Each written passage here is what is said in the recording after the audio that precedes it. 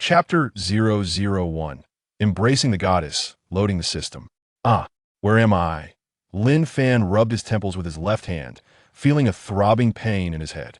Shaking it vigorously, he managed to stabilize his thoughts enough to attempt to sit up, only to realize that something was pressing down on his right arm. Upon opening his eyes, he found himself in a lavishly decorated room, lying on a sumptuous bed.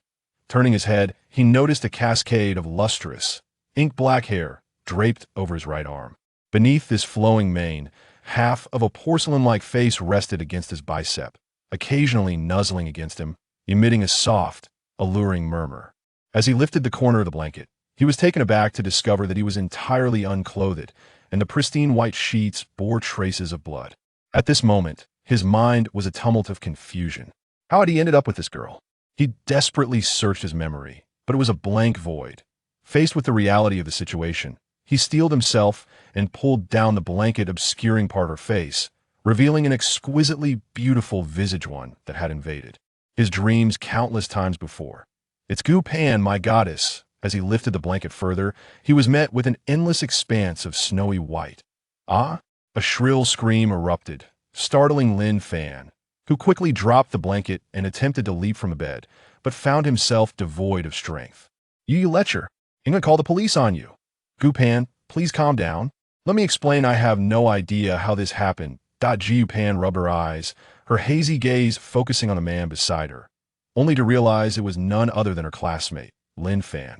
"Lin Fan, how could it possibly be you?" She was on the verge of anger, grappling with the loss of her chastity. It was hard to fathom that she had lost it before even completing a year in college. How could she ever find a boyfriend? What would her parents think if they found out? The turmoil consumed her. Knock, knock, knock. The door to the room was struck, and the only strength they had left was to pull the covers over themselves. Gu Pan immediately cocooned her head and face beneath the blanket, uncertain of what was about to unfold. The door swung open with a key, revealing a hotel attendant, flanked by several uniformed police officers wielding cameras, their shutters clicking incessantly. Sting operation. The thought struck Lin Fan first. Yet he lacked the funds. He was no affluent heir. Why, then, was this happening? Observing Gu Pan, who was huddled under the covers, clarity dawned upon him. These individuals were targeting Gu Pan. He had heard whispers of her family's wealth, though he was oblivious to the extent of it. Money was merely a distant aspiration to him, as he hoped to earn his living expenses through part-time work during the holidays. He never imagined he would become a pawn in the clandestine skirmishes of the affluent. Get dressed and rise. We have received reports from the public alleging that you are engaged in illicit transactions. Please present your identification. One officer displayed his credentials, while the cameraman continued to record. Lin Fan attempted to rise, but his body felt feeble, and he was completely unadorned. "Officer, we are merely boyfriend and girlfriend, students at Jiangnan University. Nowadays, university students can marry, and we occasionally visit hotels to nurture a relationship. This is not illegal, is it?" Lin Fan retrieved his student ID and identification card from a bag at the bedside, then located Gu Pan's documents and handed them over to the police. The police officer seemed to be aware of their current situation. He merely asked Gu Pan to reveal her face for identity verification, refraining from forcing the two to rise, thus sparing everyone from embarrassment. After confirming their identities and finding no irregularities or traces of illicit substances, he remarked, "You are both university students. This situation is quite ordinary. However, you must reflect on why someone reported you. Please exercise caution in the future. We will not retain any photos or videos. We apologize for the disturbance." The attendant, who had been watching the spectacle outside, swiftly put away the digital camera and departed. Once the officer left, their emotions gradually returned to normal. Lin Fan shifted his feet to the edge of the bed, rubbing them gently. "Gu Pan, we must have been set up. It seems you have quite a few enemies, don't you?" "I have no idea." Gu Pan sobbed softly, tears escaping her in the warmth of the blankets. "Rest assured, I won't speak a word of this," Lin Fan assured her. He donned his shirt, ensuring he could move before wrapping a towel around his waist and stepping into the bathroom to erase any evidence.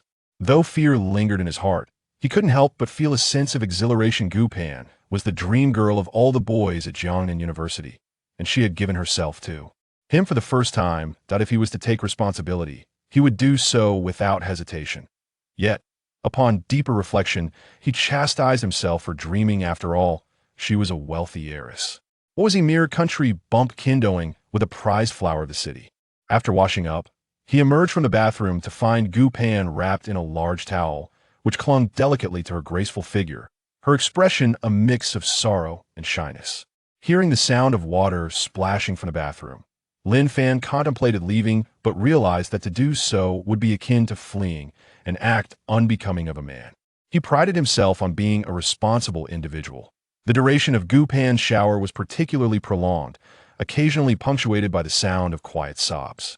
As the bathroom door creaked open, her damp, cascading hair accentuated her enchanting allure, rendering her utterly captivating. Lin Fan, why do you not leave? Gu Pan, I will take responsibility. I promise that. Am I beautiful? Caught off guard by the unexpected inquiry, Lin Fan found himself at a loss for words. As Gu Pan slowly approached him, an invisible pressure enveloped him, leaving him breathless, and he unwittingly swallowed hard. Yes, you're the most beautiful goddess at Jiangnan University, and you are the muse of my dreams. Were you happy last night? I remember nothing, truly. Both were lost in recollections of the previous evening that Ji Pan had attended a birthday celebration at a bar with a roommate, a setting she found rather unappealing. She had chosen to sit alone, sipping her drink, when Lin Fan happened to sit beside her. Though they were not well acquainted, the atmosphere encouraged a connection, and while conversation was sparse, they clinked their glasses naturally. They had consumed little, yet, as they chatted, they found themselves swaying to a slow dance in the ballroom. And somehow, they ended up in a hotel room, awakening to the current. Scenario: Lin Fan, I never imagined that my first time would be with you. Surely, you have forgotten this unforeseen incident. Rest assured I shall not speak of it. I believe you. Gu Pan moved closer to Lin Fan once more, her fragrance intoxicating him. Lin Fan, my first time, I am unsure of what it feels like, and I am unwilling to accept this uncertainty, so. Her voice was barely a whisper, her cheeks flushed with shyness. She rose on her toes, her delicate lips brushing against Lin Fan's. Lin Fan was momentarily taken aback. Such fortuitous events seemed to strike him one after another. He was no paragon of virtue, and he immediately unleashed all his masculine vigor. The alluring curves before him ignited his excitement, and he felt liberated, ready to compose the most exquisite symphony of his life. Suddenly, a voice echoed in his mind. Ding. Binding of the mastery system in progress. 10%, 30%, 50%, 80%, 100%. Binding of the mastery system. Completed. Before Lin Fan could fully comprehend the situation, the voice resonated once more. Ding! Congratulations to the host for perfectly binding the mastery system. A fortunate task is now being issued. Task 1. Abandon Gu Pan, and you will receive a one-time mental compensation of 5 million dragon coins. Task 2. Pursue Gu Pan, and you will gain access to the Mastery System's flawless check-in feature, along with a complimentary 2021 Ferrari 488 Pista. Additionally, you will receive a startup fund of 5 million dragon coins. Upon hearing the tasks, Lin Fan smacked his lips, a thrill coursing through him. He had long desired to pursue Gu Pan, harboring intentions without the courage to act. Now that they shared a marital bond, it seemed that his pursuit would naturally unfold. I choose Task 2. Pursue Gu Pan. Chapter 002. Revisiting Old Dreams, signing at Ding. The host has chosen to pursue Gu Pan, officially activating the Mastery System. Ding. The activation of the Mastery System is complete. The host can check in at any scene to receive corresponding rewards. Ding. Check-ins within the Mastery System are unlimited. Feel free to sign in at your leisure. Lin Fan, momentarily distracted by the system, found himself increasingly emboldened as enchanting celestial melodies filled his ears. Ding. A 2021 Ferrari 488 Pista has been registered in your name. Please take note of the delivery. Ding. 5 million dragon coins have been transferred to your industrial and commercial bank account ending in 1234. With a delicate hand resting on his slender waist, he found an unexpected object materializing in his grasp. As he opened his palm, he discovered it was indeed a car key adorned with the Ferrari emblem. The image of the prancing stallion and the gilded canary on the Ferrari logo quickened his heartbeat. The silky black hair of the beauty before him swayed like a dream, igniting within him an infinite affection. Gu Pan, like flowing water, collapsed onto the warm bed, glistening with fragrant perspiration. Lin Fan placed the key on the bedside table and took a refreshing shower, fully rejuvenated. Upon seeing Gu Pan curled up in the blankets, a tender feeling blossomed in his heart. It is no wonder that some say the body serves as a catalyst for love. He believed that with the system's enhancement, he could make Gu Pan fall for him, and perhaps even attract the affection of more beautiful women. At that moment, Gu Pan, nestled within her cocoon of warmth, recalled the tingling sensations she had just experienced, an unforgettable memory that lingered in her mind. She found herself unable to resist, for Lin Fan had already carved a place in her heart. She lifted the corner of the blanket, revealing her head as she again scrutinized Lin Fan, who was donning a slightly worn shirt. His tall, straight figure was undeniably striking. Lin Fan, come here, her bashful and delicate voice enchanted him. Like a compliant little creature, he obediently nestled into the blanket, enveloping Gu Pan in his embrace. Pan Pan, I will take responsibility. You are my only woman. I will make you fall in love with me, and your family will bless our union. Leaning against his chest, Gu Pan toyed with the buttons of his shirt. Regardless of the circumstances, our being together is fate. Let us embark on this romantic journey. No matter the storms ahead, we will face them together. Really? Am I dreaming? She shifted towards the headboard and pecked his lips, breaking into a radiant smile. Silly, of course it's real. You are my first man and will be my only man. Although we may be moving swiftly, our feelings can develop gradually. I believe you are a different kind of man. Lin Fan tightened his hold on Gu Pan, hearing her let out a soft sigh. Ah, Lin Fan, you must think I am a loose woman for being so forward, not at all like a refined lady. You must be somewhat disappointed. Not at all. You are a genuine girl, deserving of my lifelong protection. Pan Pan, trust me, I will grow stronger, making everyone envious of your discerning choice. Do not place too much pressure on yourself. After all, we are just freshmen, and the days ahead are long. I have faith in you. Gu Pan wrapped herself in a towel and swiftly darted into the bathroom. This time, Lin Fan did not keep her waiting for long. He quickly donned his attire and held her in his embrace, meticulously observing his girlfriend. Her skin was as delicate as jade, flawless and as pure as snow. Particularly captivating was her long, straight hair that left him entranced. Her stunning beauty, worthy of a score of 99, made him feel somewhat lightheaded. Pan Pan, I feel like Dong Yong, having captured the seventh fairy, he exclaimed joyfully. But we must establish 3 rules. I knew it wouldn't be that simple, she replied. Lin Fan, we are just beginning.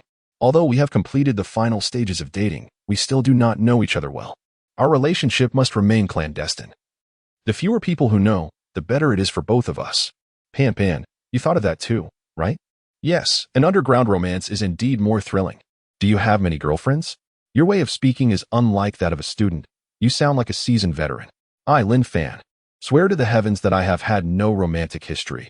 I have only spent time with the fifth lady, he declared. No wonder you're so impressive.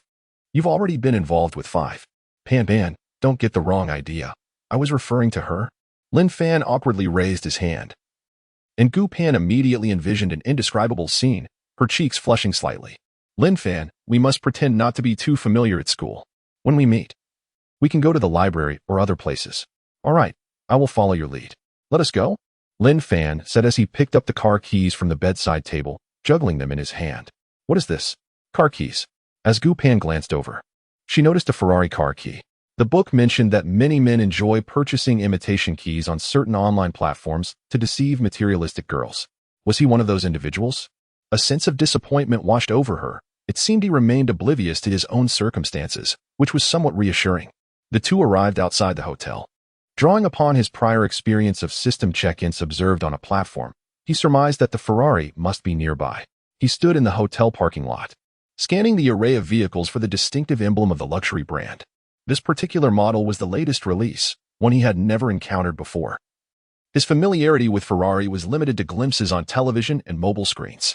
Having obtained his C1 driver's license immediately after graduating high school, he felt a twinge of anxiety about his driving skills, fearing he might embarrass himself in front of the goddess. In such a setting, one would typically expect influencers capturing moments, proclaiming their years of hard work. However, that was not the case here. The upscale hotel did not permit influencers to roam freely for photography, and there were no socialites congregating in groups. Gu Pan trailed behind him, contemplating whether to suggest he simply call for a taxi. Amidst a sea of luxury vehicles, Lin Fan spotted a sleek black Ferrari. Surely, this was the one. He pressed the unlock button, and indeed, the sound of the locks disengaging accompanied the flicker of the headlights, just as he was about to pull the door handle. Gu Pan hurriedly stepped forward, gripping his sleeve. Lin Fan, this car is incredibly expensive. Be careful not to touch it indiscriminately, lest there be misunderstandings. Don't worry, my dear. Who is your dear? She retorted, observing him as he opened the car door, attempting to display gentlemanly manners. Darling, please get in. Your husband will take you for a ride. Could it be that Lin Fan was a wealthy heir, feigning modesty? She had heard he lived in the countryside, with both parents working as farmers. Could he be the illegitimate child of a wealthy magnate, raised in a humble farmhouse? With his affluent father bestowing upon him a limitless credit card? She anxiously settled into the passenger seat, awaiting Lin Fan's explanation. As Lin Fan took the driver's seat, he hesitated momentarily when suddenly a system notification echoed in his mind. Ding! The system has detected that the host is present in a luxury vehicle. Would you like to immediately utilize the proficiency system to check in?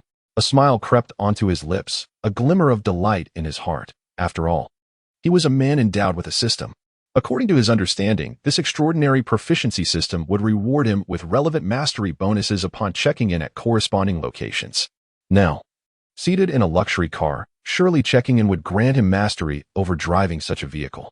With this thought, Lin Fan promptly declared, "Check in." Ding! The host has successfully checked in within the luxury car. The check-in gift package is now being issued. Ding! Mastery of driving skills acquired. Ding! Mastery of automotive knowledge acquired. Ding! Mastery of racing techniques acquired. Chapter 003. Mastery of music and culinary arts. Capturing hearts, a cascade of driving techniques for various luxury vehicles melded in his mind. As images of F1 racetracks and diverse rally competitions bombarded his consciousness, nearly overwhelming him. In an instant, he felt as though he had transformed into a seasoned veteran behind the wheel, channeling the spirits of Senna and Schumacher. Taking a deep breath to calm his racing heart, he found it difficult to contain his elation. The capabilities of this extraordinary system were astonishing and beyond his expectations. He was now contemplating how to leverage this system to achieve his first modest goal in life. Lin Fan, you can't drive? Gu Pan inquired, a hint of concern in her voice. She had never piloted a Ferrari 488 herself, while her own vehicle was a vibrant red Porsche. Comparing the two in her mind, she felt they made quite the pair, and a sweetness filled her heart. Darling, where to? Please fasten your seatbelt. Back to my apartment. It's the weekend, so no need to return to school. All right, let's go. Lin Fan initiated the journey, expertly signaling with the turn indicators and honking the horn in a seamless series of actions that left Gu Pan, the seasoned driver, in awe. Such proficiency could not be achieved without years of experience. She had underestimated him. Following the navigation, they arrived at an opulent apartment complex, parking in an available spot next to the striking red Porsche. Lin Fan, from now on, your car will be parked here. The red one is what I usually drive, and all these spaces belong to me. It seemed that his wife was quite remarkable. Perhaps he would soon be reaping the benefits of her success. Great.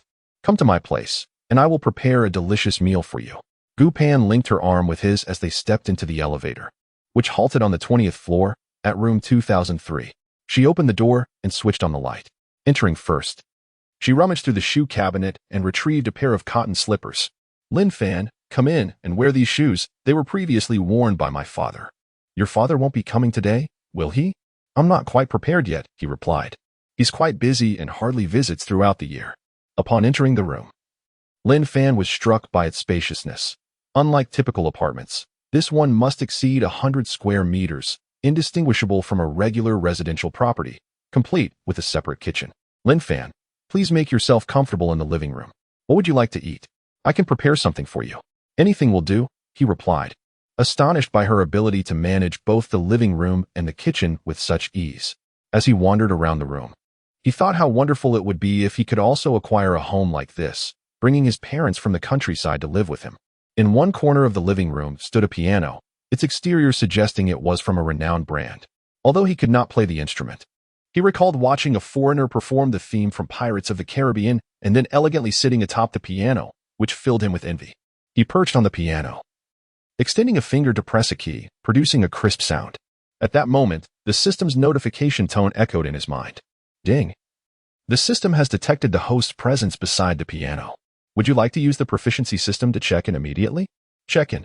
This time, he executed the command with confidence, without hesitation. Ding. Proficiency in piano performance acquired. Ding. Knowledge of piano theory acquired.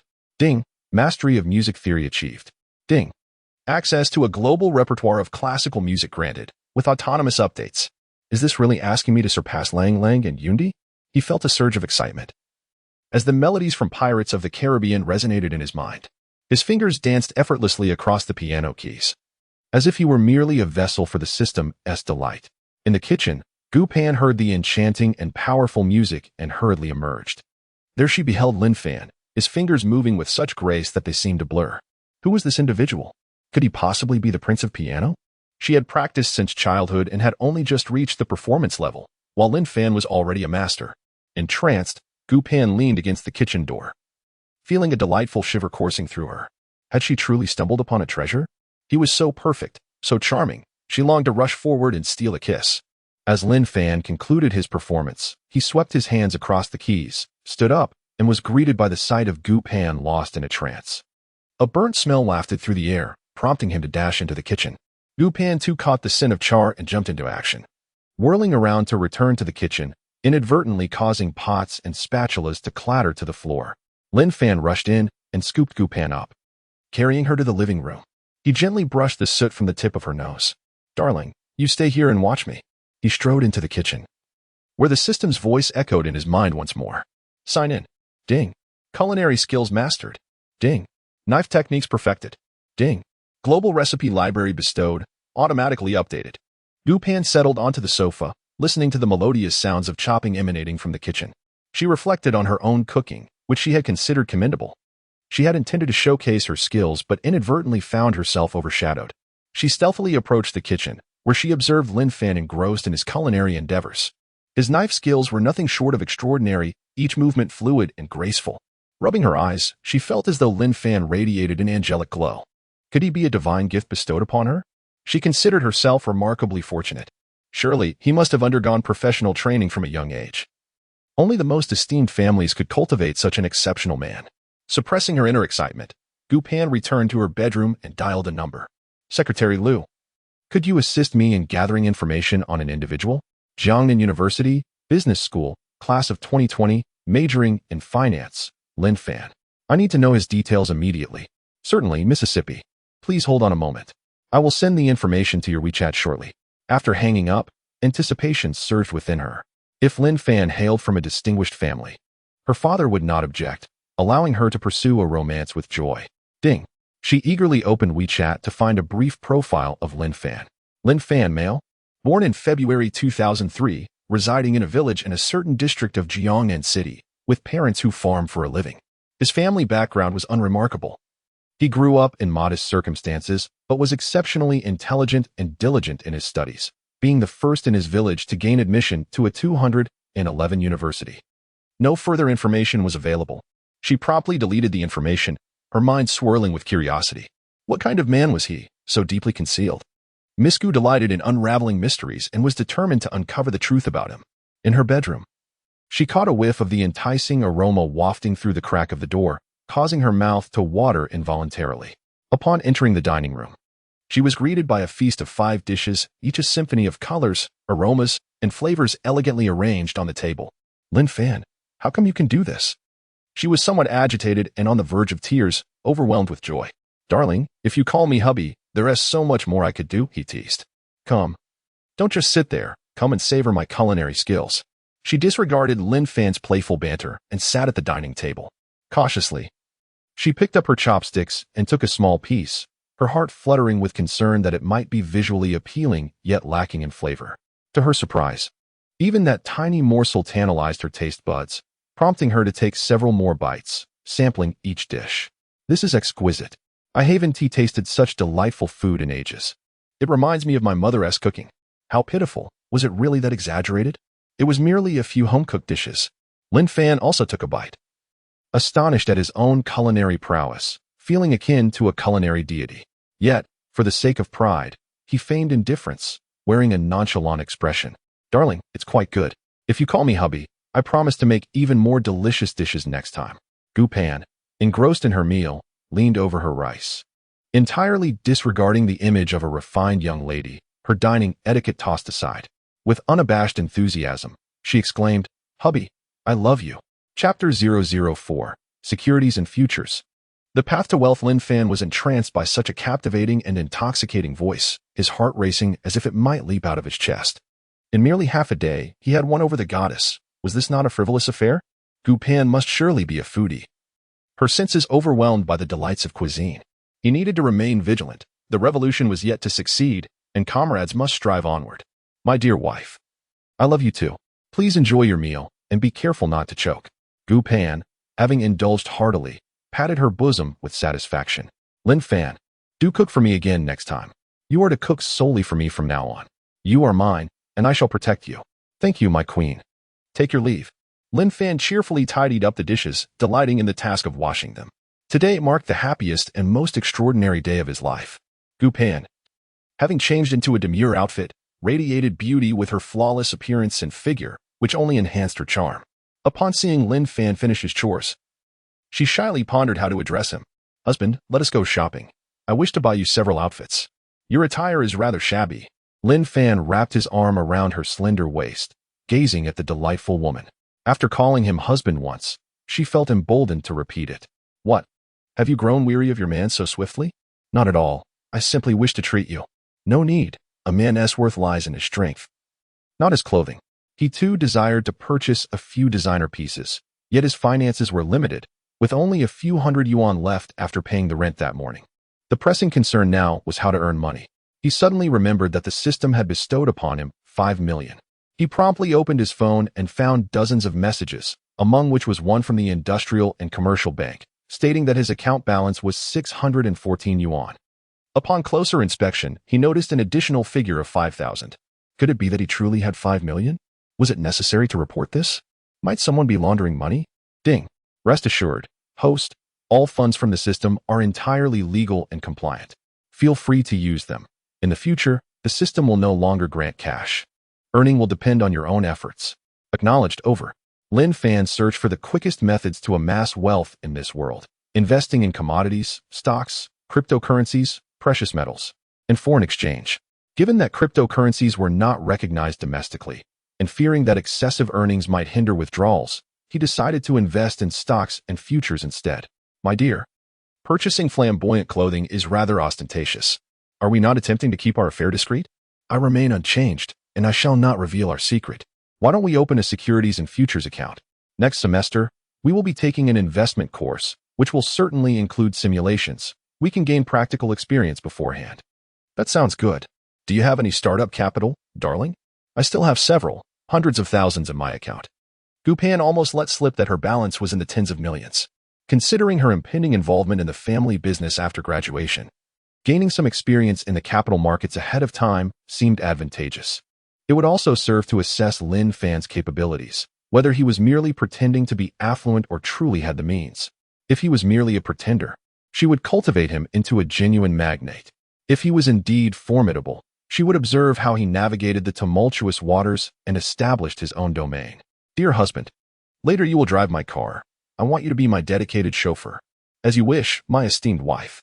The couple had effortlessly adapted to calling each other husband and wife, bypassing the courtship phase, a remarkable convenience. Currently, the futures and securities industries in Longguo are fiercely competitive. Weekends, once a respite, are now bustling with account openings and client recruitment. They arrived at a securities firm, glancing up to discover it was CITIC, a well-known establishment notorious for its dubious practices and adept at exploiting the uninformed. Lin Fan, with aspirations of outsmarting the institutions, stepped inside with determination. Upon crossing the threshold, the system within his mind chimed to life. Filtering out the preceding sounds, Lin Fan promptly responded, check in. Ding. Mastery of stock market techniques acquired.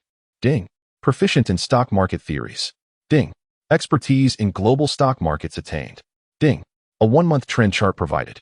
Lin Fan, having moved past the initial thrill and excitement, now maintained an air of calm. Hand in hand with Gu Pan, they approached the account opening window. After completing the registration, taking a photo, and signing the necessary documents, Lin Fan transferred 1 million into the account, activating access to the Shenzhen and Shanghai markets, as well as the Shanghai Hong Kong and Shenzhen Hong Kong Stock Connects, and the SciTech Innovation Board. Lin Fan, why have you opted for the Shanghai Hong Kong and Shenzhen Hong Kong connections? Do you wish to engage in the Hong Kong stock market, where there are no limits on price fluctuations, making it easy to incur significant losses? The stock market inherently involves taking calculated risks. In Longhua, one often experiences gradual losses, akin to a frog in slowly boiling water, whereas the Hong Kong market can yield immediate results, leaving uncertainty as to who will ultimately face the consequences. I support you. And that brings me joy. From now on, let us navigate this venture together. The business manager at the account opening department wore a faint smile, a smile that often turned into tears upon departure. Such instances abound. Welcome to invest with us.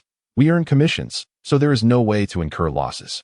The two individuals downloaded the mobile application at the trading office, logged in to test it, and found everything in order, eagerly awaiting Monday to make their market debut and stir the financial waters. Lin Fan established a futures account with a capital of 1 million, mastering futures trading, foreign exchange trading, international spot gold trading, and digital currency trading. He received a gift package featuring the trend charts for the upcoming month. With a casual flourish, Lin Fan opened an account with 2 million, deepening Gu Pan's sense of his enigmatic nature. She began to envision a super-rich heir with the surname Lin in the domestic sphere. Lin Li of Liye Group, with an astonishing wealth of 86 billion. Lin Shouqing of Sanan Group, worth 36 billion. Lin Zhong of Suwei Holdings, with 34 billion. Lin Bing of Rice Group, possessing 33 billion. Lin Foxing of Indonesian Sanlin Group, holding 32 billion. She searched her phone for the current rankings of wealthy individuals with the surname Lin. Could he be an illegitimate child among these magnates? Stealing a glance at the focused Lin Fan, she dismissed the possibility of him being of mixed heritage based on his features. The uncertainty of his background left Miss Gu in a state of agitation. Dear, why are you looking at me? Am I really that handsome? Lin Fan teased. Did we not agree to refrain from calling each other dear and husband in public? We are on the road now, and there is no one else around, so why not? We mustn't. If we get accustomed to it, how will we address each other at school? After all, we haven't even registered our marriage. How about we go and get it today? It's the weekend, and since I haven't turned 20 yet, I cannot obtain the certificate. What should we do then? In 2 years, when you leave, what will I do? You're so wonderful, you can easily find someone else. Well then, could you introduce a few of your friends to me? I have only ever desired a goddess, and I am not interested in anyone beneath that standard. Upon hearing Lin Fan praise her as a goddess, Gu Pan felt a twinge of excitement. Very well. I shall introduce you to Gue Fun and Ing Yuan from our class. They are truly exceptional. A pair of rather unappealing faces and terrifying figures flashed through Lin Fan's mind, causing his foot to twitch as he inadvertently pressed the brake. Lin Fan, drive carefully. You nearly caused an accident. Who startled you? I thought I would return the favor and scare you a little, to even the score. Hiki, Gu Pan said triumphantly, gazing at Lin Fan with a playful tone. From now on, you are not allowed to think about other women.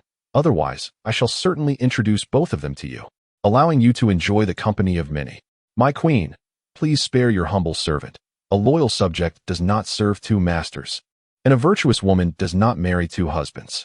I am yours in life, and even if you cast me aside, I shall not leave. That is more like it. I shall grant you mercy. Ding, ding, ding. Gu Pan's phone rang, but she did not answer. Pan, why aren't you picking up the phone? Is it an advertisement? Chapter 005. A glance at the charming past. Childhood sweethearts know, it was my father who hit me. Then hurry and answer it, otherwise I'll pull over. The noise in the car is unbearable. No need. I don't wish to answer. Are you two arguing? Huh? Is there any enmity that lingers overnight between a father and daughter? You are so adorable. I cherish you too much for that. Gu Pan pouted, her anger oddly endearing. She ignored her vibrating phone and turned her gaze to Lin Fan beside her. Darling, accompany me home tonight. I want you to meet my father. Didn't you just say that we shouldn't call each other darling or wifey? I'm a girl. I make the rules. We're going to my house now. But I'm rather shabby. It wouldn't be appropriate. Moreover, I haven't bought a gift. It's fine. I've got everything covered. Lin Fan sensed an impending peril, recalling the familiar tropes from novels and dramas. He might be used as a pawn. Surely, there must be a wealthy suitor in her home. A tall, handsome, and sophisticated gentleman. Perhaps even a childhood engagement arranged by her grandfather that's unlikely. Such coincidences seldom occur. It seemed as though Gu Pan could read his thoughts, and she let out a slight sigh of disappointment. You're not mistaken. There is indeed a wealthy and handsome suitor at my home. Pan Pan, can you read minds? How extraordinary. Isn't that the usual plotline? My life unfolds similarly. Born into affluence where the narratives tend to mirror one another, Lin Fan couldn't bear to witness her inner turmoil and steeled himself. After all, he was a man of systems. What obstacle could he not overcome? Once he triumphed, he would embrace the beauty. If he faltered, he would still hold on to her. Pan Pan, let us depart. Anyone who covets the woman of Lin Fan shall meet a most dreadful fate. Gu Pan's eyes shimmered with a unique brilliance as she silently vowed that Lin Fan would surely prevail. Unbeknownst to her, she had already equated Lin Fan with a deity. How could an ordinary rural university student afford a Ferrari 488, possess substantial savings, master divine piano compositions, and cook meals rivaling those of a five-star chef? She felt compelled to take a chance. Very well. She reached for her phone on the dashboard.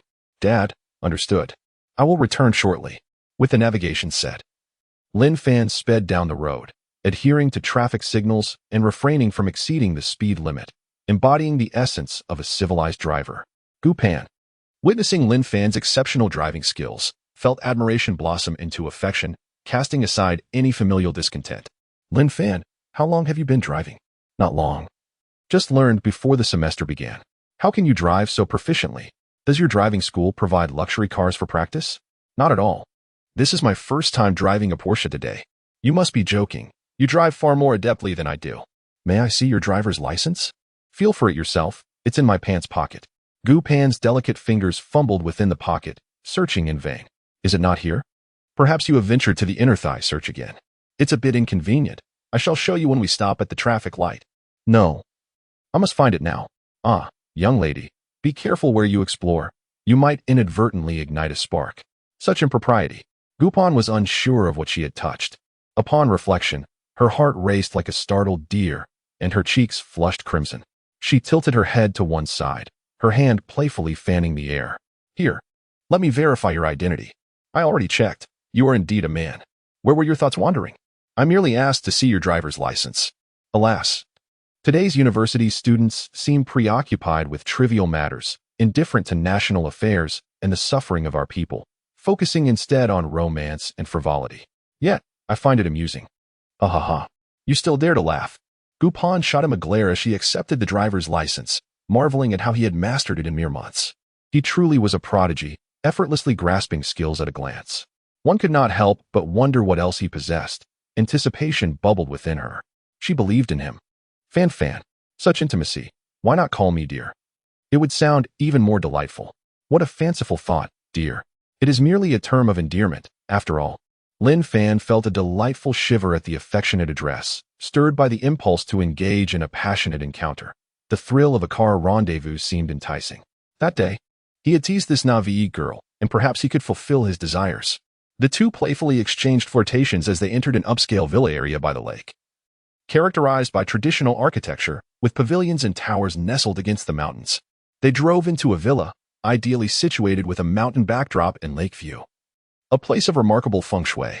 Several servants approached to greet them. Good day, Mississippi. The chairman is home, awaiting your arrival. Very well, you may attend to your duties. Gu Pan replied, linking her arm with Lin Fan's as they maneuvered past a screen into the central courtyard. The landscape was adorned with rock formations, cascading waterfalls, and lush greenery, resembling a celestial paradise. Before they reached the main hall, a charming little girl leapt into Gu Pan's embrace. Sister, you're back. Brother Zaheo has been waiting for you for quite some time. I know, the college entrance examination is approaching, and yet, the little girl, though seemingly petite in her princess dress, possesses a striking beauty, scoring no less than 98, slightly less than Gu Pan. However, she is remarkably developed, and in 2 years, she will undoubtedly be extraordinary, Lin Fan mused as he appraised this enchanting young lady. Sister, who is he, looking so shabby? Little sister, is that any way to speak? He is Lin Fan, my boyfriend, and I brought him home to meet Dad today. The little girl appeared to have discovered a new world, rushing into the house. Her sweet voice resonating. Dad, sister has a boyfriend. She brought him home. Mom, come out and see your son-in-law. Gu Pan felt a wave of embarrassment and offered a forced smile. Lin Fan, that is my younger sister, Guyen, who is just over a year younger than me and resembles a child. Before she could finish, the word son-in-law escaped her lips. causing her face to flush with shyness and extreme awkwardness. Lin Fan took her hand reassuringly. Pan, there's no need to worry. I am here. The two proceeded through the courtyard and into the main hall, leading further into the third courtyard, which housed the master's bedroom and other private quarters. The ancient adage of not stepping beyond the threshold holds true. Daughters of noble families in bygone eras were expected to remain in their inner chambers, engaged in needlework and the study of poetry. It seems that the Gu family is still steeped in scholarly tradition. Could they be descendants of the great Confucian scholar Gu Yinwu? The notion that the rise and fall of a nation rests upon every individual has inspired countless generations of the Han people to sacrifice for the rejuvenation of their nation. If they are indeed descendants of the Gu family, then Lin Fan has stumbled upon a treasure. Gu Yin pulled a graceful and dignified woman into the main hall, awaiting the arrival of Gu Pan and Lin Fan. Mother, look at my brother-in-law. He is so handsome. Sister really knows how to choose. He seems even more charming than Ziho. Yinner, do not speak recklessly in front of your father. You are well aware of the reason Ziho has come today. Yet you boldly refer to this person as brother-in-law. Gu Yin made a playful face. Gu Pan hurried over to the beautiful woman, embracing her affectionately. Mom, you look even more radiant after a few days apart. From now on, we shall be three sisters when we go out. Kiki, Panner. One should not speak to their mother in such a manner. Gu Pan released her mother's embrace and quickly pulled Lin Fan over. Mom, let me introduce you. This is my boyfriend, Lin Fan. Hello, Aunt. My name is Lin Fan, a classmate of Pan and her boyfriend. I came over in haste today and did not prepare a gift. Please forgive my rudeness. Friends of Panner need not bring gifts. Please come inside. Aunt, please.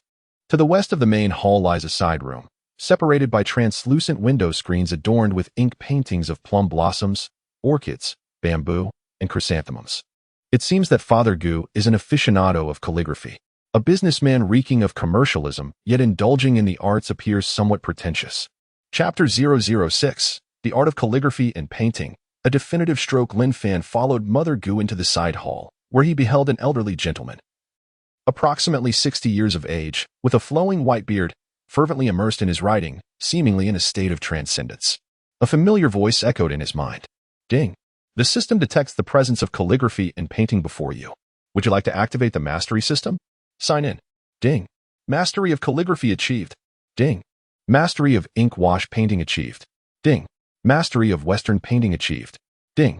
Mastery of art appraisal achieved. Ding. A personal seal has been bestowed upon you.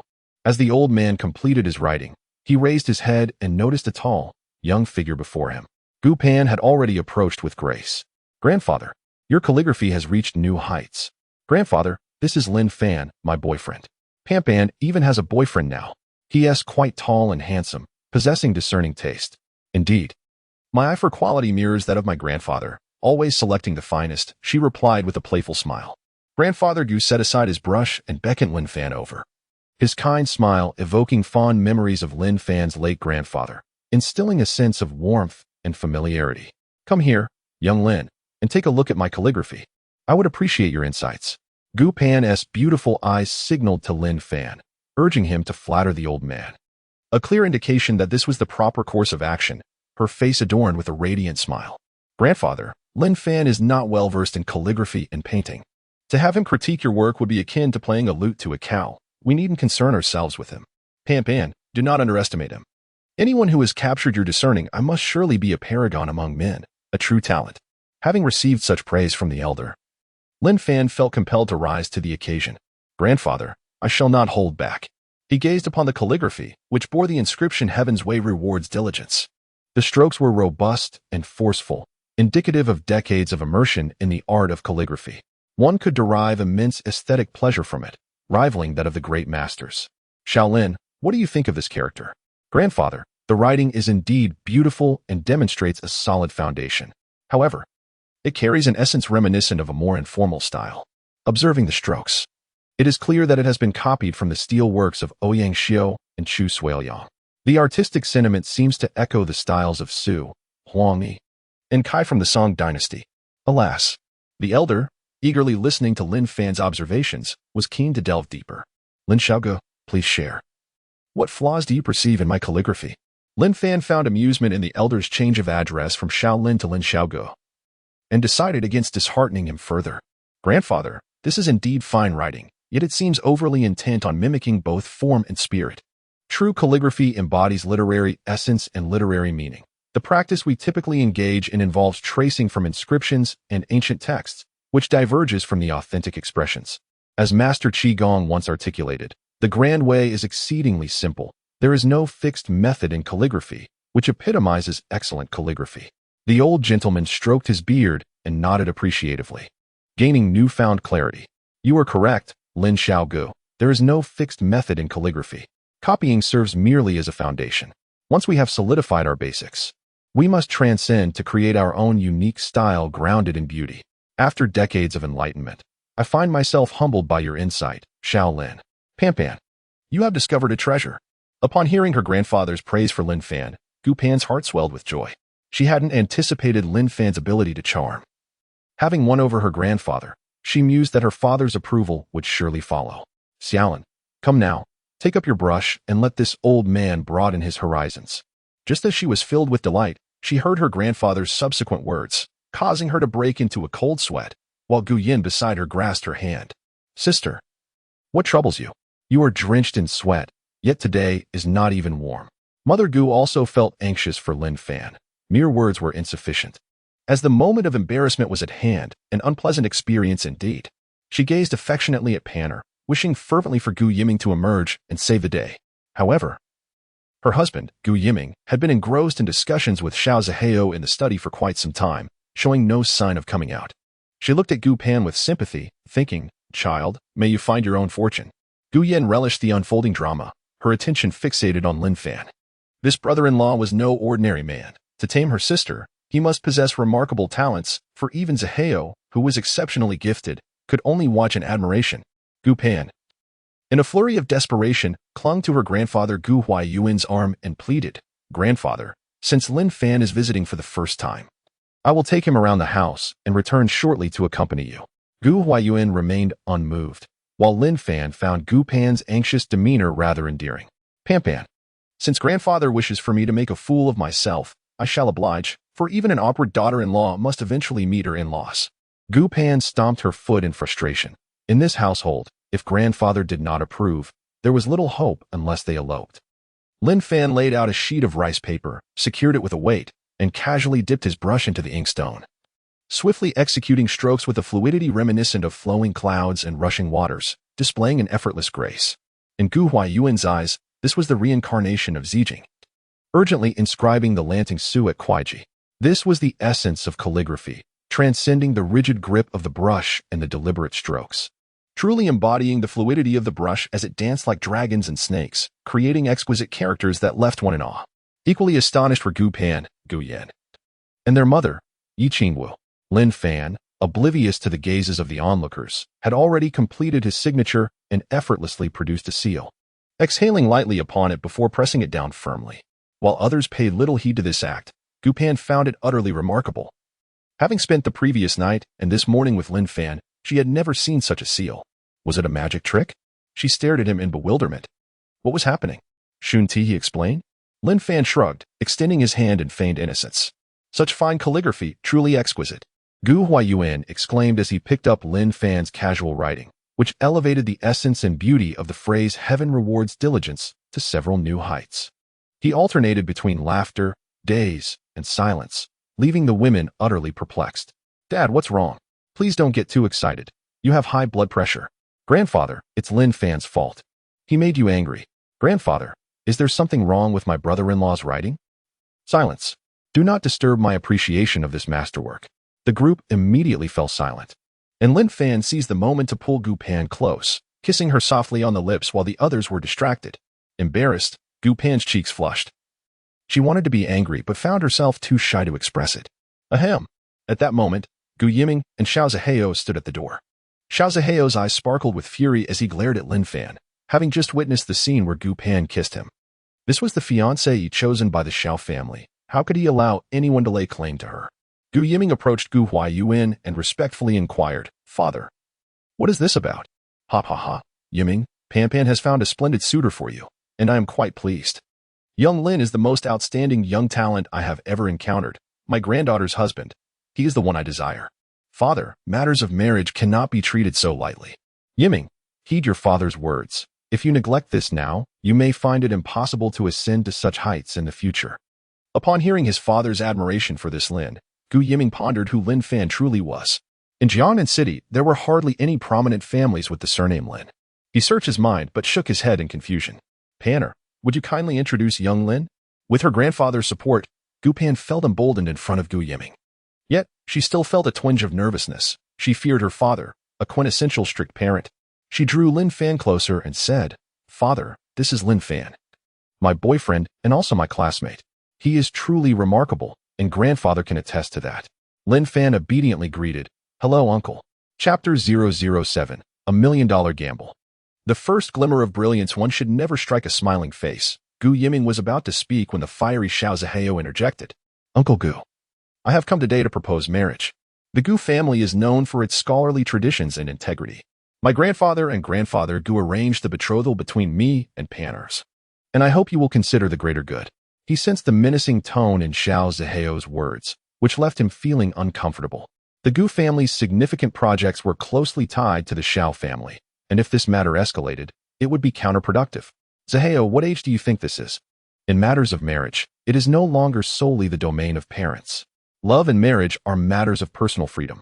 You and Panner have been childhood friends, and I hold great hope for your future together. However, Panner also possesses the right to choose her own partner. Gu Pan nodded vigorously, impressed by her father's wisdom. Gu Huayuan nodded in approval, admiring Gu Yiming's stance. Xiao Zihao, not one to concede easily, was determined to fight for the woman he desired. Regrettably, he wished he had made his move sooner, as he had hesitated out of respect for the two families' relationship, which now allowed another to take advantage of the situation. With only 2 daughters in the Gu family, securing them both would ensure that the family's vast assets did not slip away to others. He had not anticipated the sudden emergence of Lin Fan, whose depth he could not gauge. Uncle Gu, Grandfather Gu, I am aware that Panner has always held lofty ideals. I presume that Lin Fan possesses extraordinary qualities as well. I would prefer a contest over a chance encounter. Today, I wish to challenge Lin Fan to a duel. Young Master Xiao, to determine Ponpon's fate through victory or defeat is indeed a fanciful notion. Pan is not a wager, since she has chosen me. I shall not allow her to suffer in the slightest. Lin Fan, how could I ever use Panner as a stake? Instead, let us engage in a bet. A bet on what? The choice is yours. Young Master Xiao cast a disdainful glance at Lin Fan. A wager of 100 million. Do you dare? Oh. So young Master Xiao intends to throw money around, does he? What are the terms of the wager? I have heard from Panner that you are her classmate. Thus a student of finance. Let us bet on the fluctuations of cryptocurrency, specifically Bitcoin, with a time limit of half an hour. The one closest to the change in value shall be deemed the winner. Very well. Lin Fan opened the software. Everyone observing the OK exchange as a reference for the spot market. Upon viewing the K-line chart of Bitcoin, he anticipated a significant reversal in half an hour. Predicting a drop of 1,000 USDT, his mind resolute. Young Master Xiao, I am merely concerned that you may not possess 100 million in liquid assets. Should you default, it would be difficult for me, as a student, to reclaim the funds from you. Perhaps we should abandon this notion. Pan is mine. You cannot seize her. It would be wiser for us to coexist amicably and attend to our respective affairs. With Uncle Gu as a witness. Do you really think I would renege? Gu Yiming was pleased with this development, wishing to assess Lin Fan's capabilities. For his precious daughter must be matched with someone of genuine talent and skill. His 2 beloved daughters did not require a match in social status. What mattered was potential. And those who relied on others for sustenance were certainly unwelcome. Young Master Xiao looked down upon Lin Fan, asking, Do you have 100 million in cash? In a moment, your 100 million will simply belong to me. I need not prepare anything. Desiring to seize opportunities without effort. It seems you are indeed prepared to rely on the generosity of others, chuckling softly. Gu Pan's expression darkened slightly as she cast a sidelong glance at Xiao Zihao. Xiao Zihao, I never anticipated you would be so shameless as to use wealth to trouble Lin Fan. As for this money, I shall act as her guarantor. Even if Lin Fan were to depend on others, I would willingly support her. Pan, are you? In what way am I inferior to Lin Fan? You are remarkable. Yet Lin Fan surpasses you. I have high hopes for him. Very well, the Gu family, of course, will not be concerned with this 100 million. Let the proceedings commence. Gu Yan produced an electronic timer from an unknown source, placing it upon the table as everyone awaited the countdown. Brother-in-law, Allow me to show you around. You have yet to visit my sister's boudoir, have you? This little girl seemed intent on provoking Xiao Zihao. Gu Pan's chamber was also uncharted territory for him, inciting a deep-seated frustration. Very well, little Yan.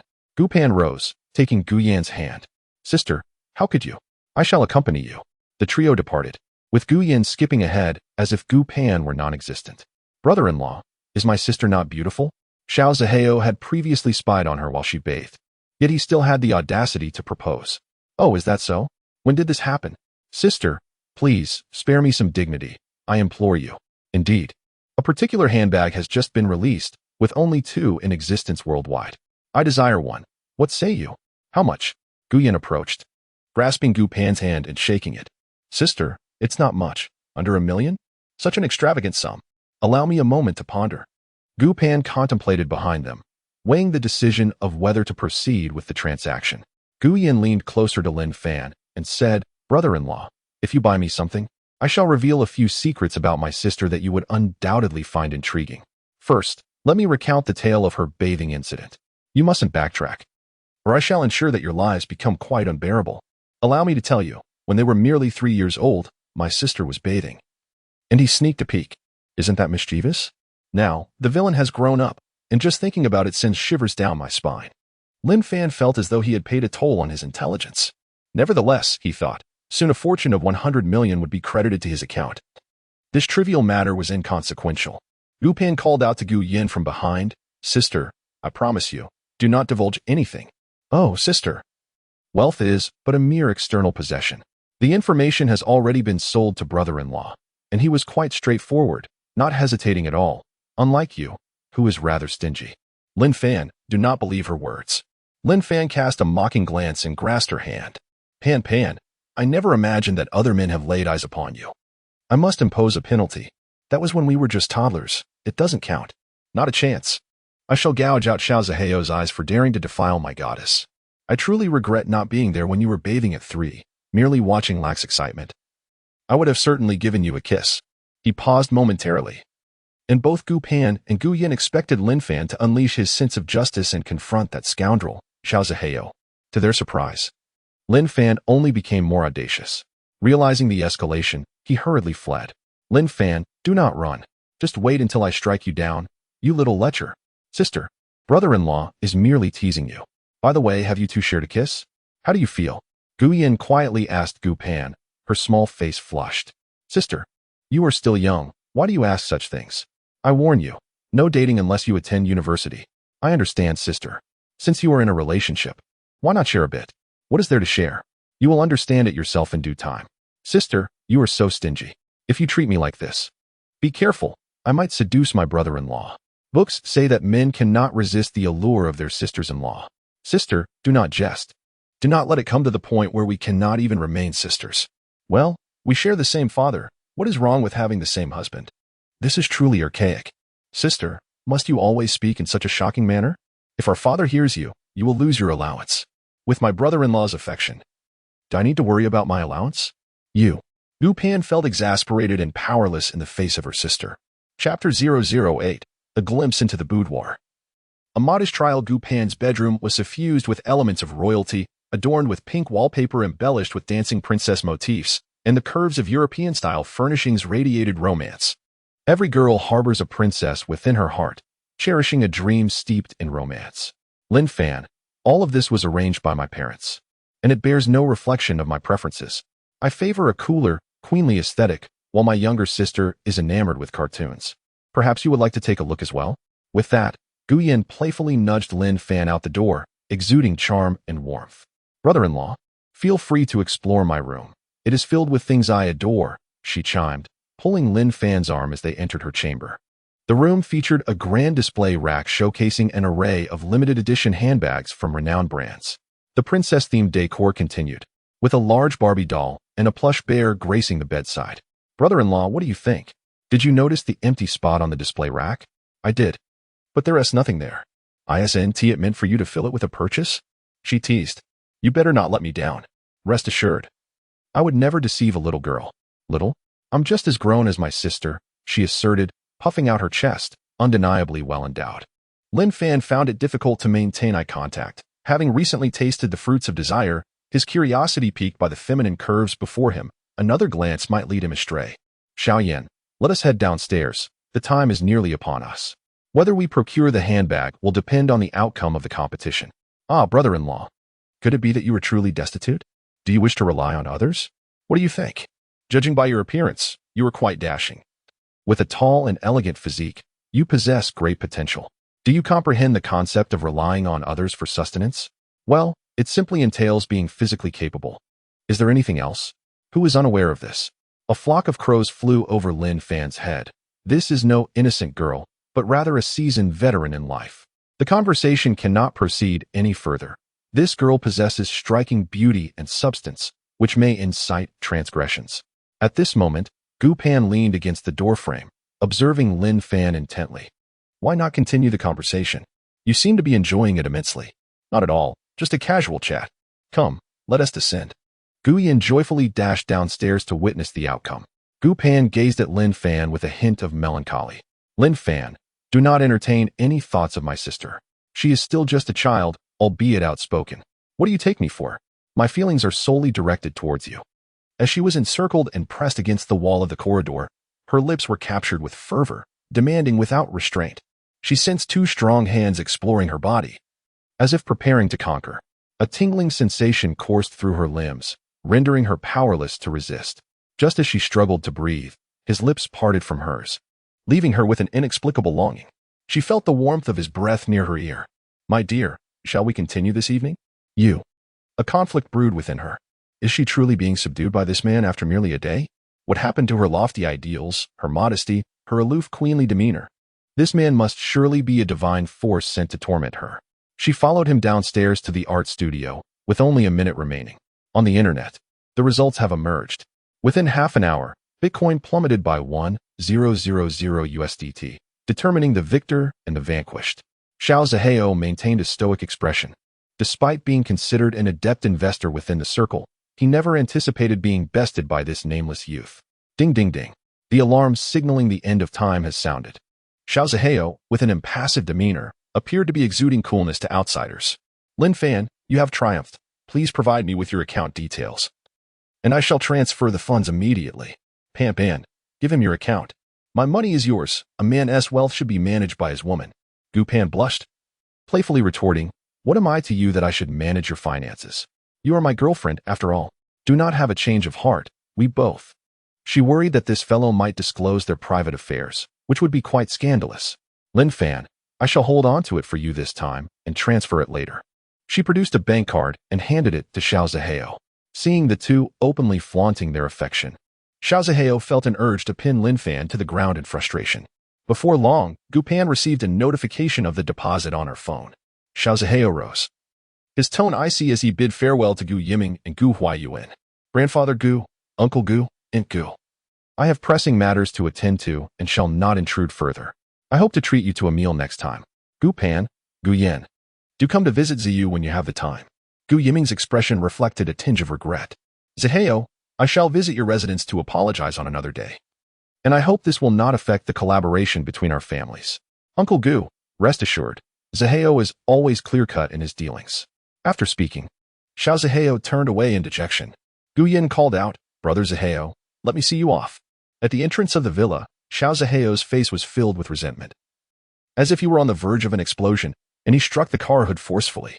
Lin Fan, I shall not let you go unscathed. We shall see. Brother Zihao, please do not be upset. My sister has never mentioned having a boyfriend before. Perhaps he is merely a temporary actor. With me around, I will certainly keep an eye on her. Gu Yan, you have already benefited considerably from our relationship, yet you have failed in all matters. Were it not for the business dealings between our families, I would have long. Trust me once more. My sister is in college. I cannot monitor her every moment, can I? You ought to investigate this Lin Fan. I sense something amiss. I truly believe my sister has feelings for her. After all, she is merely a parasite, demanding a fortune without a hint of hesitation. How can she be an ordinary person?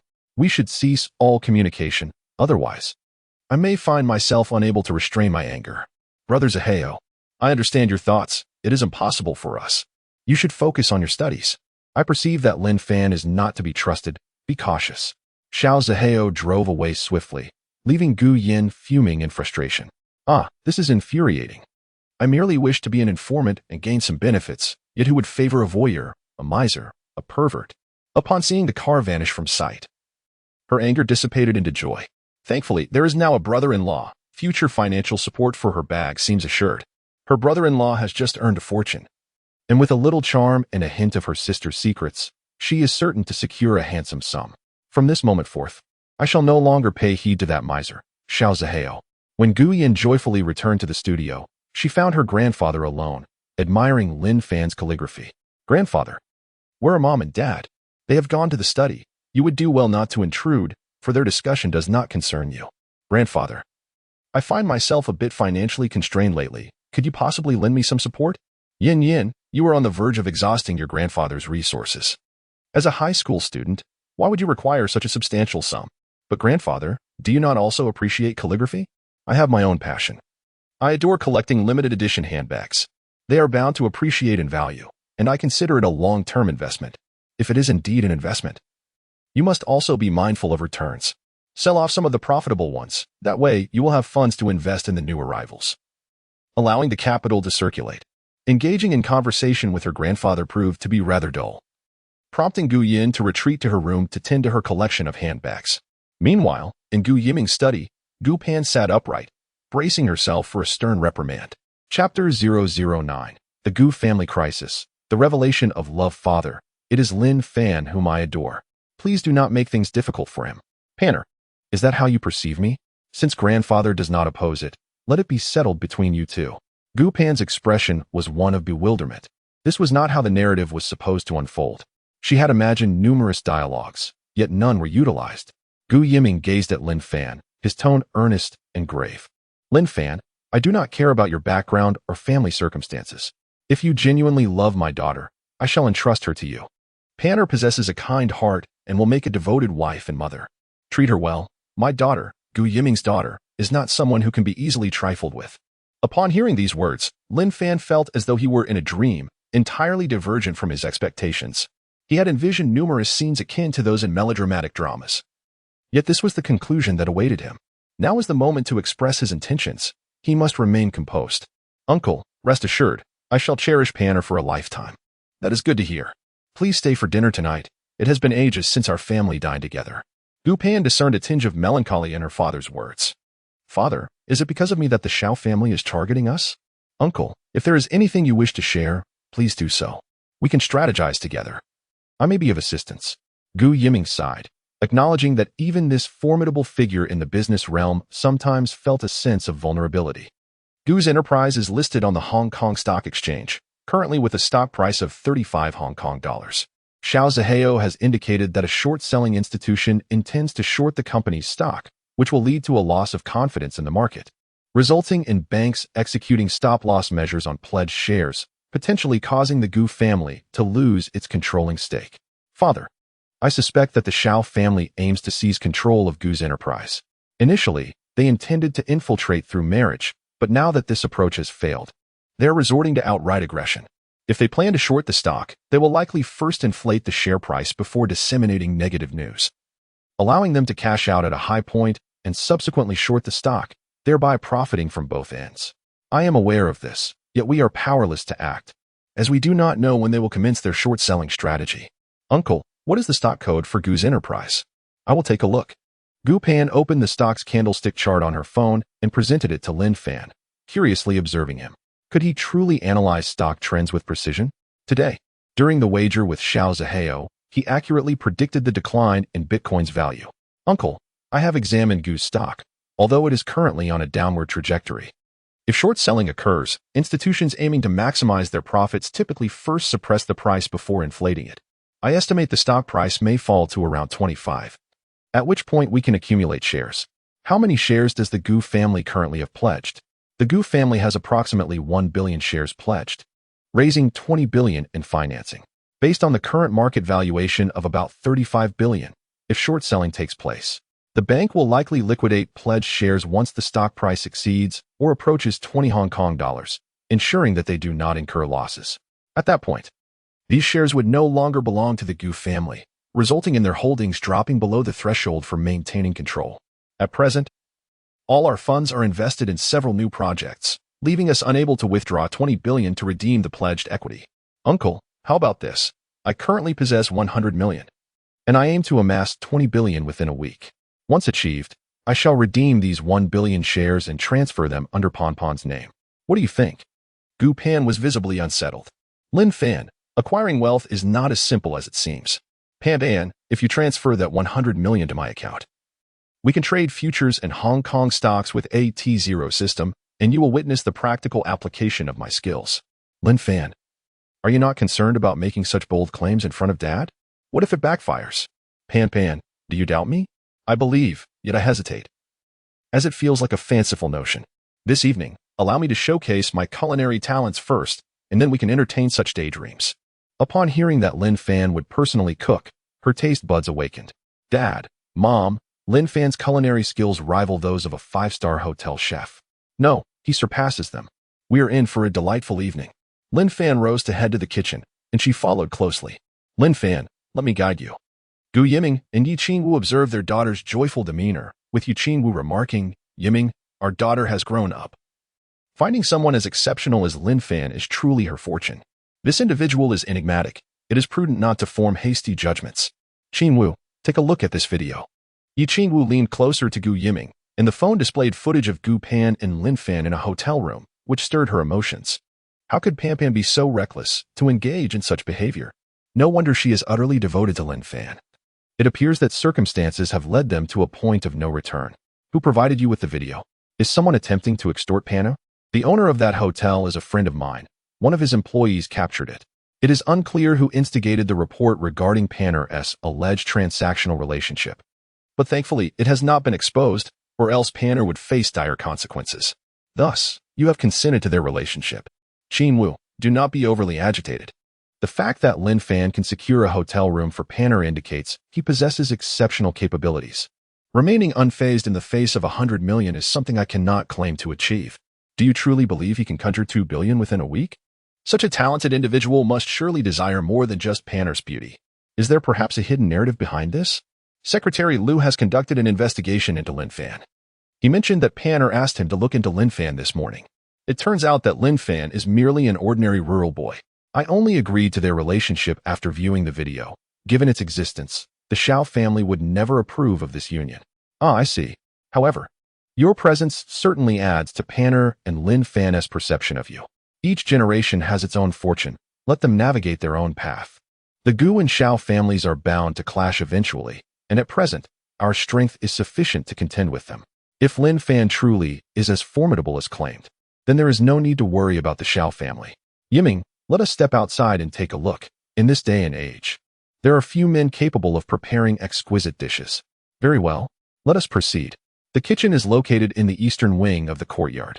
The Gu family has long employed 2 professional chefs, both of whom have worked at interstellar hotels, excelling in both Western and Chinese cuisine.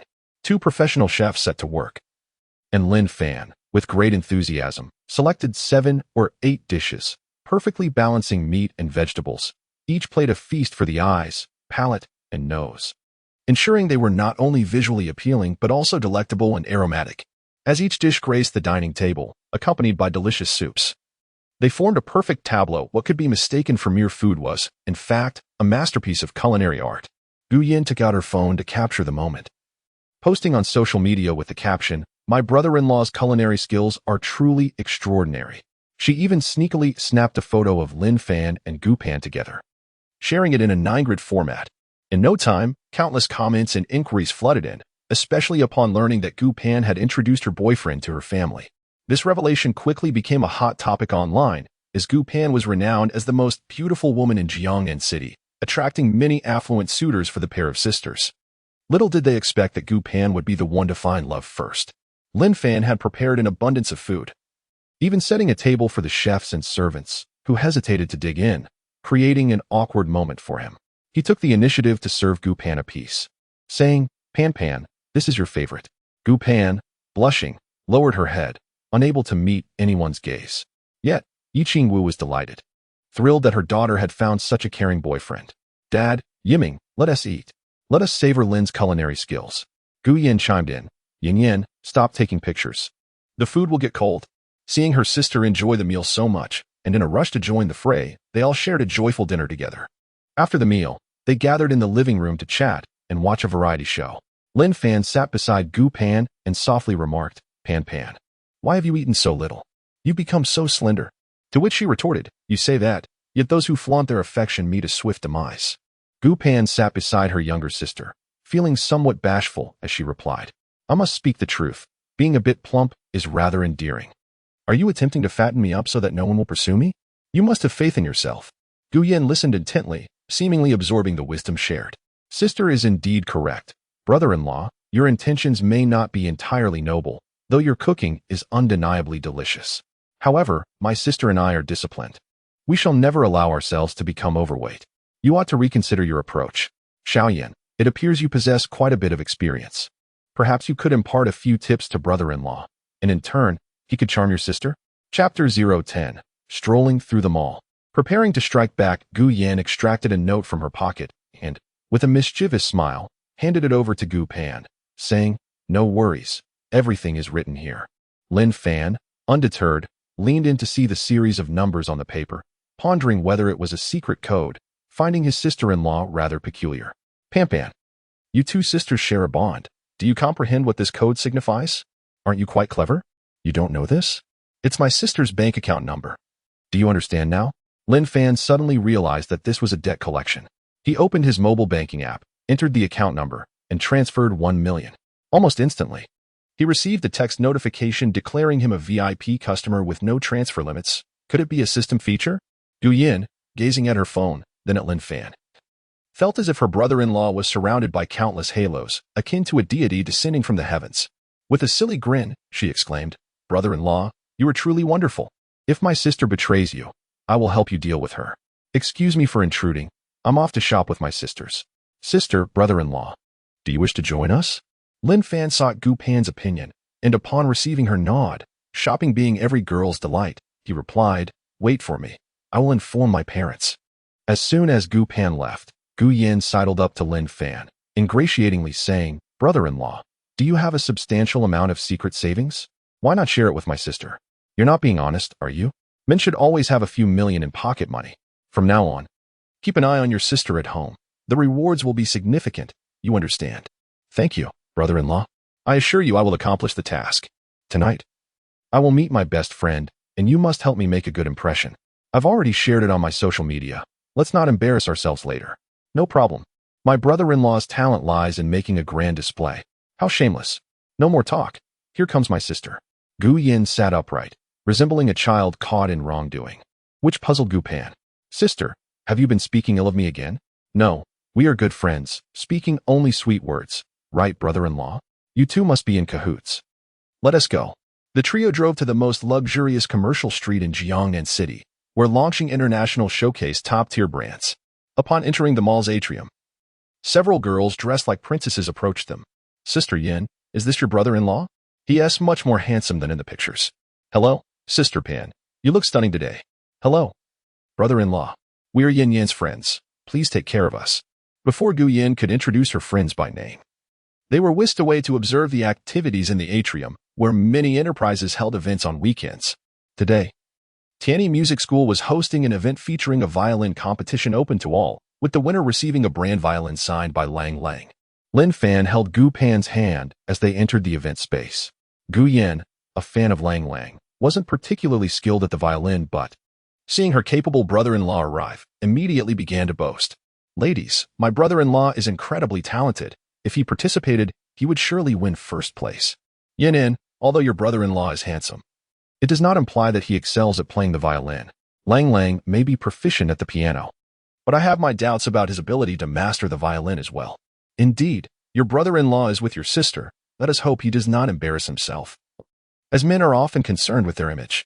Never mind that. Sister Yin Yin, let us go and admire the handbag.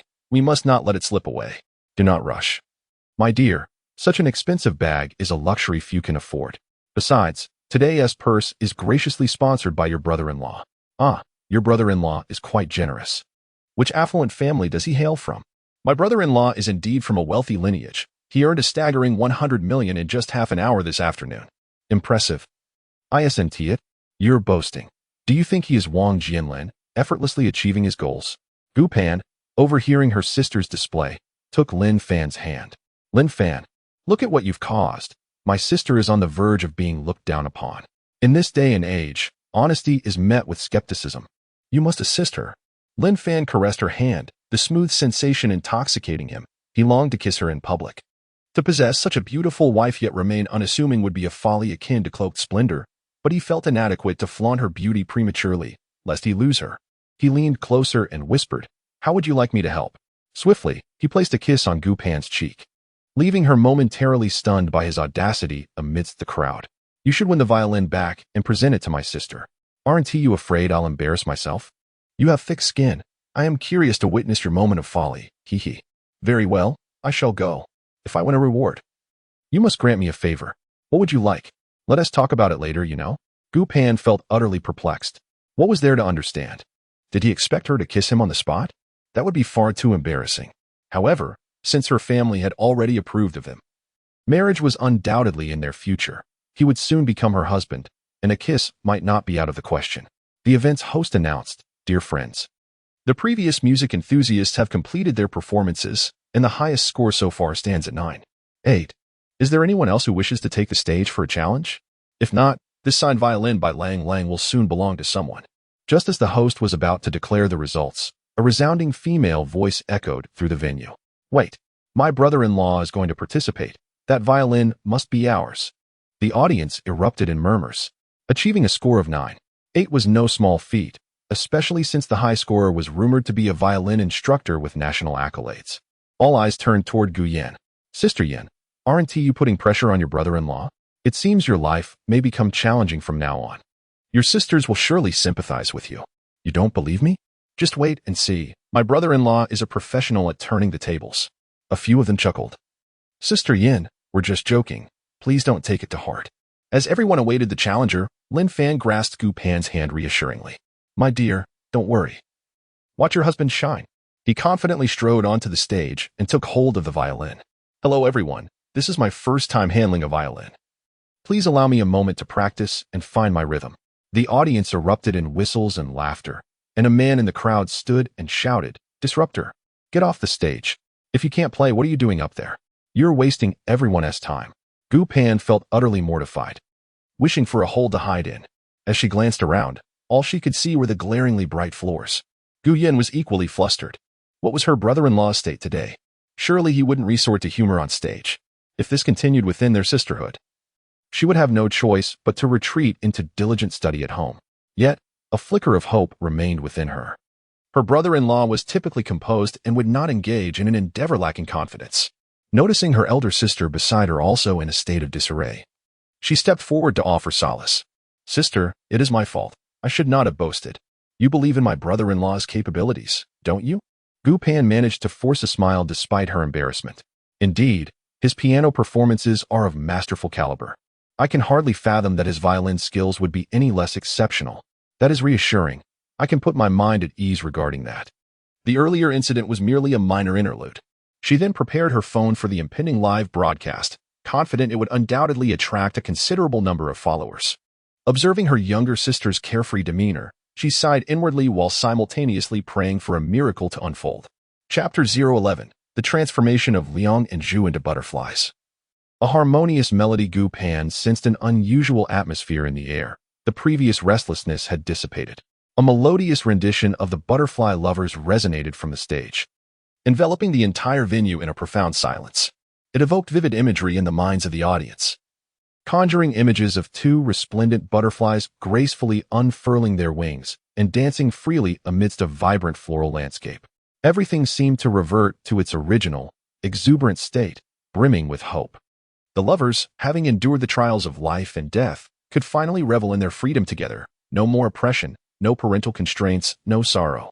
As the music abruptly ceased, the audience remained momentarily entranced, echoing the ancient adage that the lingering melodies can resonate for 3 days, a sentiment truly embodied in that moment. After a full minute, thunderous applause erupted. Gu Pan, overwhelmed with joy, wiped her tears with a tissue, while Gu Yin leapt with exuberance. shaking her phone as she live-streamed the occasion. Spotting a bouquet of flowers nearby, she swiftly gathered a handful and presented them to Gu Pan. "Sister, it's your turn now. Go reward your husband." Summoning her courage, Gu Pan approached the stage, offering the flowers to Lin Fan. The two embraced tightly, indulging in a passionate kiss that radiated romance, leaving the audience enchanted. Their perfect union was evident, affirming that visiting the mall today was indeed fortuitous. Gu Yin captured every moment on her livestream, cherishing this romantic episode, while also pondering what her own future partner might be like, allowing her imagination to wander.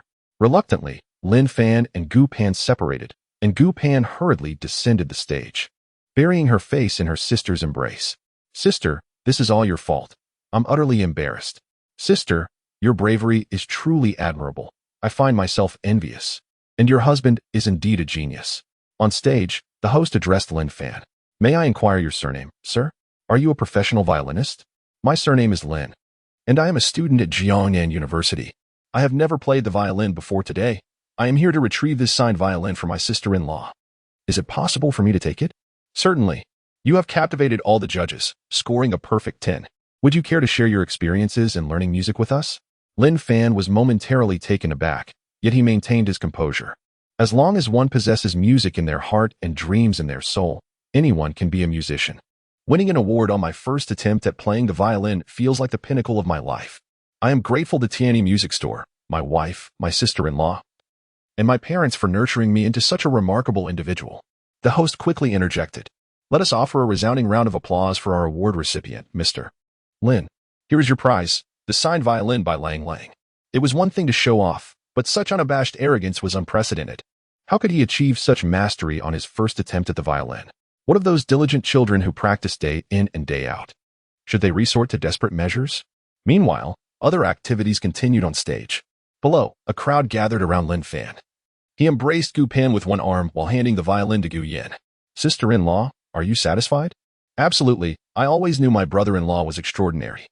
Gu Yin took the violin and, in front of her sister, stood on tiptoe to plant a gentle kiss on Lin Fan's cheek. Awkwardness enveloped the atmosphere, a palpable discomfort. "Thank you, brother-in-law." Lin Fan, still in a state of bewilderment, watched as Gu Yin vanished into the throng of her friends, absently touching her face. She turned to Gu Pan, whose innocent demeanor evoked a sense of sympathy. Pan, I am innocent, as you can see. Do not blame me.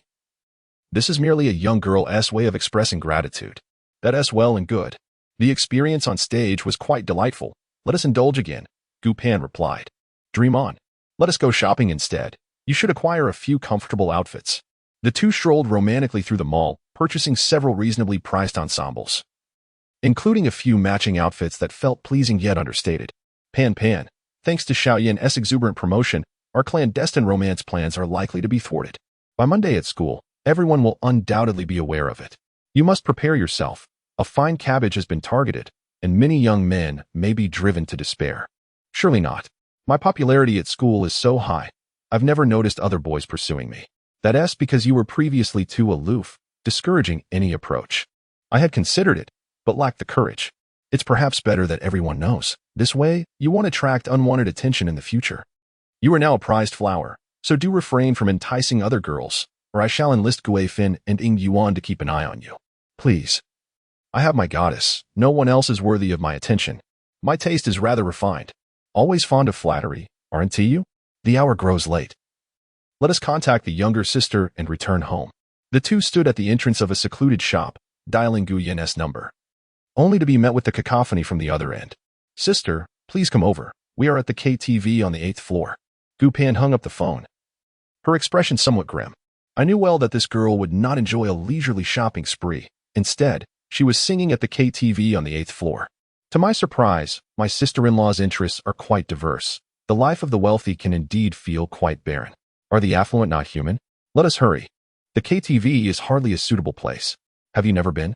No, I am a well-behaved girl. In Lin Fan's eyes, a well-behaved girl is not quite so. Gu Pan is a little enchantress capable of activating the system, far from ordinary. The two, disregarding any romantic notions, swiftly made their way to the 8th floor KTV, locating the private room where Gu Yin was situated. Upon entering, they were greeted by a scene of chaotic revelry. with several individuals singing and shouting at the top of their lungs. Is the pressure of high school students truly this overwhelming? As soon as I stepped through the threshold, a notification rang in my mind. Ding. The system has detected your entry into the KTV. Would you like to immediately utilize the mastery system to check in? Check in. Ding. Mastery of singing techniques achieved. Ding. Mastery of gender voice modulation achieved. Ding. Global music scores delivered with real-time updates. Lin Fan checked in. Just in case it might come in handy. After all, one can never have too many skills. Gu Pan noticed the dim lights of the KTV and urged him to go in and bring his sister out. Lin Fan approached Gu Yan, who was off-key with a microphone in hand, and said, Gu Yan, it's getting late. We should head home. Why are you still drinking? Gu Yan reeked of alcohol. Brother-in-law, it's you. I told my girlfriends you're the best singer, even better than Jay Cho and Zhou Shun. Sing for us. Gu Yan, you're intoxicated. Let's return. Your sister awaits you outside. I refuse to go back unless you carry me. Then, I shall depart. Very well, Miss Gu. Lin Fan crouched before her, hoisting her onto his back. He secured her purse and violin before exiting the premises. Gu Pan, witnessing Gu Yan's inebriated state, assisted by taking the purse and violin. Noting the considerable weight of the bags and garments. How did my sister become so drunk in such a short time?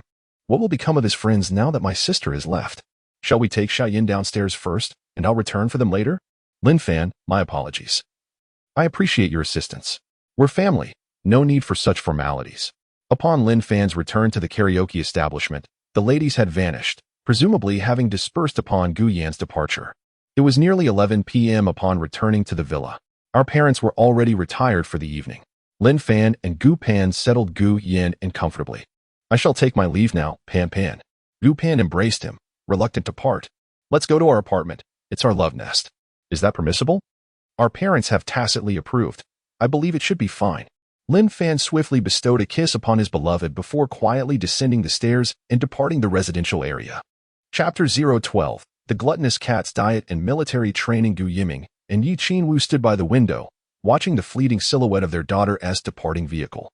A sense of melancholy enveloping them. Yiming, it is hard to let go. Our daughter has grown, and inevitably, she will marry and start her own life. I am concerned. Lin Fan is remarkably talented, and the Xiao family, known for their narrow-mindedness, will certainly seek revenge. Lin Fan's emergence has greatly aided our Gu family. Yet it comes at the expense of our precious daughter. You are reluctant. It feels as though a prized cabbage from the city has been taken by someone from the countryside. However, I believe that the countryside cannot nurture a talent like Lin Fan. Just look at the video Yin sent me. To my surprise, Yin is still your informant. She has surely received considerable benefits. Yin possesses a keen business acumen, capable of maximizing profits. Let me see. The video showcased a segment of Lin Fan performing Butterfly Lovers, leaving Gu Yiming astounded, his excitement palpable as he scrutinized every moment. Even the parts depicting their daughter's departure. Indeed, he is a prodigy. With such talent, I cannot fathom how a rural family could cultivate him. Now I feel reassured. Yet, my worries persist. Yiming, what else troubles you? I fear for Yin. Having encountered such an exceptional man, how will she find another? I cannot help but wonder if Lin Fan has intentions towards both of my daughters. You are overthinking this. It seems you desire the best of both worlds. I find Lin Fan to be intelligent, honest, and dependable. Now, let us retire for the night. Gu Yiming embraced Yi Qingwu, the lingering passion igniting an endless exploration upon her lips. In the gentle dance of youth, a desire stirs within me to bear a son who may inherit our legacy. I too yearn for this, yet my body seems uncooperative. Perhaps we should seek answers. Once our two daughters are wed, we shall be left in solitude. Gu Yiming toils diligently in the fertile fields of beauty, occasionally graced by soft sighs. Within the apartment, the battle in the bathroom has only just commenced. The showerhead emits a soothing patter, akin to the nurturing spring rain that blesses the earth. Lin Fan indulges in the rewards bestowed by Pan Pan, as her delicate lips, under his guidance, discover the most sensitive of pleasures. Just as he nears the brink of ecstasy, a voice from the system intrudes upon his thoughts. Ding. The system has detected that you are traversing the path of human morality. Would you like to activate the mastery system? Annoyed, Lin Fan retorts. Even you must pry into my affairs, system? Is there no secret left to me? And as for signing in, should I? Might I find myself ensnared in a sea of desire, unable to escape? Such pleasures are best explored on one's own. Refuse to sign in. Ding. Congratulations, host. You have received the gift of refusal. Ding, martial arts mastery attained. Ding, 1 vial of health-boosting elixir gifted. He was taken aback. Who would have thought that refusal could yield rewards? The system appears to possess a degree of humanity. Henceforth, he must discern wisely. Otherwise, if he were to sign in indiscriminately, he could easily descend into chaos, a promising young man lost to depravity. To his surprise, the system seems to be aware of his very thoughts. Are you not already in decline? It queries. System, you can speak autonomously? I had assumed you were merely a mechanical responder. The adept system is an intelligent one. Should you have any uncertainties in the future, do not hesitate to seek my assistance. I am available to provide answers whenever I can. It is a pleasure to collaborate with you. Please continue. I shall refrain from peeking. I feel somewhat embarrassed. The voice of this system is feminine. A masculine voice would indeed be awkward and amusing. My dear, I find myself quite fatigued. Shall we tidy up and retire for the night? Upon waking the next day, I discovered it was nearly 1 in the afternoon. Reflecting on the previous night's revelry, I glanced at the beauty beside me and felt a twinge of self-reproach for my insatiable desires. Such indulgences must be curtailed once school resumes. I opened my WeChat to find messages from my roommate. Dawei, bro, you've done well. Have you managed to win over the campus belle? Wajin, Fan Ge, when shall we celebrate? Yongping, where are you now? Spending the night away. Have you two begun cohabitating? Accompanying the messages was a WeChat link. Curious, I clicked it and found a video from Longxing Mall, featuring moments of flower giving and kisses. Clearly an ostentatious display. Now, the whole world would know. The comments below were numerous, mostly filled with envy, though some were scathing. I shall continue to live my small life, letting them harbor their envy.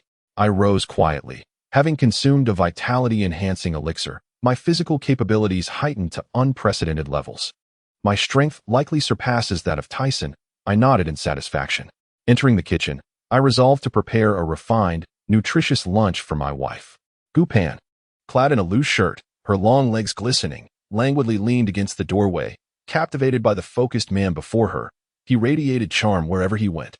Although we had only spent 2 days together, it felt as if we were an old married couple.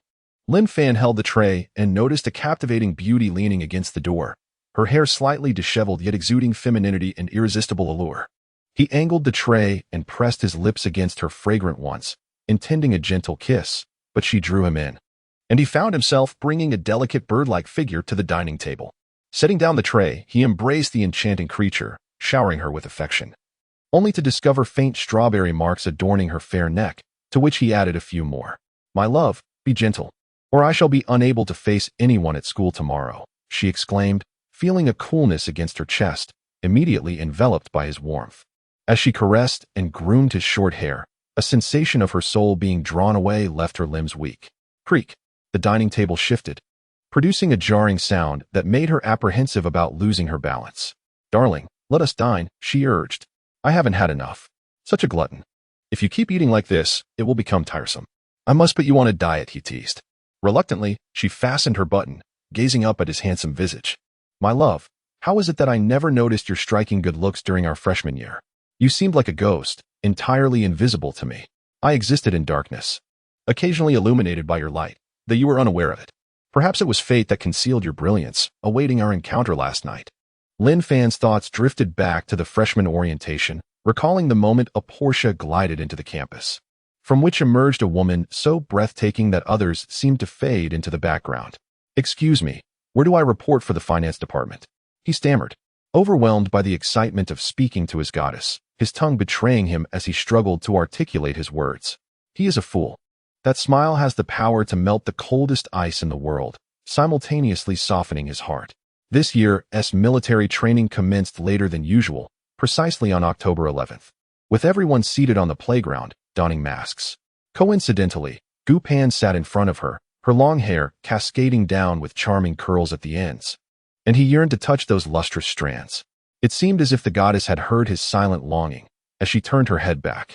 In that fleeting moment, her exquisite beauty was forever etched in his memory. The gentleness of her glance resembled the delicate water lily, shyly resisting the chill of the wind. No, not merely a glance. It was a captivating turn, a bewitching allure. He could only see her hair swaying at her slender waist, teasing his innocent heart. Throughout the fortnight of military training, his gaze remained fixated on the goddess, albeit discreetly. Though tall, He was taciturn and lacked fashion sense, which naturally drew no attention from her. The finance major became the focal point for all the male students, with dashing seniors from the 2nd to the 5th year congregating around. One day during training, he noticed someone tampering with Gu Pan's drink. Chapter 013, The Idol. The film queen, he fixed his gaze upon the bottle of beverage, and amidst the chaos of the group performance of returning from target practice, he seized the opportunity to discard it. On his way back to the dormitory, he was besieged by several upperclassmen. Kid, mind your own business, or you won't like what happens next. A fist, as large as a steamed bun, struck his abdomen, causing him to collapse to the ground, writhing in pain. Fortunately, his roommates, Dawei and Huijin, happened to pass by and helped him back to their dormitory. He couldn't help but reminisce about the goddess of his class, whose every passing smile left an indelible mark on his heart. Darling, what are you smiling about? It's time to eat. Weren't you supposed to be on a diet? If you keep this up, I might get upset. Lin Fan promptly took his seat, joyfully observing her as she savored her meal.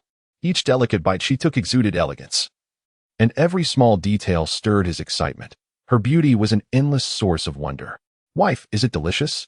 Yes, it's incredibly tasty. Husband, you are quite capable. We are evenly matched. I will strive harder. I faltered yesterday due to a lack of experience. I look forward to our next endeavor together. Husband, are you going to let me enjoy my meal in peace? I'm ignoring you now. Lin Fan obediently continued his meal, choosing silence. Perhaps newlyweds are perpetually entangled in matters of intimacy. Wasn't that the case with Pan Pan? A casual remark could easily lead to a diversion. He chuckled softly. The dining hall fell into a brief silence. Gu Pan, unaccustomed to his lack of chatter, finished her meal, raised her arms, and stretched luxuriously. Why so quiet? We have school tomorrow. Accompany me for a haircut in the afternoon, and yours could use a trim as well. My dear, I am utterly captivated by the way you look with long hair, particularly that style from the day we registered at school. I have dreamt of it countless times. To think that the classmate who has been secretly observing me at school is none other than you? Not solely you. Every boy in the school has gazed upon you. You are the object of their dreams, and I can only imagine the mischief they indulge in while thinking of you, including you, perhaps on a few occasions. But little did I know that I would ultimately emerge victorious. I now find myself envying those wretches. Ah, does the entire school know now? The video from last night has circulated among the classmates, and it seems that it cannot be concealed any longer. I ought to learn some martial arts for self-defense. Is it truly that severe? Better safe than sorry. Longdu Styling is the most renowned independent studio in Jiangnan, frequented by many popular celebrities. Gu Pan is a VIP member here, where the styling expertise is exceptional, though the prices are beyond the reach of ordinary individuals. Sundays see fewer patrons, aside from hairstyling. They also provide comprehensive coordination and packaging. Anyone entering, even a regular fellow, can emerge looking affluent and handsome. Gu Pan has already washed her hair and settled in, while a dashing hairstylist consults her on her preferences. She wishes to replicate the style from 6 months ago but struggles to articulate it. A woman adorns herself for the delight of her beloved. Since Lin Fan desires a particular style, she shall have it, for even a shaved head can look delightful. The hairstylist, however, cannot clearly define that hairstyle either, resorting to a catalog for selection, yet still finds it ineffective. Lin Fan appears quite anxious, as the familiar voice of the system resonates in her mind. Ding! The system detects that the host is currently at a hair salon. Shall we proceed to check in with the mastery system? Check-in. Ding! Mastery in hairstyle design acquired. Ding! Mastery in hair coloring and perming obtained. Ding! Mastery in braiding and updos achieved. Ding! Overall styling proficiency attained. Countless hairstyling data and snippets flooded into his mind, as an array of styling books surged forth, allowing him to comprehend the intricacies of hairstyling instantaneously. Recalling the hairstyle he had seen on Gu Pan, a vivid image took shape in his mind. Every detail of how to cut, color, and perm became crystal clear. With his prior understanding of the mastery system, he felt capable of executing the finesse of an international master without a hint of error. Having never touched a violin before, he could flawlessly perform the classic butterfly lovers. Rising from his seat, he approached Gu Pan from behind, leaning his head against her profile, planting a gentle peck on her cheek. Pan Pan, let me style your hair today. I assure you, you will be thoroughly satisfied. Gu Pan stared at him in astonishment through the mirror. Lin Fan, you can't possibly be skilled in hairstyling too, can you? I wouldn't say skilled, more like proficient. Well, all right, I trust you. But if it doesn't look good, You can't complain. Of course, you have my word. Lin Fan communicated with the stylist nearby, who seemed uncertain. The clientele here were either affluent or elite, and he decided to summon the manager. The manager was a graceful young woman, her appearance strikingly beautiful, offering a polite bow to Gu Pan. Miss Gu, are you dissatisfied with our stylist? No, Sister Wu, you misunderstand. My boyfriend wishes to style my hair. Let him be. The service fee will still be attributed to the hairstylist. If the outcome is unsatisfactory, I shall not hold you accountable. Sir, were you previously a stylist? No. Are you a barber? No. Have you ever studied this? No. Then how can you dare to style Miss Gu's hair? Gu Pan interrupted the manager's inquiries. Sister Wu, let him be. Allow the hairstylist to have him as an assistant. As his girlfriend, he should not make me look too unappealing. Manager Wu sighed and shook her head, concerned that a poor style could tarnish Longdu's reputation. The customer is king. What could she do? She turned away, shortly returning with several seemingly more professional stylists to supervise, ready to remedy any potential issues. The Gu family is a top-tier family in Jiangnan, and should any problems arise, Longdu might find it difficult to remain in Jiangnan. Lin Fan tested the hair clippers, selecting the one that felt most comfortable. Armed with a pointed comb, he sectioned the hair according to memory and began to cut with practiced ease. Following this, he proceeded to perm and dye, mixing various coloring agents, applying them, heating, rinsing, and blow-drying. The color appeared unchanged yet somehow more beautiful than before. After a final simple trim, the hairstyle he recalled was perfectly revealed. Standing behind Gu Pan, he gently swept the styled hair forward, giving it a slight tousle. Miss Gu, are you satisfied with this hairstyle? Indeed, this is it. How were you able to achieve this? Gu Pan was somewhat overwhelmed with emotion, nearly losing control as she rose to her feet, gazing into the mirror. Her hair cascaded down her back, and Lin Fan held up a large mirror to showcase the effect from behind. It was simply exquisite. How did you achieve this? Everything about you is etched in my mind, not a single moment forgotten. Without a second thought, Gu Pan leaped into Lin Fan's embrace, gazing up at him, her hands cradling his face before she pressed her lips against his. In the bustling city, a curious onlooker captured this scene, promptly sharing it on platforms such as Douyin, Kuaishou, and Tushio, where it swiftly became a sensation. A young man, unfamiliar with hairstyling, had miraculously replicated his girlfriend's hairstyle from 6 months prior, a testament to love that resonated deeply within him, unleashing an infinite cosmos of emotions. Meanwhile, the male students at Jiangnan University were left in a frenzy over this display of affection. Among them, the basketball prince Li Zikai was livid, devising a plan to confront Lin Fan on Monday, questioning how someone less handsome could win the heart of the goddess, a myriad of doubts swirling in his mind. The hairstylists nearby felt a twinge of shame, amazed by the skill, technique, and color matching displayed. In another salon, a stunning beauty, rated above 95 in looks, approached. Though Lin Fan did not recognize her, Gu Pan did, her excitement palpable. Lin Fan, this is the acclaimed actress Bauer, my idol. Chapter 014. The first encounter with Starlight Miss Gu. Would you be so kind as to ask your boyfriend to style my hair? I have an award ceremony to attend tonight. Lin Fan observed the goddess Gu Pan, who wore a starry-eyed expression, acting like an enamored fan before someone of lesser beauty than herself, which stirred a sense of discomfort within him. I only style hair for those I love. I apologize. Bauer was somewhat taken aback. Wherever she went, men flocked around her. Yet, in the presence of this young man, her allure seemed to wane. Upon closer inspection of Miss Gu beside him, the reason became apparent. She realized the disparity in their appearances. She believed that mature women possess a unique charm that attracts younger men. Thus, she resolved to seek a breakthrough through Gu Pan, knowing that this young man would heed his girlfriend's wishes. Miss Gu, how about this? If your boyfriend styles my hair, I will take you both to the award ceremony. Walk the red carpet, and you will have the chance to meet many stars, such as Jing Gu, Mi Jie, and Xiao Gu, along with numerous renowned directors. Who knows? They might just notice you, and your dream of becoming a star could very well be realized. Gu Pan felt a flicker of temptation. She wasn't particularly eager to be a star. After all, fame was primarily a means to wealth. Both she and Lin Fan were quite capable of earning a good living.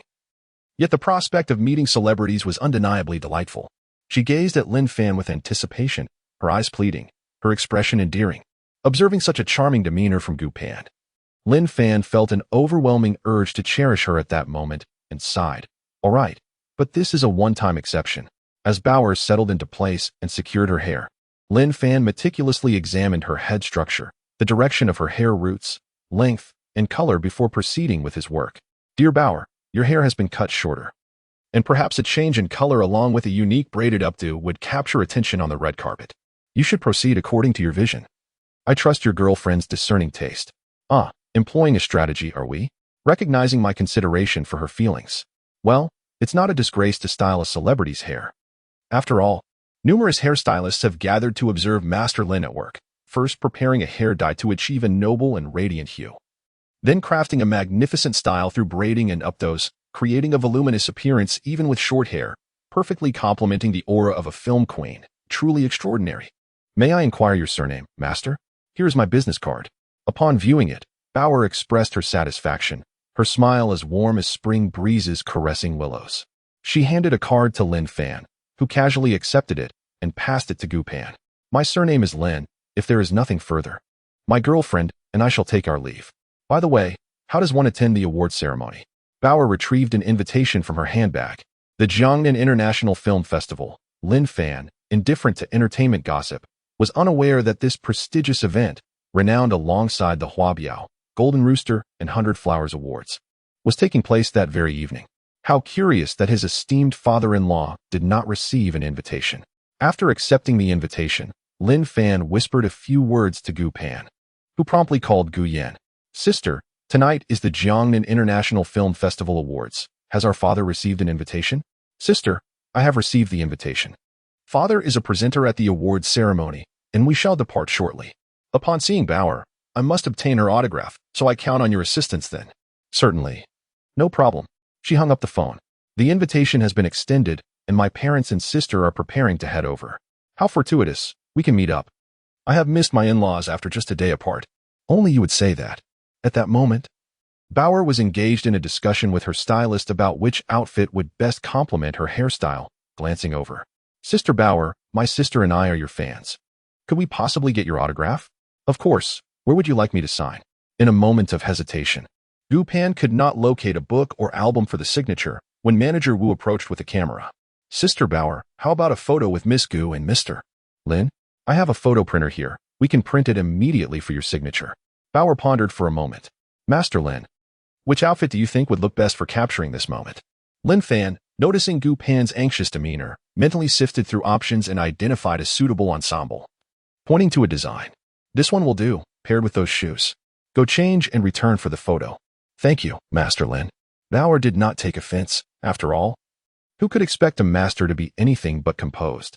A few minutes later, Bauer emerged dressed impeccably, radiating an aura of confidence that promised to eclipse all others. Gu Pan glanced at Lin Fan, feeling his stature enhanced in her eyes. Lin Fan, how did you achieve such a splendid combination? Casually spoken, but please don't expose me. Higi, of course. The trio posed for a photograph, with Lin Fan positioned in the center, flanked by two beautiful women. Despite Bauer exuding an aura of confidence, she still lacked a touch of ethereal grace compared to Gu Pan. Bauer joyfully signed her name on the two photographs, glancing at her watch, realizing time was fleeting. After bidding farewell to Lin Fan and Gu Pan, she hurriedly departed. Gu Pan carefully stored the signed photographs and gazed at her reflection in the mirror, feeling a tinge of disappointment. We're attending an awards ceremony, and this outfit seems rather inappropriate. Could you assist me in coordinating something more fitting? Certainly. Let me take a look. Lin Fan selected a stunning black gown with a plunging neckline that cascaded to the floor, beautifully accentuating her neckline. Her hair was elegantly styled into a braid, cascading over her shoulders, radiating a regal presence. She chose a simple black dress for herself, having the hairstylist give her a quick touch-up, appearing refreshed and vibrant. In the mirror, the two looked quite harmonious.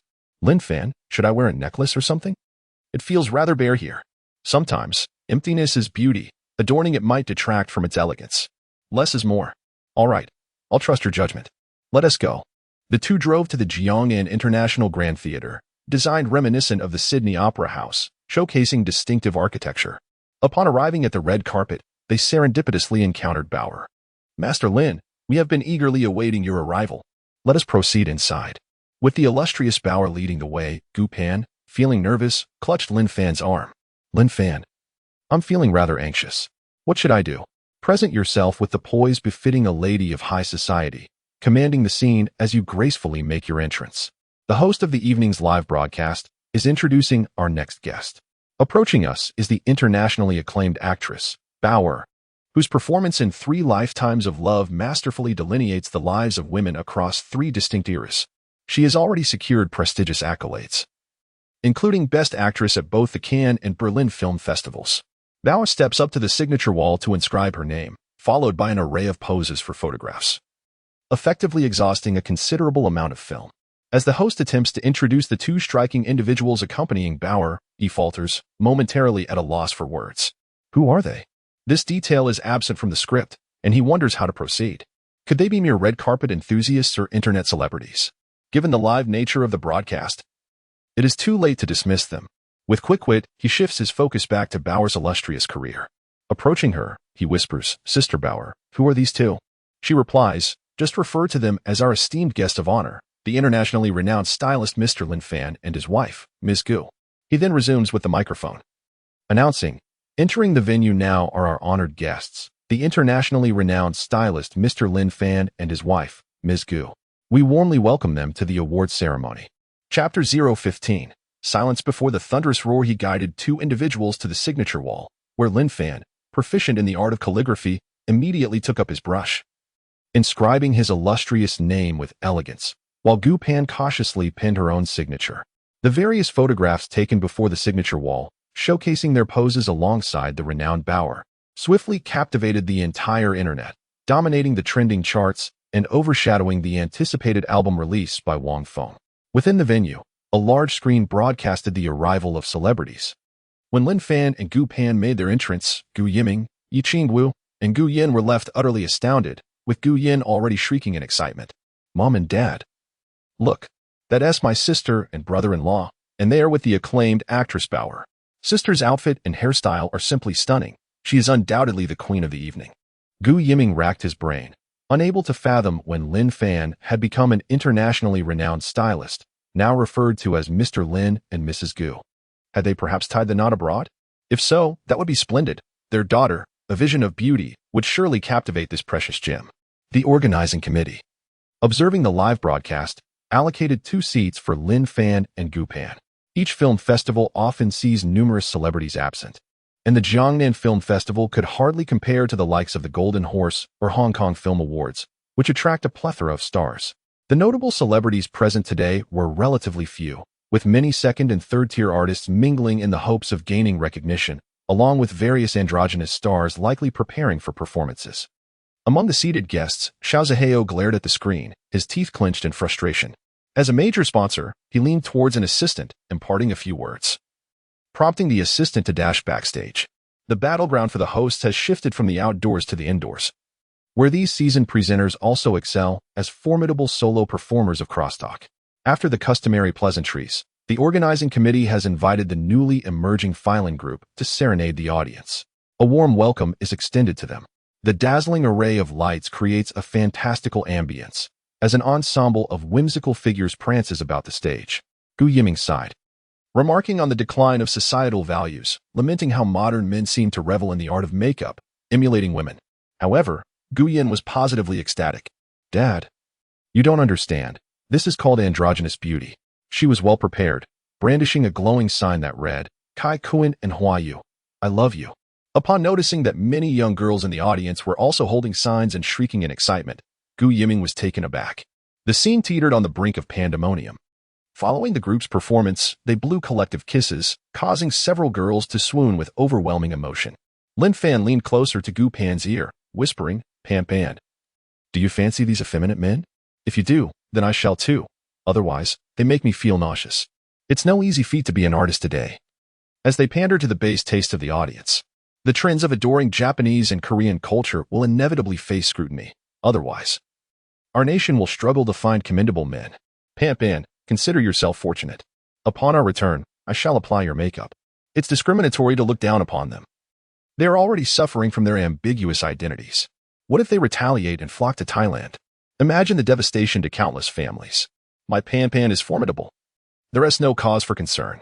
When the time comes, I shall provide them with a copy of the sunflower scripture for their practice of flying needles. Needlework is also commendable, They could find employment at a textile factory. The lighting in the venue returns to normal. Our heartfelt gratitude goes to the Phylan Ensemble for their splendid performance.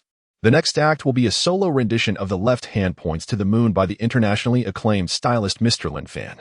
Let us extend a warm welcome. Gu Pan muttered to herself, Lin Fan, how curious that someone shares your name. No wonder we could enter so easily, I thought. A beam of spotlight illuminated the venue, fixed on Lin Fan, while the large screen began to display his image. To her surprise, Mr. Lin Fan is not only a renowned stylist but also a gifted singer. It seems that talent shines brightly regardless of the setting. Let us welcome Mr. Lin Fan with resounding applause as he performs the highly challenging song The Left Hand Points to the Moon. Lin Fan felt somewhat bewildered. He was undoubtedly caught in a scheme. Turning around, he saw Xiao Zihao, whose smug expression made him want to lash out. Why are you everywhere? This grudge is now set. Just wait and see how I deal with you. He stood up, his hand firmly grasped by Gu Pan. Her eyes reflected deep concern. This was a global stage for embarrassment. How would they face others afterward? She turned to find Xiao Zihao reveling in misfortune. Little did she know that he was one to repay grievances with interest. Lin Fan gracefully ascended the stage, whispering a few words to the host. There would be no disgrace today. One either remains obscure or makes a resounding impact. Let them witness what true prowess entails. Ladies and gentlemen, before performing, Mr. Lin Fan has prepared a brief program for you. He will play the unparalleled piano piece, Death Waltz. The audience erupted in astonishment. For this composition requires each second to witness fingers strike 7 to 10 notes. Even in duets or quartets, it is an arduous task to execute this piece. A solo performance of this piece is unheard of and unseen. Among the audience are renowned pianists, musicians, and composers, all of whom have heard of this piece. Known as the music of gods and demons, which mere mortals cannot hope to play, their hearts brimmed with tension, excitement, and anticipation. The piano was meticulously arranged, and the spotlight illuminated it, casting a serene silence over the hall where even a pin drop could be heard. Lin Fan sat beside the piano, composed and calm, inhaling deeply as he glanced at the camera, dedicating this piece to his parents and wife. A beam of light fell upon Gu Pan. While the large screen displayed the image of this golden couple, her beauty destined to illuminate the entire internet. Gu Pan's heart raced as if it would leap from her chest, although she did not believe in deities. She still fervently prayed for the blessings of heaven and earth upon Lin Fan, hoping he would succeed in playing. Time passed, second by second. At last, as Lin Fan raised his hands and let them descend, a tempestuous wave of sound erupted, his fingers dancing across the keys in a fleeting blur, leaving only a shadow on the large screen. The audience held their breath, captivated by the spectacle, while the musicians below were astonished by his ethereal technique. The speed of human fingers had reached an extraordinary degree. If mere speed in playing were synonymous with true skill, one would be gravely mistaken.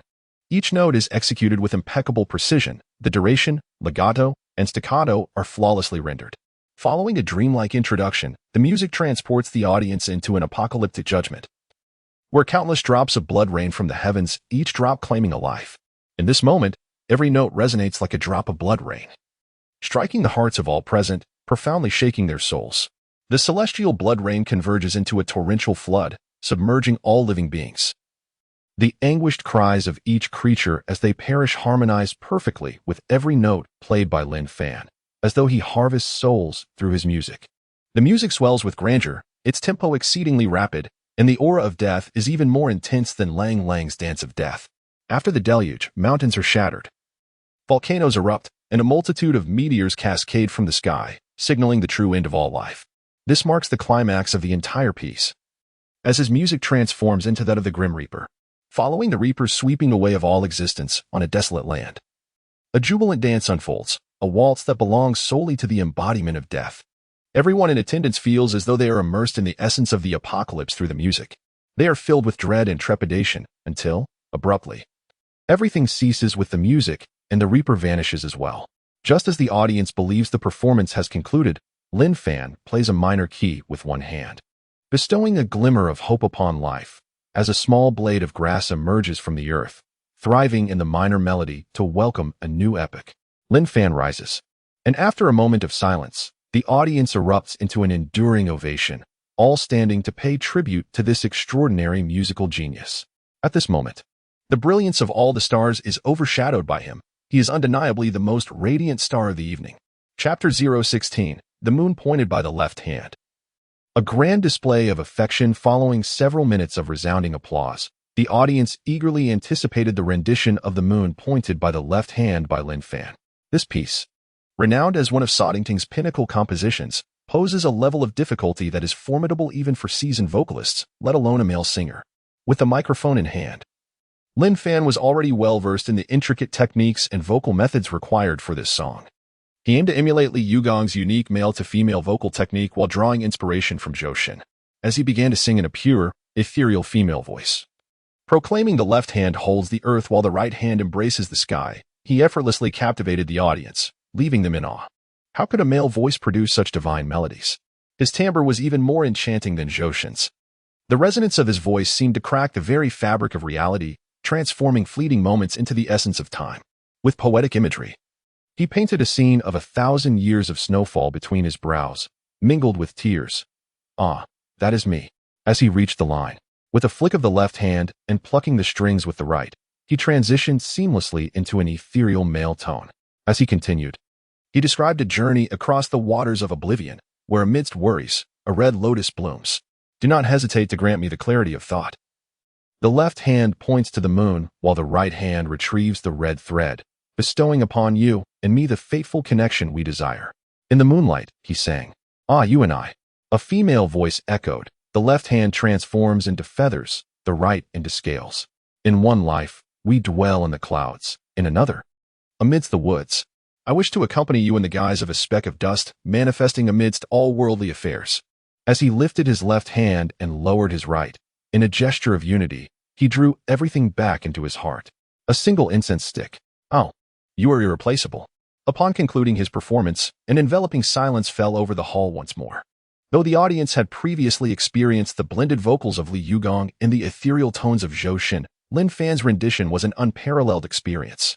However, the performer flawlessly embodies both male and female voices, transitioning seamlessly without a trace, reaching soaring heights that even the original artist, Sa Dingtian, has yet to attain. The song exquisitely portrays the pursuit of beauty and the art of safeguarding it between the genders. While the repetitive melody reflects the radiant essence of humanity blossoming amidst an unending cycle, true love necessitates mutual protection and growth. Stumbling along the way is inconsequential, for ultimately, all obstacles can be surmounted, leading to personal development and resilience, culminating in the attainment of love and perhaps even more. After a moment of silence, the audience erupts into fervent applause. Lin Fan bows gracefully to the spectators, and just as he is about to exit the stage, he is intercepted by the host. This could very well be the ideal moment to boost viewership, likely marking the pinnacle of the evening. Following tonight's performance, Lin Fan is poised to become a highly sought-after figure in the Dragon Kingdom. Mr. Lin Fan, your performance was astonishing. How did you achieve such a feat? To be candid, both attributes are innate. Until recently, I was unaware of my capabilities. Since meeting my wife, Gu Pan, these gifts have flourished within me. I am profoundly grateful to her. Without you, there would be no Lin Fan as you see him today. I wish to declare my love for you. And if I must assign a time frame to this affection, I hope it spans countless years. Upon completing his heartfelt declaration, he hands the microphone back to the host and rushes off the stage to embrace Gu Pan tightly, seemingly securing the titles of Best Actor and Best Actress of the event, while others fade into the background. The spotlight shifts once again to the host. Mr. Lin possesses a delightful sense of humor. It appears he is also an admirer of grandiose tales. Memorable films linger in our minds, much like the current Jiangnan International Film Festival, which showcases a plethora of exquisite works. Success is invariably the fruit of diligent labor, exemplified by Mr. Lin Fan, who dedicates his toil to himself while bestowing joy upon others. Let us once again direct our applause towards the talented Mr. Lin Fan and his lovely wife. The spotlight returns to the couple, where their embrace transforms into a passionate kiss, deemed inappropriate for children, prompting the spotlight to swiftly shift back to the host. Now, let us invite Mr. Dao Ming, the chairman of the Jiangnan International Film Festival Organizing Committee, to deliver his address. Please give him a warm welcome. Yuqin Wu tightly grasps Gu Yiming's hand, filled with excitement. Yiming is so romantic. If someone were to treat me this way, I might abandon my husband and children. Mother, you are being overly dramatic. I suspect my sister and brother-in-law will be inseparable after this. He is truly remarkable. My sister is undoubtedly ensnared in the web of his affections. Yinner, what do you know? Your brother-in-law is a master of love. He adeptly identifies the emotional vulnerabilities of women. The most impactful gesture is to profess one's love under the gaze of the public, who remains unaware that your sister is already taken and harbors feelings for your brother-in-law. Mother, you are rather superficial, chasing after such trivial matters. I aspire to pursue a love of the spirit, akin to my devotion to my handbag, which will never abandon me. Kiki, you are truly a silly child. In the future, be more respectful towards your brother-in-law and learn from him. His future holds limitless potential. Bauer sat beside Gu Pan, touched by their unabashed display of affection. Alas, she remained a single soul, pondering when she might encounter a remarkable gentleman like Lin Fan. Unable to restrain her gaze, she looked towards him. At that moment, Lin Fan glanced back, wishing to obliterate the smugness of Xiao Zihao with a mere look. Xiao Zihao, feeling the sting of embarrassment, timidly averted his eyes from Lin Fan's fierce glare. Darling, do not waste your attention on that dull individual. Look, it's Jing Gu. Gu Pan exclaimed. Pan, are you not a fan of Bauer Jie? How have you suddenly become enamored with Jing Gu? Whoever is patriotic, I shall support. Initially, I was a supporter of Jie Gu, but once he joined Singapore, my allegiance shifted. I have a penchant for young ladies with principled values. It is amusing how they often speak irreverently, unafraid of being overheard. He turned to observe Bauer Jie, who was attentively listening to Jing Ji's speech, advocating for the support of domestic dramas and the promotion of positive energy. The tedious award ceremony was nearing its conclusion, approaching the pivotal moment for the Best Actress award. The large screen displayed 5 nominees, one of whom was Bauer. Gu Pan made a gesture of encouragement towards Bauer, who responded with a radiant smile. Lin Fan, I genuinely hope that Bauer Jie secures the title of Best Actress. She is so stunning and possesses exceptional acting skills. The others, one merely glares, another displays no expression. One wears a military uniform, and another has only uttered a few lines in a film. How can they compete for the lead role? Pan, you seem quite familiar with these matters. Do you frequently watch movies? No, I was just reading the film reviews, and Sister Bao is receiving the highest acclaim, having just won 2 international awards. If she fails to secure one domestically, it can only reflect poorly on our judges. However, one cannot express it in such a manner. In the current climate of Western anti-China sentiment, any work that disparages the Dragon Kingdom is likely to be awarded. Yet, Sister Bao's film is imbued with positivity. The host picks up the microphone. Now, I would like to invite Mr. Gu Yiming, chairman of Gu's International, and Mr. Huang Bo, the Golden Horse Best Actor, to the stage to announce the Best Actress at the Jiangnan International Film Festival. As the background music plays, Gu Yiming strides confidently towards the podium, with Mr. Huang Bo politely requesting him to take the lead. Gu Yiming, in his early 40s, appears remarkably youthful, even more so than Huang Bo. He is one of the primary sponsors of this event and is attending such a ceremony for the first time. Exhibiting a hint of nervousness as he courteously hands the microphone to Huang Bo, Mr. Gu, I have heard that Mr. Lin Fan, who just showcased his talents, is your son-in-law. With your keen eye for talent in the business realm, who do you believe stands the greatest chance of winning the Best Actress award this year? Chapter 017. A subtle glance. A frightening speed. Gu Yiming took the microphone. I cannot hastily proclaim the winner without opening this envelope. Everyone has worked tirelessly, and whoever receives the award deserves our heartfelt congratulations. Personally, I hope it is Bayer, as both my daughters and my wife are ardent fans of hers. Regardless of whether she wins, I extend my best wishes to her. She is an exceptional actress. The two of them jointly opened the envelope on stage. The large screen displayed the anxious expressions of the 4 nominated actresses, one of whom, with only a few minutes of screen time, was absent from the ceremony.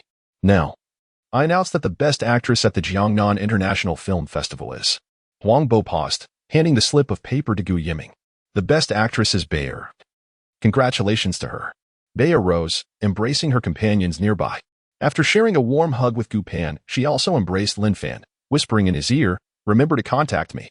Lin Fan heard her clearly. It was both a subtle hint and a blatant suggestion. Though her allure paled in comparison to Pan's, it possessed a distinct charm that stirred his thoughts, prompting him to reflect on Pan's beauty. Is this how the entertainment industry operates?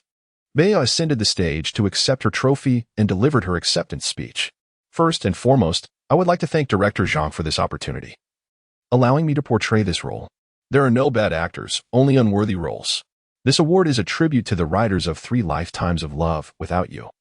These vibrant characters would not exist I am grateful to all the staff and actors of the production. Without our collective efforts, this award would not be possible. In conclusion, I express my gratitude to Mr. Lin Fan for his exquisite styling, which sets me apart from the crowd. Thank you, everyone. Thank you. Gu Pan whispered conspiratorially in Lin Fan's ear. Bauer expresses her sincere thanks to you. Is there something more between you two? Being noticed by a superstar. You must have some luck in love. She added playfully, she is neither as beautiful nor as charming as you. If she wishes to entice me, she should consider cosmetic surgery first. With a mischievous glint in her eye, she continued. So, if she is more beautiful and more charming, you would be swayed? If not, perhaps animal instincts might take over, and that will be up to you to manage. You always speak so frivolously. Just as Lin Fan was about to jest further with Gu Pan, Bauer passed by his seat with her trophy, playfully brushing against him with her knee, to which he feigned indifference. The subsequent moments were filled with Lin Fan holding Gu Pan's hand, caressing and kissing her, reveling in the joy of the moment. Gu Pan allowed his playful advances, feeling quite at ease. After all, who would refuse a complimentary massage? Finally, as the event concluded and guests began to disperse, Gu Yan excitedly posed for photographs with Bauer, who was exceptionally accommodating, culminating in a family portrait.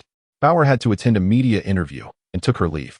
As Gu Yiming and Lin Fan walked out together, they engaged in conversation. Shaolin, please take good care of Panner in the future. She has been pampered and accustomed to having her way. Be gentle with her. She possesses a kind heart and innocence, having not yet encountered the darker sides of society. Uncle, rest assured, Pan Pan is my cherished treasure, and I will always cherish her. Xiaolin, isn't it time for you to change your tune? The entire world now knows that you, Lin Fan, are my son-in-law from the Gu family and the husband of Panner. Father-in-law, rest assured. A son-in-law is akin to a son. I shall honor you both. Although my financial means are modest at present, who knows what the future holds? You can trust that Pan Pan is with me, and it shall not be a loss. Such talk. Seeking a wife is not a business transaction, governed by profit and loss. You are indeed correct, father-in-law. Xiao Zihao seems intent on causing me trouble tonight. He likely has further schemes in mind. Please call Xiao Dingxing and inform him that the Gu family intends to acquire the Xiao enterprise, just to instill a bit of fear in them. Son-in-law, do you have any plans in mind? Not at the moment, but perhaps in a few days, things may change. Gu Yiming, hearing Lin Fan's vague and ambiguous words, grows increasingly suspicious, believing Lin Fan must have powerful backing and will undoubtedly seek assistance soon. As they approached the garage, Yi Qinwu was about to enter her vehicle when Lin Fan and Gu Pan arrived at the front. Lin Fan, attempting to be charming, said, Mother-in-law, you can rest assured. I shall treat Pan Pan like a princess. Yi Qinwu felt somewhat awkward being addressed as mother-in-law by Lin Fan, still unaccustomed to it. Xiaolin, with you looking after Panner, I feel at ease. You both should head back now and take care. Brother-in-law, your words are truly sweet. Why not try calling me Mom in a feminine tone? Then we shall be 3 sisters. Sister-in-law, that is quite impossible. My voice only permits me to sing. I cannot speak in such a manner. Brother-in-law, you are indeed stingy. Why not perform a duet with my sister instead? Lin Fan and Gu Pan watched them depart. Just as they were about to get into the car when several middle-aged men in tailored suits approached them, still sporting their conference badges.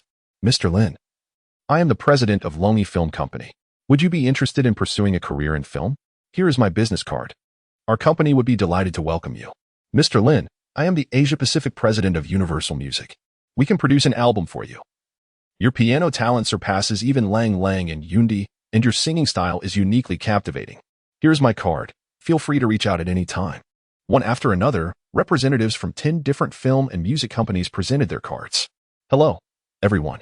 I am currently still in school and have no plans to make films or release albums. Should I decide to pursue that in the future, I will contact you. But for now, I must go have a late-night snack with my wife. Lin Fan swiftly hopped into his Porsche and sped away. Honey, if you debut, I want to be your manager. No problem, dear. Keep those business cards. If you ever wish to become a star, I will help you launch your career. If I become a star, will you be okay with me kissing other men? That won't do. Kisses are reserved for me alone.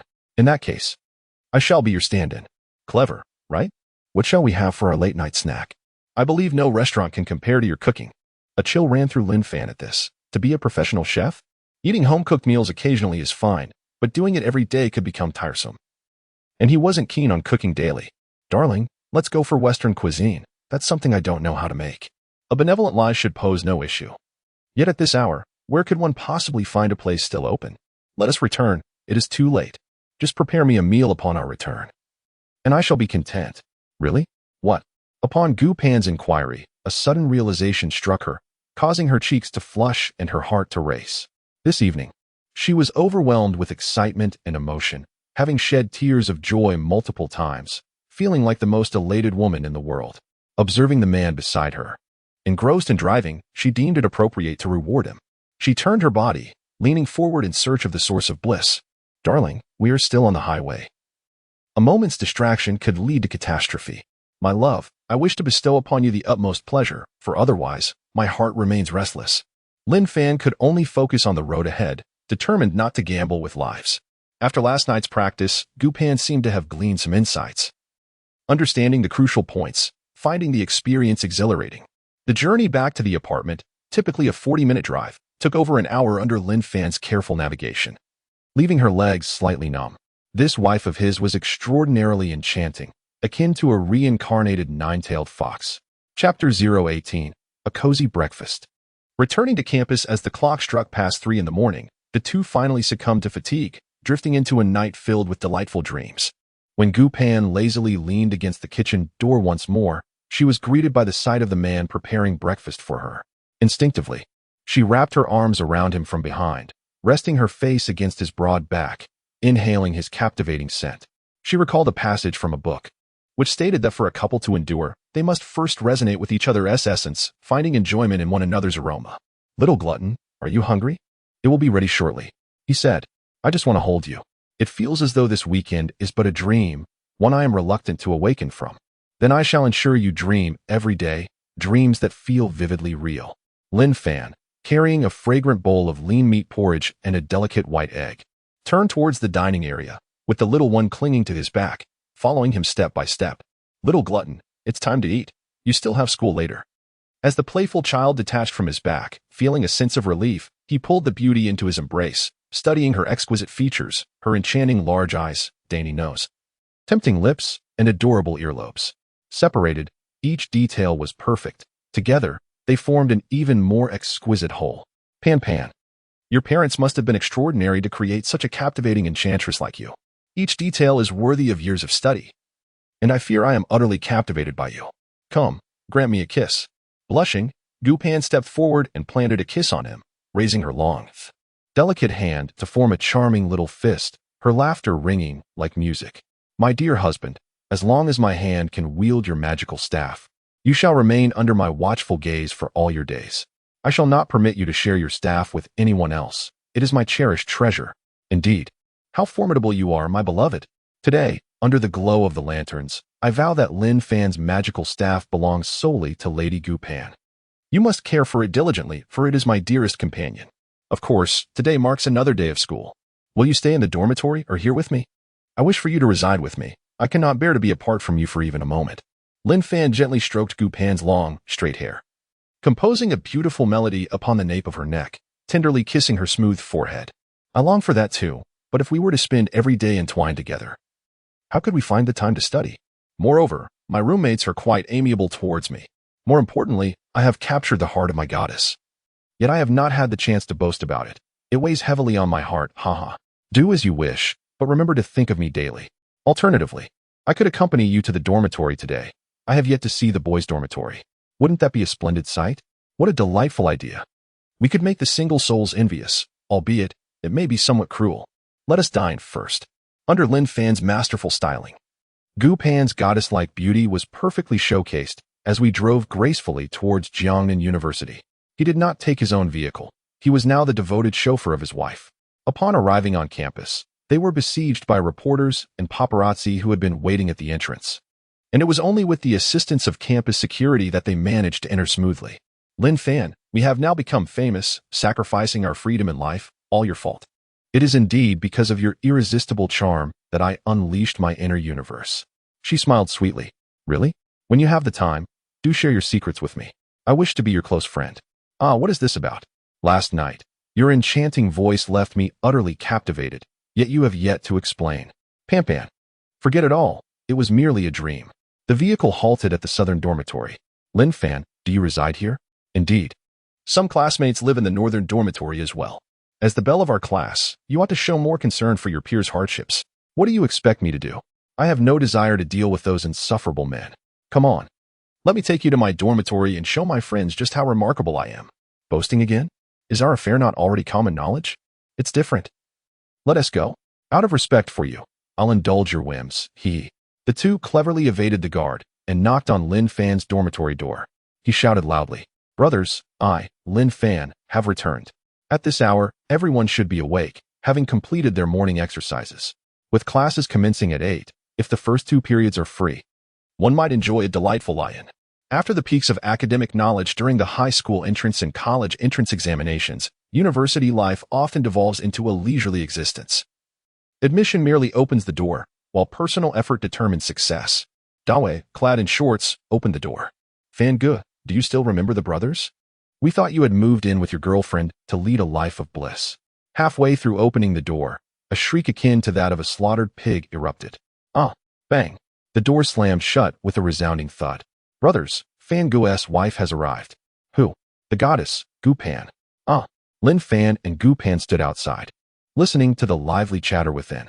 In less than a minute, the door swung open once more, revealing Dawei, Huijin, and Yong Ping, all impeccably dressed. It was unusual to see them so prompt. "Hello, sister-in-law. Welcome to our humble abode. We are all classmates here, so please feel at home. The boys' dormitory is quite nice." "Lin Fan, which bunk do you occupy?" Yong Ping began his enthusiastic introduction. "Sister-in-law, this is Dawei's, this is Huijin's, this is mine. And the upper bunk belongs to Brother Fan." "Oh, Brother Fan sleeps on the upper bunk. Who could blame him for his height? It's certainly convenient to climb up there," Gu Pan remarked, a hint of confusion crossing her face as she wondered if her Lin Fan was being teased. Pan, don't pay attention to Yong Ping's nonsense. This arrangement was made at the start of the term. The upper bunk is quite nice, Lin Fan reassured her. Unfazed, Yong Ping continued his tour. "Over here is the bookshelf, where we usually study and play games." Gu Pan noticed that the shelves were filled with academic texts, while the table bore 3 laptops, but only one had a few books scattered across it, looking rather sparse. Pan, you needn't speculate. I am a scholar at heart, hence the presence of books," he stated. She pulled out a chair and sat down, envisioning the diligent study sessions Lin Fan must have had here, while others indulged in gaming. Such dedication was indeed intriguing. "Dawei, Huijin, Yong Ping. I entrust the care of Lin Fan to you all from now on. Sister-in-law, you flatter us. Brother Fan has become quite the celebrity, just last night. Students from the music department inquired about him, hoping he would provide guidance. We are counting on Brother Fan to offer us some insights in the future." As Gu Pan beheld everyone gathered around Fan Ge, his sister-in-law's name lingered on their lips. Though a hint of embarrassment washed over him, an undeniable joy blossomed within. "You must keep an eye on her," he urged. "Do not let her frolic with frivolities. Let the flowers and grasses be. This weekend, I shall treat everyone to a meal." "Sister-in-law, you are too generous," she replied. As she surveyed the dormitory, she found the conditions rather lacking and resolved that renovations were necessary. How could Lin Fan possibly reside in such a place? While contemplating the improvements, a throng of classmates suddenly surged through the entrance. "It's Lin Fan! It's Lin Fan!" Sensing the impending chaos, Lin Fan felt akin to a rare specimen on display. Dawei blocked the doorway, proclaiming, "Classmates, Lin Fan is one of us. If you have matters to discuss, let us take our time. He is not going anywhere. We can converse in class later." "Fan Ge," they chided, "you've always been so low profile. How is it that you are now so flamboyant? The dormitory door has been nearly overwhelmed. You must take responsibility for this. We've been together for an entire semester, and yet we had no inkling of your remarkable prowess with the violin and piano, such hidden talents." Chapter 19, A Gift for My Roommate. Representing the department playing the piano is akin to mastering the art of cotton candy. Proficiency comes with practice, and there is little need for grand declarations. Nonetheless, before my beloved Pan, it is essential to exhibit my skills, for a smile from her is worth more than a kingdom. Haha. Brother Fan, in the future, do bring your comrades along for any good fortune that comes your way. This year, the department will undoubtedly host a stock trading competition. You should open an account today so we can strategize and earn some pocket money. The clock will strike 8 shortly. Let us head to class. Brother Fan, you and your wife may proceed first. We shall tidy up. See you in class, sister-in-law. Lin Fan and Gu Pan departed the dormitory, making their way to the lecture hall. Along the way, classmates cast glances in their direction. Gu Pan felt a tad bashful trailing behind Lin Fan. He gently pulled her close, wrapping his arm around her waist as they strolled comfortably toward the academic building. In the lobby of the lecture hall, a large screen continued to showcase Lin Fan's remarkable performance. One couldn't help but wonder if the school intended to use it for promotional purposes. As they reminisced over the video, the assistant to the department head approached them.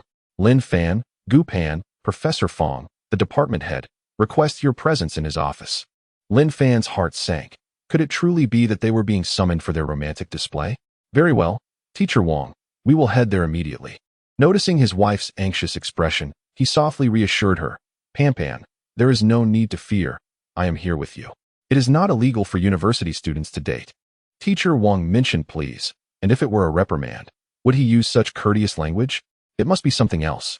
He adopted a serious demeanor and spoke in a low tone. Lin Fan, Gu Pan, the department head has asked you to come at once. With a renewed smile and a sense of relaxation, Gu Pan inquired, Lin Fan, what do you think the department head called us for? I mused that it must be to congratulate us on our romantic union, a moment of pride for the department.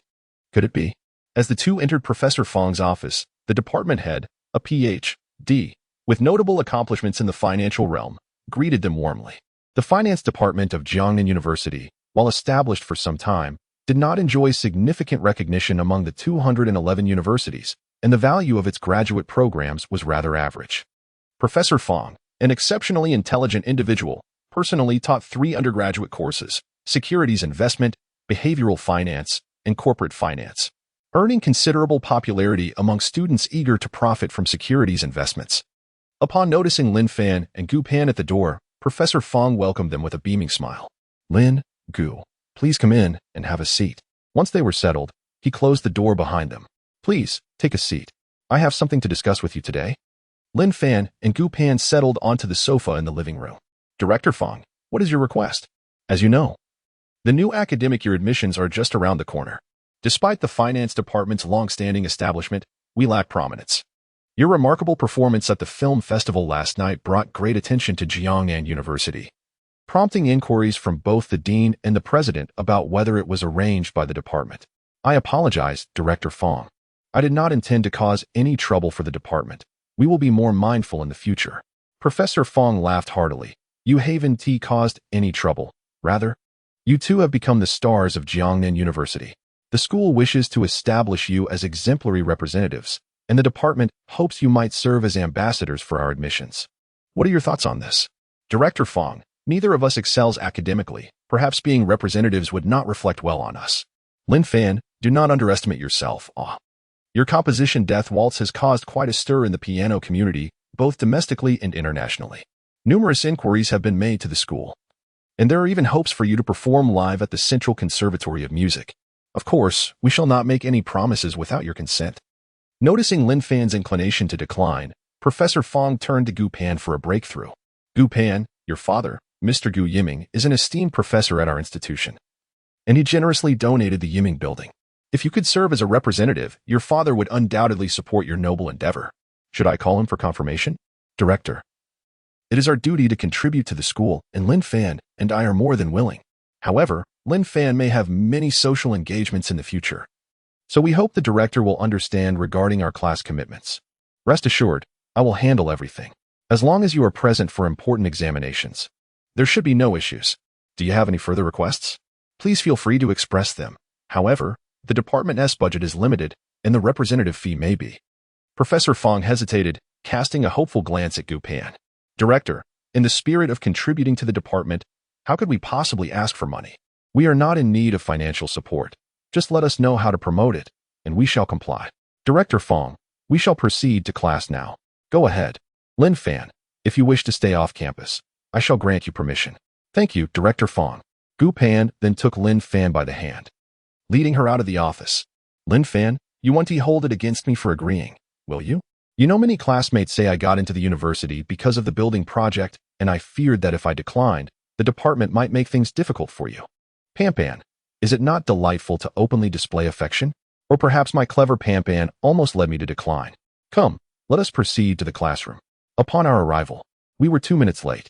As we entered, our classmates rose in applause, with two of them presenting bouquets, two splendid bunches of red roses.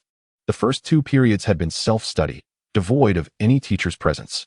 The class monitor, Zhang Cheng, stood at the podium, tapping on the blackboard. "Silence, everyone please." I understood the excitement and indignation that filled the room. Why should such a beautiful flower be placed amidst filth? Gu Pan, please ascend the stage and share your insights with us. Offer some advice to our single classmates. Seeing the enthusiasm of her peers, Gu Pan felt compelled to speak. Bravely stepping onto the platform. "First and foremost, my Lin Fan is by no means filth. He is a treasure, and a rich one at that, requiring my careful exploration for several years to come. As for the boys in our class, you two are treasures, merely awaiting that exquisite flower." Applause erupted in approval. After her speech, she retreated behind Lin Fan. The class monitor continued, "Gu Pan is a shy girl. Let us have Lin Fan share his experiences on how to win over a goddess. Let us encourage him with our applause." The applause was thunderous, and students from other classes without lessons squeezed into the room. Lin Fan had no choice but to take the stage, clearing his throat to steady his voice. "In truth, Pan Pan and I have formed a bond, perhaps because of my usual reticence. After all, silence is golden, and gold will inevitably shine. Pan Pan's passion lies in treasure hunting. And little did I know I had been ensnared by her. Gentlemen, strive earnestly to pursue the goddesses of your hearts. Ladies, do not despair. Though I may have been claimed by Pan Pan, our class harbors many hidden treasures, such as Dawei, Huijin, Yongping, and others. Ah, you understand." He chuckled heartily, clasping Pan Pan's hand as they approached his seat, only to find that a kind-hearted classmate had already arranged their seats next to each other. The class monitor continued to speak from the stage. "Each couple has a unique story, unreplicable in experience. Yet, for over 6 months, their concealment has been rather profound. One is taciturn, and the other, frosty as ice. To let them off so easily would be too lenient. Class monitor, what are your intentions? All of us support you. At the very least, we should organize a concert in the school auditorium, featuring violin performances, piano recitals, and singing, charging admission to contribute to class funds. Indeed, we are in support. The class monitor is formidable. Lin Fan, Gu Pan, cease your flirtations and offer us a word." Chapter 20, Idle Investment. A provocation from the grass, all the classmates turned their gazes toward Lin Fan and Gu Pan, eagerly awaiting a response. Lin Fan exchanged a meaningful glance with Gu Pan. An exquisite display of unspoken communication that left the entire class envious. Their flirtation seemed to dismiss everyone else, prompting a playful suggestion to share a kiss for their observation. Lin Fan, adopting a serious demeanor, rose to his feet. "This is excessive. If a kiss is what you desire, you may as well seek it out in private after school. I am only capable of singing one song and playing one tune. How could I possibly host a concert? Moreover, our dear Pan Pan does not permit me to seek the limelight, right, Pan Pan?" Gu Pan, feeling even more bashful, buried her face in her arms on the desk, tugging at Lin Fan to sit down. At that moment, a teacher from the neighboring class approached the door and knocked. "Could you please keep the noise down? Your commotion is disturbing the learning of other classes. A little success should not lead to such arrogance soon. The school sports meeting will come, and you will need to reserve your energy for that." The students fell silent, while some from other classes, clutching their books, squeezed towards Lin Fan. "Lin Fan, could you please give me your autograph? I saw you signed at the Film Festival live broadcast yesterday. Your signature is of a master-esque caliber, and you will surely be in high demand in the future." "Yes, I want an autograph too." "Lin Fan, how do you know the actress Bao? I saw you embrace her at the event, and she even thanked you in her acceptance speech for your styling assistance. Are you planning to pursue a career in film? With Bao, you would certainly land the leading role." Lin Fan was quite unreserved, pulling out a pen and signing frantically, unexpectedly realizing he had fans. Perhaps he should consider hosting a live stream. Half an hour later, only his classmates remained. Gu Pan finally lifted her head, casting a reproachful glance at Lin Fan. They've all left. Being a celebrity is challenging, but being a celebrity's girlfriend is even more difficult. I, on the other hand, wouldn't mind being the man behind the goddess, enjoying the comforts of a softer life. Dream on. Dawei turned his head to interject. Lin Fan, have some pity on a single dogs, scattering dog food everywhere, lacking any sense of martial virtue. Dawei, you cannot criticize my Lin Fan. That privilege belongs solely to me. A pox on you. All right, sister-in-law, women reign supreme. It was already 9 o'clock. Lin Fan transferred 50 million to his futures account and another 50 million to the Hong Kong Stock Connect. He then took out his phone to observe the trends in bulk transactions. Recently, copper prices had been rising steadily, prompting him to start placing orders. The margin for copper futures was 5, equivalent to a 20-fold leverage, which essentially gave him access to 1 billion in capital. The following hours were spent meticulously executing trades based on known highs and lows, engaging in a continuous cycle of buying and selling. The Hong Kong stock market had already opened, and he was sifting through stocks that had surged several times over or even dozens of times. Many small-cap stocks had significant increases, yet their actual transaction volumes were modest. He sought stocks with substantial price increases and high trading volumes, aware that even his tens of millions or billions wouldn't create a significant impact. As long as he sold before reaching the peak price and bought before hitting the lowest price, perpetually alternating between long and short positions. He recommended a stock to Gobi Desert, which subsequently skyrocketed over a dozen trading days, allowing her to experience the thrill of investment. With a staggering sum of 1 million entirely devoted to this single stock, her confidence in Lin Fan was inexplicable. Aware of his ventures in futures and equities, Gobi Desert refrained from clinging to him, and during the lunch break, they headed to the school cafeteria for a meal. The celebrity effect had not yet waned, and their dining experience attracted considerable attention, with countless students gathering around. Jiangnan University's campus boasts nearly 25,000 students, most of whom had witnessed Lin Fan's performances and his affectionate embraces with Gobi Desert through the school's videos. They had become the epitome of a campus couple, with Lin Fan now regarded as a talented young man, and together with Gobi Desert, they embodied the perfect union of genius and beauty. In the school's forum, Gobi Desert had maintained her position at the top of the campus beauty rankings for half a year, still far ahead of her peers.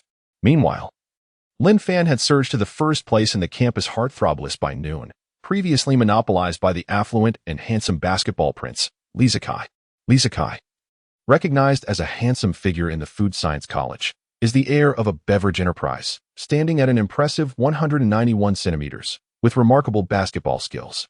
It is said that he attended an NBA training camp, but chose to forego basketball for the sake of his family's business, dedicating himself to the field of food science in preparation for his future succession. Lin Fan's rise to prominence was the greatest affront to Li Zikai, who had been informed of Lin Fan's previously unremarkable existence. This past weekend, Lin Fan had dramatically transformed his fortune, successfully winning over the cherished Gobi Desert, who was recognized by Gu Yiming at an international film festival. Gobi Desert had been the object of Li Zikai's admiration, who had intended to pursue her after the sports meet, only to be outpaced by Lin Fan's swift actions. Now, Lin Fan and Gobi Desert were seated across from one another, exchanging meaningful glances as they enjoyed their meal. Lin Fan, how are the futures and stock operations today? How much have you earned? Pan, how can you be so certain that I am making a profit and not incurring losses? There's no one who consistently profits. The software is running. You can see for yourself. If I'm losing, please don't be upset. I believe in you. You are the most capable. I share the same sentiment. Lin Fan's feet were restlessly rubbing against Pan's legs. He noticed her astonished expression, her mouth forming a delightful O, and quickly covered his mouth, feeling a surge of emotion. Hundreds, thousands, tens of millions, hundreds of millions, billions. My goodness. How could there be over 1 billion in profit in just half a day? Let me check the stocks again. Watching the beautiful girl intently counting is simply too adorable. I wish I could steal a kiss. She still couldn't help but let out a soft scream. Fan, you now have over 8 billion in assets in the stock market, and with half the afternoon still remaining, you're likely to reach 40 to 50 billion. It seems your claim of amassing 200 billion is no mere fantasy. I believe you are a celestial being. How can someone as extraordinary as you possibly be interested in me? Pan, your family appears to hold several hundred billion. It would take me months of hard work to earn that amount. If I could simply marry you, I'd save myself countless days of struggle. Don't you think that's clever? Clever? Not at all. You must just want to toy with the campus beauty. It must be that campus beauty ranking that has caused this. You guessed correctly. I do wish to play with the campus beauty for an eternity. Based on my years of experience, it's those 2 long legs of yours that I could never tire of for decades. Thus, no matter what, I will always profit. I'll enjoy you for a lifetime first. If that's the case, then this campus beauty shall indulge you. Hee. She pushed Lin Fan's phone back and quickly took out her own, opening the stock trading app. With her mouth agape, she whispered once more, Fan. The The stock you recommended to me this morning has reached its limit. I only invested 1 million. I should have invested more. In the realm of investments, one can never be certain. What if there are losses? It's wiser to invest less. How much pocket money do you have? Only over 30 million. Which is the result of several years' dividends from my 0.5 stake in the company. The company has been expanding rapidly in recent years, leading to lower dividends. Even if it's a bit less, you should transfer the funds to the stock market this afternoon. I'll help you select another stock, ensuring you become a billionaire. Stay close to Brother Fan, and you'll enjoy a life of luxury. All right, I will heed your advice. But remember to keep this a secret. Lin Fan placed a finger to his lips, signaling for discretion. Gu Pan nodded vigorously, now unconditionally trusting Lin Fan. How could she not? After earning 100 million yesterday, today she was poised to amass billions, and in a few days, it might even reach hundreds of billions, perhaps even landing her on the Forbes list. She absent-mindedly held her chopsticks, her mind consumed by visions of wealth accumulating.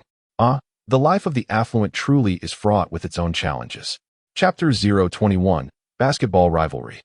Isolated and alone in Gu Pan's mind, a woman's piercing scream echoed, accompanied by a sense of impending doom. She turned her head and beheld a giant standing before the dining table, clad in a Chicago Bulls jersey emblazoned with the number 23. A basketball was tucked into his waist, suggesting he had just emerged from the court, his body glistening with sweat under the bright lights. His striking demeanor sent the senior and junior female students into a frenzy. Knowledge may be abundant, yet the allure of celebrity remains irresistible. Gu Pan, however, was indifferent to athletes, unless they were Lin Fan. You are Lin Fan. I challenge you. Forget it. Your fingers are broader than piano keys. You stand no chance against me in music, Lin Fan retorted disdainfully, barely glancing at Li Zikai. Before addressing Gu Pan, Pan, let us depart. Wasting time equates to squandering money. Gu Pan nodded as she rose. I, Li Zikai, challenge you to a basketball game, Lin Fan. An uproar of boos erupted in the cafeteria, with many feeling that Li Zikai was merely bullying others by leveraging his strengths against their weaknesses. No one had witnessed Lin Fan play basketball at Jiangnan University. Gu Pan's eyes sparkled with curiosity, pondering how Lin Fan performed on the court, whether he was as handsome as she imagined. Lin Fan, you can't play basketball, can you? You sly one. Are you hoping to see me humiliated? Very well, I shall oblige you and showcase my prowess. He lifted his gaze towards Li Zikai. I am willing to play, but I require stakes. Otherwise, winning would hold little significance for me. How would you like to wager? Should I emerge victorious, you shall honor me as your master, addressing me as such upon our meeting, and she shall be your esteemed mistress. Before Li Zikai could respond, Gu Pan's reluctance surfaced. Fan, how could I assume the role of his mistress? Let us reconsider the wager. Pan, being a mistress is quite admirable. It bestows a higher status. The Lin family could be regarded as a founding lineage, ha. Very well, I accept. Should you lose, kindly depart from Gu Pan. She is beyond your worth. This, I cannot concede. Pan is my beloved. How could she be wagered? Anything else is acceptable, as you are destined to lose. Agreed, should you lose. You must also acknowledge me as your master. Does this not render it fair? Indeed, when shall we compete? Right now? I glanced at the clock. It was 12:30, and time was insufficient. Let us schedule it for after 3 in the afternoon. You may form your own teams. A promise is a promise. The most sensational athletic event at Jiangnan University was announced, with basketball Prince Li Zikai leading a team against piano Prince Lin Fan in a battle for the ages. An enthusiastic student council reporter crafted a broadcast script, disseminating Lin Fan's illustrious name throughout the university once more. Upon hearing this news, Director Fong of the finance department promptly reviewed the afternoon class schedule. With the midterm sports meet approaching, it was the perfect time to scout talent. He swiftly drafted a notice, urging all classes without lessons to rally at the sports field in support. The Food Science College learned of this challenge match. The School of Food Science at Jiangnan University stands as a premier department, consistently surpassing others and renowned for producing academicians. The fierce competition between its esteemed faculty has transformed into a rivalry between departments. As the nation fosters the development of the financial services sector, the financial discipline has gained considerable popularity. Conversely, the food science major is often perceived as a frivolous field of study, leading to a lack of enthusiasm among students for enrollment, though the presence of notable figures and government subsidies ensures a comfortable existence. Lin Fan, from 1 to 3 o'clock. busied himself with setting buy and sell prices, showing little interest in attending lectures. With the Hong Kong stock market closing around 4, he arranged for delegated trading to capitalize on market fluctuations. His mind wandered during class, as he had already mastered all subjects. Whether he chose to study or not was of little consequence. Occasionally, when a teacher posed a question, he responded effortlessly. As the clock struck 3, a satisfied smile graced his lips. Seizing the moment before class ended, he transferred 100,000 yuan to his father's account, justifying it as a subsidy for a film festival. This seemed plausible, as he planned to take his wife home this weekend, intending to purchase a house for them. Gu Pan took his phone, began counting, and continued to jot down notes in her book. Upon combining both accounts, she gasped. The total exceeded 5 billion. Once money transforms into mere numbers, it loses its intimidating aura. In her eyes, Lin Fan radiated a brilliant light, a prodigy in investment. At that moment, all she desired was to kiss him, embrace him, and cherish him. Her long, fair legs inched closer to Lin Fan. This frivolous girl, unable to withstand such a moment, craved affection. But there were still decades ahead for their love to flourish. At 3:05, the school bell chimed, and the class monitor, He entered the classroom after the instructor's departure. Soon, everyone gathered at the indoor basketball court of the school to cheer for Lin Fan, hoping that our department's basketball team could triumph over the food college. The atmosphere in the classroom was electric. What? Lin Fan and Li Zikai? Upon hearing this, morale plummeted. Who had ever seen Lin Fan play basketball? Dawei, Huijin, and Yongping, as roommates, had never witnessed or even heard of Lin Fan's basketball prowess. This individual could barely muster the energy to participate in physical education class, making this a remarkable revelation. The school broadcasting room was also covering the event, with the player roster from the food college entirely comprising members of the Jiang'an University team, while the finance department's lineup included Lin Fan and his teammates. Faced with a match destined for defeat, the finance department basketball team pretended not to hear and opted to engage in friendly matches at other schools. Gu Pan felt a twinge of guilt, regretting her role in instigating the situation, and grasped Lin Fan's hand. Fan, I'm sorry. It doesn't matter if no one supports us. Victory will always belong to us. The classmates either shook their heads or sighed, leaving only 3 brothers and Gu Pan, whose eyes were already glistening with tears filled with regret. Dawei, Huijin, and Yongping, I appreciate your support. Today, we will still emerge victorious. Brother Fan, even if we all join, we only have 4, which isn't enough for a team of 5. But what about my dear Gu Pan? Gu Pan, taken aback, stammered, How can I? I can dance, but I can't play basketball. Being able to dance already qualifies you as a basketball team member. Let us head to the supermarket to buy sports shoes and uniforms. We must have matching gear. As they stepped out of the classroom, members of the school's live streaming platform awaited with their equipment. The renowned student host, Jiang Lingyue, rushed over to Lin Fan, microphone in hand, panting slightly. Lin Fan, may I inquire whether your team has been formed? Do you possess confidence in securing victory in this competition? Hello, host Jiang. It's my first time seeing you so closely. You appear even more radiant than on screen. The comrades beside me, along with my girlfriend, the illustrious Gu Pan, constitute our team, and we are poised to outshine Li Zikai's school team effortlessly.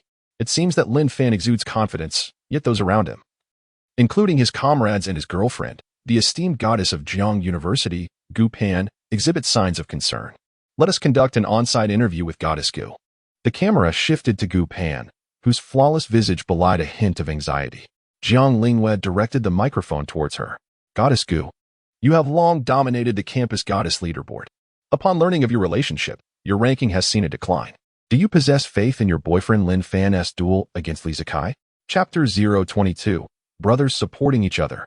Mastery of skills. Our family S Fan is truly versatile. I place my unwavering trust in him. Having accepted the challenge, I am confident in our impending victory. I too shall partake in this competition, and the odds of triumph are self-evident. Our sustained dominance on the leaderboard is a testament to our genuine prowess. I hope my admirers will rally at the venue to cheer for Fan, his comrades, and myself. To love someone is to believe in them. I am moved by the courage of the goddess Gu Pan, and I firmly believe that the forthcoming match will be a one-sided affair. May I inquire about your current destination? To the competition venue? No, we are heading to the supermarket to purchase jerseys and athletic shoes. Would you like to accompany us? This match will be live-streamed by the finance department, and Lin Fan, It seems that everyone is more intrigued by your performance at the Jiangnan International Film Festival last night. Some classmates have suggested that it was a pre-edited recording. What is your perspective on this? They have exited the academic building, making their way to the supermarket. With so many spectators present, there is no need for me to provide validation. To my knowledge, no one in this world has ever mastered the dance of death. Where could they possibly have recorded it in advance? Some individuals simply cannot bear to see others excel. To those doubting classmates, I encourage you. I believe you can transform yourselves through hard work. Indeed, I witnessed the performance during the live stream. It was nothing short of extraordinary. Now, tell us about your subsequent rendition of Left Hand pointing to the moon. Do you also suspect it was edited? This skepticism is understandable. For even Newton ultimately turned to theology due to phenomena he could not explain. Some individuals are inherently exceptional, choosing merely to remain unassuming, much like my wife, who possesses natural beauty yet remains remarkably humble. Indeed, the camera captures Gu Pan, who is undeniably stunning. Goddess Gu, what is your perspective on Lin Fan's talents in violin, piano, and singing? I hold no particular opinion.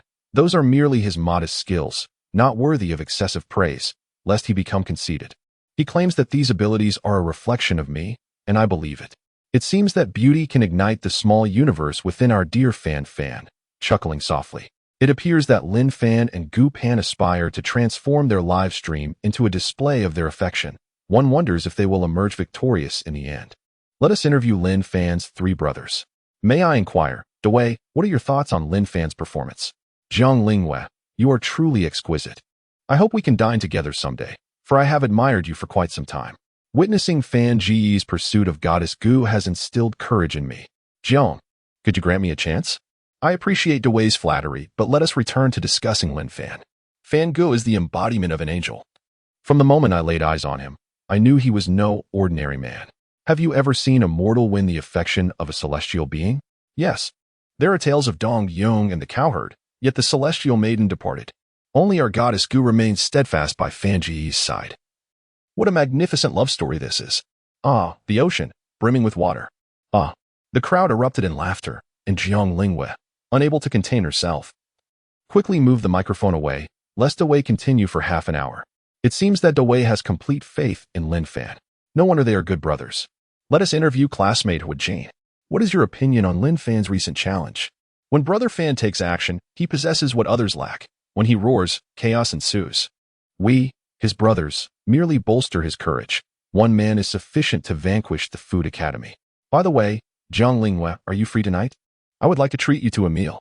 I never expected to have a solid support base. Despite not making it into the top 10 of the campus beauty list, I hope everyone will vote for me. Now, let us interview classmate Yongping.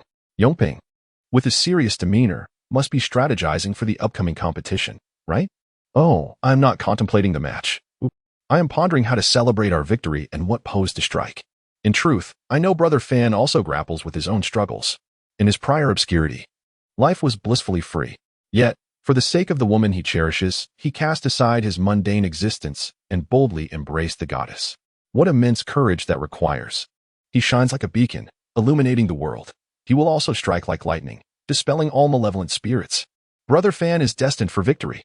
Witnessing such caring brothers fills me with emotion. What kind of person is Lin Fan? Could it be true, as his brothers say, that he is an angel, a light, a slayer of goddesses? I believe, like me, everyone eagerly anticipates the showdown on the basketball court. Gu Pan stands nearby, unable to contain her laughter. Lin Fan's friends are indeed quite charming. Fan, your brothers are simply delightful. Good brothers, I shall repay their kindness.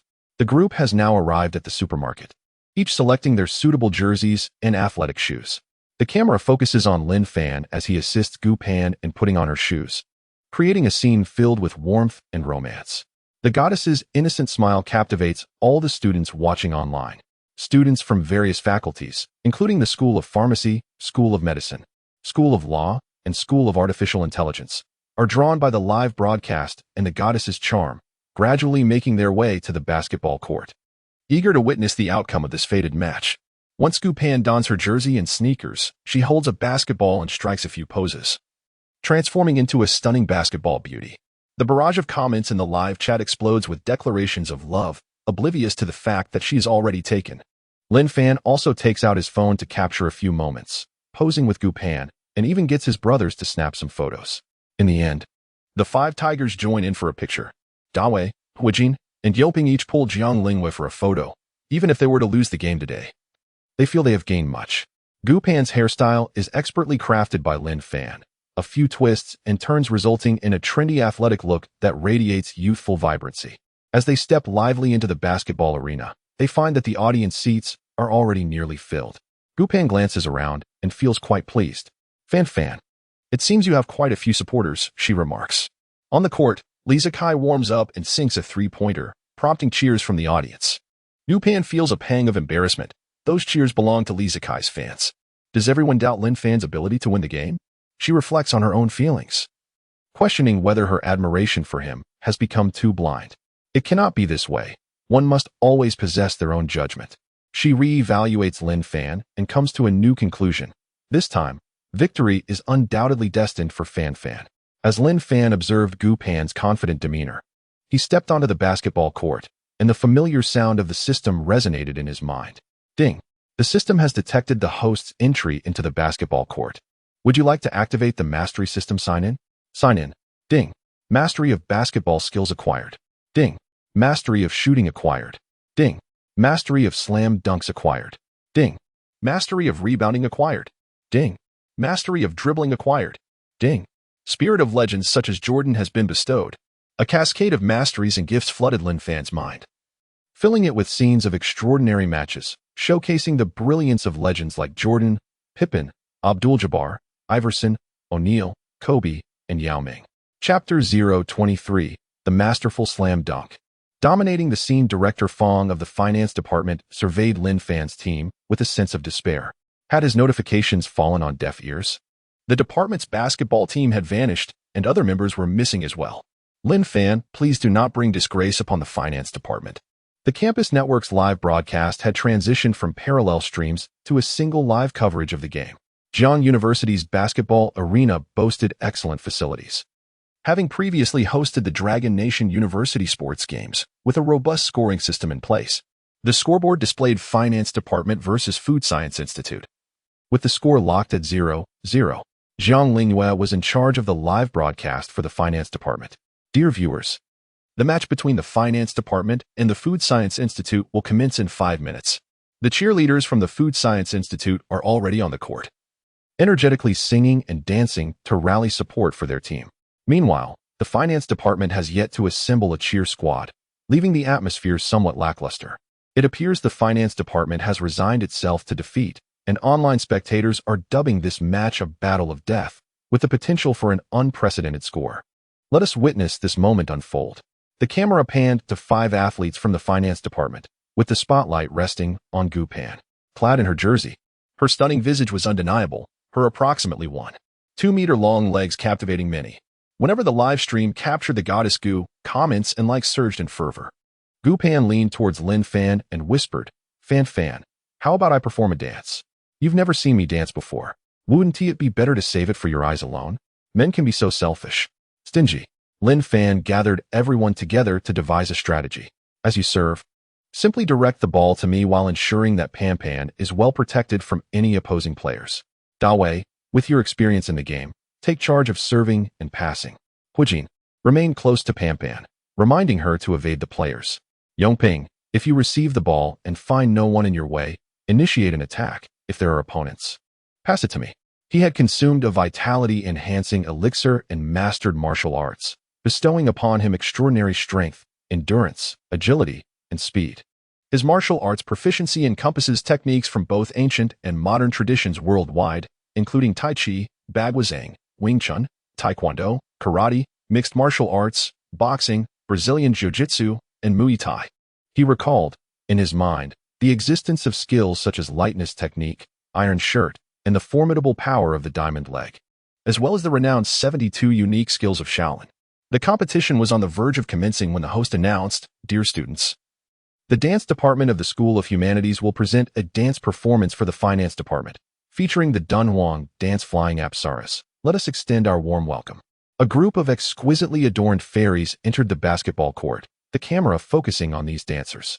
As the music began, their skirts and flowing ribbons soared simultaneously, creating the illusion that the dancers were gliding through the air, ethereally, as if they were truly descending from the heavens. They danced with a celestial grace, exuding an aura that suggested they were on the brink of transcending into immortality. As the music gradually faded, the scene captured the most beautiful moment, leaving the audience in utter silence, where even a dropped pin could be heard. Moments later, the entire venue erupted with thunderous applause as the flying Apsaras collectively shouted, Lin Fan, the deity descends. Lin Fan, strive for excellence. Lin Fan and his companions were momentarily taken aback. Even the celestial beings had descended, which seemed utterly unjust. Who held Lin Fan in such high regard? The Cultural College's performance had significantly diminished the spirits of the Food Sciences Department. To their astonishment, the Finance Department, lacking in support, had even sought external assistance. The aerial performers descended from the stage and took their places in the audience. As some individuals entered through the basketball court's entrance, their imposing presence indicated they were likely school officials. Lin Fan spotted Professor Fong, the department head, along with the stunning actress, Bauer. Fan, Sister Bauer has followed you to school. You must keep that golden staff in check, or I shall render it useless. Gu Pan declared, forming a playful scissor gesture. Such ferocity. Fear not, valiant heroine. I shall keep my distance, Lin Fan retorted. The live broadcast camera focused on actress Bauer, who remained quietly seated among the audience, offering no encouragement to the players. A whistle pierced the air as Jiang University's national referee commenced the match. All eyes were on Lin Fan. Yesterday he was the center of attention, yet today he risked a fall from grace. There was a palpable anticipation, as spectators revel in the thrill of watching the fallen rise again. As the teams contested the ball, the Food Sciences Department boasted an impressive average height of 1.9 meters, while the Finance Department averaged 1.75 meters, with Gu Pan standing at over 1.7 meters, an undeniable force. The whistle blew, and the ball soared into the air as Li Zikai attempted to seize control with his height. To his surprise, Lin Fan leaped slightly higher, effortlessly directing the basketball to an open space. With a ghostly finesse, he dribbled past the relentless pursuit of the Food Sciences Department, leaping from beyond the three-point line to execute a spectacular dunk, flawlessly mirroring Jordan's iconic move. The live stream erupted with excitement, and the atmosphere in the venue was electric. Gu Pan leaped in joy, while the brothers stood in stunned admiration. Li Zikai, along with the towering figures from the Food Department, stood frozen in place, their long arms dangling. The barrage of comments in the live stream erupted, urging everyone to head to the scene. Monitor Zhang Cheng had already rallied his classmates to rush to the venue, warning that positions would soon be scarce. With a score of 3-0, the Food Department served the ball. Dawei found himself overwhelmed by the larger opponent, who was flaunting his skills and seeking to regain his pride. Just as the ball slipped behind him, it vanished. The giant was left bewildered. Where had the ball gone? Suddenly, Lin Fan seized the opportunity, executing a powerful dunk from within the two-point line. The score escalated to 5-0, leaving the Food Department players feeling despondent. Li Zikai convened a strategy session, urging everyone to focus on defending against Lin Fan, disregarding the other players. Lin Fan, in turn, gathered his teammates to devise a tactical plan. Brothers, that initial surge was merely to draw their attention towards me. When the moment arises, I will pass the ball to you, and you shall score. We must strive for a collective bloom, he urged. Pan, when you recover the ball, take a few shots. Who knows, you might make some baskets. Wouldn't that be delightful? In an ecstatic moment, Gu Pan leaped to embrace Lin Fan, planting a kiss on him.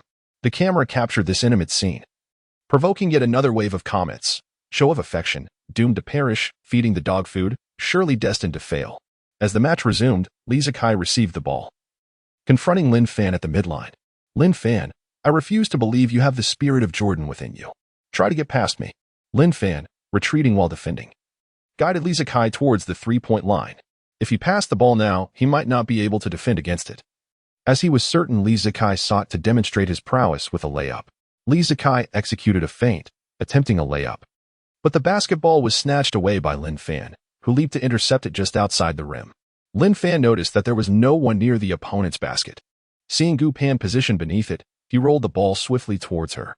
Gu Pan, undoubtedly skilled from her practice in rhythmic gymnastics, adeptly controlled the ball. She picked it up and, with both hands, tossed it towards the hoop, astonishingly making the shot. The arena erupted with thunderous applause as Lin Fan rushed over, embracing Gu Pan and spinning around the basketball court, her graceful silhouette becoming a distinctive sight on the court. Pan, splendid job. It seems you possess a knack for basketball. During high school, I played for a while and also practiced artistic ball, she replied. Excellent. Make a few more shots later. If you're uncertain, leave it to Do Wei and the others. Let them bask in the glory. Whether they can find love today hinges on this game. All right. Fan, you must be cautious. I suspect Li Zikai is becoming quite agitated. The score stood at 7 o'clock, a disgrace for the Jiangnan University team. Even if they emerged victorious, this humiliation would linger. In the ensuing match, the intensity escalated, with 3 players closing in on Lin Fan while Li Zikai spearheaded the attack. After colliding with Do Wei and with Jin, he finally scored. 7-2. Li Zikai jubilantly knelt on the floor, roaring with excitement as the spirit of the Food Science College surged. However, as long as Lin Fan served, scoring remained within reach. The first half concluded with a score of 45-32, with Do Wei contributing 8 points, Jin 4 points, Yongping 6 points, and Pan 2 points. Chapter 024. A Lone Rider. The grass admits defeat. Gu Pan managed to receive the ball a few times, but when faced with the towering figure of a 1.9-meter tall man, she hesitated to shoot, opting instead to pass the ball and retreat to a safe distance. These moments were captured on video, and the live stream was rife with scornful remarks. The audience derided the Food Science College, accusing them of bullying the weak. In stark contrast, the newly emerged basketball prodigy Lin Fan garnered widespread acclaim and praise, with a unanimous sentiment that a hero deserves a beauty by his side. Gu Pan's points soared on the campus leaderboard, far surpassing the second-place candidate, the icy beauty Yao Yi from the clinical medicine department. Before Gu Pan arrived at Jiang University, Yao Yi had consistently dominated the rankings. Now a sophomore, she was pursuing a 5-year program in clinical medicine, meaning their rivalry would persist until graduation. Just when it seemed that Gu Pan's newfound affection would diminish her popularity, an unexpected shot widened the score gap again, prompting her to slap the desk in frustration, her hand stinging from the impact. Are you upset with Li Zikai? He truly embarrassed himself this time. Just because their names are similar doesn't make him a little superhero, does it? Yao Yi's friend, Lin, chimed in. Lin, who ranked among the top 10 campus beauties with a score of at least 92, noted that Yao Yi, with a score of 97, was just a notch below Gu Pan's impressive 99. It appeared that the title of campus heartthrob would soon be bestowed upon Lin Fan. Gu Pan's prominence does not stem solely from being the daughter of a wealthy magnate. It is perplexing how she maintains her position at the top. Many classmates, upon graduation, aspire to join the Gu family enterprise, akin to a throng of sycophants, which is rather distasteful. In what way am I inferior to her? My height surpasses hers, and my physique is far more admirable. It is simply that I choose to rely on my own merits, whereas she benefits from her father's influence. Moreover, one of my close friends has aligned herself with the heir of the Shao Corporation. Insider information suggests that an international consortium is currently targeting the Gu family. In due time, Gu Pan shall find herself in a predicament, a fallen princess whose arrogance will soon wane. Lin Fan possesses a certain intrigue. Could it be that he has taken a liking to him? Let it be. Gu Pan does indeed have an eye for talent, a discerning vision that we lack, and thus envy is futile. Let us continue to watch the match, as the second half is about to commence. The camera returns to the arena, where the coach of the Food Science Department's athletic team is present, providing guidance. It appears that victory is imperative, as the reputation of the department hangs in the balance. After all, this is a competition between departments within the college. Director Fong of the Finance Department has personally come to offer encouragement, pledging to ensure that the basketball team receives a serious admonition upon their return. A lack of adherence to organizational arrangements and discipline is unacceptable, and he hopes Lin Fan will strive even harder. Do Wei, Jin, and Yongping appear somewhat exhausted, as they are not accustomed to physical exertion, spending their days engrossed in games, often seeking the company of the fifth miss to alleviate their frustrations. All we hear is Do Wei lamenting, "Brother Fan, the Food Science Department's players are imposing. They charge recklessly, and my body feels as though it is on the verge of collapse. The second half rests entirely upon your shoulders. Fear not, our strategy remains unchanged. As long as we serve the ball, our score will not falter significantly. Your primary task is to ensure your own safety. Victory shall undoubtedly be ours. Pan, you must be vigilant about your safety. Even a single strand of hair lost would cause me great sorrow." Jin exclaimed, "Brother Fan, you heartless one. We are all here to support you. It's one thing to flaunt affection before them, but to display such love in our presence? How are we to endure this? Do not be disheartened, Huijin. With so many lovely ladies in the audience, this victory may very well attract their attention. You are quite handsome. Surely you will captivate those blooming flowers. Besides, I already have my wife, Pampan, so I have one less rival to contend with. What more could I desire? Yongping replied calmly. It wasn't that he lacked a girlfriend. He merely had several suitors from whom he was discerning the most suitable, or perhaps amassing a harem. Though his finances were rather tight. Observing Lin Fan's rise, he felt a glimmer of hope. Brother Fan is right. We shall give our all in the second half. At worst, we shall sacrifice our lives for glory. Do you not know? A man of iron and blood is most capable of winning a lady's heart. Huijin replied foolishly. Yongping, you are not deceiving me, are you? For the sake of beauty, I am ready to risk everything. Beep. The second half commenced. And the struggle for the ball resumed, the scene replaying itself. Lin Fan, unable to break through, simply hurled the ball towards the hoop. It went in. He was not fighting alone. He was not solitary. He was the basketball deity of Jiangnan University. The host took an eternity to conclude with the word deity. The basketball court was teeming with spectators, and many students outside could only watch the video on their phones. They could not have anticipated the beginning, the middle, or the end. Regret washed over them for not being present. All they could hear in the live stream was the commentators' incessant chatter. As the game transitioned into a serve, the food team deliberately slowed the pace. Lin Fan found himself alone. Even if he were not human, it would be improbable for him to easily seize the ball during the passing. The audience felt a knot of anxiety. The food department was clearly attempting to waste time.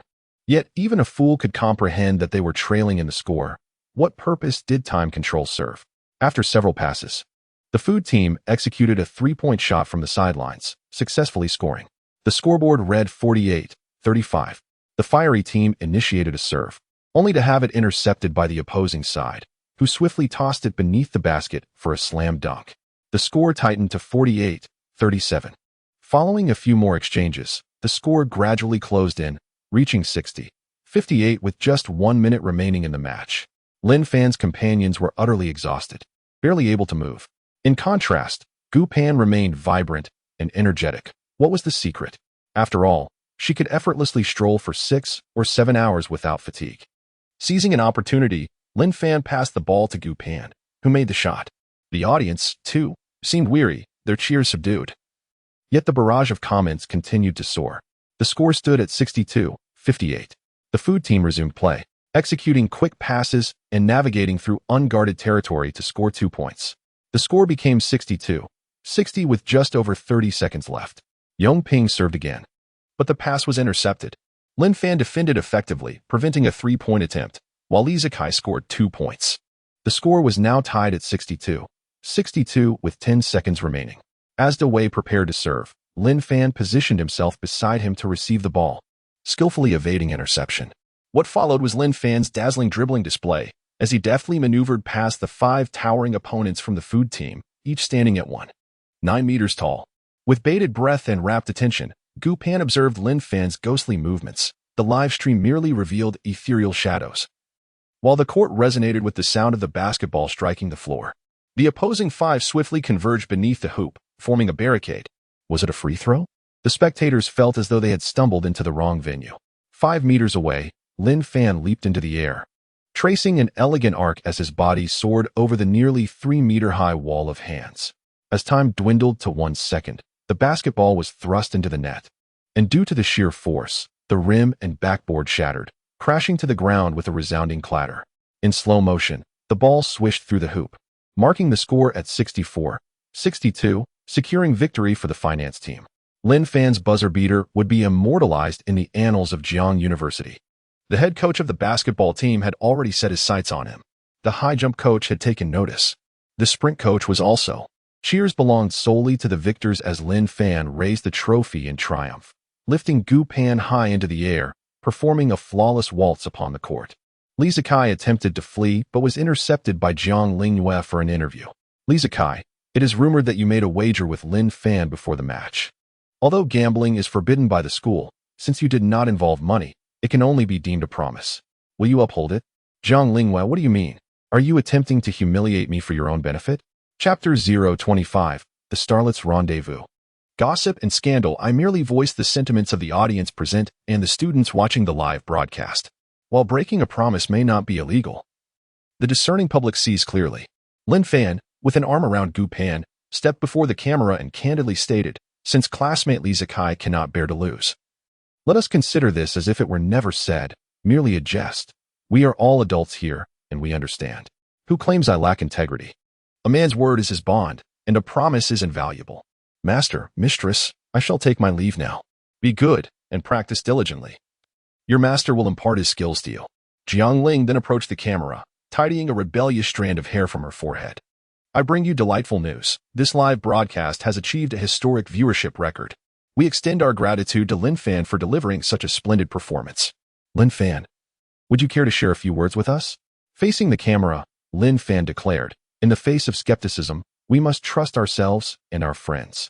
My roommates, Da Wei, Huijin, Yongping, each of them believes in me unconditionally. They are my most loyal companions. They possess numerous virtues waiting for you to discover. So ladies before the camera, do not miss out. I must express my special gratitude to Gu Pan for her unwavering trust in me. Her belief infuses me with strength. Love propels me to run faster and leap higher. In this moment, I wish to convey to her that meeting you has been the greatest fortune of my life. I love you, Pan Pan. The camera focused on the two, as the audience's desires flooded the comments. Kiss him, kiss her. Under the gaze of the lens, they shared a romantic kiss, leaving onlookers envious. The leaders at the podium were left in a state of embarrassment, while a glimmer of brilliance sparkled in Bauer's eyes. Such a man, bold in love and hatred, is truly a paragon among men. To be his woman is to bask in the warmth of sunlight and dew. How could she not be utterly devoted, without regrets? Gu Pan is indeed a fortunate girl. As the competition concluded, all that remained was the legend of Lin Fan and the blossoming of a romantic love. In the office of the School of Humanities, the heads of the music and dance departments sat beside Bauer. Vice Dean Zheng Fong, her esteemed mentor, oversees the admissions for the School of Humanities. Bauer, you are now a coveted superstar. It is not easy for you to come here, she remarked. Mentor, I intended to visit you today, and your call coincides perfectly with my thoughts. What matters do you wish to discuss? The preparations for next year's admissions are underway, and I would like to request your assistance in creating a promotional brochure for the School of Humanities. You know, a fine wine fears not the depth of its alley. As an outstanding talent from Jiang University, your support would elevate the quality of our incoming students. Mentor, Lin Fan from our finance department serves as an excellent banner for our institution. Since his remarkable performance at the film festival, major record labels like Universal and Sony have been in touch with him, and I hear that renowned music festivals worldwide are eager to invite him to perform. We must not return from Bashan empty-handed. The finance department has already taken the lead. Gu Pan has reached an agreement to jointly represent the admissions for the finance department. What a pity. Last night, Lin Fan's piano performance of Death Waltz and his solo piece Finger Pointing to the Moon left the audience in awe. In this regard, it seems even Jiang University would struggle to provide guidance, as this may very well be his passion, a talent hidden beneath the surface. The head of the music department sighed. If our department could boast such a student, we would undoubtedly be able to compete with the Central Conservatory of Music. Director Zheng, might it be possible for Lin Fan to pursue multiple disciplines? If we do not act swiftly, he may be snatched away by the Central Conservatory. Indeed, he possesses remarkable expertise in fashion, hairstyle design, and other areas. He may very well be a treasure trove of talent, capable of mastering any discipline before him. It is inconceivable that he can perform Death Waltz, a piece that eludes many, with a proficiency that even the camera cannot capture. Just moments ago, he single-handedly defeated the school basketball team. What is it that he cannot accomplish? How has he honed such abilities? It typically takes years for an individual to reach level 8 in piano, and he is also studying other subjects. It is simply astonishing. I believe this is pure talent, coupled with a resolute spirit. However, regarding the girl Gu Pan, he seems to be entirely at her beck and call. If Lin Fan is to be approached for assistance, it would be wise to do so through her, as her role appears to be that of both girlfriend and manager, which is quite intriguing. The head of the music department conceived an idea. We could persuade Gu Pan to enroll in the music department, thereby bringing Lin Fan along with her. It is worth a try, but we must tread lightly to avoid drawing attention. Gu Pan is backed by the Gu family enterprise, a significant donor to our institution. We cannot afford to offend them. Esteemed mentor, I shall remain in Jiangnan for a few more days, during which I can capture some short videos and photographs for enrollment promotion, if that is permissible. Bayer, on behalf of the School of Humanities, I express my gratitude for your unwavering support. Mentor, you are too kind. I have other matters to attend to, so I shall take my leave now. I will reach out when it is time for the photos. As Bayer departed from the School of Humanities, she drove off and spotted Lin Fan bidding farewell to Gu Pan at the school gate. Gu Pan drove back to her apartment to shower and change clothes. Bayo approached Lin Fan. Master Lin, it is a pleasure to see you again. Would you do me the honor of dining together? I have yet to bathe and am quite sweaty. I must wait for Pan Pan to return so we can dine together. You, a great star, are undoubtedly busy, so I will not impose on your time. Last night, at the banquet, I overheard young Master Xiao mention something about dealing with Gu Pan and her family. It reminded me of our potential meal together. Alas, I have been quite overwhelmed lately. Master Lin, I shall take my leave. Let us see how you, the enchanting vixen, intend to stir the pot. It would be intriguing to listen in.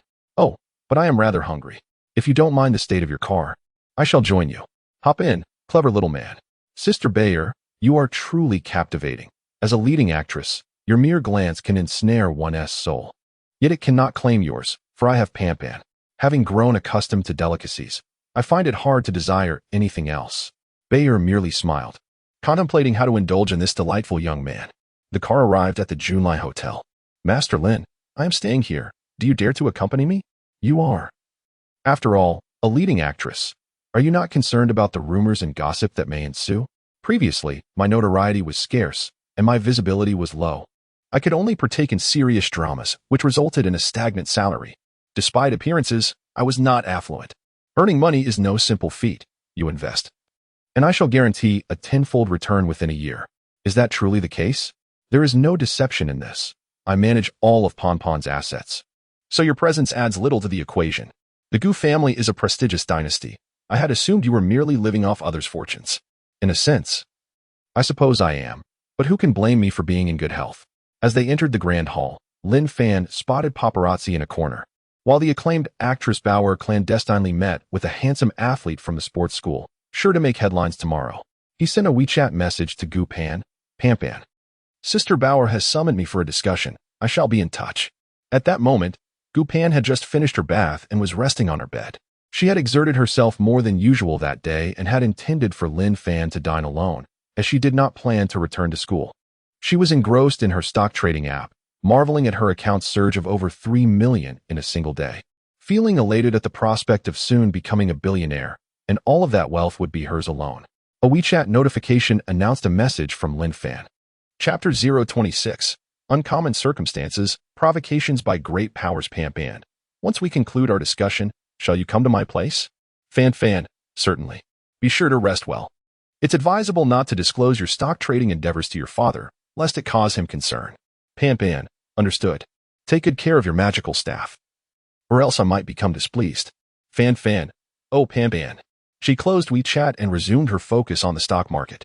According to Lin Fan, this particular stock could ascend to 5 yuan within a month. She utilized her mobile calculator, contemplating that with 20 million shares, she could amass 80 million, thus realizing her modest aspiration. With a content heart, she applied a facial mask and pampered her fingers, tending to her nails as well. The incessant vibrations of her phone interrupted her thoughts, and upon checking, she discovered it was her younger sister. Sister, have you seen Douyin? Do remain composed. Brother-in-law has been unfaithful, and paparazzi have captured evidence of him entering a hotel with Bauer. I am already aware, he informed me. Do not panic. She is the famed actress Bauer. He is older and less attractive than me. Lin Fan would not be interested in her, but he had urgent matters to attend to. Let us not dwell on that. How is everything at home? All is well.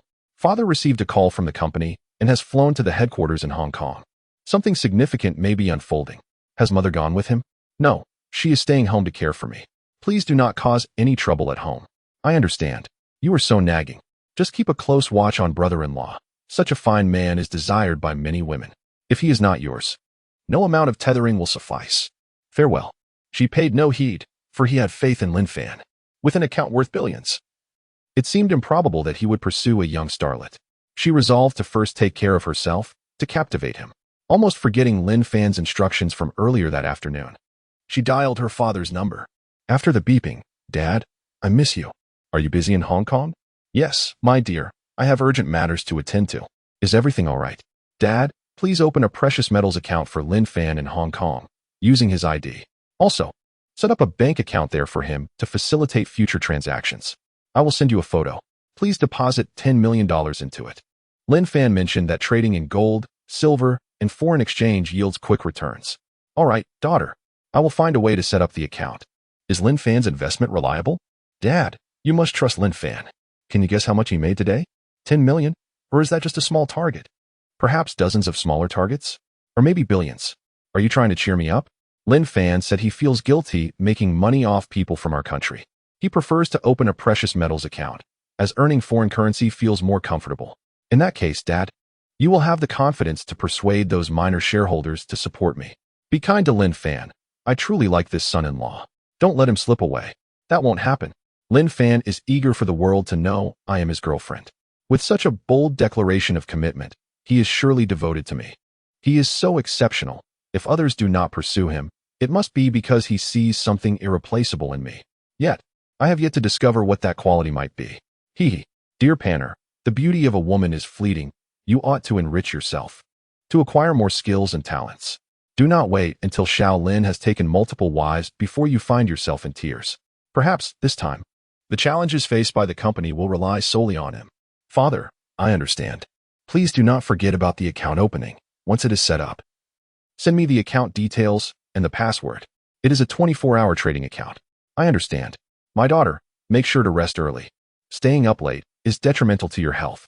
Father, it is only 7 o'clock now. Do not engage in any indiscretions over there, as there are many second and third-tier stars who seek wealthy mainland businessmen. Where did you hear such things? Your mother is the most beautiful woman I have ever encountered. I have no feelings for anyone else. I shall end the call now. I will instruct Secretary Liu to handle the account opening and will send you a WeChat message once it is done. After hanging up the phone, she pondered carefully. Her father's words resonated with her. Her studies in finance provided a common language between them. However, he also played the piano and sang. While her own piano skills had reached a performance level, indicating a shared passion. If she could learn to sing, it would be delightful to perform together someday. Perhaps she should visit the School of Humanities to inquire about it. Today, there is a basketball match, and the School of Humanities is coming to cheer. Could it be that they have taken an interest in him? After all, she is Fan's manager. It would be impossible for them to overlook her. Lost in thought, she soon drifted off to sleep. Lin Fan followed Bauer into the hotel, feeling out of place in his mismatched sportswear.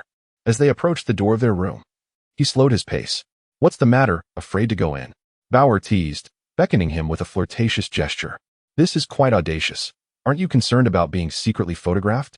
The lobby is already swarming with paparazzi. Do they not regard the honor of the actors as significant? Lin Fan, unfazed, remained skeptical. As a master in his craft, he believed he could handle any woman, and thus he pushed open the door and entered. The luxurious hotel was indeed extravagant, with an unparalleled view from the upper floors. Inside the reception area, he spotted a beautiful silhouette. Was this an invitation for a rendezvous? The entertainment industry was notoriously chaotic. A graceful woman rose from the sofa, her curvaceous figure accentuated by long hair cascading over her shoulders, her beauty rivaling that of Bauer, exuding an extraordinary aura. Mr. Lin, please come and have a seat. It is indeed rare to meet you, she said. May I ask, who are you? Bauer had already changed into a comfortable jacket and approached the living room. Master Lin, this is Professor Tong, the Vice Dean of Central Conservatory. She has flown over after watching your video. Professor Tong, it's a pleasure. What brings you here? Let me be forthright. In a few days, a world-renowned music ensemble will be visiting our conservatory for an exchange, and they are hosting a piano competition. I would like to invite you to participate as an external contender. Is that feasible for me? I have only played the piano twice. Mr. Lin, there's no need for modesty. Your rendition of Death Waltz is already of the highest caliber in the world. I have meticulously reviewed your performance, and not a single note was played incorrectly. Should you choose to participate, our institution would be honored to appoint you as a visiting professor. But I lack the time. I have significant matters at hand, potentially incurring losses of billions in a single day. Who comprises this ensemble? Professor Tong did not take his words seriously, considering them merely a jest. The team comprises the 8 nations of the United Kingdom, the United States, France, Germany, Italy, Japan, Australia, and China, which imparts a sense of historical significance. Consequently, both the superiors and the department place great importance on quelling the formidable presence of the Eight-Nation Alliance. These rascals have been exceedingly presumptuous. They have yet to manage their pandemic while seeking to impose upon the Dragon Nation. I agreed. But I had a stipulation. I requested that my wife be granted a title from the Central Conservatory of Music. As for myself, I am indifferent, without your involvement. National and Shanghai dialects would surely be clamoring for recognition. Mr. Lin, that is quite feasible. If you do not wish to assume a professorship, we can bestow upon you an honorary professorship, freeing you from the burden of teaching. However, you would still be considered part of our esteemed institution. Would that be acceptable? That is fine. I have no other matters to attend to. I must return home, as my wife is waiting to prepare dinner for me. Mr. Lin, I have one more request. Could you perform live here? It would provide the department with a satisfactory account, and there is a piano available. Certainly. I am somewhat fatigued from playing basketball earlier, so this would be an excellent way to stretch my limbs. How about Rachmaninoff's Third Piano Concerto? Professor Tong was not taken aback. She could barely manage to play this piece herself. Chapter 27. Enchanted by the Melody. A kiss of devotion. Bauer unveiled the dust cover from the piano and lifted the lid. Lin Fan took a seat and tested the keys. Does Mr. Lin not require the sheet music? She inquired. This piece is not particularly challenging. Sheet music is unnecessary. The illustrious Rachmaninoff himself, during his premiere as a piano soloist in New York, humorously referred to this concerto as the elephantine work, alluding to its grandeur and weightiness. A renowned musicologist once articulated that performing Rach 3 demands a physical exertion akin to shoveling 10 tons of coal, illustrating its formidable complexity. The biographical film Shining Brilliance about Australian musicians depicted a pianist succumbing to a mental breakdown after performing Rach 3, allowing us to fathom the emotional intensity embedded within the piece. Yet, Lin Fan approached it with such nonchalance and ease. What do those masters amount to in comparison? Professor Tong could only acquiesce. She retrieved her phone and aimed it at the piano. A magnificent melody flowed effortlessly from his fingertips. Grandeur? Wait, the labor of shoveling coal? The descent into madness? None of it was present. His demeanor was relaxed, as if he were toying with a mere trinket, his fingers dancing in a mesmerizing motion. As the final notes resonated, two beauties stood frozen in astonishment. Bauer, so close to witnessing Lin Fan's artistry, was overwhelmed with exhilaration, contemplating an offering of her very self. Professor Tong, forgetting to disengage the recording, remained transfixed, only awakening from her reverie a full minute later. Is this not the music she has longed for? As a professor, she has imparted knowledge to countless students, yet she feels utterly overshadowed by Lin Fan. A profound sense of defeat surged from the depths of her heart, nearly causing her to stumble. Quick as a flash, Lin Fan caught Professor Tong and gently placed her on the sofa. She turned off her phone, gripping Lin Fan's hand tightly. Master Lin, please accept me as your disciple. I wish to forget everything from before and learn the art of piano under your guidance. Only your music embodies the essence of the piano. Everything else pales in comparison. I can no longer face my own students. As she spoke, her voice broke, and soon tears streamed down her face like a torrential rain. Lin Fan, witnessing this woman in her 30s weep so sorrowfully, felt somewhat at a loss and glanced at Bauer. You caused this. You must resolve it. Dear Tong, why must you suffer like this? There will always be mountains beyond mountains. Your dedication to teaching is aimed at nurturing your students' love for music and enriching their souls. Professor Tong appeared somewhat hysterical.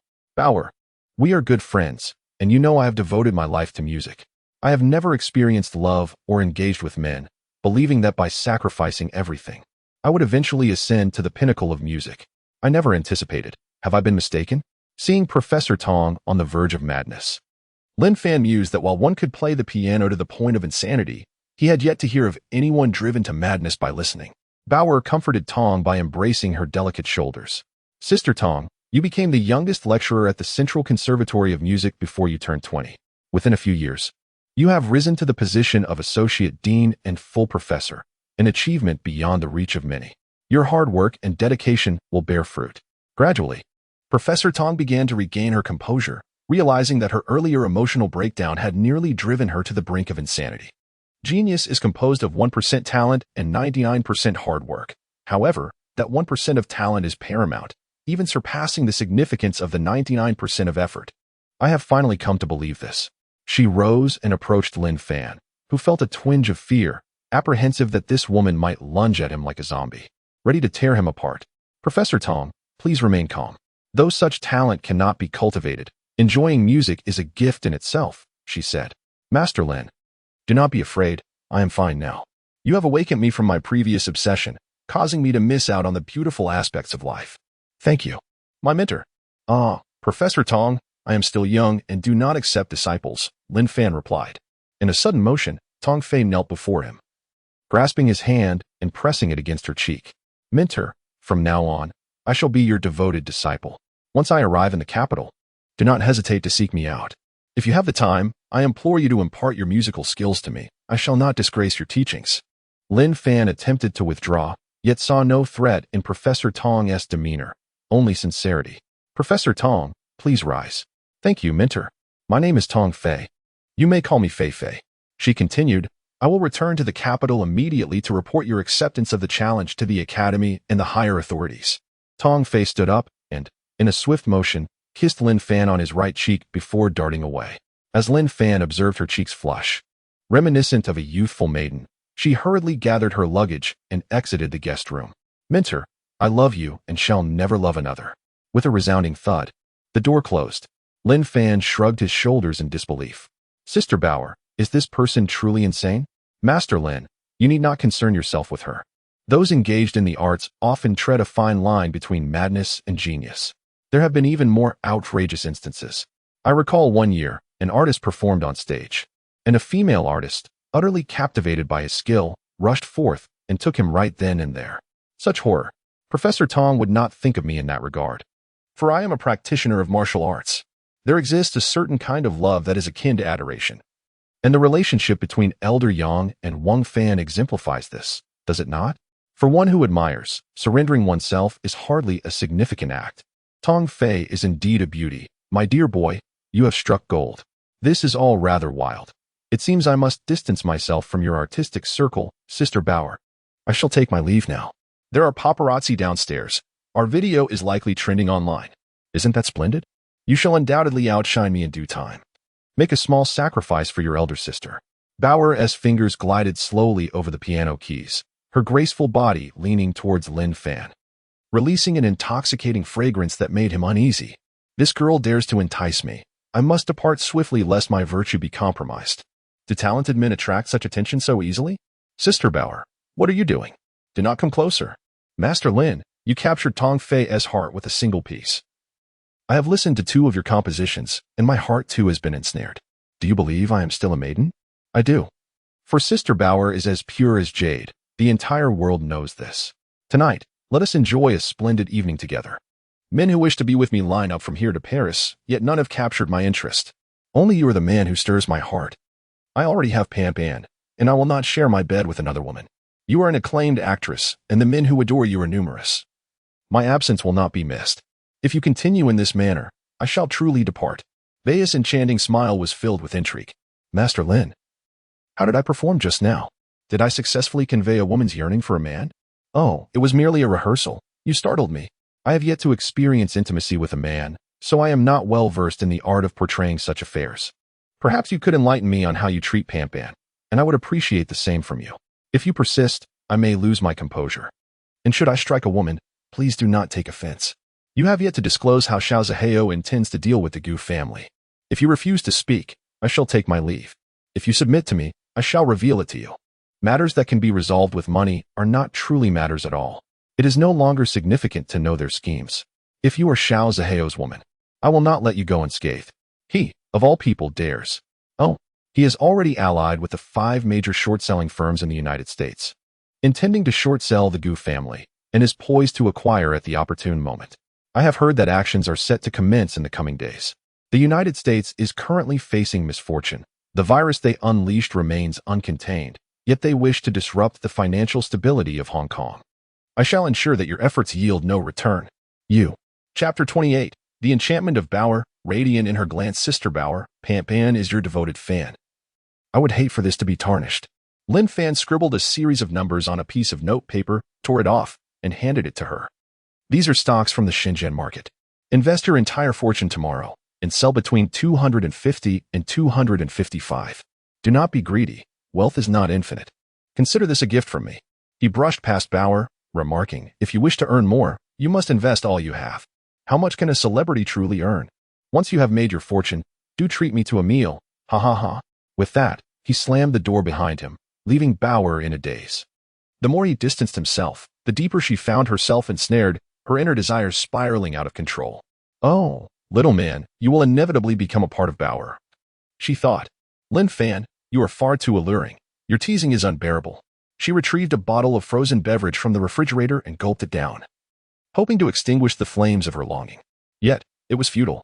Her gaze fell upon her small bag, within which lay a device. No, that would ruin the membrane. Lin Fan would surely disapprove. But why had she even purchased it in the first place? Overwhelmed, she rushed to her bag, extracted the gadget, and smashed it to pieces with a few decisive strikes, discarding it in the trash. She packed the waste into her suitcase, intending to dispose of it outside. If the paparazzi were to discover this, her image would be irreparably damaged, and her starlight would surely dim. Distracted by this incident, the fire of her desire subsided somewhat. She unfolded the note in her hand, opened her stock trading app, and input the code. It read, already above 80. Is it still worth purchasing? She currently possesses over 50 million in cash, and she is resolved to invest her entire fortune in this stock first thing tomorrow morning. Having already added it to her favorites. As visions of forthcoming wealth dance in her mind, her desire for Lin Fan intensifies, leaving her sleepless that night. Lin Fan arrived at Gu Pan's apartment just before 9 o'clock. After knocking, a languid woman, her face adorned with a mask and her eyes closed, opened the door slightly. Secured by a chain. Who is it? Knocking so late? Didn't we just pay the property fee? Darling, it's me. An exclamation of surprise erupted. And the door was swiftly shut, sending chaos within the room. Wait, I haven't gotten up yet. Just a moment. In less than a minute. The door opened to reveal a beautifully dressed woman, her face radiant with a smile, who greeted him with a sweet voice. Darling, you're back. You've worked hard. Let me get your bag and suit. Oh my, since when did my wife turn into a Japanese beauty? I have no bag or suit. My dear, you are simply adorable. You're truly enchanting. Fan, is it true? Did I look like a good wife just now? Upon entering the room, she locked the door behind them. Darling, you're so careless. Anyone could come knocking. What if a lecherous person showed up? This apartment has security around the clock. It's quite safe. That may be true for others, but for someone as exceptional as my wife, nowhere is truly secure. I prefer to keep you close. Like a treasure. Darling, go take a shower. And what about you, Bauer? My husband doesn't let me shower either. Now confess. Has Bauer been trying to seduce you? Temptation lingered, yet I valiantly preserved my purity. Shall you inspect? Very well, let us proceed to the bathroom for examination. The experience of bathing, with a beautiful attendant gently scrubbing my back, was remarkably delightful. Gu Pan's professional touch was exquisite. Husband, she inquired, why did Nuwa create humanity in such an odd manner, with more males born than females? My dear, I replied, it seems Nuwa has a fondness for women. Though fewer in number during childhood, women ultimately surpass men in abundance as they mature. Thus, you possess an advantage. Is that so? I was unaware, she mused. But I do love to eat, do I not? Oh, you are quite mischievous, I chuckled. Within the gentle mist of the cascading water, we entwined. Our lips dancing in a tender duel, reluctant to part. Upon exiting the bathroom, Gu Pan embraced Lin Fan, whispering softly, husband. Let us try that 6-9 position you mentioned last time. Certainly, I agreed. On the soft mattress, we intertwined, serenading each other in an intimate conquest. An hour later, Lin Fan conceded defeat. As she pouted triumphantly, her exquisite visage evoked boundless affection within me. In this lifetime, I yearned to cherish only Gu Pan. Yet fleeting images of others clouded my mind. When my wife returned, her face radiant as a peach blossom, she declared, husband, I have bested you. My dear, you have improved significantly since last night. Have you been studying? I merely contemplated, she replied. I held my beloved close, showering her with affection and kisses. Was it enjoyable just now? Indeed. Is this how all couples engage? It should be, I presume. Moments ago, you brought me immense pleasure. Now it is my turn to reciprocate. Given your evident fatigue today, may I? Of course. He rolled over, pinning Gu Pan beneath him, and began performing push-ups. At precisely 6 o'clock, the alarm clock chimed, and Lin Fan joyfully set about preparing breakfast. This was a moment he cherished deeply. watching the languid figure nestled in the blankets, feeling a profound sense of happiness. Gu Pan rose as well, experiencing a delightful ache reminiscent of gentle waves. Ah, Lin Fan. Having been raised in the countryside, must have been nourished solely on powdered milk, which explains his fondness for it. I shall no longer hinder his preferences. She unlocked her phone, where a message from her father contained account credentials and secrets, along with information about a Hong Kong bank account and a link to download the trading app.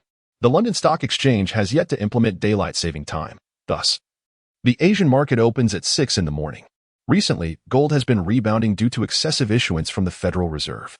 For those in the finance sector, staying abreast of market dynamics is an essential duty. Observing is one thing, but actual trading is quite another. She approached the kitchen, finding joy in watching Lin Fan prepare breakfast, relishing in the anticipation of the meal. Darling, my father has opened a precious metals account in Hong Kong, trading with MT5 through a mobile application. I've already installed it on your phone. Your account credentials are set, and the balance stands at $10 million. Thank you. My dear wife, you truly are my capable partner. Oh, husband, your compliments make me feel a bit shy, especially since I have yet to prepare breakfast for you. Do not mind the trivialities. When a woman enters the kitchen, her skin may suffer, but my wife shall forever remain exquisite, preparing my favorite dish, the tender greens.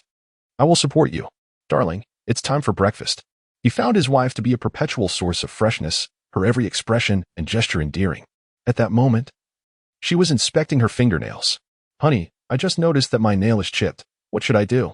Perhaps you could take care of it after school. Or perhaps not. It looks fine as it is. Students often paint their nails in garish colors, which isn't very appealing. I think I shall just apply a touch of clear polish. He stepped forward and embraced her, a morning kiss deemed necessary. She playfully shielded herself. But darling, I haven't brushed my teeth yet. Perfectly fine. We are quite the match. As they finished, the temperature of the meal was just right. Gu Pan nibbled delicately at her breakfast while observing Lin Fan as he monitored the market. How is it? Can we trade gold? Indeed. I've set a low price. If it goes through, we shall prosper today. My dear, what leverage do you wish to choose for this trade? Chapter 029. Leverage Trading. Reluctantly parting, one can select a leverage of up to 200 times. Does this mean you could operate with $2 billion? As a fellow finance major, why even ask? Hee, do you know how I got into Jiangda? Truth be told, my passion lies in the arts. But my father insisted I take over the family business, thus compelling me to choose finance. Now that you are part of our family, I can afford to take it easy. Indeed, pursue whatever you desire. I shall take on the role of breadwinner while you indulge in your whims.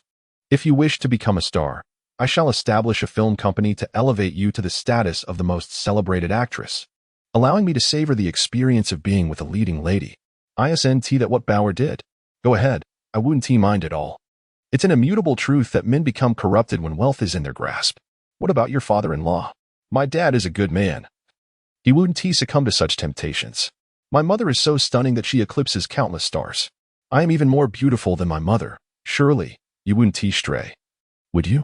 Oh, the girl who speaks with a forked tongue. Just a moment ago, you were encouraging me, and now you utter these words. Even if I had the intent, I would be frightened back. That's how women are. It's perfectly normal to see other men pursuing fleeting pleasures. But if it involves one's own partner, that is an entirely different matter. Rest assured, my dear husband, I shall transform into whatever you desire, ensuring you are never bored with me. Since you have such a fondness for flight attendants, can you also become one?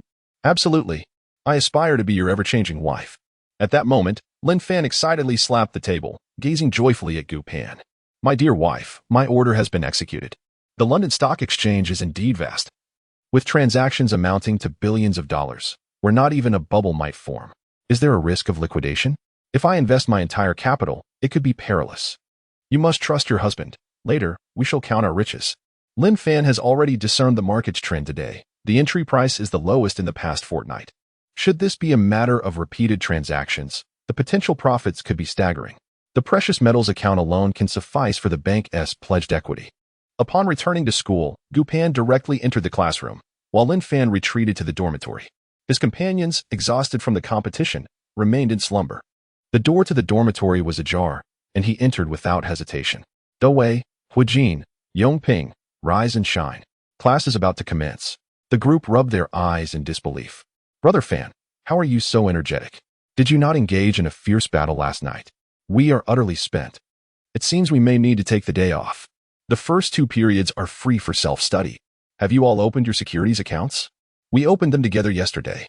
Online transfers are quite convenient. Dewey, what is your capital? 30,000. And you, Huijin? 20,000. I have 50,000. Yongping comes from a more affluent background, having saved more. Thus, in gratitude for your assistance yesterday, my sister-in-law has decided to sponsor each of you with 100,000. She cannot offer more, for even Brother Fan must maintain his dignity. Understood. Your sister-in-law is indeed generous. Lin Fan promptly transferred 100,000 to each of their respective bank cards. At 9:30, both of you are to transfer all funds into the securities account. I have a stock here. Remember, invest all your capital, regardless of the price, and purchase it as soon as the market opens. The selling price has been noted above. You may sell before reaching that price to secure your profits, but under no circumstances should you sell after. Huijin, perplexed, inquired, Brother Fan, how do you know the precise price? Insider information, just this once.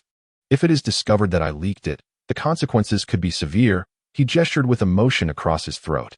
The others nodded in understanding. Driven by the prospect of profit, physical exhaustion became inconsequential, and they all rose, preparing to engage in trading. Lin Fan kindly reminded them, Dear brothers, for your well-being, I am bearing the risk. You must exercise restraint. Do not sell until I indicate the specified price. Otherwise, if you earn less, do not blame me. Brother Fan, how could we? If we profit, we will treat you and your wife to dinner.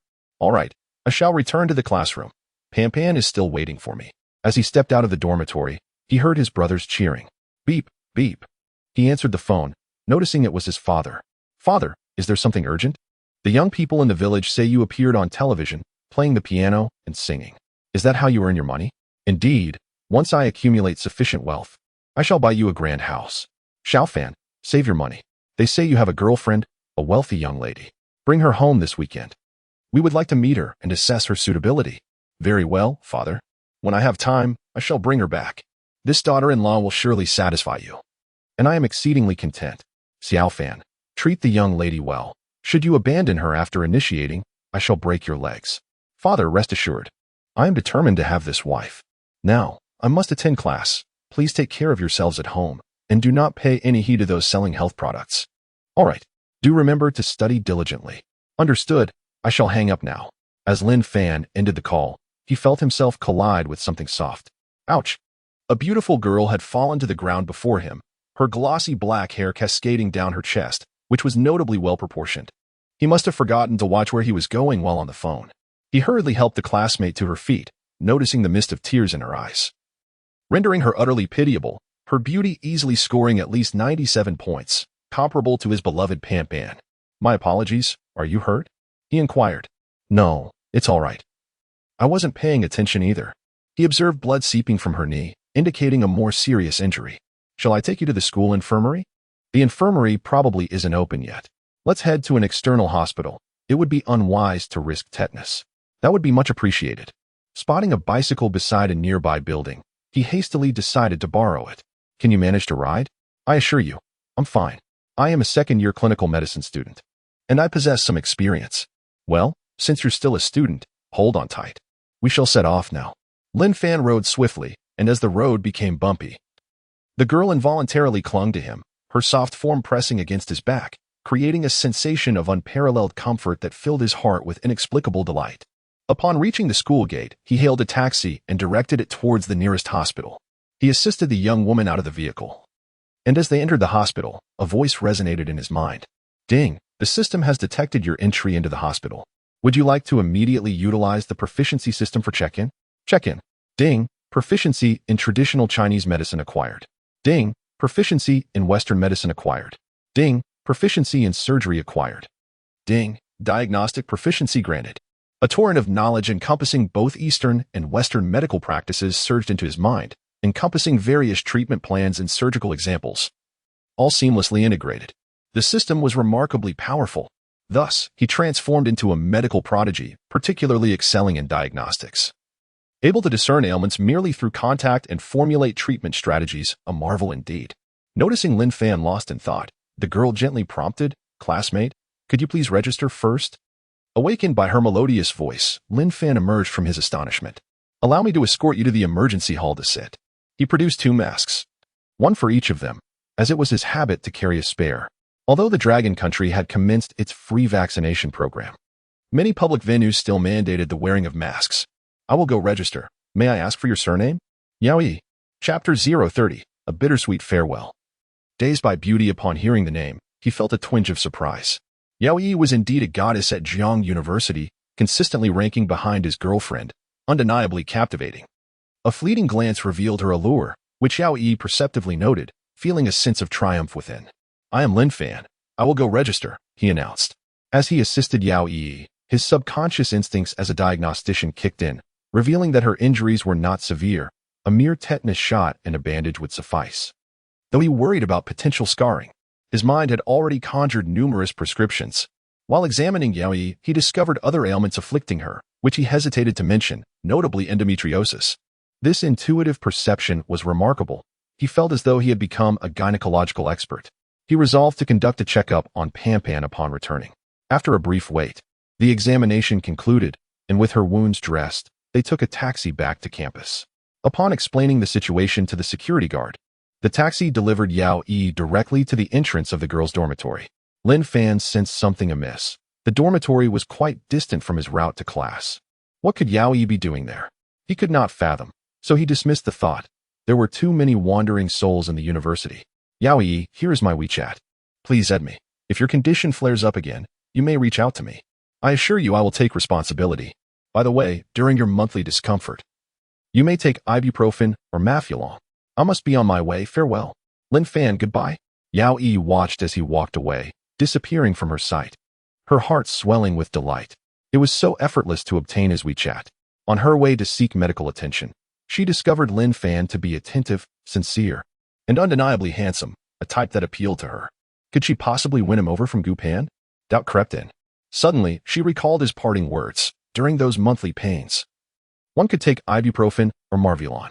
These were indeed effective remedies for alleviating dysmenorrhea, a fact not surprising. What was peculiar, however, was how he knew of her affliction. Was he some kind of medical prodigy, capable of diagnosing ailments simply by observing? Perhaps it was merely a coincidence, albeit a strikingly fortuitous one. She felt certain that his remark stemmed from genuine concern, which warmed her heart. At that moment, Jilin descended from the dormitory, noticing Yao Yi, who had a bandage on her leg, staring blankly into the distance. Yi, who are you gazing at so intently? How did you injure your knee? Lin. I just encountered Lin Fan. He took me to the hospital for treatment. P.S. Such a caring guy. Gu Pan is truly fortunate. Yi, are you heading to class or returning to the dormitory? I can accompany you. Let us go back to the dormitory. I have no classes this morning. I find Lin Fan to be quite an intriguing individual. What do you mean by intriguing? Have you developed feelings for him? Gu Pan is no ordinary person. It's quite the challenge. Perhaps you should consider being the other woman. Lin, don't speak nonsense. That is utterly unfounded. Well, Lin Fan is currently the talk of the campus. Have you seen today's handsome boy rankings? He is far ahead, firmly holding the title of campus heartthrob and has become the dream boy of all the female students. It's only natural for such an exceptional young man to lead the pack. As the two continued their casual conversation, Lin Fan had already arrived at the classroom, but did not see Gu Pan. Could it be that the girl was upset for his absence? He opened WeChat and found a message. Fan, I have to step out for a bit. Please wait for me in the classroom. He then accessed MT5, where his gold order had successfully executed, marking what should be today's peak price. He closed his position and immediately placed a sell order for his entire holdings, setting an optimal take-profit level. The London spot gold market sees daily trading volumes reaching 20 trillion, rendering his several billion dollars relatively insignificant. After several trades, his capital had exceeded 200 million. Following his take profit, he planned to open new positions, anticipating the highest price to occur in the early mornings, hoping to increase his capital to 2 billion by tomorrow. Without the gift of foresight, no amount of money would suffice to cover potential losses. The higher the leverage, the greater the risk. He might see his profits double one moment, only to face liquidation the next. He continued to analyze the stock and futures markets, intending to trade in the futures market for a week while merely dabbling in stocks for fun with Pan. With newfound wealth, he found himself at a loss for what to do, unable to share this with his parents just yet. He resolved to wait until after graduation to discuss it, planning to bestow more benefits upon his parents under Pan's name. knowing they would find it hard to refuse the goodwill of their daughter-in-law. Meanwhile, Gu Pan was at the School of Humanities, where she had been summoned by the department head of the music department, Feng Ku. Director Feng was exceedingly courteous, inquiring, "Gu Pan, how are you finding your studies in the finance department?" Gu Pan replied, "The finance department is quite good. My classmates and professors have been very supportive." Feng then asked, "Would you be interested in exploring studies in the music department? I perused your resume and noted your long-standing passion for music, dance, and performance. It intrigues me how you opted for a major in finance, forgoing your true interests, a pity indeed." Director Feng, "Are you suggesting that I could study in the music and dance direction?" Director Feng did not respond directly. Instead, she casually remarked, "Gu Pan, I've heard your boyfriend is quite attentive to your wishes. If you both could concurrently pursue music and dance, I might be able to advocate on your behalf within the department. It could be feasible." Gu Pan understood the underlying intent. The department was more interested in her friend Fan Fan. Surely, Fan Fan would align with her interests. Director Feng, "I must consult with my friend Fan Fan on this matter. Given his prowess, I doubt our school's music department can accommodate him. He mentioned that Central Conservatory intends to bestow upon him an honorary professorship. It may pose a challenge for him to be a student in the music department. However, having an affiliation with the department for external promotion shouldn't be an issue. I am willing to manage the learning aspect." How does that sound? Very well. I shall make an effort. Please await further news, and let us keep this matter confidential. Understood, Director Feng. As Gu Pan exited the Humanities College, she pondered why the Music Academy sought Fan Fan. Was it merely due to his piano and vocal talents? The Humanities College was indeed unfortunate. Unable to produce a significant star over the years, it was rumored that they had some connection with Bauer. Upon returning to her classroom, she realized it was nearly 9 o'clock, and the stock market was about to open. She needed to keep a close eye on her investments and await her profits. At that moment, the illustrious actress Bauer was leaving the bank, having transferred her entire $50 million into her securities account, becoming a vigilant observer of the market. Her entire fortune amounted to this, and a sense of anxiety and apprehension enveloped her as she sat in the car, awaiting the market's opening. The stock she had chosen, a recent favorite, was deliberately selected by Lin Fan, as he feared that opting for a less mainstream option might raise suspicions in Bauer. With a racing heart, Bauer opened her securities app and was met with the sight of a usable balance of $50 million. This was indeed her entire wealth, accumulated through relentless filming, countless advertisements, and ribbon-cutting ceremonies, hard-earned money gathered from every corner of the country. Perhaps the common folk could not comprehend. Was earning $50 million truly insignificant? This fortune was the result of her blood, sweat, and over a decade of youth. If she could set aside her steadfast convictions and marry a coal magnate, she could have divorced and walked away with billions. Yet, she yearned for true love. The market opened. At a starting price of 85. She immediately placed a full order for 588, 200 shares. Closing her eyes, she clicked the confirmation button, and the order went through successfully. However, a wave of regret washed over her as soon as she clicked. Why had she listened to this young upstart, Lin Fan? Had she allowed her emotions to cloud her judgment? She dismissed the thought. There were undoubtedly many men in the entertainment industry more handsome than him. What was it about this young man that captivated her so deeply? Was it truly worth wagering her entire fortune? Now, it was too late for regrets. Immediately after her purchase, the stock price began to plummet, falling to 83.6. She found herself facing a paper loss of 823 for 180 dragon coins, over 800,000. Evaporating in mere moments, the equivalent of several performances worth of earnings lost in half an hour. Chapter 031. A mixture of joy and sorrow. Blessings of the Chi family. Her forehead rested against the steering wheel, tears cascading down her cheeks, her heart aching with despair. If only she could liquidate her assets now to minimize her losses. She felt deceived by the young man. Despite lacking the allure of a captivating beauty, she had once been an acclaimed actress. How could he treat her in such a manner? She opened WeChat and clicked on Lin Fan's profile, pondering what to say. "Lin Fan, why have you deceived me?" she typed, only to delete it moments later. It was her own naivety that had led her to trust him. He had not wronged her. "Lin Fan, I miss you," she typed again, but deleted that as well. She lacked the confidence to compete with the heiress of the Gu family, whose wealth was in the billions, while she was merely a performer in the eyes of affluent tycoons. It felt as if fate were mocking her, orchestrating their encounter in Jiang, and only to leave her bereft of both wealth and love. Her tears flowed genuinely, more authentic than any performance. devoid of the need for eye drops or the sting of cutting onions. After indulging in her self-pity for a while, she glanced at her stocks. They had reversed direction and begun to rise, now generating profits. She covered her mouth, sobbing, "Lin Fan, you scoundrel. Are you deliberately trying to humiliate me?" She recalled his words from the previous night, claiming that the stock would soar above 260 yuan. She opened the calculator, 99,994,000, almost 100 million in profit. If that were true, she would no longer fear the director's petty grievances. Lin Fan's dashing visage lingered in her mind. Dai Wei, Hu Jin, and Yongping were all intently monitoring their stocks. They had invested their entire capital, eagerly awaiting the moment to count their gains. Handling such immense sums was a novel experience for them, initially resolved to leave it to fate. Yet, they could not resist the urge to check the market trends. Trading stocks was indeed a torment. Several individuals who once cherished the game Honor of Kings have since abandoned it, prioritizing profit over leisure. In the classroom, Lin Fan was engrossed in the stock market, continuously trading.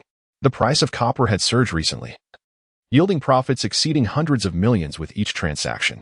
He also engaged in low-buy, high-sell strategies in the Hong Kong stock market, while disregarding domestic stocks due to their limitations with price fluctuations, finding them rather uninteresting.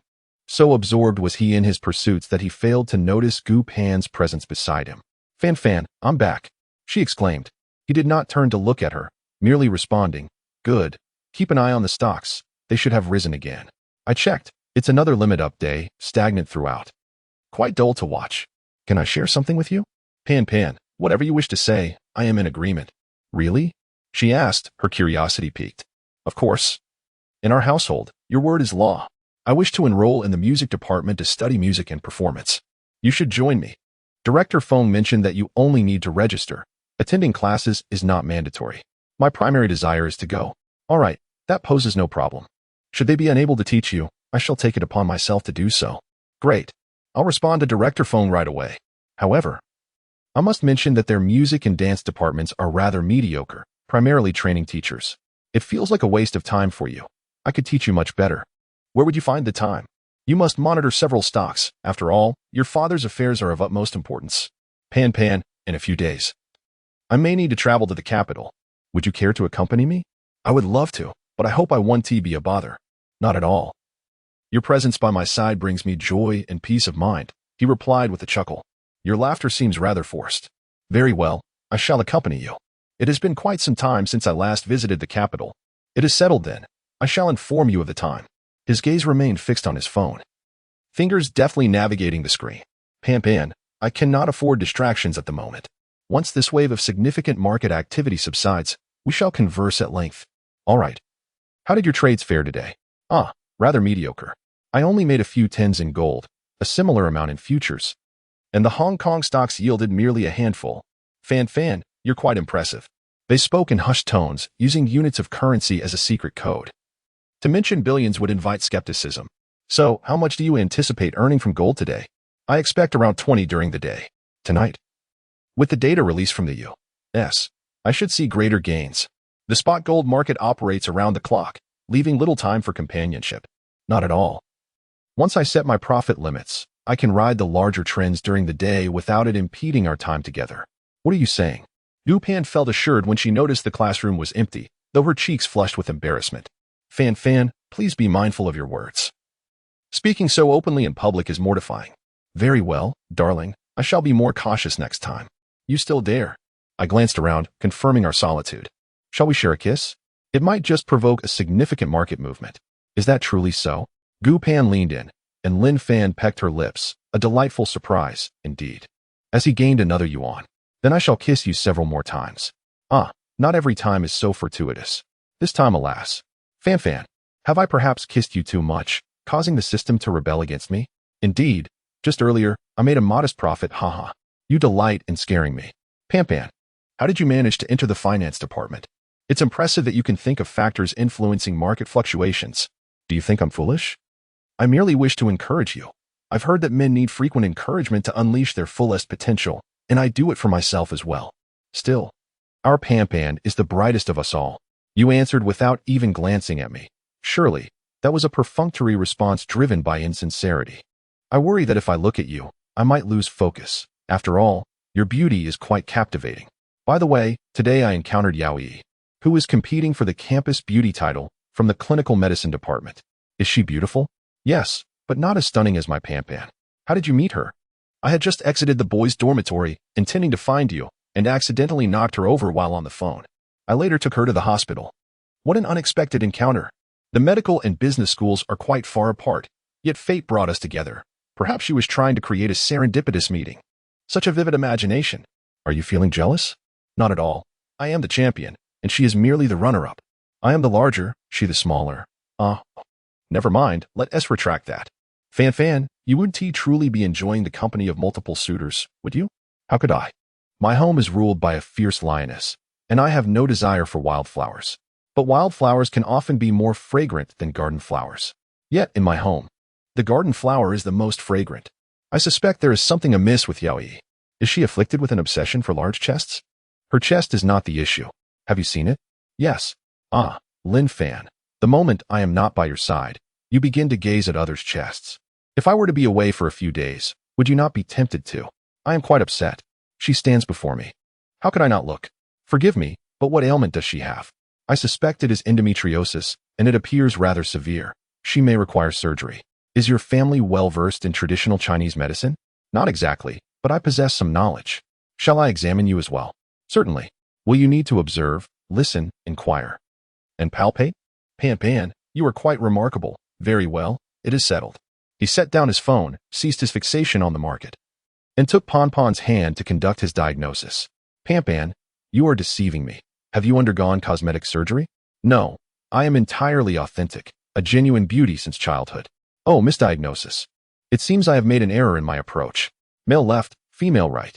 Gu Pan understood that Lin Fan was merely jesting, yet she relished the playful interaction, finding it quite delightful. Lin Fan's expression turned serious. Pan Pan, I have discovered that you are expecting a little one. So soon. I am not prepared. What shall I do? Gu Pan feigned panic, as she was aware of this basic knowledge. Moreover, she had always managed to take preventive measures, ensuring her security. Chapter 032. The ethereal physique and a serendipitous encounter. Lin Fan meticulously conducted his examination, yet he found no ailments afflicting Gu Pan. Could it be that his diagnostic skills were inadequate? He performed the assessment once more, only to arrive at the same conclusion: impossible. Surely, every individual harbors some form of affliction.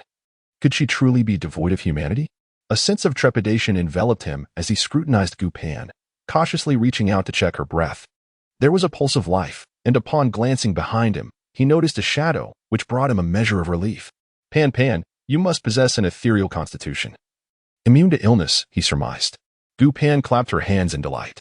Fan Fan, you are truly remarkable. I really am free from sickness. My mother always says that I have never been ill since the day I was born. Now I believe in your medical prowess. Thus, it was as if she had bestowed her tacit approval upon him, filling him with joy. As the third period approached, students trickled into the classroom, and Gu Pan instinctively distanced herself from Lin Fan, wishing to avoid standing out as an anomaly. The events of the basketball match the previous day left her classmates feeling somewhat ashamed for not having supported her. Even class monitor Zhang Qing expressed a hint of remorse, having already apologized after the game. Lin Fan remained unfazed. Each student harbored their own thoughts, and he believed it unwise to impose expectations upon them. Moreover, he and Gu Pan had not rendered any assistance to their peers.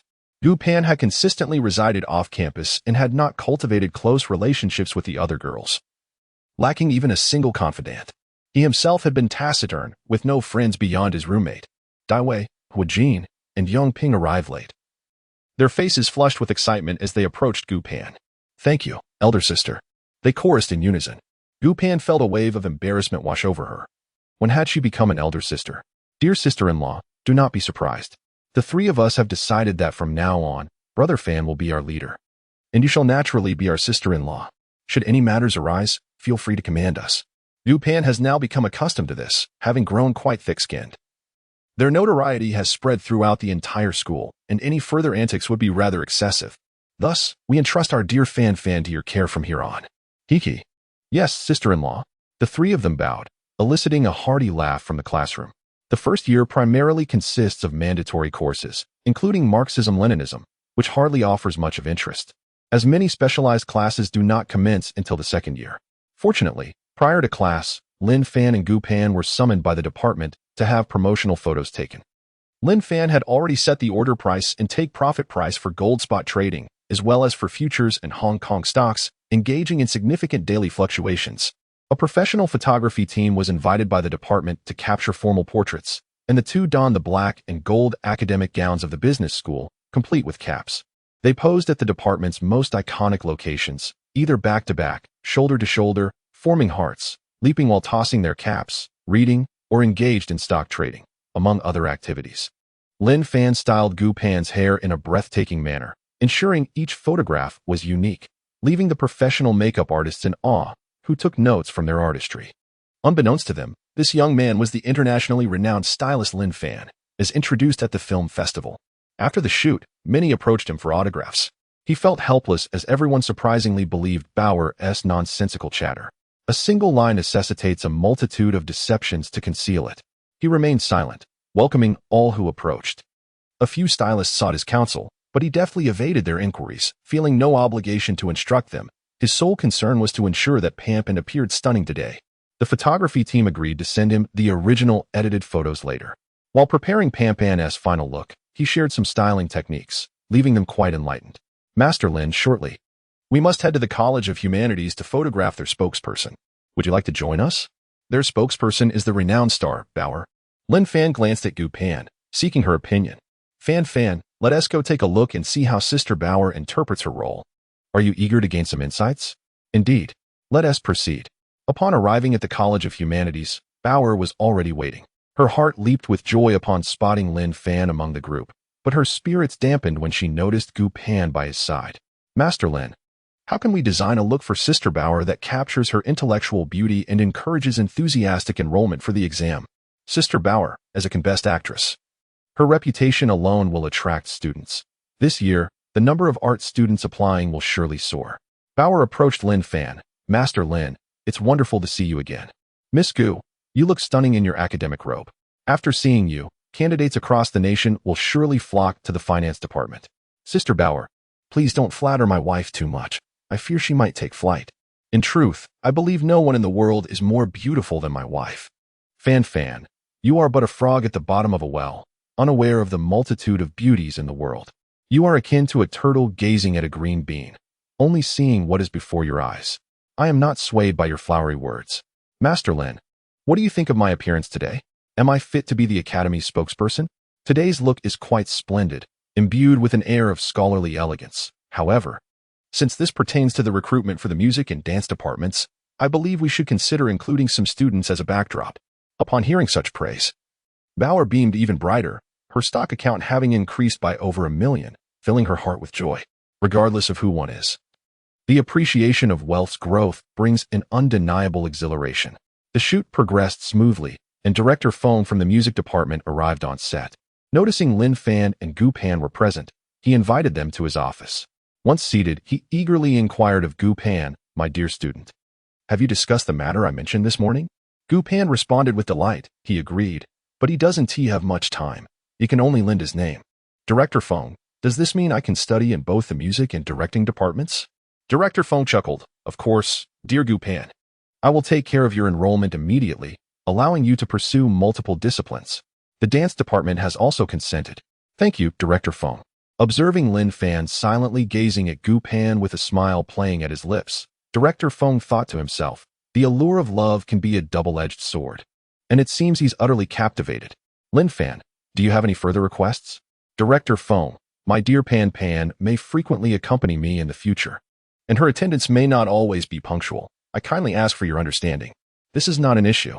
Should the Central Conservatory bestow upon you the title of honorary professor, we at Jiangda will make corresponding decisions. The School of Humanities is currently deliberating on this matter. Shortly thereafter, the assistant director entered the office, presenting a document to Director Fong. Upon glancing at it, he erupted into hearty laughter, rising to approach Gu Pan. Congratulations. Gu Pan, you are now a freshman in both the Department of Music and the Department of Dance. In the future, the department may require your assistance for promotions, and we hope for your support in our endeavors. Contributing to Jiangda is our aspiration, Director Fong assured. Rest easy, as long as Pampan is happy, we can discuss anything.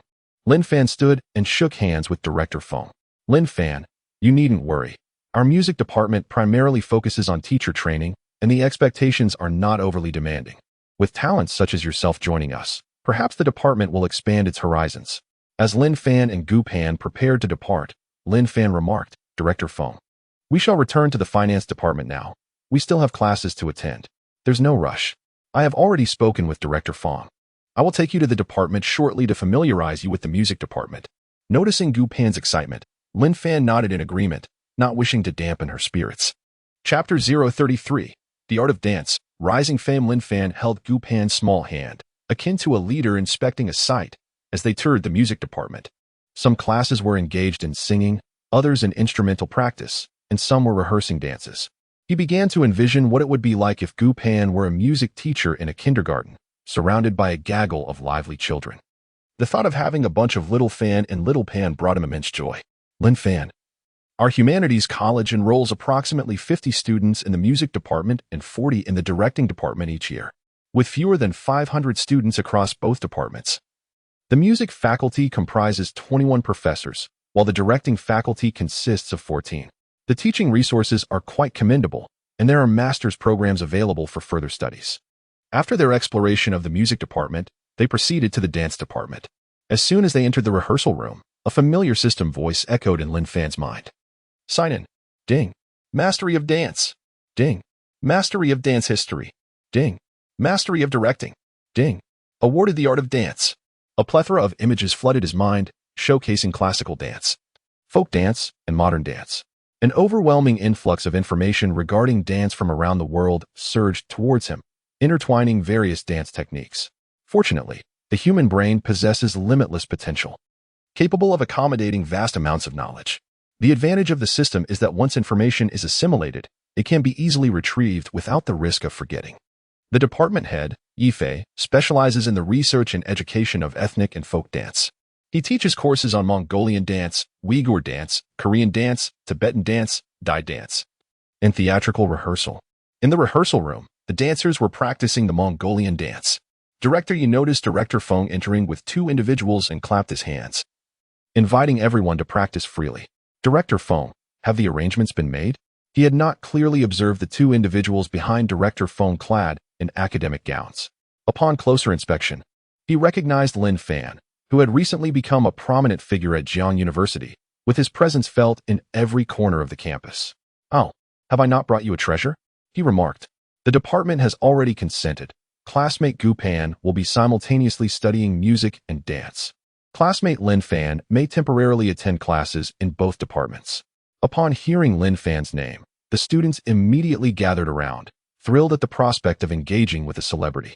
The enigmatic Lin Fan, a prodigy on the piano and a celebrated vocalist, was beyond mere description. Director Yi, filled with excitement, announced to the students, classmates, Lin Fan and classmate Gu Pan are now part of our dance department. Why not showcase a dance to welcome them? The accompanist by the piano began to play a classic piece of Mongolian music, filling the room with the grandeur of the grassland. The performance of the Mongolian blessing dance commenced, characterized by its brisk tempo, vibrant energy, and unique style. The movements predominantly featured shoulder shakes and wrist flips, embodying the joyful and graceful spirit of Mongolian girls. The male dancers exhibited tall and vigorous postures with agile and carefree steps, showcasing the robust and powerful beauty of Mongolian men. Gu Pan clapped enthusiastically, but noticing that others had ceased, she awkwardly lowered her hands and turned her attention to Lin Fan, absorbed in admiration. As the dance concluded, Director Yi confidently inquired, classmate Lin Fan, what are your thoughts on this dance? The fundamental elements of Mongolian dance are present, yet as Han people, it is somewhat challenging to perform the authentic essence of Mongolian dance. There exists form devoid of soul. Director Yi appeared somewhat awkward, as this is his forte. Yet he refrained from contradiction. Lin Fan, what do you believe can be done to improve? The Mongolian people, being a pastoral ethnicity, require robust and formidable dancers to adequately express many of their dances. Unfortunately, our classmates are rather slight, rendering some dances less suitable. However, we can capitalize on our strengths and practice dances that are graceful and delicate, yet convey a sense of masculinity. For instance, the Mongolian white eagle dance, bear dance, lion dance, and deer dance. These dances have been lost for centuries. Have you ever encountered them? Lin Fan? I have a slight understanding. Director Ye's composure faltered. If the lost Mongolian dances could be resurrected, the Jiangda dance department would surely achieve remarkable acclaim. Lin, would you mind demonstrating a segment? Gu Pan also expressed surprise. Lin Fan could dance Mongolian dance, and her eager gaze was fixed on him. Please, perform. I wish to see. Lin Fan felt a stirring within, contemplating. Pan. I must fulfill your wishes, whatever it may take. Then I shall present a humble performance. I will showcase a segment of the White Eagle dance and practice the accompanying music first. The music instructor was already prepared. As Lin Fan's death waltz had garnered the admiration of pianists worldwide. Mongolian music typically employs the morin-kur, sanxian, sihu, yaqin, and dizzy. Although the piano can also suffice. I shall play a segment. Pan, please record it for me to use as accompaniment during the dance. Lin Fan sat beside the piano, tilting his face towards Pan, signaling her to commence the recording. A melodious tune resonated, seemingly emerging from the distant heavens. Akin to a majestic eagle soaring through the skies, spiraling gracefully. The melody shifted, becoming fervent, portraying the formidable prowess of a falcon in pursuit. While the multitude of beasts bowed in submission, culminating in a triumphant ascent into the skies. As the last notes faded, the room fell silent, all present holding their breath. Enraptured by the music, the piano seemed to evoke the essence of both the morin-kur and the yaqin, leaving everyone in awe. Noticing the astonished expressions on their faces, Lin Fan felt a twinge of insecurity, fearing he had not played well. What if his mental faculties had faltered? That would be quite embarrassing. Deeply engrossed in his performance, he had been oblivious to the impact of his playing. Pan, what do you think? Seeing her excited demeanor, he finally felt a sense of relief. This was soon followed by a wave of applause. Director Yi also expressed his admiration, stating, Student Lin, your rendition was simply exquisite, a performance of divine caliber. You ought to host a concert, allowing all music lovers to partake in such a magnificent auditory feast. Director Yi, you flatter me excessively. I feel somewhat elated, he replied. Moving closer to Gu Pan to watch the video, exclaiming, I truly played well. Could that person be me? Pan teased, how shameless. Are you about to start boasting again? I want to see a dance. Hurry up. Once it's over, I wish to eat, for I am quite famished. All right then. Lin Fan promptly shed his academic robe. Donning a simplistic outfit reminiscent of a Mongolian warrior, his chiseled abs on display, eliciting squeals from the girls. He stood at the center of the stage. As several classmates retrieved their phones to capture the moment. With a nod, Gu Pan initiated the music. An eagle majestically soars across the meadow, its wings spread wide, gliding effortlessly through the air. Each joint of its body moves fluidly, perfectly emulating the grace of the magnificent bird. After circling, it searches for prey. Upon spotting its target, it pauses momentarily in midair before diving down with triumphant vigor, every detail executed with precision. The eagle's flight embodies a spirit of ambition, as if it were destined to conquer the skies. In a final exquisite tableau, this performance of the White Eagle dance reaches its zenith. Director Yi, feeling an overwhelming sense of elation, approaches Lin Fan and grasps his hand. Lin, no, I shall call you Teacher Lin. I hope you will bestow this dance upon our dance department, a treasure for our institution. The onlookers are taken aback by Director Ye's gesture, the others, with a rudimentary understanding of dance, fail to grasp the breathtaking essence of this performance. However, he recognizes that such artistry cannot be achieved without decades of dedication. Particularly striking was the moment of suspended flight, as if time itself had come to a standstill. As long as you appreciate it, consider it a gift from me on behalf of Pan to the department. In the future, I trust you will take good care of my Pan. Absolutely, without a doubt. And what about the accompanying music? Feel free to use it. Thank you, Teacher Lin. A student recorded the dance video and shared a copy with Gu Pan. Gu Pan then forwarded the accompaniment video to Director Yi. He decreed that the complete video must not be uploaded online. Failure to comply would result in expulsion. Soon, snippets of the performance circulated under the banner of Jiang University Dance Department on platforms like Douyin and Kuaishou, catapulting the department to newfound fame. Chapter 34, Campus Live Broadcast. A meeting in the capital, it was mealtime, and Lin Fan and Gu Pan departed from the dance department, preparing to dine, only to find Bauer waiting downstairs. Lin Fan, Gu Pan, I have yet to experience a meal at Jiang University's canteen. Why not treat me to one? Of course, Bauer. The only concern is that the canteen might be overcrowded with spectators eager to catch a glimpse of the film queen. I'm accustomed to it. As long as you two don't mind. Well then, my lovely ladies, let us proceed.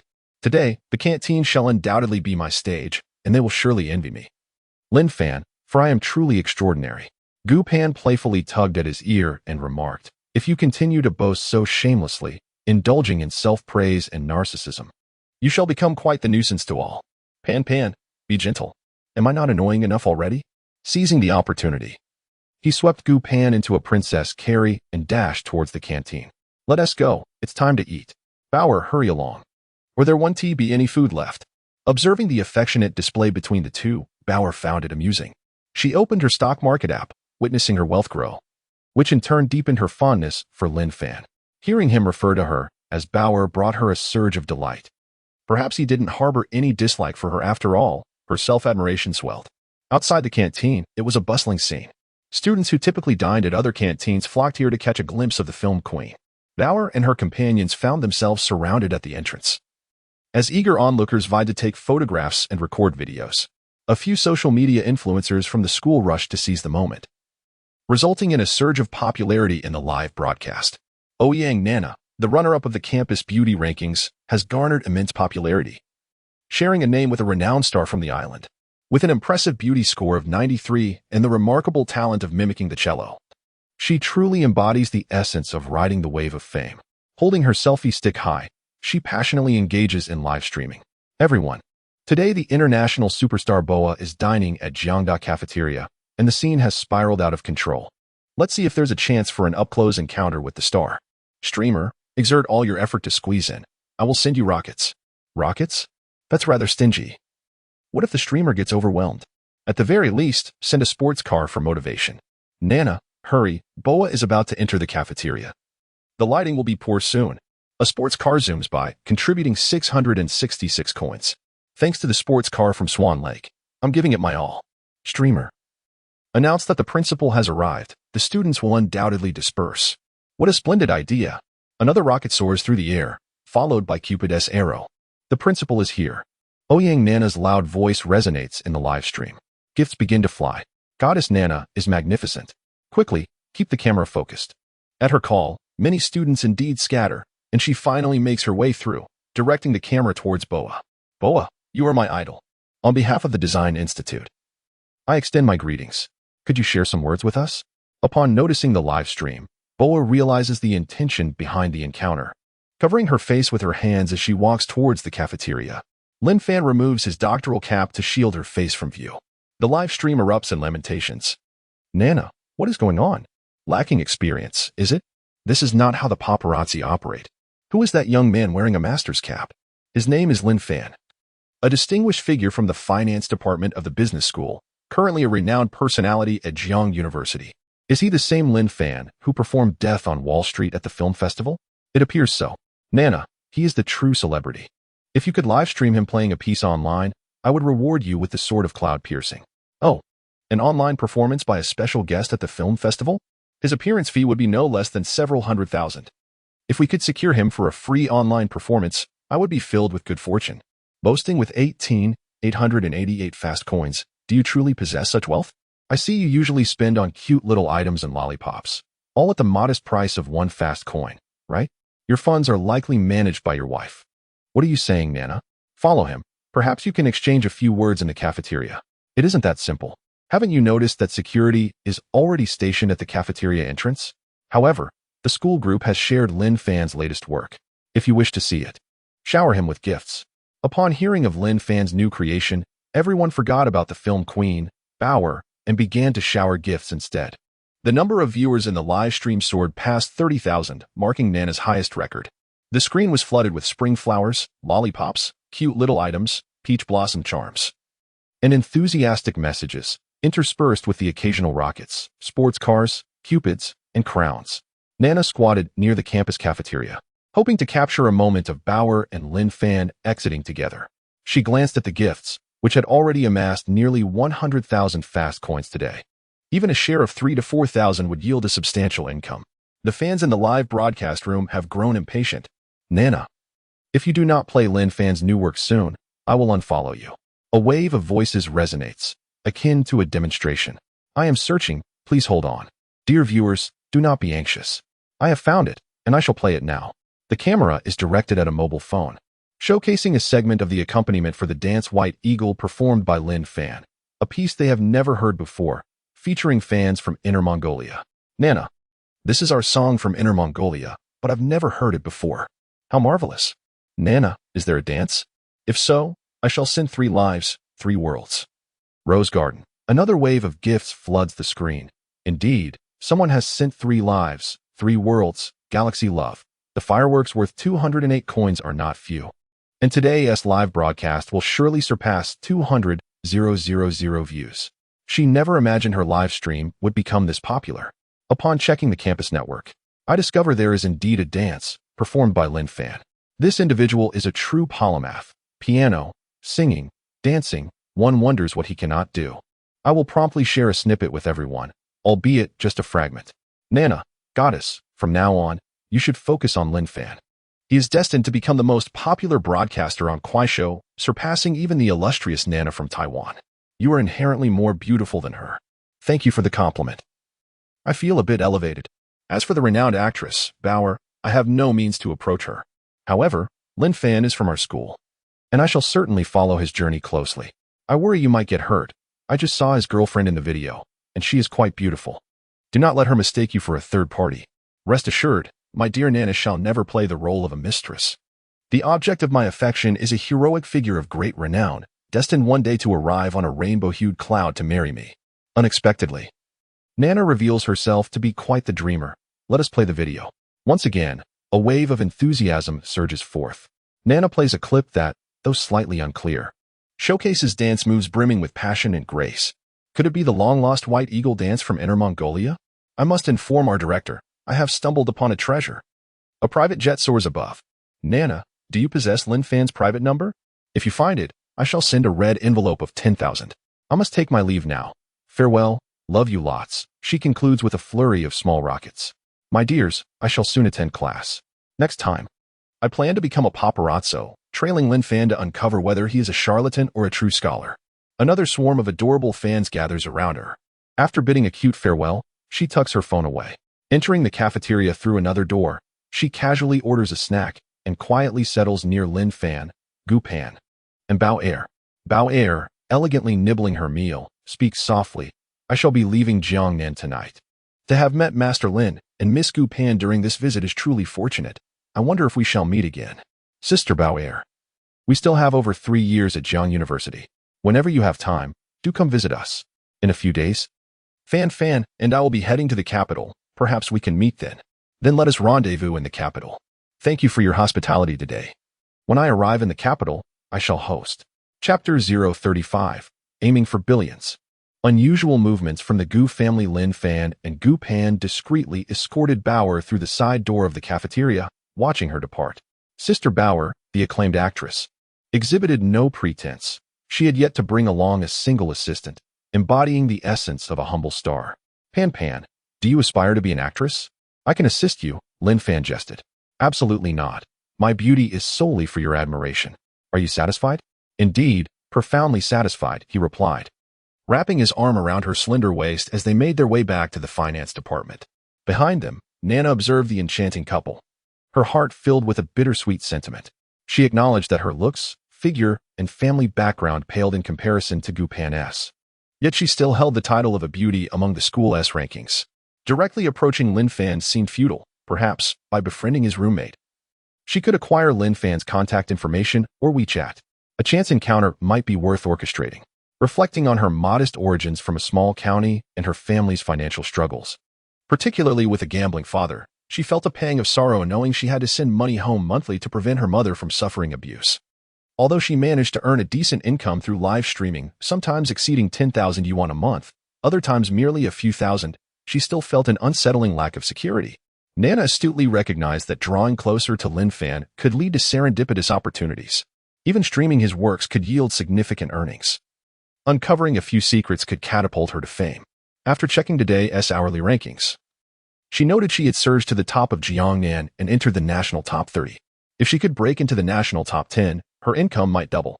However, given the limited time spent streaming, She was aware that prolonged sessions without fresh content could lead to a drop in followers. The world of live streaming was indeed challenging. She pondered whether to approach Lin Fan directly or seek out his roommate. While watching a basketball live stream, she noticed that Jing was rather handsome. Just then, she turned and accidentally collided with someone, hearing the sound of an object hitting the ground. I'm so sorry. She bowed in apology, only to look up and realize it was none other than Jing. What a stroke of luck. Apologies may suffice, but what need is there for the law? Does one not signal when taking a sharp turn? Nana noticed a phone on the ground and felt a pang of dread. She had knocked her own phone down. She picked it up, silently wishing, please, don't be broken. Jing, your phone is fine. Here you go. Do you know me? Of course. Aren't you Lin Fan's friend? We've met without a fight. I'm Ouyang Nana from the Fine Arts Department of the Design Institute. It's a pleasure to meet you. Nana extended her delicate, fair hand. Jing rubbed his hands together, feeling a rush of excitement. This Nana was among the top 3 on the campus beauty list. Perhaps fortune was smiling upon him. Reluctantly, he held onto her almost boneless hand, not wanting to let go. You're Nana. I'm thrilled to meet you. I'm Jing, Lin Fan's best friend. I vote for you every day on the beauty list. You're even more stunning than in your photos. Thank you, but I don't photograph very well. Nana felt Jing's hand was hot and clammy, making her uncomfortable. She wanted to withdraw, but found herself unable to. In a moment of quick thinking, she smiled and said, Jing, how about we add each other on WeChat? Just in case my phone is damaged, I'll take responsibility. Certainly. Here is the refined and elevated translation of your text. Indeed. Let us connect on WeChat. Jing reluctantly released Nana's hand, unlocking his phone to verify everything was in order. Nana, please activate WeChat. I shall scan your code. The two exchanged WeChat contacts. Jing, I have class now. Let us continue our conversation on WeChat. Farewell. As he gazed at Nana's graceful figure, her long hair cascading down to her waist, imbued with youthful vitality, Jing stood transfixed, occasionally inhaling the lingering scent from the hand that had just held the goddess. He resolved not to wash his hand today, wishing to cherish the thought of her, igniting a spark of yearning.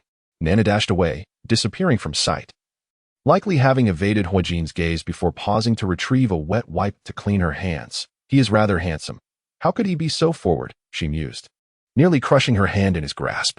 It seemed they could not meet again. Perhaps it was destiny to converse solely through WeChat. Lin Fan and Gu Pan returned to their department, changing back into their attire, hand in hand as they entered the classroom, resuming their trade in spot gold, futures, and Hong Kong stocks. For several hours, he merely placed orders, the outcomes already anticipated. Engaging in hands-on trading allowed him to maximize gains amidst fluctuating markets.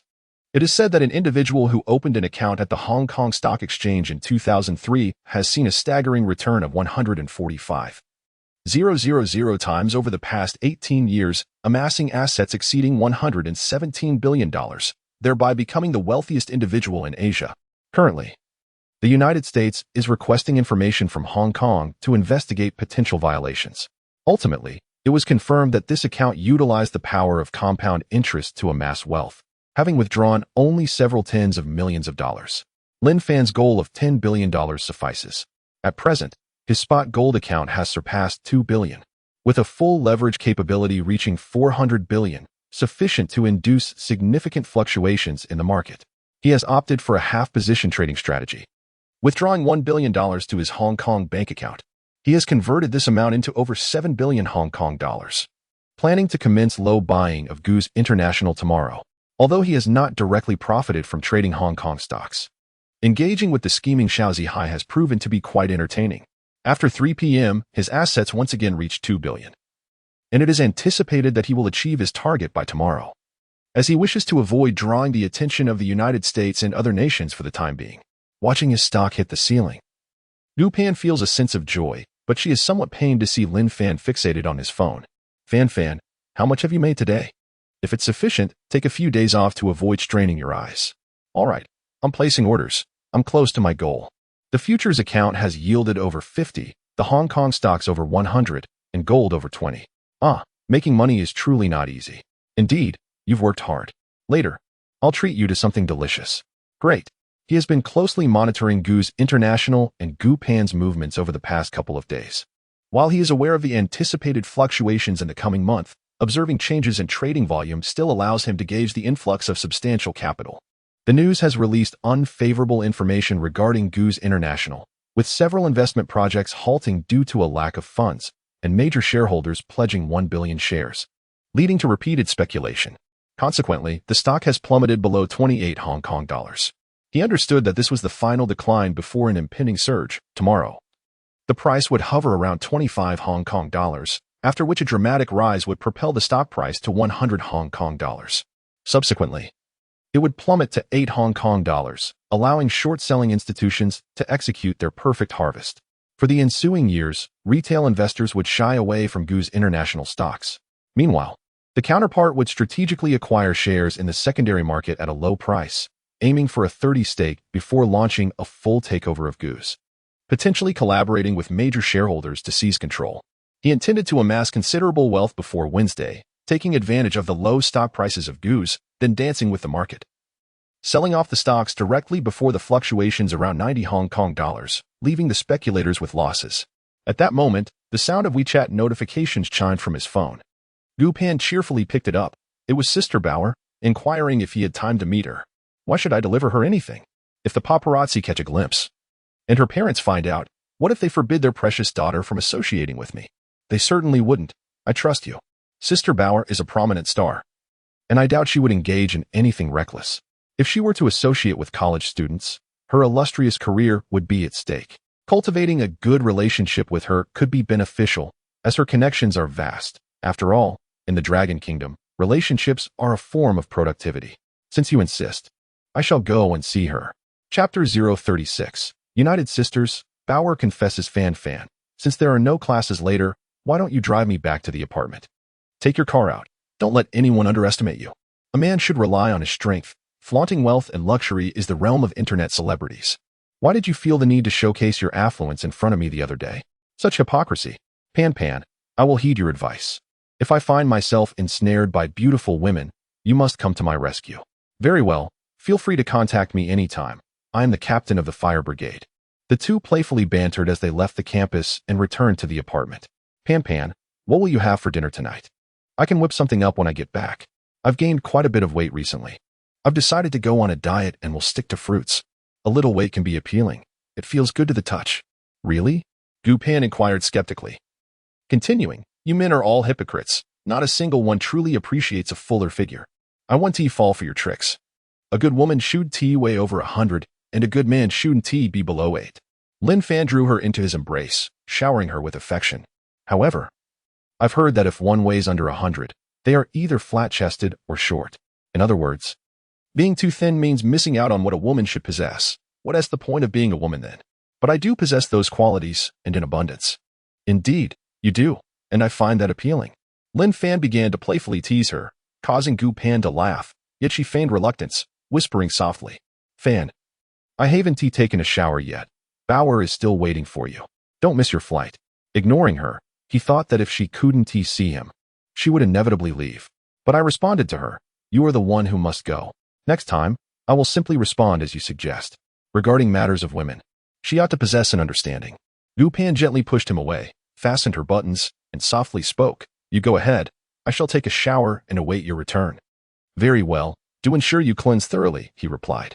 She prepared a set of clothes for Lin Fan to change into, and, gazing at this tall man, felt an overwhelming sweetness in her heart. Should I adorn you so handsomely? I hope it does not lead you into peril. Regret has set in.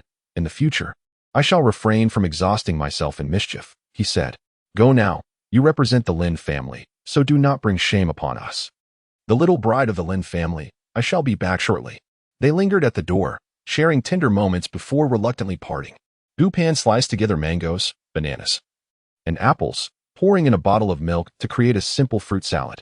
After enjoying her meal, she took a moment to rest, perusing the news and watching videos, offering likes to her favorite streamers. She noticed that Lin Fan's video clip of the White Eagle dance had already made its way onto the trending list, garnering significant views. Recently, she had come across a farmer singer, Zhu Jiwen, who, after rising to fame on the Starry Avenue, returned to his village where all the villagers profited from live streaming his life. Might Lin Fan also attract the attention of the school's live streamers? In several shared videos, she spotted screenshots of Ouyang Nana's live stream, where she was caught during lunch, shockingly profiting from broadcasting Lin Fan's video. What a despicable act. How should she teach her a lesson for such shameless behavior? She had never reprimanded anyone and could not conjure a viable solution. Should she consider hiring a lawyer to take action against her? That seemed implausible. Perhaps offering her some money to encourage better behavior. But that felt like a tactic straight out of a melodramatic series, and it too was not feasible. What to do? She found herself at a complete loss. Oh, dealing with a single individual was indeed no easy task. She decided to consult her sister, who was far more astute. Her sister was running on the treadmill, a daily ritual essential for maintaining her perfect physique, which certainly did not come effortlessly but required a great deal of perspiration. A WeChat video call connected, revealing Gu Yan's image. Sister, what do you need me for? I have a lot of assignments lately. The second mock exam is approaching. That shouldn't impede your studies. Let's leave it at that for now. Wait, we are sisters. Assignments can take a backseat. If you don't pass, we can always have Dad build another block of flats, can't we? Has my brother-in-law become that sought after? You should keep an eye on him. Don't let the vixens at school ensnare him. Let me calculate. A single day of streaming could yield 8,000 or 9,000 in income. That is a substantial amount. Perhaps I should consider streaming as well. With my looks, I could undoubtedly become an internet sensation. Sister, you ought to refrain from such thoughts. Those who contribute nothing to society and rely on the charity of others will inevitably become societal pariahs. Violating public morals places them under the sword of Damocles. Sister, I'm merely jesting. Have I become a wife already, adopting mother-s tone to scold others? If you continue this way, I shall hang up. I shall refrain from further comment. You propose a solution, as you are brimming with ideas. Perhaps we should blacklist her, with a brother-in-law as formidable as mine. There may be extraordinary forces backing him. Sister, have you been indulging too much in novels filled with grand powers? Shouldn't you consider something more practical? You could report her. Lodge a complaint. It is rather unkind to disrupt someone's means of livelihood. Alternatively, shall I summon my close friends from school to financially humiliate her? After all, she has committed no wrongdoing, which seems rather unjust. Then perhaps, let my brother-in-law take her in and subsequently cast her aside. Focus on your studies. For you are as foolish as your sister. Gu Pan, not awaiting Gu Yan's retort, promptly shut her phone and continued to run vigorously, followed by a session of yoga.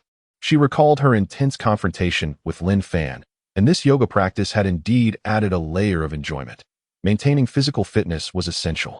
Meanwhile, Lin Fan drove to Junlai Hotel, reaching out to Bao Air via WeChat, as he awaited her arrival downstairs. Bao Air sent a voice message. Lin Fan, I am downstairs. Please come up to help me with my luggage. It's too heavy. After her message, silence ensued, though the voice message remained active, capturing the sounds of her struggling with the bags and her calls for assistance. Was this film star merely putting on an act? This time he was wise. Donning a mask as he entered the hotel and approached Bao Air's room, knocking softly. She opened the door, revealing a chaotic mess inside. What on earth? Are you attempting to relocate the entire hotel? Ah, there is just too much stuff. Even 2 large suitcases cannot contain it all. What on earth is all this? There is nothing of note from Jiangnan. A few friends requested I bring back some clay figurines for them. This is such a hassle. I should have advised them to purchase online instead, as this effort seems thankless. Allow me to rephrase this. I shall make a fresh start. You are not lacking in wealth, so why discard these garments? As a celebrated actress, why do you not have a few assistants? This situation is rather pitiful. If you had AIDS, would you have had the chance to encounter me? Lin Fan sensed a dissonance in Bauer's words. There was an unmistakable hint of intimacy. Any man would comprehend this. He felt a pair of hands embracing him from behind, 2 soft spheres pressing against his back, and a gentle face nuzzling his spine.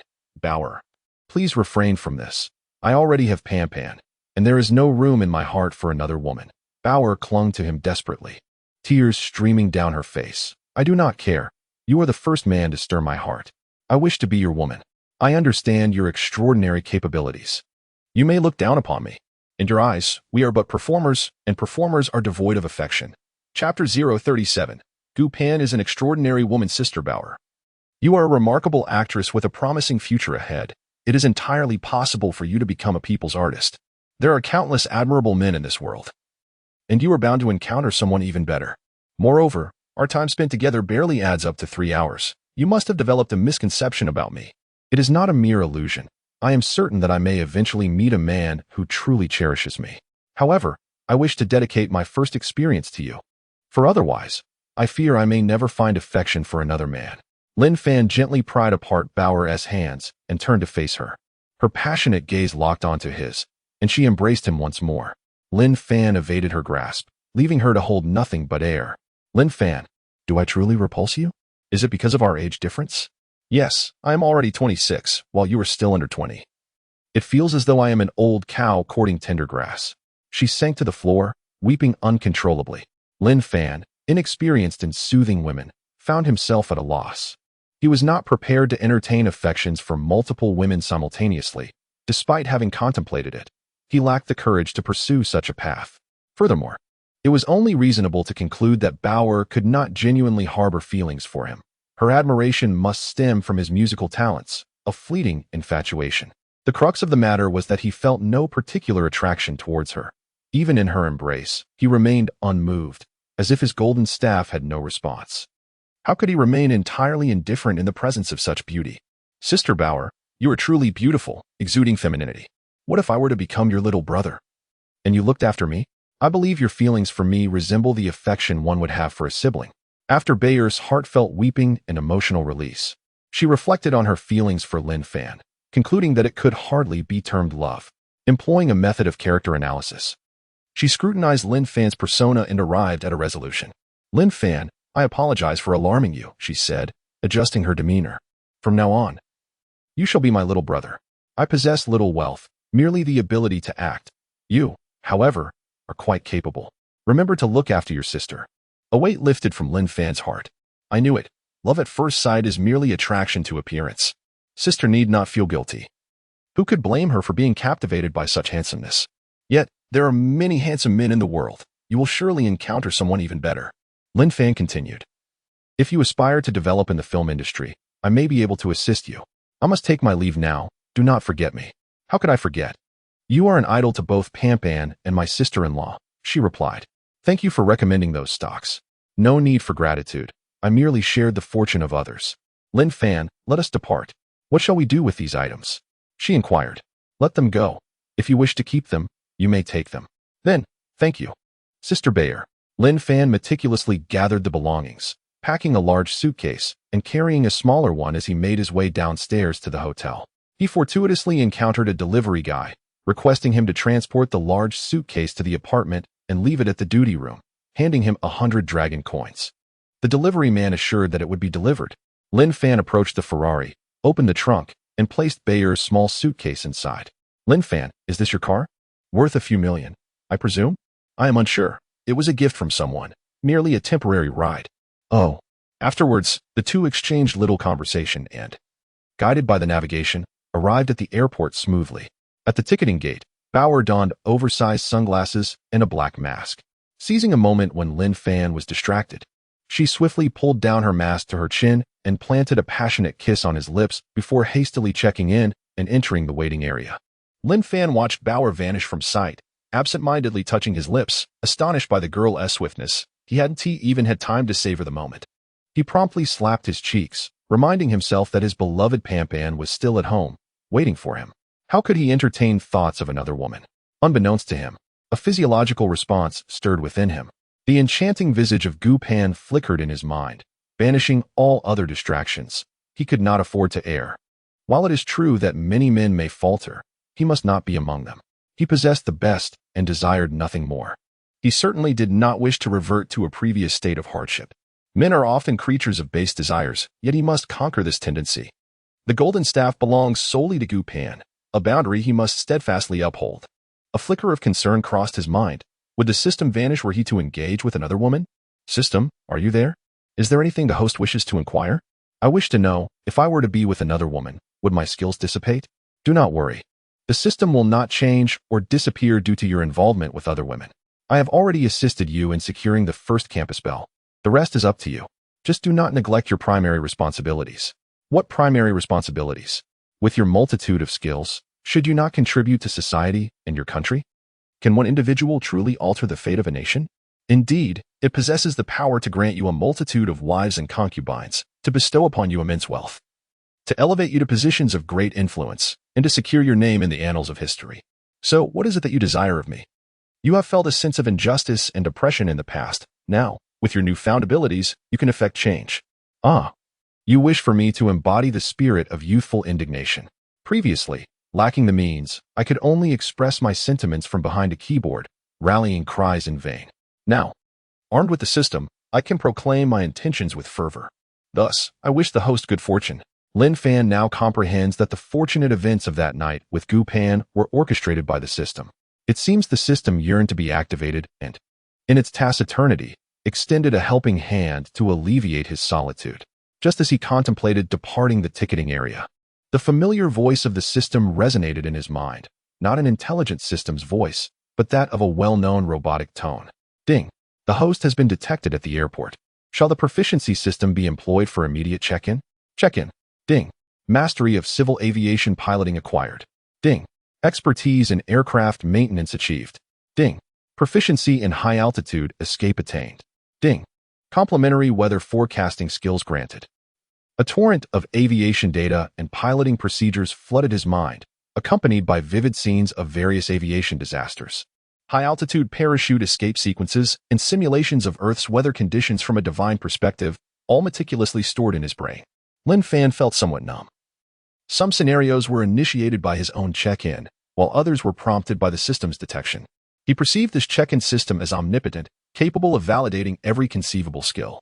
Thinking of his beloved wife at home, he hastily drove towards the apartment, needing her to extinguish the fire ignited by Bauer. Halfway through his journey, an out-of-control BMW appeared ahead, careening wildly down the road. A car was rear-ended, crashing into the roadside guardrail, billowing thick smoke, yet the BMW continued unabated. He pressed the accelerator to the floor, pursuing the untamed stallion. News of BMW accidents was all too common, yet he never anticipated being caught in one himself. He maneuvered his vehicle alongside the BMW, coming to a halt, and shouted, "Step on the brakes." The occupants of the car remained unresponsive, as if they were marionettes. This stretch of road extended for several hundred meters in a straight line. He leaped from his Ferrari onto the BMW, delivering a powerful blow that shattered the front windshield. He climbed inside, checking for signs of life in the driver, but found no breath. Without hesitation, he yanked out the keys, silencing the engine, and slowly turned the steering wheel to guide the vehicle to the roadside. His own Ferrari, having not pressed the accelerator, gradually came to a stop as well. He quickly called the authorities and returned to the car that had just been struck by the BMW. Thick smoke continued to billow, oil dripped steadily onto the ground, and the shattered wiring of the vehicle flickered with sporadic sparks. Chapter 038. Acts of Valor and the Eye for the Precious. Lin Fan halted his vehicle and rushed towards the car ahead, throwing open the door. Inside, he observed two individuals, a young woman at the wheel, trapped amidst the airbag and appearing somewhat disoriented. He discerned her feeble plea, "Please, save my daughter first. She's in the passenger seat." He swiftly unbuckled her seatbelt and extricated her from the vehicle, placing her at a safe distance before hastily returning. The passenger door was obstructed by a roadside barrier, rendering it impossible to open. Gathering his strength, he managed to drag the car away, swiftly opening the door. With one hand protecting the little girl's neck to prevent any nerve damage, he lifted her out and sprinted towards safety. At that moment, leaking fuel ignited, resulting in a tremendous explosion. The sound reverberated through the air. Numerous passing drivers halted to witness the spectacle, some even brandishing their phones to capture the moment on video. An explosion of this magnitude was a rare occurrence, sure to trend on social media once shared. Police cars and ambulances soon arrived, swiftly transporting the injured to the hospital. Lin Fan informed the medical personnel of the potential condition of the child's neck, advising them to stabilize it to prevent lateral movement. While rescuing the victims, Lin Fan's diagnostic system had assessed their injuries. The woman suffered from a contusion to her head, likely caused by a rear-end collision followed by a lateral impact against the window. The little girl, though secured by her seatbelt, had it entangled around her neck during the accident. The deploying airbag's force was too great, resulting in a fractured cervical vertebra and inducing shock, though fortunately, her nerves remained largely intact. Having grasped the gravity of the situation, he could not remain idle. He trailed the ambulance to Jiang and First People's Hospital, arriving as the sky darkened. Outside the operating room, the woman with a head injury had regained consciousness. Lin Fan approached her. "Madam, your daughter has sustained a cervical fracture, which may have compromised her nervous system. Immediate surgery is imperative. Nyo is already in the operating room. It's all my fault. I should not have allowed her to sit in the front passenger seat. I have caused her harm. A doctor emerged from the operating room, removing his mask and shaking his head with regret. Madam Zhang, we are unable to assist with your daughter's surgery. X-rays reveal that the fracture is compressing the nerves in her spinal column. She has lost sensation below her neck and can only breathe with assistance. There is little hope. That is impossible. I have checked. Nyo-Nyo's surgery can be performed. You cannot do it. Then I shall. The doctor looked astonished, as did Madame Zhang. Yet Lin Fan's unwavering confidence instilled a flicker of hope in her. For her daughter, she was willing to try. Are you a doctor? No. Do you know how to perform the surgery? Of course, do not ask so many questions. Nyo-Nyo cannot afford to wait. Without the hospital's consent, an outsider cannot operate. You are a hospital that stands by in the face of death. As the two argued, a few individuals approached along the corridor, each of substantial build. Clearly seasoned veterans of alcohol testing. Dad, you must save Nyo-Nyo. She is still so young. Young man, can you truly perform this surgery? Yes. Very well. You proceed with the task at hand.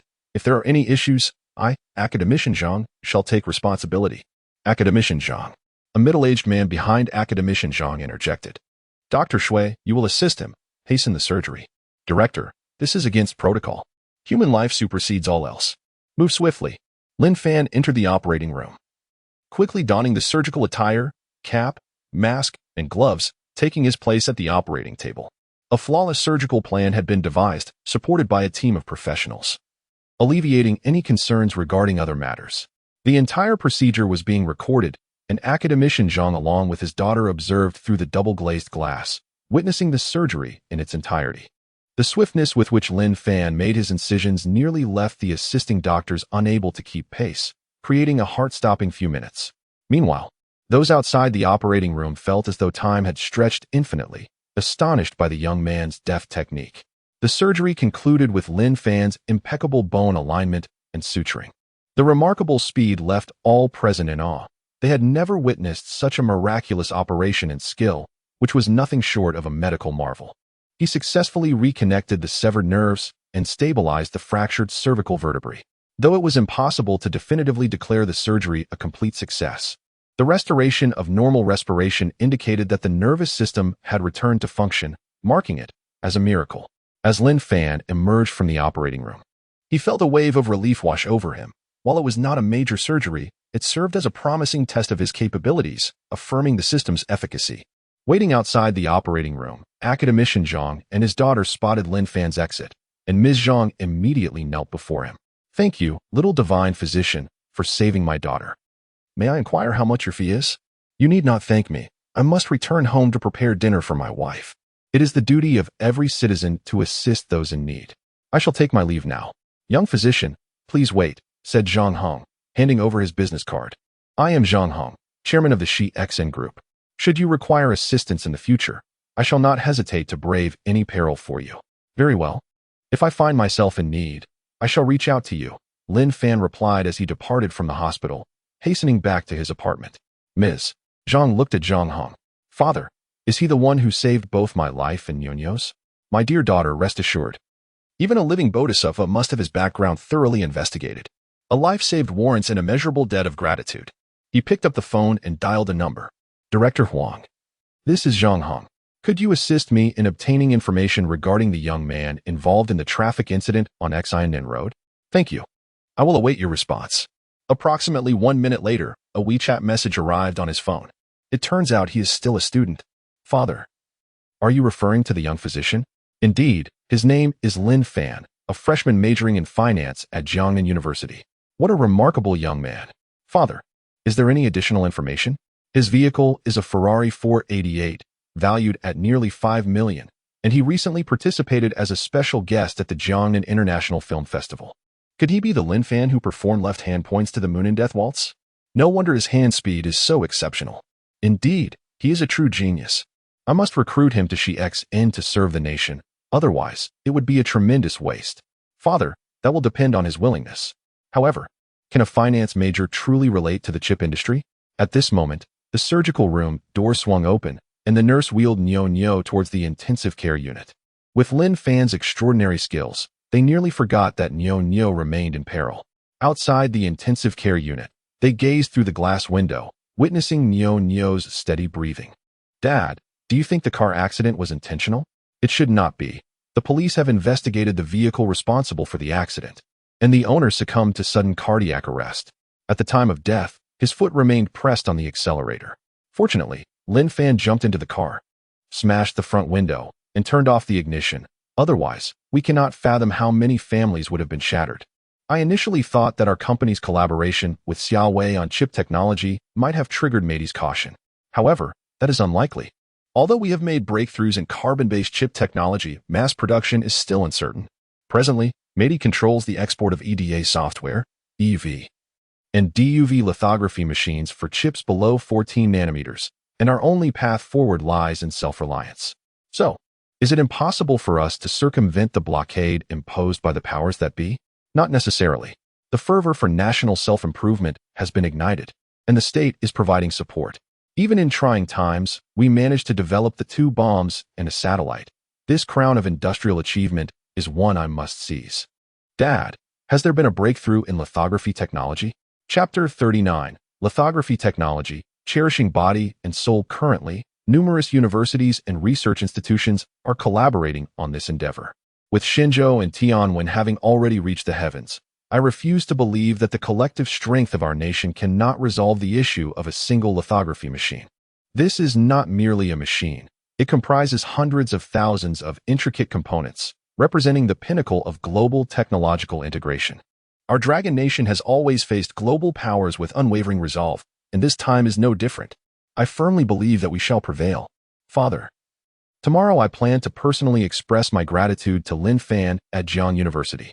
There are few individuals who dare to act bravely in today's society. We must not dishearten those who do good.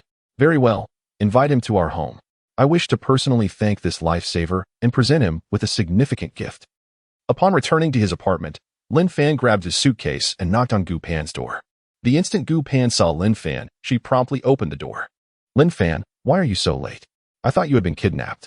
With a beloved wife at home, how could I possibly stray? Why are you carrying such a suitcase? It's a gift that Bauer recently purchased. I thought it looked splendid and brought it back for decoration. She closed the door, eager to see what it contained. Are you doing this on purpose? Trying to evoke memories through objects?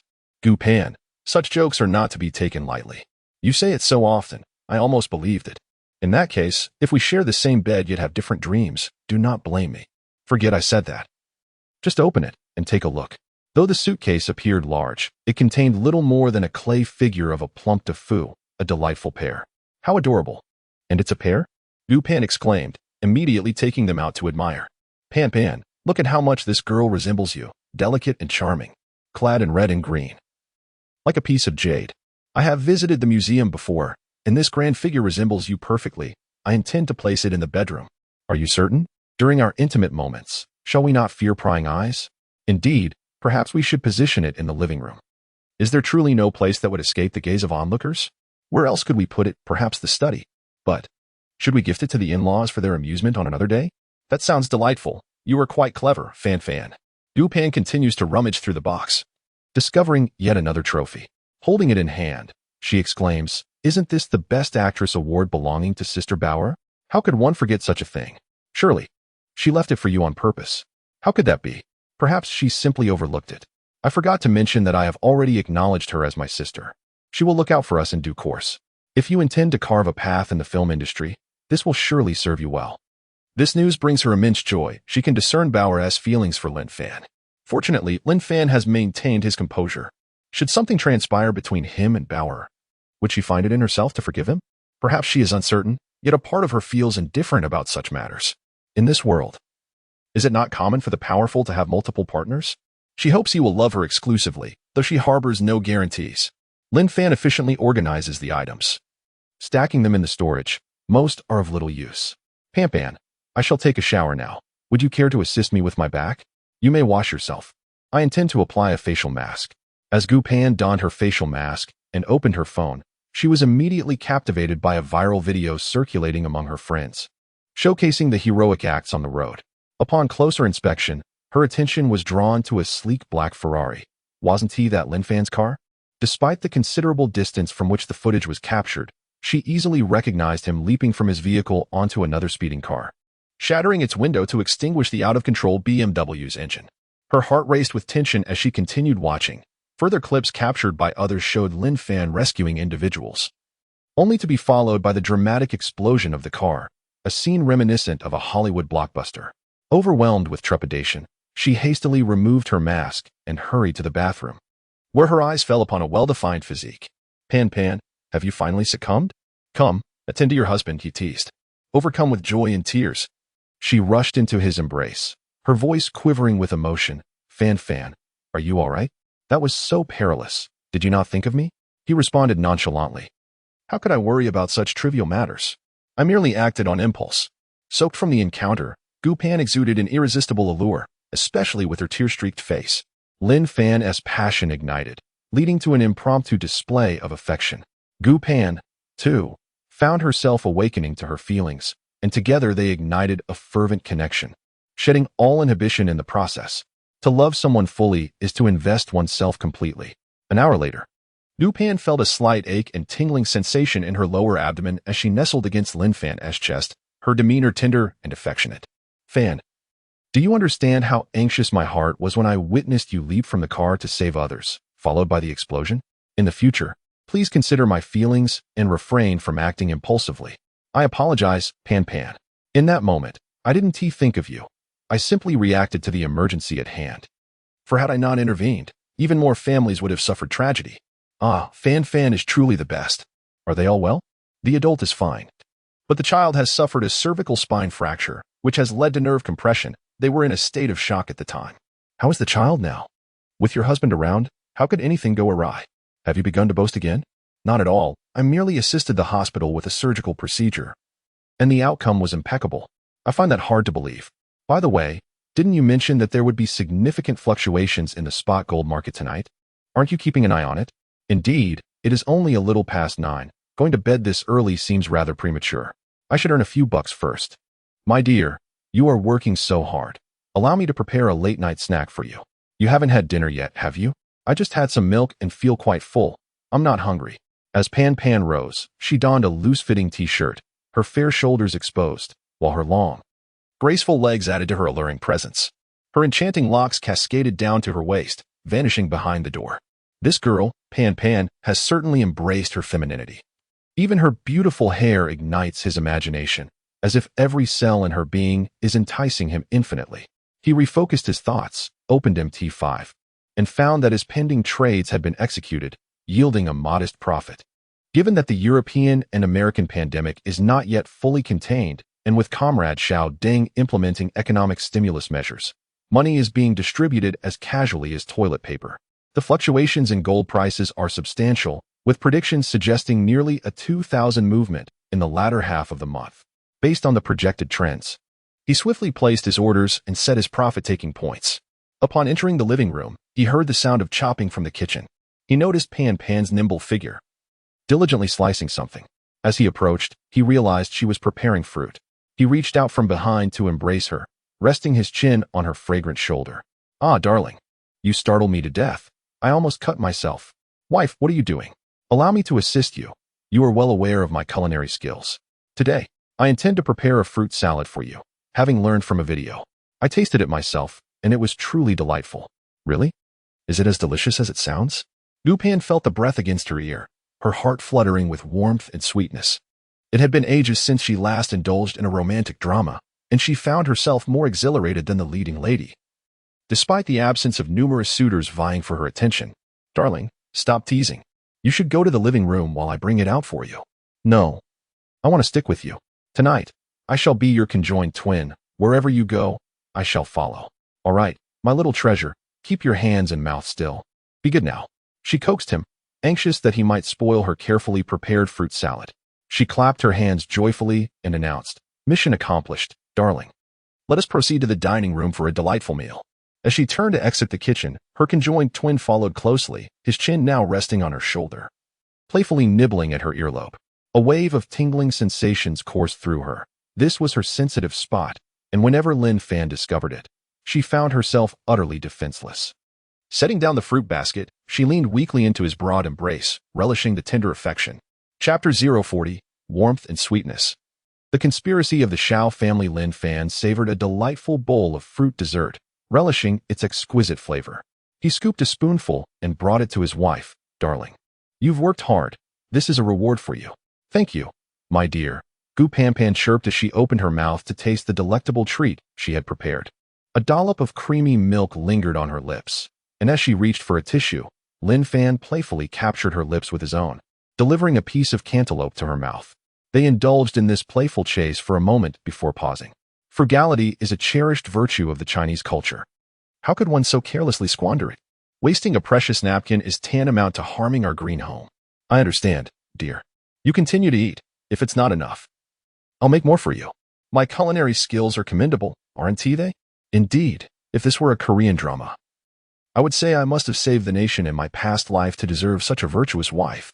My love, I adore you. Such flattery. Finish your meal. You must not waste a single morsel. Remember, waste is shameful.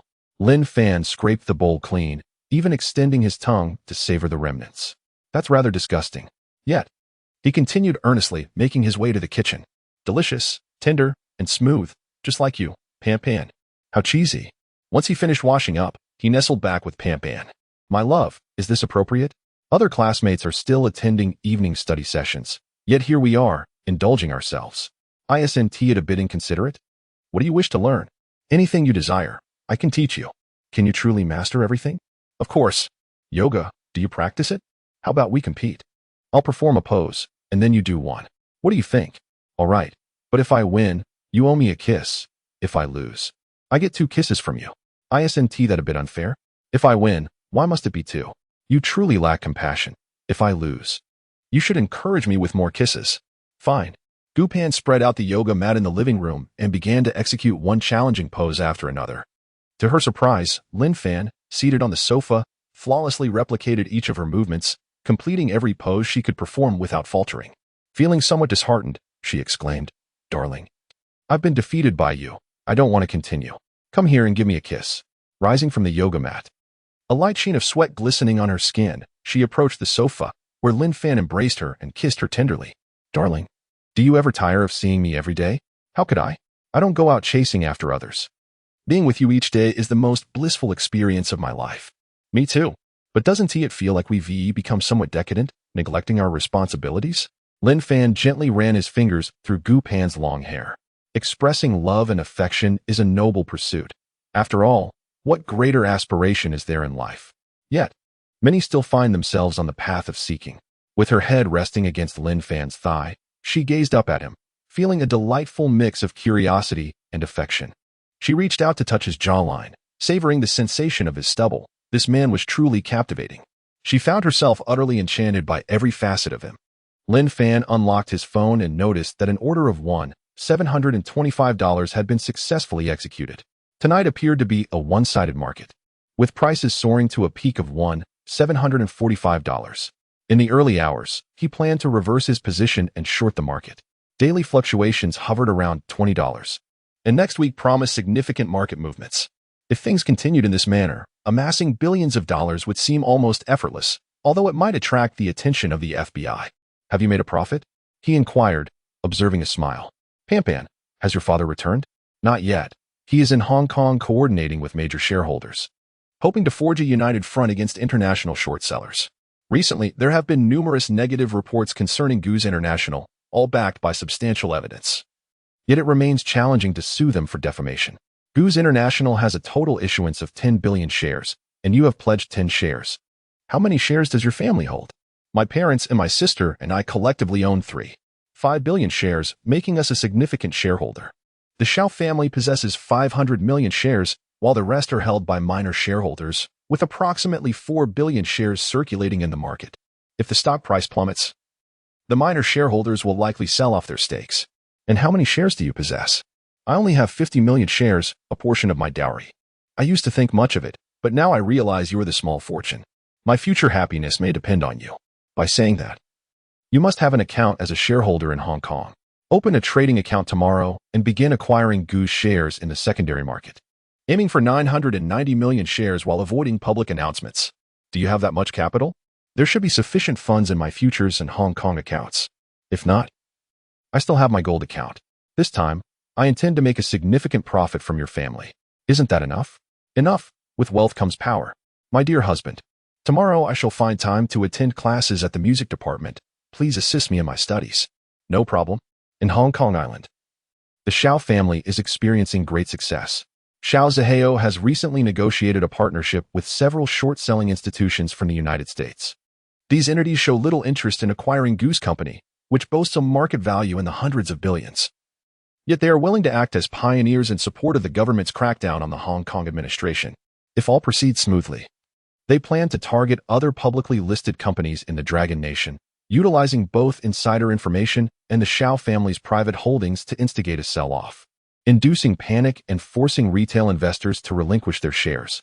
Xiao Dingsheng, the leader of the Xiao family, is keenly interested in Goose domestic operations and has several collaborative projects underway. He aims to maximize these opportunities. With Gu Pan's recent decision to call off the engagement, this acquisition can be swiftly completed without the burden of long-standing friendships. Gu Yiming reached out to him, seeking reconciliation, but he declined. The Gu family's projects are currently stalled, and their financial connections are nearly severed. This presents an opportune moment to exploit their vulnerabilities. Father, prior to shorting Goose Company, our collaborating institutions will inflate the stock price to around 100 to 110 Hong Kong dollars. We too will invest, reaping substantial profits. How much idle capital do we currently possess? Approximately over 5 billion, though most funds are allocated to other projects. How much do you intend to invest? Let us allocate 5 billion. The stock price of Goose Company is on the brink of falling below 28. We aim to suppress it to about 25. At that juncture, we will release negative news to fan the flames, and together with the short-selling institutions, we will accumulate shares around the 22 mark. Zihao, is it not too reckless? What if other projects urgently require funding? It may jeopardize the normal operation of the company. Father, you are well aware of the achievements of our investment department. Last year, our net profit reached 1 billion, accounting for 10 of the group's total profit. With just a few individuals and a handful of computers, our output far surpassed that of the pharmaceutical and real estate sectors. Xiao Dingsheng, observing his son's unwavering confidence, understood that Gu Pan had not succeeded and harbored a desire for vengeance. It was indeed evident that under his leadership, the investment department had transformed 100 million into 1 billion last year, a feat recognized by many. He too wished to take a gamble. He had long been pursuing the dream of joining the ranks of Hong Kong's elite. In the eyes of established tycoons like Li Chaoren and Boss Zhang, he still seemed insignificant. Acquiring the Gu family would potentially elevate the Xiao family to the pinnacle of the wealth rankings, a mark of a businessman's honor. Zihao, you must manage the risks carefully and know when to withdraw. I fear the American may not be trustworthy and could strike first. Very well, father. I shall transfer the funds first thing tomorrow. This time, I will surely bring down the Gu family and compel that girl Gu Pan to seek my favor. Do not let familial ties cloud your judgment. We are wealthy. What woman cannot we have? Indeed, father, I am clear-headed. It is I, Xiao Zihao, who discards women, not the other way around. If anyone colludes with outsiders to cheat me, I shall ensure they pay back tenfold. Seeing his son bare his teeth with determination, Xiao Dingsheng felt a sense of relief. One must possess ambition. Ambition can stem from love or from hatred. Chapter 041, Ziyu's Confession. Passionate whispers. Xiao Zihao emerged from his study, only to find Xiao Ziyu stumbling into the living room. Sister, where have you been lost to? You've been absent for days. Ziyu swayed unsteadily, nearly collapsing, and fell into her brother's embrace. Brother, please don't be angry. It was that girl, Pan, who strayed first. We need not hold it against them. You are so handsome. There are many who admire you. Focus on yourself first. You're still quite young and already learning to drink. You have school tomorrow. Let me help you to your room to rest. Brother, Pan doesn't care for you. Guyan likes you. Marrying her would be just as good. She is also very beautiful. That girl is not suited for me. Why do you concern yourself with such matters? In her inebriated state, Ziyu was heavy, and Xiao Zihao essentially carried her back to her room, gently placing her on the bed and removing her shoes. Sister, rest well. I have some matters to attend to outside. Ziyu grasped his hand, her eyes brimming with tears. Brother, you know I care for you. Now that Gu Pan doesn't want you, I do. Ziyu, what are you saying? We are siblings. Is that so? I am merely the daughter of a friend of our father. Without my shares, could the Xiao family have thrived to this day? You know I have cherished you since childhood. I remember when you carried me to school and defended me when others bullied me. I vowed that when I grew up, I would be your wife. Ziyu, Those were childish promises of no consequence. You are still young, with a bright future ahead. Brother, in what way am I inferior to Gu Pan? I possess greater beauty. Being a mixed-race individual, my figure and looks surpass even those of the pageant queens. Moreover, my affection for you is genuine. Xiao Zihao attempted to push her hand away, but her grip was unyielding. Ziyu, you are intoxicated. Do not behave this way. Unbeknownst to him, Xiao Ziyu summoned an unexpected strength, pulling Xiao Zihao onto the bed, their bodies pressed closely together. Her lips voraciously claimed his, guiding his hand to rest upon her chest. Xiao Zihao had harbored thoughts about this nominal sister, yet due to their supposed sibling bond, he was torn between desire and restraint. However, under Ziyu's tantalizing influence, he could no longer suppress his primal urges. As they kissed, they fervently tore at each other's garments.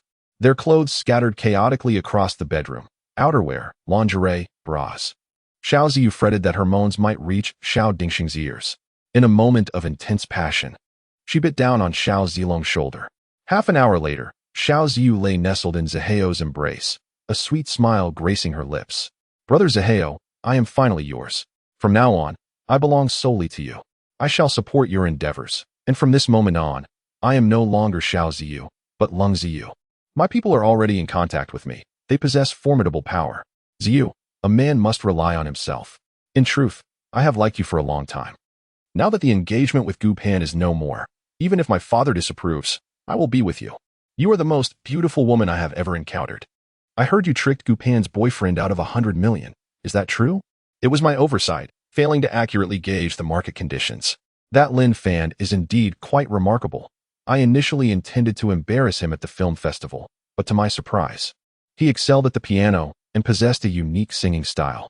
Not only did he not disgrace himself, but he also inadvertently revealed their romantic relationship, garnering the blessings of the crowd. Brother Zihao, rest assured, I will have Ziyu handle her in the future.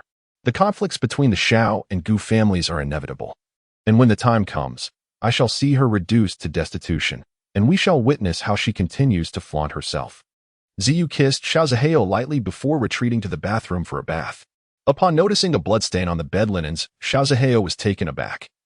The typically bold Lung Ziyu turned out to be a virgin. A sense of pride welled within him.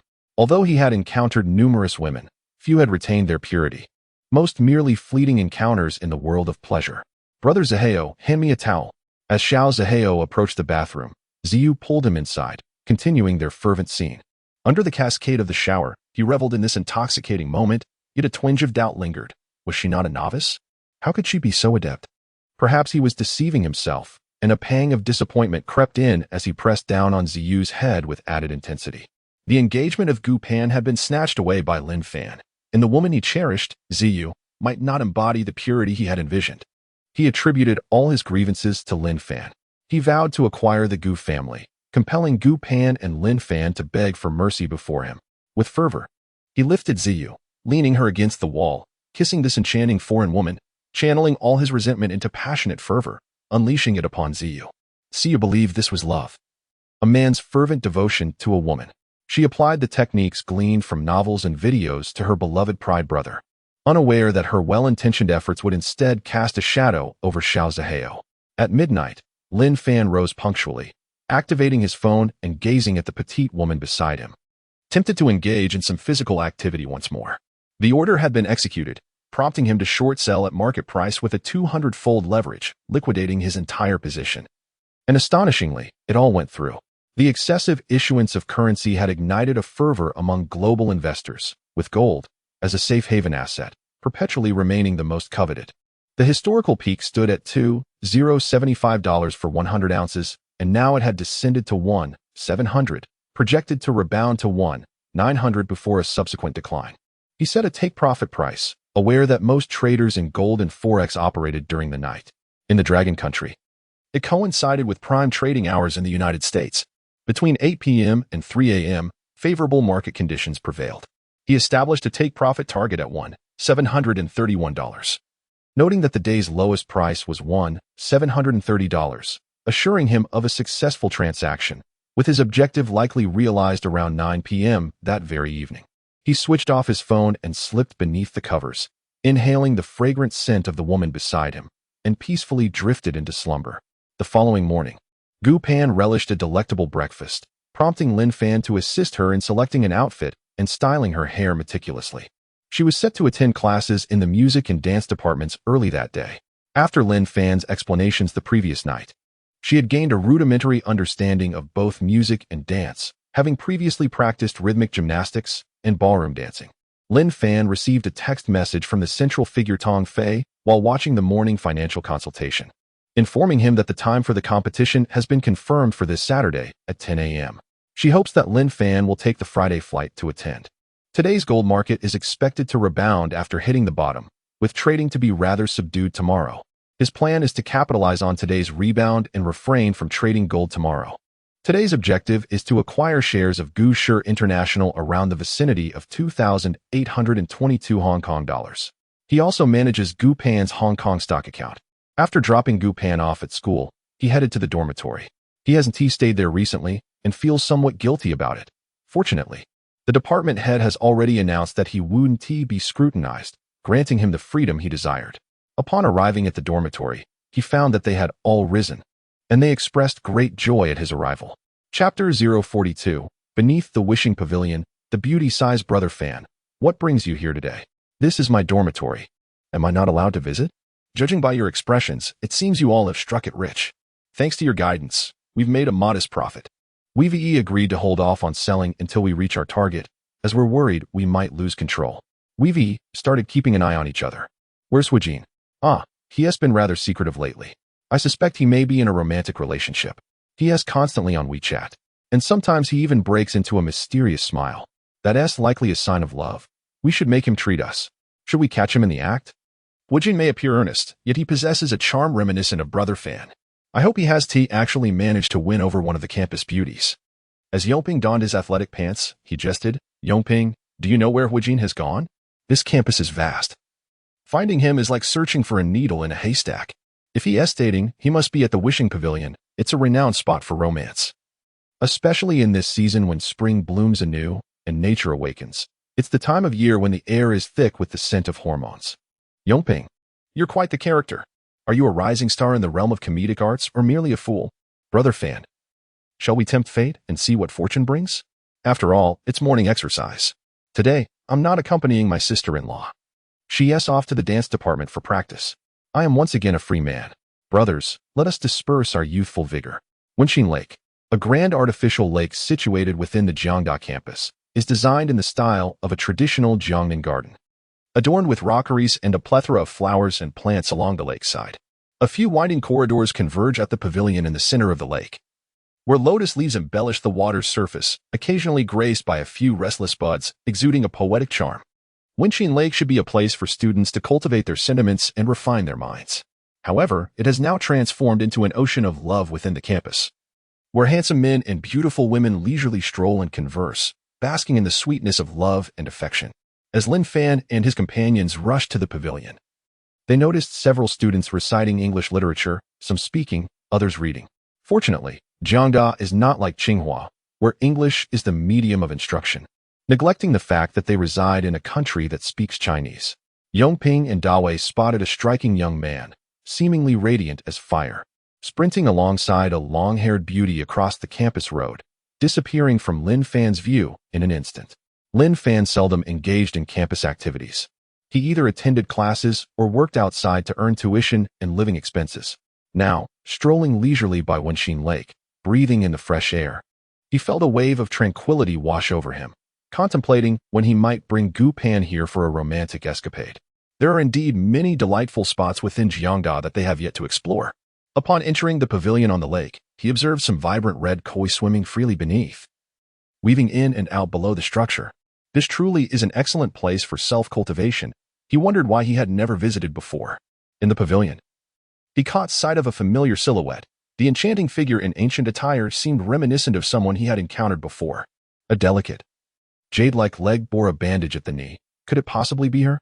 What captivated him was the woman's long, straight hair cascading down to her waist, a quality that also drew Gu Pan's attention. He quietly approached, first noticing a book adorned with numerous illustrations of herbs. Upon closer inspection, it turned out to be Compendium of Materia Medica. In this day and age, only antiquarians would peruse such a text. He leaned in closer, It seems that students of clinical medicine do not study traditional Chinese medicine. What brings you to this book? Ah? The woman turned her head at the sound, their faces nearly colliding. She quickly stood up, nimbly dodging him. It's you, Lin Fan. How did you end up here? He awkwardly performed some chest-expanding exercises. Just some morning exercise, and I happened to arrive here. Yao Yi, seeing you move so agilely, your injury must be on the mend. That reassures me. Lin Fan, rest assured, I am not one to feign injury. I want to trouble you. That's good to hear. You just had your bandage yesterday. Yet you've come all this way to read? Something feels amiss. I am merely reading here. It doesn't hinder you. Aren't you going to accompany your goddess, Gu? You wouldn't want to be caught with another female classmate. It could reflect poorly on you. My Pan is the epitome of grace and understanding. She would not heed any rumors. Yet, the voices of many can tarnish one's reputation, especially since you often appear on live broadcasts. If you cherish this pavilion, I shall take my leave. Your leg is still injured. I should be the one to depart. But you have yet to explain your interest in the compendium of Materia Medica. My family hails from a lineage of traditional Chinese medicine practitioners. Given the decline of this field, I have shifted to studying Western medicine, as clinical medicine is the most closely aligned with patient care. From a young age, I have been immersed in the study of traditional Chinese medicine, perusing related literature to pass the time. Do you possess knowledge in medicine? I cannot claim to be an expert, but I am well versed in both Eastern and Western medical practices driven by personal interest. Lin Fan unconsciously began to display his knowledge. Do you believe that medicine can be mastered as easily as music, sports, or finance? One can master the piano through practice, enhance athletic skills through training, and gain financial acumen through investment experience. However, in the realm of medicine, conditions are infinitely varied. No two patients present the same ailment. Do you think I am boasting? It is essential to possess self-awareness. As for you, your condition may range from serious to mild, to speak candidly. The Western medical approach you have studied cannot fully resolve your issue. I am not ill. Do not speak such nonsense. In Western medicine, your diagnosis is endometriosis, which is not curable. Unless the ovaries and uterus are entirely removed, fertility will be compromised, leading to decades of suffering should you wish to conceive. You are deceiving me. My issue is merely irregular menstruation, so do not exaggerate for ulterior motives. Are you not skeptical of my medical skills? I can treat you without surgery, and at no cost. What do you require? How did I come to know about your condition? Is it merely a fleeting desire to find a subject for experimentation? It is as simple as that. Do not presume that I have taken a liking to you. My own attributes and background are beyond reproach. Our paths are unlikely to intersect unless you are intentionally trying to draw closer to me. My intention to treat you is also to dissuade you from such thoughts. Rather than engaging in petty rivalries over popularity, it is far more prudent to remain grounded. You may first visit the hospital for a comprehensive examination. If this is indeed the ailment, then we can arrange a time via WeChat. Yao Yi's eyes sparkled with a mix of grievance and guilt. I shall take my leave. Take care of yourself. Lin Fan, upon noticing that Da Wei and Yongping had returned, immediately rushed towards them. Brother Fan, in such a short time, have you already charmed another beauty? Da Wei, what nonsense are you spouting? I don't know her. Did you mistake her for Huojin? It seems Da Wei was merely seeing things. That person is certainly not Huojin, and I've wasted so much time chasing after the wrong one. Let us head back to the dormitory. Class is about to start. The group jogged back to their quarters, where they found Huojin lounging on the bed, humming a tune. They commenced their rigorous interrogation. The sounds of their lamentations reverberated throughout the boys' dormitory. In the pavilion, Yao Yi sat in a daze, reflecting on her trivial actions with deep regret.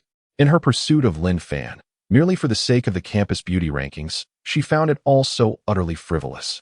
She believed her attempts to entice Lin Fan were hopeless, yet the information he shared regarding his health seemed to suggest a twist of fate. Perhaps Lin Fan was destined to be her benefactor. She strolled back to the dormitory, intending to seize the opportunity during the afternoon study session to undergo a thorough medical examination. Being a medical student and yet oblivious to her own ailments felt rather absurd. Chapter 043, The Roommate's Frolic. Xia Xin comes to seek the methods of intense interrogation proved remarkably effective, albeit not as brutal or sanguinary as those employed by the Eastern Depot and the Jinui. Brothers, have I not confessed enough? Must you resort to such violence? With such foul-smelling feet, Da Wei, how could you bring yourself to act? Resistance is futile. I specialize in quelling all forms of defiance. Speak quickly. Whom have you clandestinely met in recent days? Only once today. Ouyang Nana, Huijin, you are quite the charmer, having captured the attention of the school's beauty. Second only to the top of the list. Pray, enlighten us on your romantic endeavors. There are still several names on the beauty list. And though Jiang Lingwei is not featured, she is undeniably enchanting. Yoping was already lost in daydreams over there. Lin Fan found the situation amusing and was eager to hear Huijin's tale of wooing the beauty. It was merely yesterday when Brother Fan dined at the cafeteria with the film queen, and by sheer coincidence, I encountered Nana while walking. Thus, we exchanged WeChat information. Such serendipity. This Ouyang Nana is the goddess of the school's streaming scene. Surely, her interest in you must harbor ulterior motives. I thought as much. In this world, one does not encounter fortuitous luck without a catch. I merely hope for a chance to connect. Holding hands would be delightful. You incorrigible rogue. Any discoveries?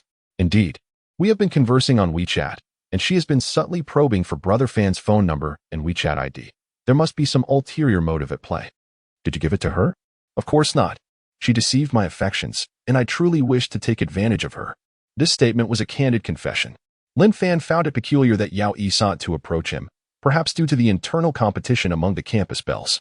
Yet, he pondered the motive behind the live-streaming girl's interest in him. Was it financial gain? Huijin, keep her intrigued. Perhaps you might indeed win her over. After all, isn't love a gradual process of mutual understanding? Brother Fan, this seems rather exploitative on her part, cautioned his friend. You must exude confidence. She engages in live streaming for monetary reasons as well. Being a finance major, why not share with her the stocks you've invested in? Guide her investment. Should her earnings surpass those from her streaming, she might very well come to admire you and offer her devotion in return. Dawei and Yongping appeared to have stumbled upon a revelation. Indeed, their strength lay in investment. While they may not possess Brother Fan's impeccable accuracy, their analyses could still uncover numerous promising stocks. Can we divulge the stock we've heavily invested in? One inquired. I'm uncertain about the others. Certainly. As we're all benefiting from this substantial wave, why not let her join in? Who knows, perhaps our brotherhood will find its way to romance through this venture. Thank you, Brother Fan, Huijin expressed, having already opened WeChat to connect with Ouyang Nana. With both free during the first 2 periods, they arranged to meet in the design school's exhibition corridor. Brother Fan, if I find a partner, I shall treat everyone to a meal. Huijin, you can do it. Keep it up, he encouraged. Dressed impeccably, Huijin left the dormitory with an investment book in hand. Lin Fan, feeling rather aimless without Gu Pan by his side, found himself in a state of emptiness. Even reading seemed trivial. Perhaps he should head to the classroom and indulge in stock trading. The passage of time felt particularly swift during transactions. He allocated $10 billion into both Gu Pan's account and his own, acquiring shares in increments. In the absence of reaching a psychological price point, he casually engages with a few doubling stocks, aiming to augment his capital. The fluctuations in copper futures today amount to a mere 140 dragon coins, rendering the prospects unremarkable. Thus, his funds lie idle as he concentrates on Hong Kong stocks. He anticipates that after securing profits from gold at 8 p.m., there will be another upward movement, followed by a profit-taking at 11 p.m., and subsequently a short position, with plans to realize gains again around 9 a.m. the next day before re-entering the market. He aspires to achieve his financial goals within this week. He believes that mastering the system makes trading futures and gold forex the most advantageous, as the variety is limited, whereas the plethora of stocks complicates the selection process. While he is in the midst of filtering Hong Kong stocks, a woman approaches outside the classroom. Upon reaching the door, he recognizes Ms. Zhang and inquires, "What brings you here?" "Lin Fan, just call me Sister Zhang. My name is Zhang Mingzhu, the manager of the RD department at Ziyashan International. You saved my mother and me yesterday. I would like to treat you to a meal." Lin Fan appears somewhat bewildered. "Isn't it a bit early to be arranging a meal at just past 9 in the morning? My father wishes to meet you. If you have the time, would you consider visiting Ziyashan? Indeed, there are no significant classes scheduled for the morning. He has heard that Ziyashan specializes in chip research and development, as well as manufacturing, though he admits to knowing little about it, finding nothing particularly intriguing. I've been quite busy lately. What do you think? It won't take much of your time. Perhaps I could speak to Director Fong on your behalf? That won't be necessary. It feels inappropriate to bother the director for such trivial matters. I can handle this on my phone. Let's go. I'll check if my girlfriend is available to join us." He dials Gu Pan on WeChat, and after a few beeps, Fan, I miss you already. And it has barely been 2 hours since we parted. Indeed, Shortly I must head to the Xiaxin group. Would you care to join me? I would love to. But I am currently occupied rehearsing a dance, which I am eager to learn. You should go on your own and reach out to me when you return. All right then. He set his phone down. Sister Zhang, let us depart.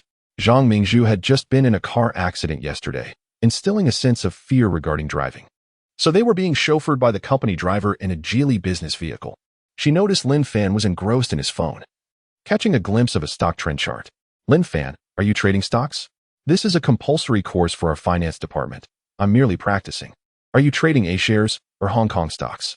I'd like to get into it. Could you offer some recommendations, Sister Zhang? Why would I possess such expertise? That is the domain of specialists. I am merely a student. Modesty is a virtue. With Sister Zhang's comment, she felt somewhat embarrassed. Recently, the market has been favorable. I estimate it could rise to around 250 or 260. If you're interested, you might consider it. Sounds good, but I am not very adept. Could you assist me with the trading? Zhang Mingzhu retrieved her phone, opened a stock trading application, logged in, and handed it to Lin Fan. You place such trust in me, yet I am merely a freshman. With your mastery of the violin, piano, aesthetics, medicine, dance, and singing, who else could I trust? Oh, indeed, fame brings its own burdens. Living up to one's reputation is often challenging. Some individuals possess an undeniable brilliance that cannot be concealed. Feel free to trade as you wish. Lin Fan perused the account, discovering several million within. Is the chip industry truly this lucrative? He reflected on the information within. The Dragon Kingdom imports chips worth over $300 billion annually, indeed a lucrative market. However, the foundry sector has long been monopolized by companies such as TSMC, Samsung, Global Foundries, and UMC, with the Dragon Kingdom's only representative being SMC, which accounts for merely about 5% of the low-end market. Most chip companies in the Dragon Kingdom seem to be merely deceiving for subsidies and funding. Is it the case with Xiaxin as well, as Sister Zhang suggests? Zhang Mingzhu noticed that Lin Fan had remained inactive. Are you concerned about the legitimacy of the funding or the possibility of fraudulent state subsidies? Sister Zhang, that is not my intention. I am merely worried that I might mismanage and cause you losses. No worries, money is merely a number. This wealth is what Nyo's father left behind. If there are losses, so be it. Upon hearing these words, Lin Fan sensed that Sister Zhang had a story to tell. He invested all his capital in Sheed, averaging around 90 dragon coins. He then returned the phone to Sister Zhang. All right, it would be wise to sell when it reaches around 260. The driver, being perceptive, took note and transported the two to the Xiaxin company, promptly investing all his savings into Sheed, finally realizing that being a driver for the boss always presents opportunities. Lin Fan, it is still early. Let me take you outside to explore Xiaxin. Xiaxin is not the hollow shell or mere facade of a chip company you might envision. Sister Zhang, I never suggested such a thing. Chapter 044, Mastery of Chips and the Delivery of Information. You are my savior. And I wish for you to know that you have not erred in your choice of whom to rescue. The two individuals arrived at the Chip Research and Development Department for a tour. This is our Chip R&D department, where we utilize the Moldy EDA software.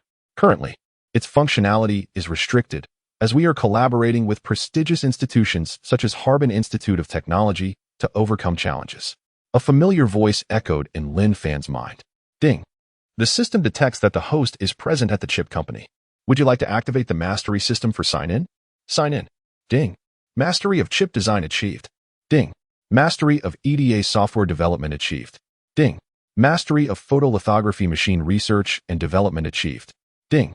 Mastery of chip supporting research and development achieved. Ding. Data output function activated. A torrent of knowledge related to chips, technologies, literature, codes, blueprints, and more flooded his consciousness. The intricate details of hundreds of thousands of components for the photolithography machine coalesced within him. Lin Fan was momentarily stunned. Could it be that he was destined to fulfill the mission of the Longwa photolithography machine, an endeavor that typically requires the collaboration of the world's leading technology enterprises on his own? Such an undertaking seemed unrealistic. What purpose did this mastery serve? Even with the information at hand, creation remained elusive. He continued to accompany Sister Zhang on a tour of the chip production workshop. Presently, Xiaxin could only manufacture chips using the 28-nanometer process, as high-end chip equipment faced stringent controls. The chips produced by Xiaxin had successfully been applied in the aerospace navigation sector. Yet there had been no advancements in the mobile chip domain. The mobile chip industry had already progressed to the 7-nanometer and 5-nanometer processes. To achieve breakthroughs in mobile chip technology, it is imperative to rely on Xiaxin's advancements. There is little hope for enterprises like SMC, which are constrained by external limitations. After the tour concluded, she escorted Lin Fan into the chairman's office, where Lin Fan encountered the spirited academician Zhang Hong. Zhang Mingzhu introduced, "Lin Fan, this is my father, academician Zhang Hong, the chairman of Xiaxin, primarily overseeing the lithography machine project. Greetings, academician Zhang. I am Lin Fan, and it is a privilege to visit Xiaxin today. It has truly broadened my horizons. Please, have a seat, Lin. I am grateful for your assistance yesterday in rescuing Mingzhu and Nyonyo. As a token of my appreciation, I wish to bestow upon you a 10% stake in Xiaxin. Academician Zhang, I merely acted in the moment. A meal would suffice as thanks. To be candid, I do not find myself in need of financial gain. The 10% stake is a more valuable gesture than a meal, especially considering that Xiaxin is currently facing financial difficulties. I see potential for miracles in you. Given that, I shall accept. Perhaps in the future, I can assist Xiaxin in securing funding. The domestic chip industry, united in purpose, will undoubtedly achieve breakthroughs. I will not accept this gift without reciprocity. I possess some materials that may prove useful to you, academician." Before long, Zhang Mingzhu returned with lawyers from the company's legal department, bearing the share transfer contract for Lin Fan's signature.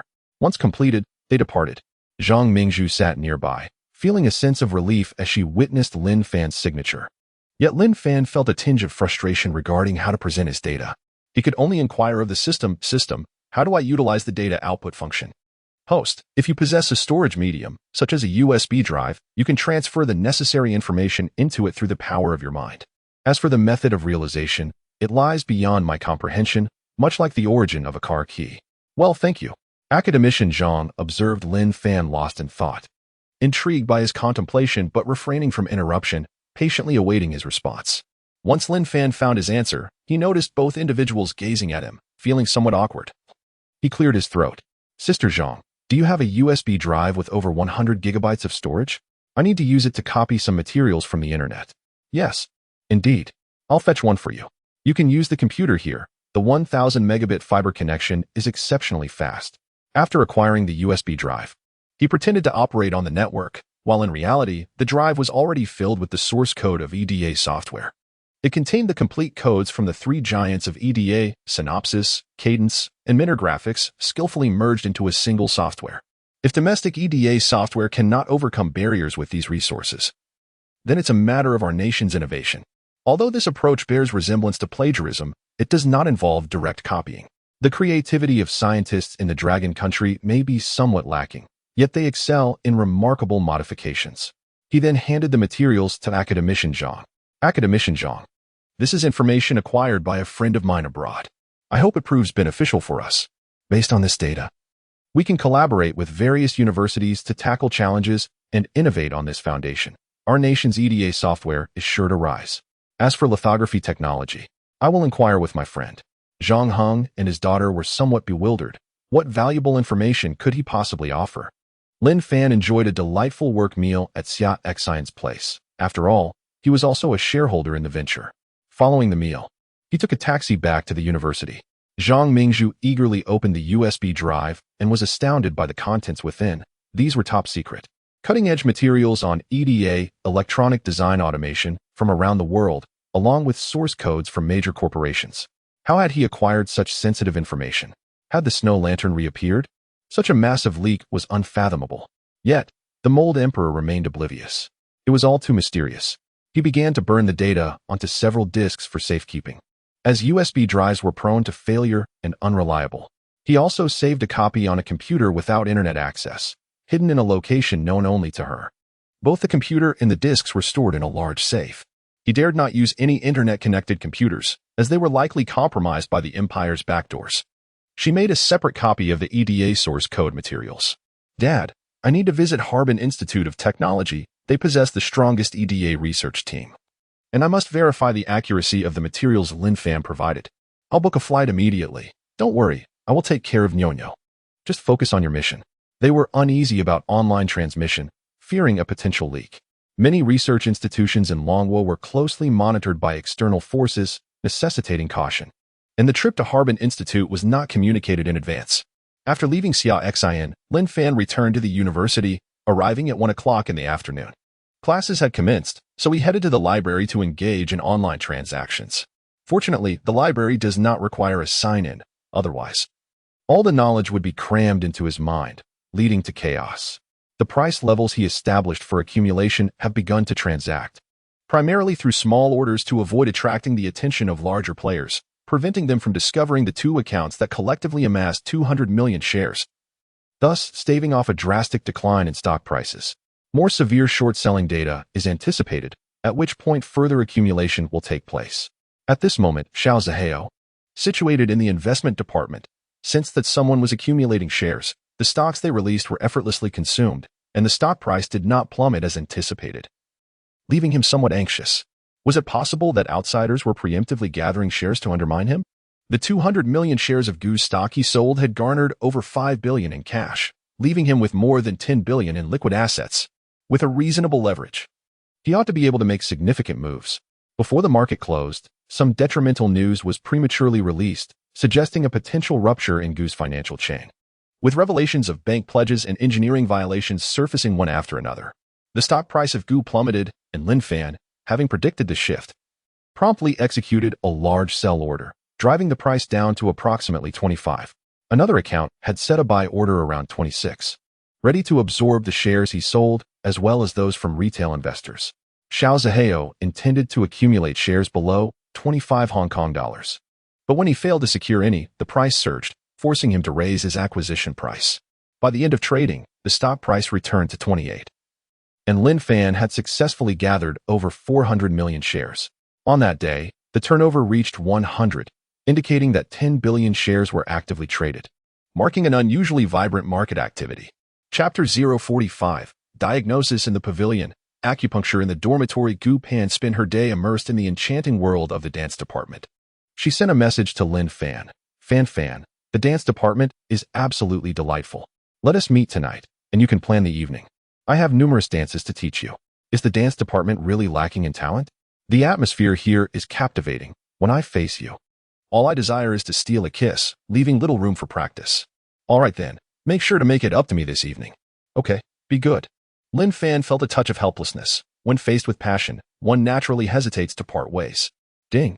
A notification appeared, revealing the profile of a striking individual, Yao Yi. Lin Fan, let us meet at Wenxin Pavilion. Sure. He was feeling a bit bored, and the prospect of seeing a beautiful woman was quite pleasing. As long as he remained faithful, he grabbed a bicycle and pedaled towards the pavilion. From a distance, he spotted a long-haired figure gazing serenely at the tranquil lake from within the pavilion. Yao Yi was still dressed in the simple, elegant white dress from the morning, her hair adorned with a delicate ribbon, exuding an ethereal charm.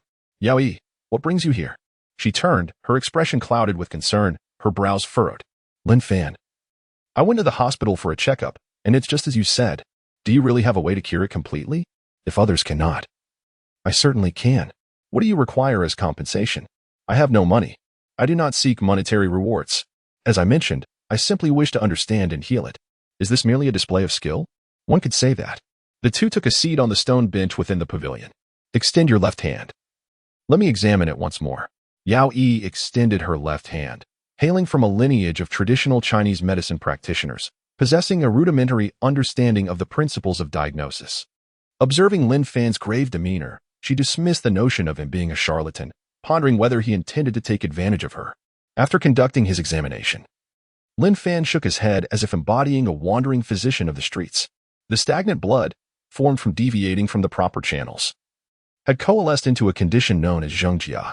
The obstruction of blood flow resulted in discomfort, manifesting as dysmenorrhea.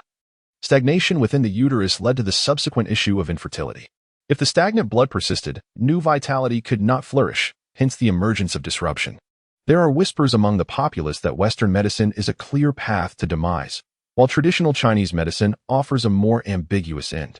Western medicine is characterized by its invasive and radical cures, whereas Chinese medicine embraces a gentler, restorative approach. In the context of the human body, it is suggested that China offers a more suitable means of healing and salvation. Yao Yi observed Lin Fan as he murmured to himself, Lin Fan, I have some hospital records here. Would you care to take a look? Lin Fan accepted them and glanced through them briefly. The Western diagnosis was accurate. It was merely the treatment plans that diverged. Lin Fan, I am still young, without a boyfriend, and I wish to bear children in the future. I am not inclined to pursue Western treatments. If you are able, please assist me. Did you bring paper and a pen? I did. Here you go. Lin Fan took up the pen and inscribed the names of several herbs in his notebook, representing the most efficacious ancient prescriptions for invigorating blood circulation and promoting kidney health. This formula is for you. Procure the herbs and take them. If you possess acupuncture tools, I can perform acupuncture for you as well, which may expedite your recovery. Yao Yi scrutinized the prescription. Some herbs were familiar to her, while others were not. I have not encountered these particular herbs before. I wonder if the apothecary will have them. This situation left Lin Fan in a quandary. He was merely putting on a fade as dictated by the system.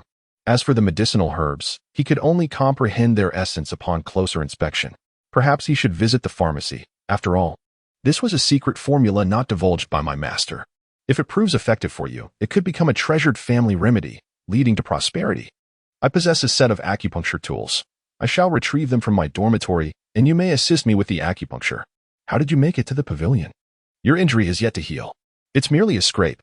I am not like those male celebrities who wail at the slightest mosquito bite.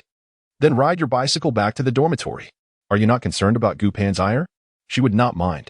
My worry lies in how this might affect your future prospects in romance. I have no intention of seeking a boyfriend during my university years. My focus is solely on my studies, mastering foreign skills to counter foreign threats. How ambitious. Amidst the campus, a picturesque scene unfolded. A young lady clad in white sat gracefully atop her bicycle, her hands firmly gripping the seat as she leisurely traversed the grounds. A well-meaning individual captured this moment, posting it on the campus network. Little Grass Lin Fan has found new affection, basking in the blessings of success alongside the top scholar. Photographic evidence accompanied this claim. The ensuing comments were a cacophony of opinions, both supportive and dissenting. Gu Pan's fans ignited a fierce debate in the comments section. Is Lin Fan attempting to dominate the rankings, aiming to conquer the campus beauty list? Did Yao Yi approach him first? One wonders if the goddess of live streaming will escape unscathed. Poor Gu Pan. But brothers, this presents an opportunity. Lin Fan is nothing but a cad, straddling two boats. What of it? Exceptional men attract admiration. Lin Fan is unmarried, thus anyone has a chance. Unbeknownst to them, the fervent discussions on the campus forum had reached beneath the girls' dormitory. Lin Fan, should we go upstairs? Is that appropriate? It's fine. My roommates are present, and I can also take a look at their ailments. Do you truly believe I am some wandering physician? In truth, Lin Fan was also curious about what the girls' dormitory looked like. After all, just a few days prior, he had been a Navi country boy, harboring the same thoughts as all the other boys. No problem, I shall go take a look. They circumvented the gatekeeper and arrived at Yao Yi's dormitory. It was afternoon, and the dormitory was mostly deserted. The girls' dormitory was quite similar to the boys', yet it exuded a refreshing cleanliness, adorned with curtains and mosquito nets that were rather innovative. There's not much to see in the girls' dormitory, is there? Sit down for a moment, I will fetch some tools. All right. He noticed several laptops on the table, while the bookshelf was filled with medical texts and a few anatomical models. It seemed that a woman studying medicine must possess a certain boldness. Yao Yi retrieved a beautifully crafted wooden box from the storage cabinet and handed it to Lin Fan. These are the acupuncture tools passed down from my grandfather. I have never used them and do not know how. I just feel they hold significance, so I carry them with me. She also produced an alcohol lamp and lit it. Please perform acupuncture on me. Lin Fan accessed the system's acupuncture techniques, disinfected the needles, and began to insert them at various points such as the ear points, Sanyinjiu, Zhangji, Guanyuan, Higu, Qihai, and Jinlingquan, among others, some of which Yao Yi was also unfamiliar with. She reclined on the bed, revealing her perfectly smooth abdomen, initially feeling a tinge of shyness. However, upon seeing his focused and earnest demeanor, devoid of any lewd expression, she observed this man closely. With starry eyes and well-defined brows, he embodied the handsome type she admired. During the few minutes of acupuncture, her heart raced like a startled deer, and her cheeks flushed slightly. When Lin Fan lifted his gaze to her, his eyes radiated boundless tenderness. You need not stare. Keeping your neck elevated will tire you. It will be over shortly. How do you feel? Very well. Does it hurt? After so many needles? Oh, I feel warmth in my abdomen, accompanied by a slight pain. It's manageable. After you take the medicine, The old stagnant blood will be expelled with your menstrual flow, effectively eradicating the issue. Really? Is your master a gynecological savant? Just a wandering physician? Well then, I shall take my leave to avoid any undue misunderstandings. Thank you, Lin Fan. Chapter 046, The Beauty in Peril. Sword pointing at Lin Fan. As Lin Fan swiftly departed from the girls' dormitory, he encountered no other female classmates, thus avoiding considerable trouble. At the corner of a dormitory, a young man was lurking, casting furtive glances while conversing on the phone. Brother Hui, we are fellow townsmen. I can only assist you this once.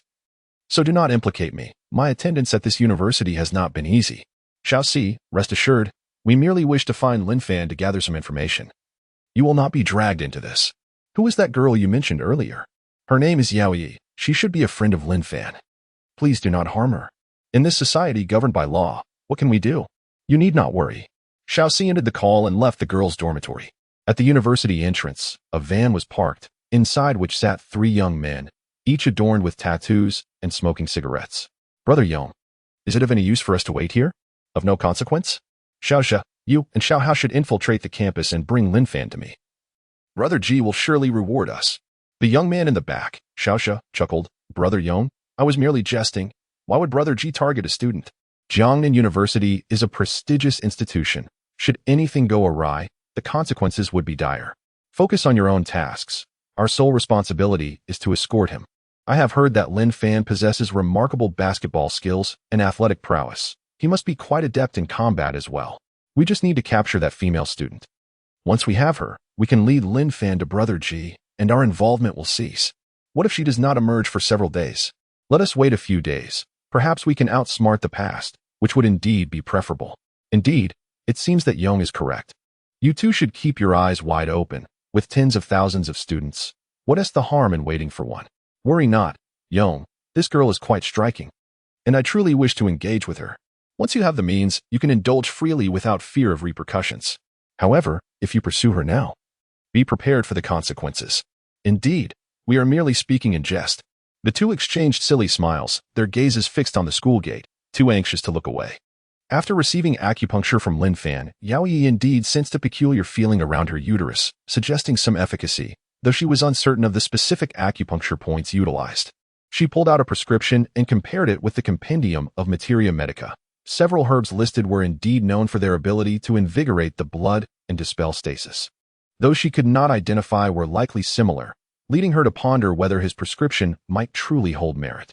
She changed into a fresh outfit, preparing to venture to the city's herbal medicine shop in hopes of serendipity. At that moment, Ji Lin returned to the dormitory and spotted Yao Yi. I didn't see you today. Were you slacking off in the dorm? You look so lovely. Are you off to meet a boyfriend? Lin, I do not have a boyfriend. I'm merely dealing with an old ailment and wish to procure some medicine in the city. Procure medicine? You should consult a traditional Chinese medicine practitioner. After all, you are an exemplary student of clinical medicine. Isn't Western medicine quite effective? Lin, would you like to accompany me? Of course. I need to buy a few sets of lingerie anyway. Let us go. The two arrived at the school gate, preparing to cross the street and board the subway. Their striking appearances immediately captured the attention of a young man in a van parked across the road. Brother Yong, we are indeed fortunate. That girl has come out and brought a companion as well. What a stroke of luck. Haha. They seem to be heading towards the subway. Once they cross the street, we could swiftly whisk them away. As the two ladies traverse the road and pass by the van, Brother Yong inquires from within the vehicle. Ladies, are you acquainted with Lin Fan? I am a brother from his village. Yao Yi and Ji Lin felt a surge of wariness, with Yao Yi responding. Then why don't you just call him? We are not in the same department, and I do not have her phone number. Brother Yong exchanged glances with Xiaoxia and Xiao Hao in the car. The door was yanked open, and the two swiftly pulled the women inside. In their high heels, escape was futile. Before they could even scream, the vehicle surged forward at great speed. What are you doing? We are students from Jiangda. There are cameras everywhere. You cannot escape. Xiao Hao and Xiaoxia each restrained one of the women, brandishing glinting daggers. The driver stated, Yao Yi, take out your phone and cooperate. It might preserve your innocence. Otherwise, do not blame us for being unfriendly. Do you know me? What do you want? I have no money. Please give them your phone. Sir, we are just ordinary students. Please let us go. I promise not to report this, I swear. Yao Yi handed her phone to the driver, who, while steering with one hand, opened WeChat, and saw Lin Fan's contact. Flipping through, he remarked, "Oh, he even arranged to meet at Wenxin Pavilion. I've heard that Lin Fan's girlfriend is a young lady of wealth. I never imagined he would be picking wildflowers." He then dialed the voice message. Lin Fan returned to the department shortly after, and upon noticing an audio message from Yao Yi, he contemplated whether this girl had become infatuated with him. Was he truly so irresistible? He answered the call. On the other end, he heard a loudspeaker and the frantic voice, "Lin Fan, we have been kidnapped. Call the police." Who are you? What do you want? Lin Fan. If you wish to save your woman, come to the underground world, but be swift. Where is the underground world? I am unaware. Why not consult Baidu? Yao Yi had just been tapped on the shoulder by Xiao Zhe, and it indeed hurt. The two women huddled in their seats, overwhelmed with fear. However, being medical students, they had encountered cadaver dissections, and their psychological resilience was commendable. Jilin timidly interjected, "Do you know who Lin Fan is? You still wish to toy with him? He's merely a poor boy who got lucky and captured the attention of the city's belle. You underestimate him greatly. He's a country bumpkin, likely unfamiliar with the likes of violins and pianos. Yet, he was an invited guest at an international film festival, performing a unique piece that reverberated throughout the nation. So what? I have heard he possesses military connections, supposedly a princeling from the Eastern Theater Command, raised in the countryside. You jest. Do you think I've never read war stories? Upon returning home, I found my daughter living in a doghouse. Do not frighten me. Believe it or not, I have seen military vehicles arrive at the school to escort Lin Fan away. There are some individuals you cannot afford to provoke. Ari is his little girlfriend, and he cares for her dearly. Young, what if what she said is true? I also find Lin Fan to be quite extraordinary. Let us take them to the underground world and hand them over to Brother G. The rest is none of our concern. Be cautious, and take care not to harm the two lovely ladies. What if both of them are Lin Fan's acquaintances? Very well, Yang. After a 30-minute drive, we arrived at the basement of a towering building. After navigating through several twists and turns, we entered a vast subterranean plaza. The two were escorted into an underground gaming hall, where each was given a gaming machine amidst a bustling crowd, and they were led into a private room. Brother G, we have brought the people you requested. We shall take our leave now. Yang, well done. Here, take this and let the brothers enjoy themselves. Brother G tossed a stack of dragon coins, likely amounting to tens of thousands. Thank you, Brother G. With that, they closed the door behind them. Yao Yi and Ji Lin stood trembling at the door, like delicate flowers that had never witnessed the darker side of society, appearing somewhat lost. You two must be friends of Lin Fan. Please have a seat. I invited you here primarily to meet Lin Fan. What do you need Lin Fan for? He is quite formidable, is he not? You are not his match. Oh, formidable? I suppose that merely refers to his prowess in bed, which could captivate both of you lovely ladies. He seems rather impressive. We. At that moment, Yao Yi's WeChat notification chimed, and she answered it. Lin Fan, where are you? I don't know where I am. It seems to be a gaming hall. Brother G beckoned her with a finger. Chapter 047, The Killing Intent of the Brahmin. Entangled in peach blossoms, Lin Fan arrived at the underground gaming hall.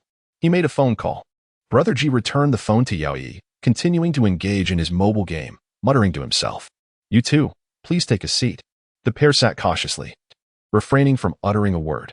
After a few minutes, there was a knock on the door, and Lin Fan entered, accompanied by a small follower. Brother G set aside his game. Lin Fan, please take a seat. The purpose of your visit today is to discuss a matter. I apologize if I startled your two female companions. Oh, what is it? If it concerns me, I would rather you address it directly, without involving others. Someone has taken an interest in your hands and wishes for me to sever them, to present them to that individual. How much are they offering you? Brother G raised two fingers. Take a guess. What do you think your hands are worth? Lin Fan observed Yao Yi and her friend, who appeared as startled as frightened birds, and inquired, what do you think my hands are worth? Lin Fan, don't jest. Hands capable of playing the death waltz are priceless treasures. He laughed heartily, glancing at Brother G. You wouldn't dare say my hands are worth just 200,000, would you? Surprisingly, Brother G felt a jolt. He thought to himself that such an invaluable pair of hands could only be worth 200,000. Am I to be treated as a mere lackey? Noticing G's hesitation, Lin Fan remarked, I'm curious about your name. Offering 200,000 for such an important pair of hands is quite disrespectful. Why not tell me who desires my hands, and I shall match that amount. He raised two fingers and shook them gently. 2 million? Is it possible to conclude the deal? Brother G stood up, respectfully presenting a QR code sign. Lin Fan took out his phone and scanned it. A notification chimed. WeChat received 2 million long coins. Brother Fan was a straightforward man. Those people from Hong Kong were exceedingly overbearing, demanding I sell my life for a mere 200,000. Fortunately, I retained some measure of restraint and did not resort to violence. On the streets, they call me Brother G. As for how Brother Fan chooses to address me, I have no particular preference. He chuckled. Brother G, one must not strike without acquaintance. I am curious to know who has entrusted you with this task. It is the notorious Shang Biao from Hong Kong. It is common knowledge that he is sworn brothers with a wealthy heir named Xiao Zihao. It is likely that this endeavor is instigated by the latter. A surge of anger ignited within Lin Fan. Xiao Zihao was utterly despicable, resorting to underhanded tactics rather than confronting him openly. His emotions spiraled out of control, and he harbored murderous intent, slamming his fist onto the bar. Splintering a solid would plank into fragments that scattered, causing Brother G to break into a cold sweat. Brother Fan, we are all on the same side. How could I possibly accept your money? As fellow compatriots, let us not make things difficult for one another. Consider this sum as my treat to you, Brother G. I am at Jiang University and wish for no one to disturb the students there. Otherwise, rest assured, with Brother AG's protection, nothing will go amiss at Jiang University. Thank you, Brother Fan. I extend my apologies to both of your wives for today's incident. I have a few VIP cards for the underground world to offer you. Feel free to visit anytime you wish. Yao Yi's face flushed crimson, secretly delighted by the endearment of sister-in-law. Jilin grasped Yao Yi's hand, her excitement palpable. Upon witnessing Lin Fan spend 2 million without batting an eyelid, it became evident that he was no ordinary individual, and his lineage must be extraordinary. Brother G, should there be any news from the Xiao family, please do inform me. This is my mobile number. Brother G accepted the note, saved the number in his phone, and made a call. Lin Fan's phone rang, and they exchanged contact information. The three of them exited the underground gaming hall and returned to the surface. Yao Yi introduced, Lin Fan, this is my close friend, Jilin. Jilin extended her delicate hand towards Lin Fan and gently said, Lin Fan, I am Jilin. It is a pleasure to meet you. Lin Fan observed Jilin closely. Her long, wavy, chestnut hair was voluminous and layered, exuding an aesthetic charm, and her beauty easily surpassed a score of 95. It seemed that like-minded individuals gravitated towards one another. Even beautiful women enjoyed clustering together.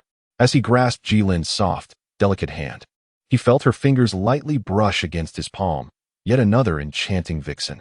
It is a pleasure to meet you. I sincerely apologize for the fright I caused you today. My expertise lies solely in stock trading. If you are interested, once you open your accounts, feel free to contact me on WeChat, and I shall recommend a few stocks. While I cannot guarantee that you will become wealthy, making some extra income should not be an issue. Thank you, Brother Fan. Jilin. You seem to be older than him. Doesn't it feel awkward to address him as Brother Fan? Brother G, being considerably older than Lin Fan, also referred to him in the same manner. Right, Brother Fan? Jilin's voice was particularly loud, clearly intended for Lin Fan's ears. It is merely a form of address. It's quite casual. Where are you headed? Allow me to escort you. Van, he intends to purchase some herbs, while I wish to acquire some lingerie. On television, Bauer mentioned that you were an internationally renowned stylist. Perhaps you could offer us sisters some advice. You are all beauties. Anything you wear would only enhance your allure. Why not accompany EE on her shopping trip? I shall handle the preparation of the medicinal ingredients. We can rendezvous later to return to school. Thank you, Van. Yao EE, shy and bashful, has taken to calling Lin Fan Van, akin to Jilin. Without waiting for Lin Fan's response, she tugged Jilin toward a nearby shopping mall. In the distance, Jilin's voice could be heard. EE. Van called you EE. How endearing. Lin Fan took pleasure in this, retrieving his phone to search for nearby traditional Chinese medicine shops, hoping to gather the requisite herbs. The system proved helpful, as he successfully sourced all the necessary ingredients from several establishments and even secured a set of herbal decoction pots. By the time they returned to school, it was around 5 o'clock, and Gu Pan had just returned from the dance department. The two made their way back to the apartment together. Once there, Gu Pan languidly sprawled on the sofa, motionless. Darling, I am utterly exhausted and wish to do nothing. I can no longer bear the dance department. You spend all day there. It must be tiring. Perhaps you should only go occasionally. It would be far more enjoyable for us to spend time together. Engage in some exercise, or dabble in stock trading, wouldn't it? Indeed, darling. Could you come over and give me a massage? Of course, my dear. Lin Fan, knowledgeable in acupressure, consistently found the right points to apply pressure, sending Gu Pan into a state of blissful drowsiness. So delightful. You were quite happy today, weren't you? Spending time with the exemplary Yao Yi? My dear, you are already aware of this matter. Why are you not angered? How could I possibly muster the energy to be upset? Yao Yi possesses a commendable appearance. Perhaps you should consider taking her in. In the future, the two of us could attend to your needs. I understand that you are merely testing my fidelity and that I shall not fall for it. Is it not true that Yao Yi has a leg injury? As I happened to pass by, I offered to escort her back to her dormitory and casually provided her with acupuncture treatment, as she has been afflicted with a gynecological ailment. Gu Pan turned her attention from the sofa, intrigued. How do you know this? Is it not due to my medical expertise? I simply administered acupuncture to her. Acupuncture? I presume you mean moxibustion? No, this incident also involves your childhood companion, Xiao Zihao. Darling, do continue your fabrication. I delight in witnessing your earnest deceit. I assure you. I did prescribe a remedy for Yao Yi, but she was apprehended shortly after leaving the campus to procure the necessary herbs, along with her close friend, Ji Lin. Ji Lin is also a frequent contender for the title of campus beauty. My dear, it appears you are destined to attract romantic entanglements. Gu Pan paused for a moment and chuckled. Shall I encourage you to keep weaving this tale? I am eager to hear more. There is an individual known as Brother Ji who operates within the underground world, and he summoned me to negotiate for their release. I squandered 2 million to resolve the matter. Is everything you say genuinely true? Of course, I have the WeChat transfer records to prove it. Would you like to see?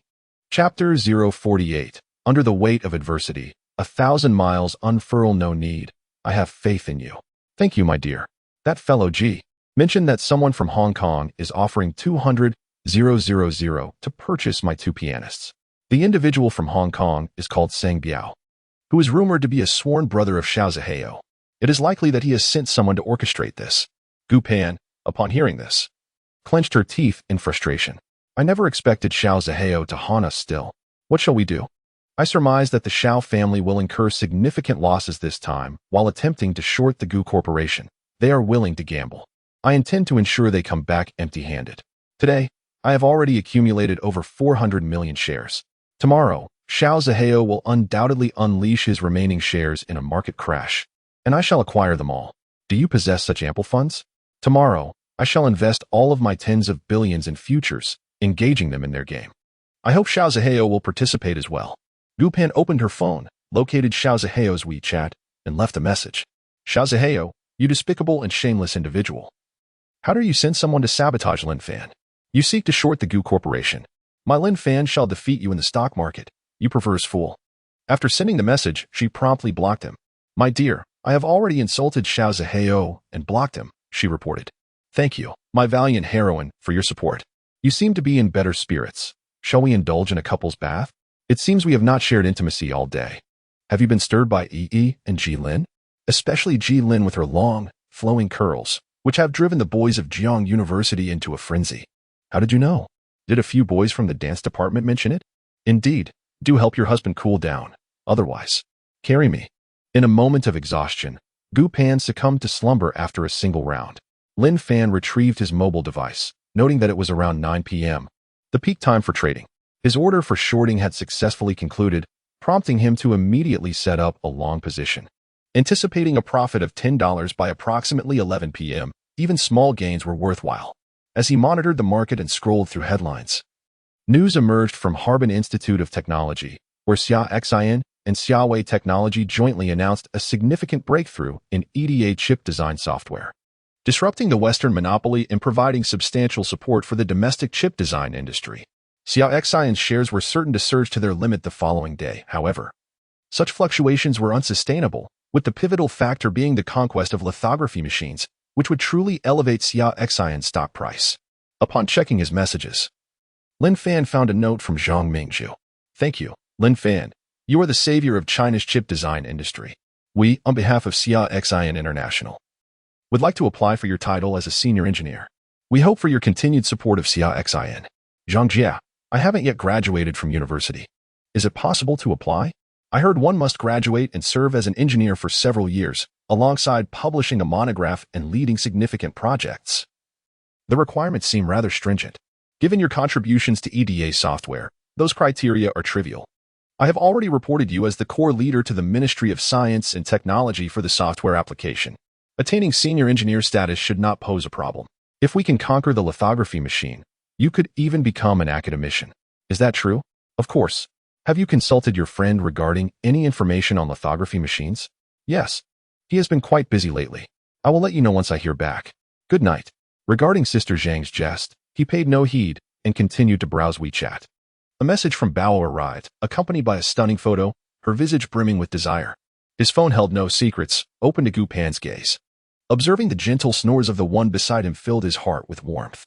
As midnight approached, having secured his profits, he decided to short again.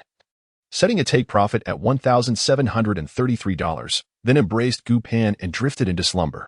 In his dream, he and Gu Pan were walking towards the altar of matrimony. Pursued by countless beautiful women, he grasped Gu Pan's hand and sprinted wildly. In the dream, Gu Pan laughed at him while they ran. Darling, why do you flirt with everyone, yet deny them the golden hoop? They've all gone mad with longing. What shall we do? My dear, I am wronged. I merely wish to assist them, truly without ulterior motives. Hurry, they are closing in. A throng of bridal beauties surged toward him, overwhelming him until he could scarcely breathe. He awoke with a start, realizing that Gu Pan had one foot resting on his abdomen, playfully nudging him, an utterly charming pose. It seemed his alarm was unfounded. He must not emulate Yang Guo, spreading affection indiscriminately, for having Gu Pan by his side was more than sufficient. Glancing at the clock, it was nearly 6 o'clock. Prompting him to rise and prepare breakfast. His mind teemed with countless combinations, each unique after years of practice. He wished only to create for Pan Pan. One day, he would also prepare a meal for his parents when he returned home. Today was pivotal. Xiao Ziheo's side was already aware that the scheme had been uncovered, and he should hasten the acquisition of the Gu family business, as he had predicted in the stock price of Gu's company. Due to his involvement, a transformation has already occurred. What previously required a week to unfold will now transpire within the next couple of days. He must prepare a substantial amount of cash. Fortunately, his spot gold account has surpassed $10 billion, allowing him to withdraw $3 billion to release collateral. Today, he has taken a leave of absence from school, opting to operate from his computer for greater convenience. Gu Pan has had breakfast and is heading to school, where she intends to immerse herself in the life of the music department. It is likely to be another long day, and after a few such days, she may find her interest in dance and music waning. Lin Fan awaits her return to his side. While managing his gold trades, he peruses various consultations. The Gu family must have undisclosed troubles. Otherwise, short-selling institutions would not dare to inflate stock prices before initiating short positions. He has familiarized himself with several significant projects of the Gu family, particularly those real estate ventures in Xinjiang that may still harbor risks. However, a broken capital chain does not necessarily indicate impending doom. Which real estate company can truly claim financial stability? Quality issues represent the last straw that could break the camel's back. The Xiao family is likely to undermine their foundations, intentionally creating quality problems. After the Hong Kong stock market opened, the stock price of Gu International fell by 10 at the outset, with immense sell orders triggering a panic sell-off. Once the stock price dipped below 25 Hong Kong dollars, Lin Fan, who had been lying in wait, effortlessly accumulated over 100 million shares. Xiao Ziheo's target is set at 22 Hong Kong dollars, with his position established near 23 Hong Kong dollars. However, as he and the short-selling institutions cleared their holdings, the price never reached 23, remaining steady at 25 Hong Kong dollars. They suspect that someone is accumulating shares around the 25 mark. He currently possesses over 16 billion Hong Kong dollars in capital, ample enough to accumulate shares and elevate stock prices. A substantial sell order at 25 Hong Kong dollars has been swiftly absorbed, and the stock price continues to ascend. Lin Fan has successfully gathered approximately 800 million shares and remains engaged in further acquisitions. Meanwhile, Xiao Ziheo finds himself devoid of shares, should he choose to engage. He would have to acquire them at inflated prices. The trading strategist from the investment department advises abandoning the accumulation of shares, suggesting instead to seize opportunities for short selling. However, he is unlikely to relent easily, as he suspects that short-selling institutions have forsaken him, intending to monopolize the current surge. He persists in purchasing, deeming any price below 100 as secure. Gu International has emerged as a star in today's Hong Kong stock market, surging from around 25 to over 50 Hong Kong dollars in a mere hour, reflecting a 100 increase. Many retail investors have relinquished their shares amidst the rise. Yet the stock price continues to soar. The availability of liquid stocks is diminishing, leading to reluctance in selling, as the stock price has ascended to 80 Hong Kong dollars. Encountering stagnation. Young Master Xiao, we have amassed nearly 300 million shares. Selling now would yield substantial profits. The call to continue gathering shares is made, with aspirations for the price to surpass 100. Should the stock price indeed exceed 100, trading activity would reignite, leading to an influx of sell orders. Lin Fan has commenced offloading, having already disposed of over 600 million shares around the 100 Hong Kong dollar mark, with over 300 million remaining. Poised for a potential market plunge, Xiao, leveraging financial instruments, has secured hundreds of billions and currently holds over 500 million shares, awaiting the opportune moment to engage in short selling. Approaching the 105 mark, he gradually begins to divest, with today's turnover exceeding 300, making the sale of 500 million shares seemingly unproblematic. Young Master Xiao, a colossal sell order has emerged, estimated to exceed 100 million shares. Should we consider lowering the commission price for liquidation? If we refrain from selling, we may miss the opportunity. Let us wait and see. If the stock price drops below 100, we shall proceed with the sale. Lin Fan has already amassed considerable wealth, persistently setting commission prices that have driven the market down to 80, 60, and 50. At 40, he still holds several tens of millions of shares. A perfect long shadow line has formed as Gu's International issues unfavorable news regarding a real estate project in Shenzhen, which has been found to have quality issues and is currently under scrutiny by relevant authorities. Amidst this adverse news, the stock price has plummeted dramatically. Gu Yiming has successfully completed the release of his equity pledge, transferring shares to Gu Pan's name. At the stock price of 110, Lin Fan shorted Gu's stock, and it has now descended to 8 Hong Kong dollars, leaving the market in a state of despair. Chapter 049, The Inevitable Defeat. A friend's emotional appeal. Xiao found himself in possession of over 600 million shares that he could not sell, incurring a direct loss exceeding 20 billion. The short-selling institutions had bombarded his phone with relentless calls, their demeanor exceedingly hostile, as they too held nearly 600 million shares, now becoming shareholders of the Gu family. With an average acquisition cost of 60 Hong Kong dollars per share, Xiao was at a stark disadvantage compared to the short sellers, who averaged around 40 Hong Kong dollars. Amidst mutual accusations, Xiao collapsed to the ground. Rumors of the Xiao family's enterprise suffering losses of hundreds of billions due to short selling against the Gu family spread like wildfire, prompting suppliers and banks to begin pressing for repayment. At the Xiao headquarters, shareholders were consumed by fury, pounding their fists on the table, leaving Xiao Dingsheng at a loss for words. One shareholder spoke up, "Chairman Xiao, this operation to target the Gu family was executed without prior notice to us. It can only be deemed a personal endeavor of yours, and the company must not bear the consequences. While investing one's own capital is understandable, utilizing leverage incurs personal liability for the losses." Xiao Dingsheng was in a state of utter disarray. "Where is Xiao? Quickly summon him. Report to the chairman. Young Master Xiao is missing." Go find him. He causes such a mess and now wishes to retreat like a turtle." The others exchanged glances, uncertain. "Chairman Xiao, you might want to consider the state of our stock price. It has plummeted by 50. We must determine how to respond. Rest assured, our Xiao family is thriving. This decline is merely temporary. As for the losses exceeding 20 billion, the Xiao family will take responsibility and will not burden the company. You have my word." At the short-selling institution's office in Hong Kong, several individuals sipped coffee, engaged in light-hearted conversation. "Although we suffered losses with the Gu family, we have recouped our fortunes by shorting the Xiao family. Xiao underestimates us by attempting to use us as mere pawns. This time, another force has seized what rightfully belonged to us, and we must identify them and strike back decisively. Could it be Lin Fan, as Xiao suggested? A mere student. It seems improbable. Perhaps it is the Hong Kong government orchestrating this. We have faced repeated setbacks regarding their issues recently.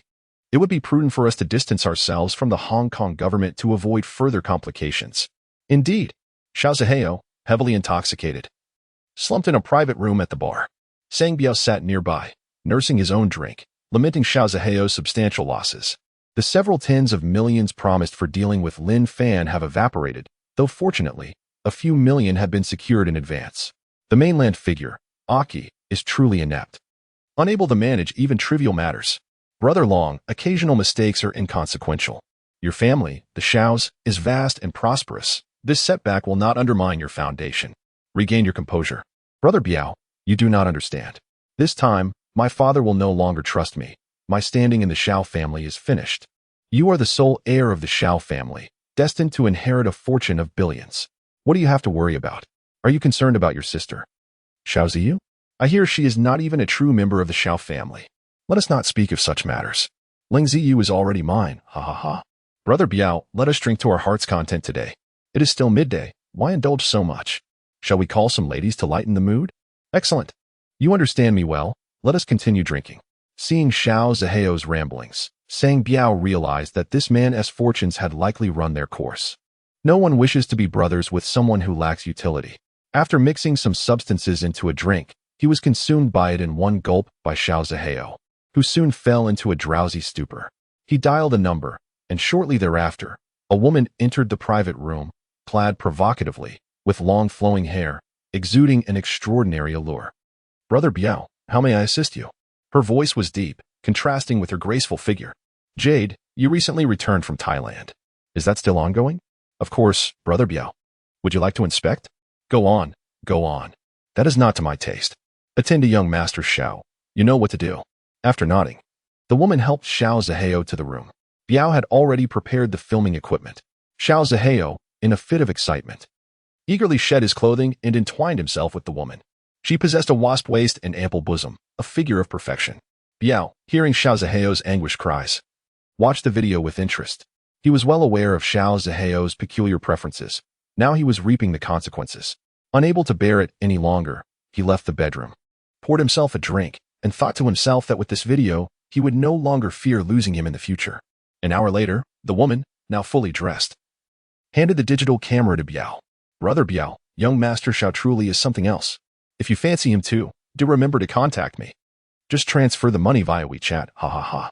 Jade, you shall not be forgotten. Biao entered the room, detecting a scent of blood and something foul. Xiao Ziheo lay limply on the bed, casting a venomous glare at him. Biao, how could you betray me? Isn't this precisely what you desired? You should express gratitude to me. Among the wealthy, none appear to be quite sane. Although your skills are commendable, should you wish for more in the future, I can certainly assist you in arranging it. Sang Biao, I shall not let you escape unscathed. Xiao Ziheo, cease your prattle and heed my words henceforth. Otherwise, I shall reveal your secrets, and we shall see how you face the world thereafter. Ha ha ha. Sang Biao departed with a flourish. Xiao Ziheo, curled up at the head of his bed, his hair disheveled and his eyes bloodshot, shouted, Lin Fan, I will not let you off easily. The humiliation I suffered today shall be repaid tenfold. He struggled to move, painstakingly rising from his bed, attributing all his disgrace to Lin Fan. Yet, what could she do at this moment? Dragging his weary body back home, he encountered his father's indifferent expression. He retrieved a bottle of liquor from the cabinet and continued to drink.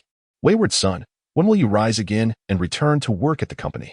Long Ziyu, having learned of Xiao Ziheo's tribulations during her university days, had already begun to formulate her plans. Meanwhile, in her apartment, Lin Fan hummed a cheerful tune. The Gu Corporation had turned its fortunes around. Following a significant drop in stock prices, she could now amass shares in large quantities to short cover, elevating the stock price by approximately 20 Hong Kong dollars, thereby offering a glimmer of hope to the small shareholders and a faint aspiration for Xiao Ziheo and his ilk. After a year and a half, the stock price of Gu Corporation would gradually ascend. Such is the nature of the stock market, with its peaks and troughs. Within her own account, she possessed no shares of Gu Corporation, only hundreds of billions in cash and profits from shorting. She planned to secure her gains by closing her positions at the afternoon opening. Her interest in the Hong Kong stock market had waned. Enjoying a perfect life with Gu Pan remained her utmost pursuit. He does not wish to engage in frequent trading. Instead, he has allocated 100 million to his futures account, taking long positions on copper prices and shorting at high points, without the need to monitor the market daily. Whatever profits arise shall suffice. In his gold account, he has retained $1 billion, as the endeavor of profiting from foreign investors must continue, focusing solely on significant fluctuations. 1 billion is transferred to his Forex account, as he intends to capitalize on foreign exchange opportunities. Gu Yiming called, inviting him for dinner at home that evening. On WeChat, Yao Yi and Ji Lin left him messages, indicating that their stock accounts had been opened and inquiring about recommendations. He selected a few stocks that had turned from red to green and then hit the limit up this afternoon, sending them for their consideration. He also mentioned the anticipated growth over the next month, leaving it to their discretion whether to believe it. After choosing an outfit, he went to the school to find Gu Pan, seeking his reward. Yao Yi and Jilin eagerly awaited Lin Fan's response in their dormitory. Yao Yi had over 100,000, while Jilin had around 70,000 in spare funds. They decided to invest fully that afternoon. They would purchase all the stocks recommended by Lin Fan, diversifying their investments to mitigate risks. I see that Lin Fan is quite concerned about you. He even bought you medicine and a medicine bottle. What a caring gentleman. If you are not interested, I would gladly take him. He is already with Gu Pan. Do you think you stand a chance? No man ever has too many women. If it comes to that, we can team up to win him over. Lin. You are quite the eccentric. Chapter 050.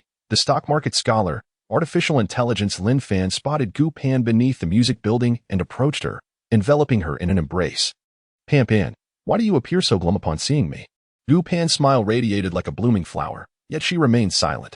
After walking for a while, she spoke in a hoarse voice. Fan, why is your voice so pristine while mine becomes sore after singing for just a short time? Listen to my voice. It has turned raspy. Pan, cease your vocal practices. I shall sing for you from now on. Won't that suffice? No, I wish to sing duets with you. You've sung both male and female parts, and I feel overshadowed. How could that be? In my heart, your position is unparalleled. There is no need to toil so hard. I'm delighted, hee. The two seemed to be sharing secrets, as Lin Fan showed Gu Pan his phone. Take a look at today's profits. Do you still need to exert yourself so fervently? Gu Pan skillfully flipped through futures, gold, and Hong Kong stocks. Upon seeing that Gu's stock closed at merely $8 Hong Kong, her heart sank. Fan, our Gu family is finished. I shall have to rely on you from now on. Yet, upon noticing the hundreds of billions of Hong Kong dollars lying dormant in their stock account, she was rendered speechless with astonishment. She leaped with joy and embraced Lin Fan. I knew you were the most capable. What did Dad say? The collateral has been released. There are no substantial losses. Rumor has it that Xiao Zihao has lost over 20 billion and is now missing. Alas, Xiao Zihao, why must he suffer so? Pan, you are now a major shareholder of the Gu family, holding 10 of Gu's shares. Are you not thrilled? If I can maintain the integrity of the Gu family, I am undoubtedly pleased. Your Hong Kong stock account currently rests with several hundred billion.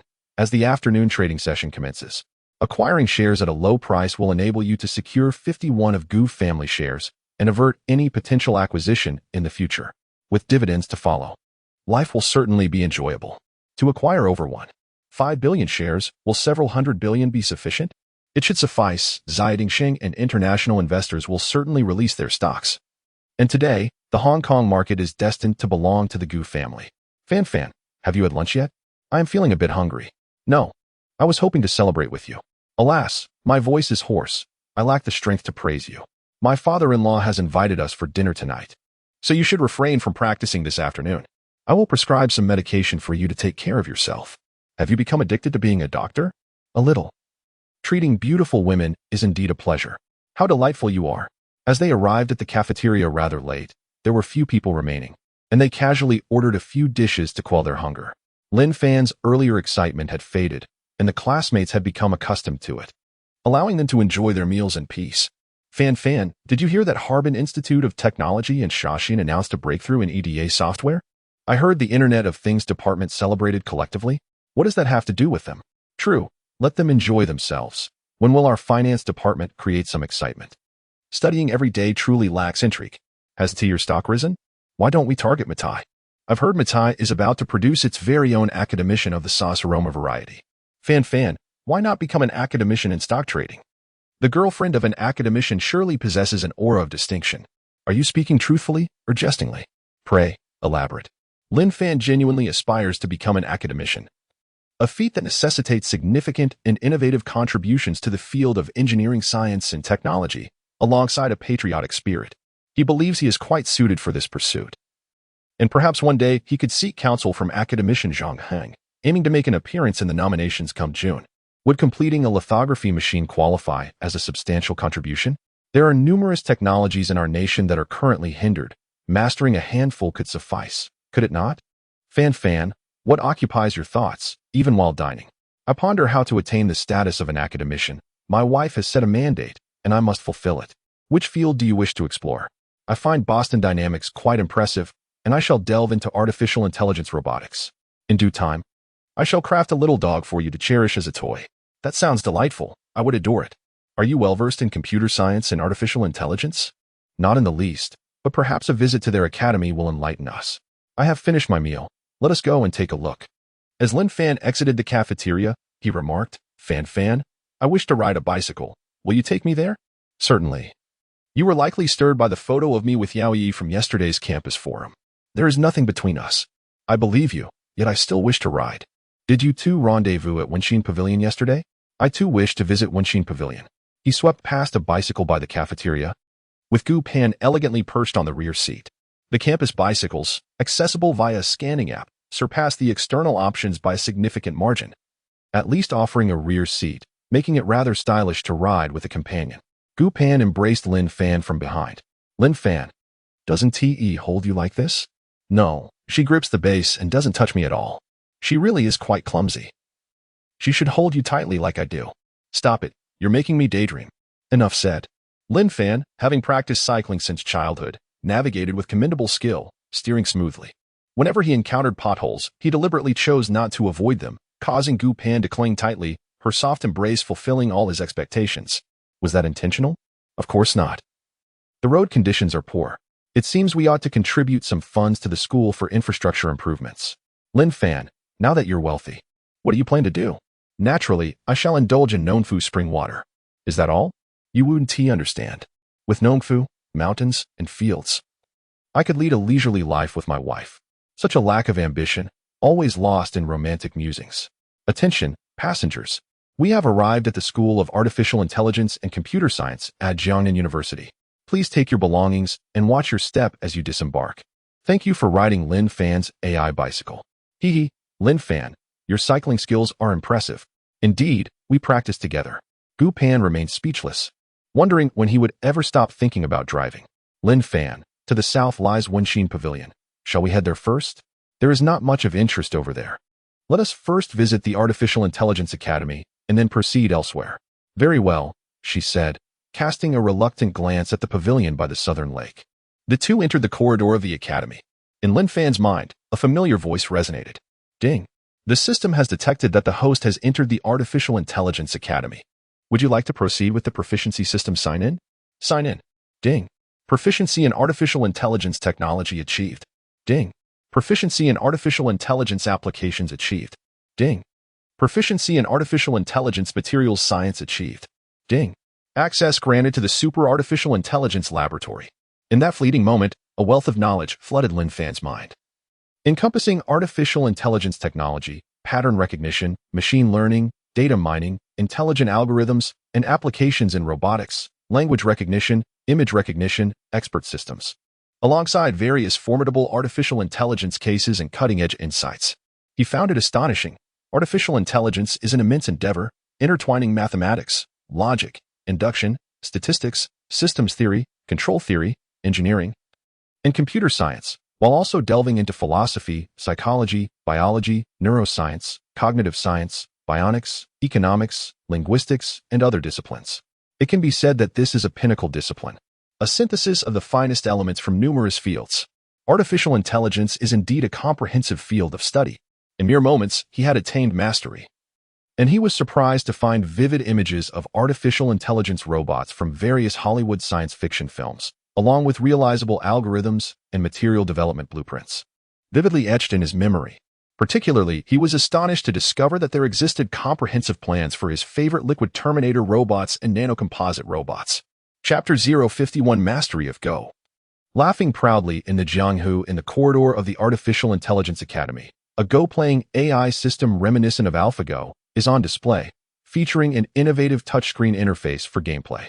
Ever since AlphaGo triumphed over the prodigious Ku Jia from the Dragon Kingdom, prestigious institutions have embarked on the exploration of AI Go algorithms. Utilizing two parallel neural networks for move selection and game evaluation, they sift through an immense array of game scenarios to determine the optimal moves. This analysis, far surpassing human cognition, has left the Go community in a state of despair. Fan, do you know how to play Go? Do you? My grandfather and father do. How about we play a game to test the AI's capabilities? Lin Fan stood before the Go board, the familiar sound of the system echoing in his mind. Sign in. Ding. Mastery of Go. Ding. Proficiency in intelligent algorithms. Ding. Intelligence simulator gifted. In an instant, a torrent of historical games and extraordinary strategies flooded his consciousness. Alongside the algorithms of artificial intelligence, all operating within the intelligent simulator. He felt that the simulator was remarkably powerful. With its assistance, he could predict moves in advance, perhaps even surpassing the likes of AlphaGo. The renowned Go games such as Lankapu, Oshwepu, Songsongpu, Shuelepu, and Meihuapu, could the divine Go AI decipher them? Legend has it that during the Northern Song dynasty, the Go master Lu Zhongfu played 120 moves against a rural old woman on Li Mountain, suffering a devastating defeat that left him spitting blood. This remarkable old woman was thereafter known as the Li Mountain Immortal. Each move in that game was astute, forming an exceptionally intricate record known as the Opu, beyond the capability of ordinary players. In the smiling, proud wanderer, Xiang Wentian uses this chess score to entice the black and white pieces to duel with Ling Huchong. Being an admirer of Jin Yong, he naturally thought of this blood-curdling strategy. Gu Pan, witnessing his determination to play, began to regard him with newfound respect. Lin Fan, who previously lacked knowledge of chess, found himself instinctively skilled in Go after mastering it, and he proceeded to play according to the blood-curdling strategy. To his surprise, it seemed the system was also familiar with this strategy, as the two engaged in a spirited match, exchanging moves for 120 turns. A prompt appeared from the system simulator. Currently, the AI represented the Lishan Immortal Matron, while he embodied Lu Zhongfu, following the system's guidance after making his move. The entire game transitioned into a fresh scenario. He chuckled with pride, anticipating the AI's response. However, after a few minutes of waiting, the system conceded defeat. Lin Fan, I never expected you to be this formidable. Even the AI has been vanquished by you.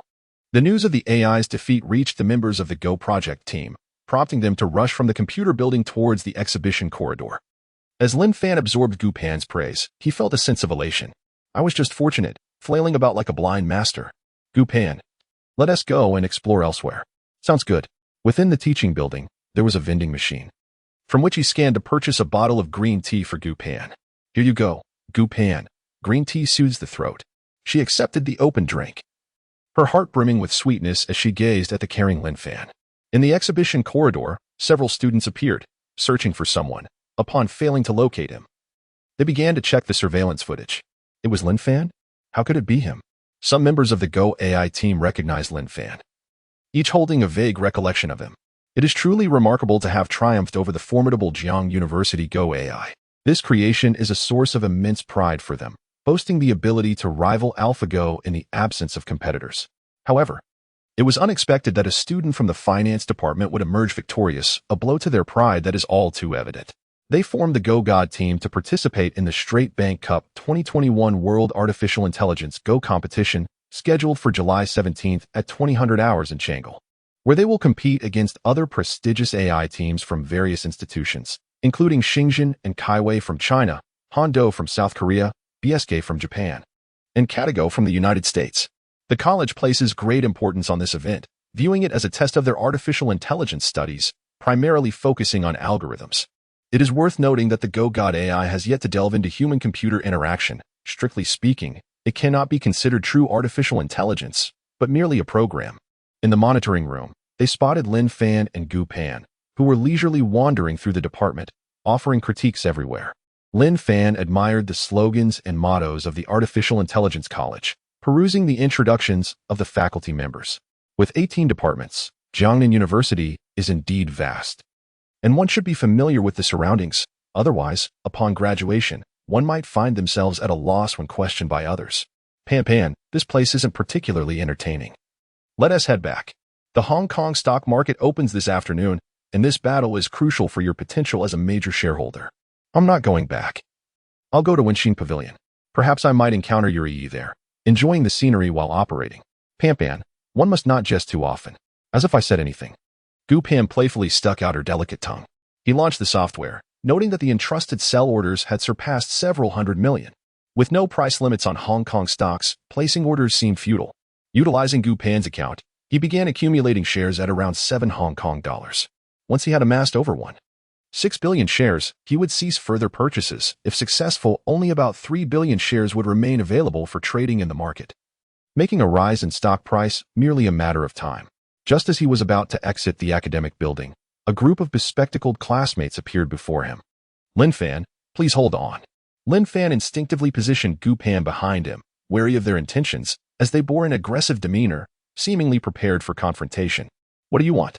I am quite skilled in combat. Lin Fan, we are from the Ishan AI project. You just defeated our developed Ishan Go AI system, and we wish to invite you to share your insights with our project team. Oh, but I have no time. I still need to accompany my girlfriend around the academy. Besides, your software is rather mediocre. Comparing it to AlphaGo would be an act of self-deprecation. Perhaps you should return and refine it further. You, Gu Pan, let us go. Lin Fan, we challenge you. Your victory was merely over the basic version. You have yet to encounter our upgraded edition. Do you dare? Employing a provocation tactic, Gu Pan thought it would be amusing to see him spirited and confident. I want to know what you cannot do? Very well. As you wish. The Ishan group also sought to raise awareness of their project within the school through this competition. Lin Fan is indeed a living emblem, drawing an increasing number of Go enthusiasts into the fold, enriching their experience. News spread swiftly. At 3:30 in the afternoon, a Go competition was to be held at the School of Artificial Intelligence, broadcasted live across the campus network. The campus streaming platform had already begun promotional efforts, and the campus news station also started to announce the event. With the experience of the basketball game debacle behind them, many students held high hopes for Lin Fan. Gu Pan trailed behind him, feeling somewhat pleased with herself. Fan, you won't hold it against me for being meddlesome, will you? Of course not. I have many secrets yet to be uncovered by you, one for each day. By the time you discover them all, you'll likely be a centenarian. Is that so? Lin Fan stood in the pavilion, admiring the picturesque lakeside view, as Gu Pan rested her head on his shoulder. Fan, I never imagined the Wenshin Pavilion could be so beautiful. How did I not notice it before? With you, every place is a scenic wonder. Indeed. By the afternoon, the Hong Kong stock market had opened, and Gu's stock faced a sell-off. Lin Fan acquired several 100 million shares, halting the decline and prompting a rebound. He successfully closed his short position, securing his gains. By around 3 o'clock, Gu Pan's account had accumulated sufficient shares, with some cash remaining. Lin Fan decided to leave this account unattended. The Gu family announced that Gu Pan had increased her stake in the company to 26.1, becoming the largest single shareholder, while the Gu family collectively held 50. One of the shares, establishing themselves as the absolute controlling entity. Lin Fan emerged victorious in his confrontation with Xiao Zihao. Chapter 052, Day by day, all-powerful by the verdant banks of Wenshin Lake lies a cherished spot for romance within the school grounds. Gu Pan, nestled upon Lin Fan's thigh, succumbed to a delightful slumber, only to awaken as the clock neared 3. Although the Hong Kong stock market would not close until 4, their interest in monitoring the market had waned. Upon awakening, she did not rise immediately. Instead, she remained pressed against his leg, her delicate fingers tracing whimsical paths along his thigh. Fan, do you not find it utterly adorable when two fingers wander? She mused. Your fingers are so lovely and charming. Oh, where are you off to? Kiki, you've gone the wrong way. She rose, brushing off the stray blades of grass from her attire. The weather in this month remained pleasantly mild, with a touch of dampness lingering on the ground. To her surprise, she discovered a jacket beneath her Lin Fan's own. Meeting his affectionate gaze, her cheeks flushed with shyness. Fan, why are you so good to me? You are my wife. Naturally, I shall treat you well. Is that even a question? I merely find it hard to believe. Our relationship, counting today, has yet to span 5 days. Yet it feels as though we've been entwined in love for years. True love, if it endures, is not measured by the passing days, but rather by each moment shared. I recall a lesson from our middle school graduation, where the teacher informed us that the actual learning time in high school amounts to merely 39 days, equivalent to 936 hours. We have been together day in and day out. 5 days equate to approximately 140 days, meaning we have been together for nearly 5 months. Is that how you calculate time? That's merely 39 days, my dear. You certainly know how to make one smile. Indeed, such is reality. Observe those classmates who are romantically involved. They genuinely spend less than an hour together each day, accumulating to fewer than 365 hours annually, factoring in summer and winter recesses. That equates to a mere fortnight of togetherness per year. By comparison, we are practically an established couple. Verily, my dear, being with you brings me profound joy, making time seem to accelerate. Indeed, soon we shall witness your spouse's potential embarrassment. Haha, I shall be at your side, offering encouragement. My love, you are undoubtedly capable. Blind adulation may lead to disappointment. Do not hold me accountable should it sting. A kiss from you shall alleviate any discomfort. Haha. As the pair approached the edifice housing the Artificial Intelligence Academy, a multitude of students had already congregated. Having learned of the competition, had hastened to initiate a live broadcast. The lens was directed from afar at, and as they advanced toward the building. Greetings, esteemed viewers. Today's broadcast shall be brief. The illustrious of Jiang University is set to face the challenge posed by the Artificial Intelligence Academy. Can triumph over the AI Go system? We shall observe with bated breath. Advance and capture a frontal view of, if you please. Various tokens of appreciation began to flood in. Behold, my dears, he is. Accompanied by the goddess of Jiang University. They are now inseparable, deeply enamored, in the envy of all. Such conspicuous displays of affection are destined for a swift demise. Are they not? I beg to differ. A passionate and tumultuous affair is preferable to a clandestine and inconsequential one. Indeed, to engage in romance without openness is not but roguery. Do you have a paramour? Is there still hope for me? Ouyang Nana disregarded the chaotic comments surrounding her. Early this morning, Huajin provided her with a stock code, into which she invested all her remaining funds, yielding a modest profit of several thousand. Consequently, her enthusiasm for gifting during live streams diminished. Although it also required salesmanship and charm, such pursuits lacked a certain dignity. Should she possess this experience? Seeking a suitable partner in the future might entail undue challenges. As a flurry of rockets soared past, she noticed the affluent individual who had previously sought Lin Fan's contact information. Nana, have you managed to obtain the contact details I requested last time? Greetings, my friend. Unfortunately, I have not yet succeeded. He does not possess a personal number. Lin Fan likely hails from a distinguished lineage, and I could not extract any information from his roommate either. I truly apologize. If you urgently need to reach him, he can be found at Jiang University, where he is frequently present. Very well, Nana, thank you for your efforts. Dear viewers, Lin Fan has entered the building. If you wish to watch the live broadcast of the Go competition, I can provide it for you. All right, let us tune in. A wave of excitement surged through the audience. Lin Fan and Gu Pan entered the live broadcast room, where several professors from the School of Artificial Intelligence showed keen interest in the competition and participated as guests. This served as an excellent opportunity to promote the institute, with an introduction to the college presented prior to the event, encouraging students to consider switching majors if they were intrigued. Members from various research groups, including robotics, intelligent translation, and image recognition, came to observe, with many students holding significant roles within these teams, as artificial intelligence constitutes a complex system engineering discipline. Before the competition commenced, the departmental live stream host interviewed the Go Masters team alongside Lin Fan. The Ishan team, what compels you to challenge Lin Fan? His talents lie in music, dance, and athletics. Does he also possess an aptitude for Go? Indeed, Lin Fan has triumphed over the beginner version of Ishan, and I firmly believe that the upgraded version will surely prevail against him. The host shifts the focus to Lin Fan. Lin Fan. Over 10,000 students across the school are currently watching this match. Many have accused you of seeking the limelight and showing off. Do you have any response to this? I fully comprehend the sentiments of everyone. How can one excel in every domain? I share the same belief. However, in an effort to win a smile from my girlfriend Gu Pan, I have resolved to showcase my versatility. Camera, please direct your attention to my girlfriend Gu Pan. The lens finds Gu Pan in the front row of the audience, as radiant as ever, and the host approaches her. Gu Pan, what is your perspective on Lin Fan's fervent display? Are you concerned about his potential failure? Her voice carries a hint of hoarseness, yet she responds earnestly. In truth, I too wish to witness his failure. However, it seems that every time, reality defies my expectations. He consistently astonishes and moves me. I have faith in him. He is truly multifaceted. We all hope that Lin Fan can create a miracle today, once again conquering AI and standing up for humanity. The camera returns to the live chessboard. Lin Fan, will you need to guess who plays first? No need. Let Ishan make the first move. The chess master, adhering to the most conventional strategy of a golden corner and silver edge, placed his pieces in the corner and advanced towards the center. Lin Fan's simulation system, upon analyzing the chessboard, had already calculated the next move. Naturally, the speed and prowess of his mind far surpassed that of any computer. In the blink of an eye, Lin Fan executed his moves with remarkable swiftness, delighting all the chess enthusiasts present. Occasionally, the master would engage in frequent assessments, causing the audience to feel drowsy.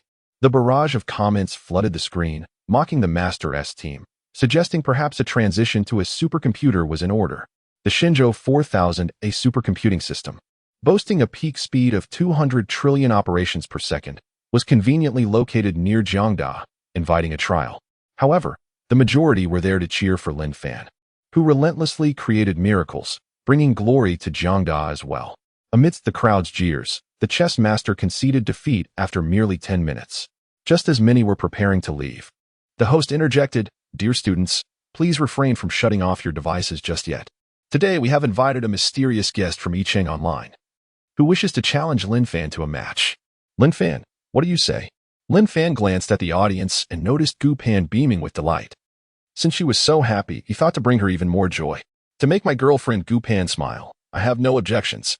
Observing Gu Pan's adorable reaction as she covered her mouth in laughter was utterly charming. Connecting to Yicheng Weiqi, the opponent bore a new username, one not commonly associated with renowned players such as Ku Jia, Xia Ku, or Fan Tingyu. Lin Fan paid no mind to who it might be. It mattered not, for none could possibly overcome him. Chapter 053, A Clash of Masters, a single misstep in chess. The match on Yicheng platform has commenced. With the system randomly determining the first move, Lin Fan casually places his pieces, exhibiting no discernible strategy. Yet he possesses a steadfast belief that the system will rectify any missteps. At the National Go Academy in the capital, the junior disciple Gu Zihu is engaged in online practice. Since Ku Jia's defeat by AlphaGo, battling against AI has become an essential pursuit. Humans experience emotional fluctuations while machines remain unaffected, presenting an inherent advantage for AI, which also possesses an impeccable memory of game records. Gu Zihu has previously guided the development of Jiang University's Go AI and has been invited today to engage in a match against a skilled player from Jiang University, aiming to revitalize his dulled senses. Nearby, several world champions engage in relaxed conversation. What kind of move is this? Such a placement is unprecedented. Surely, the opponent is a novice. He has just triumphed over the AI known as Yicheng, which is Jiang University's version of AlphaGo. Yet, the depth of this game remains elusive.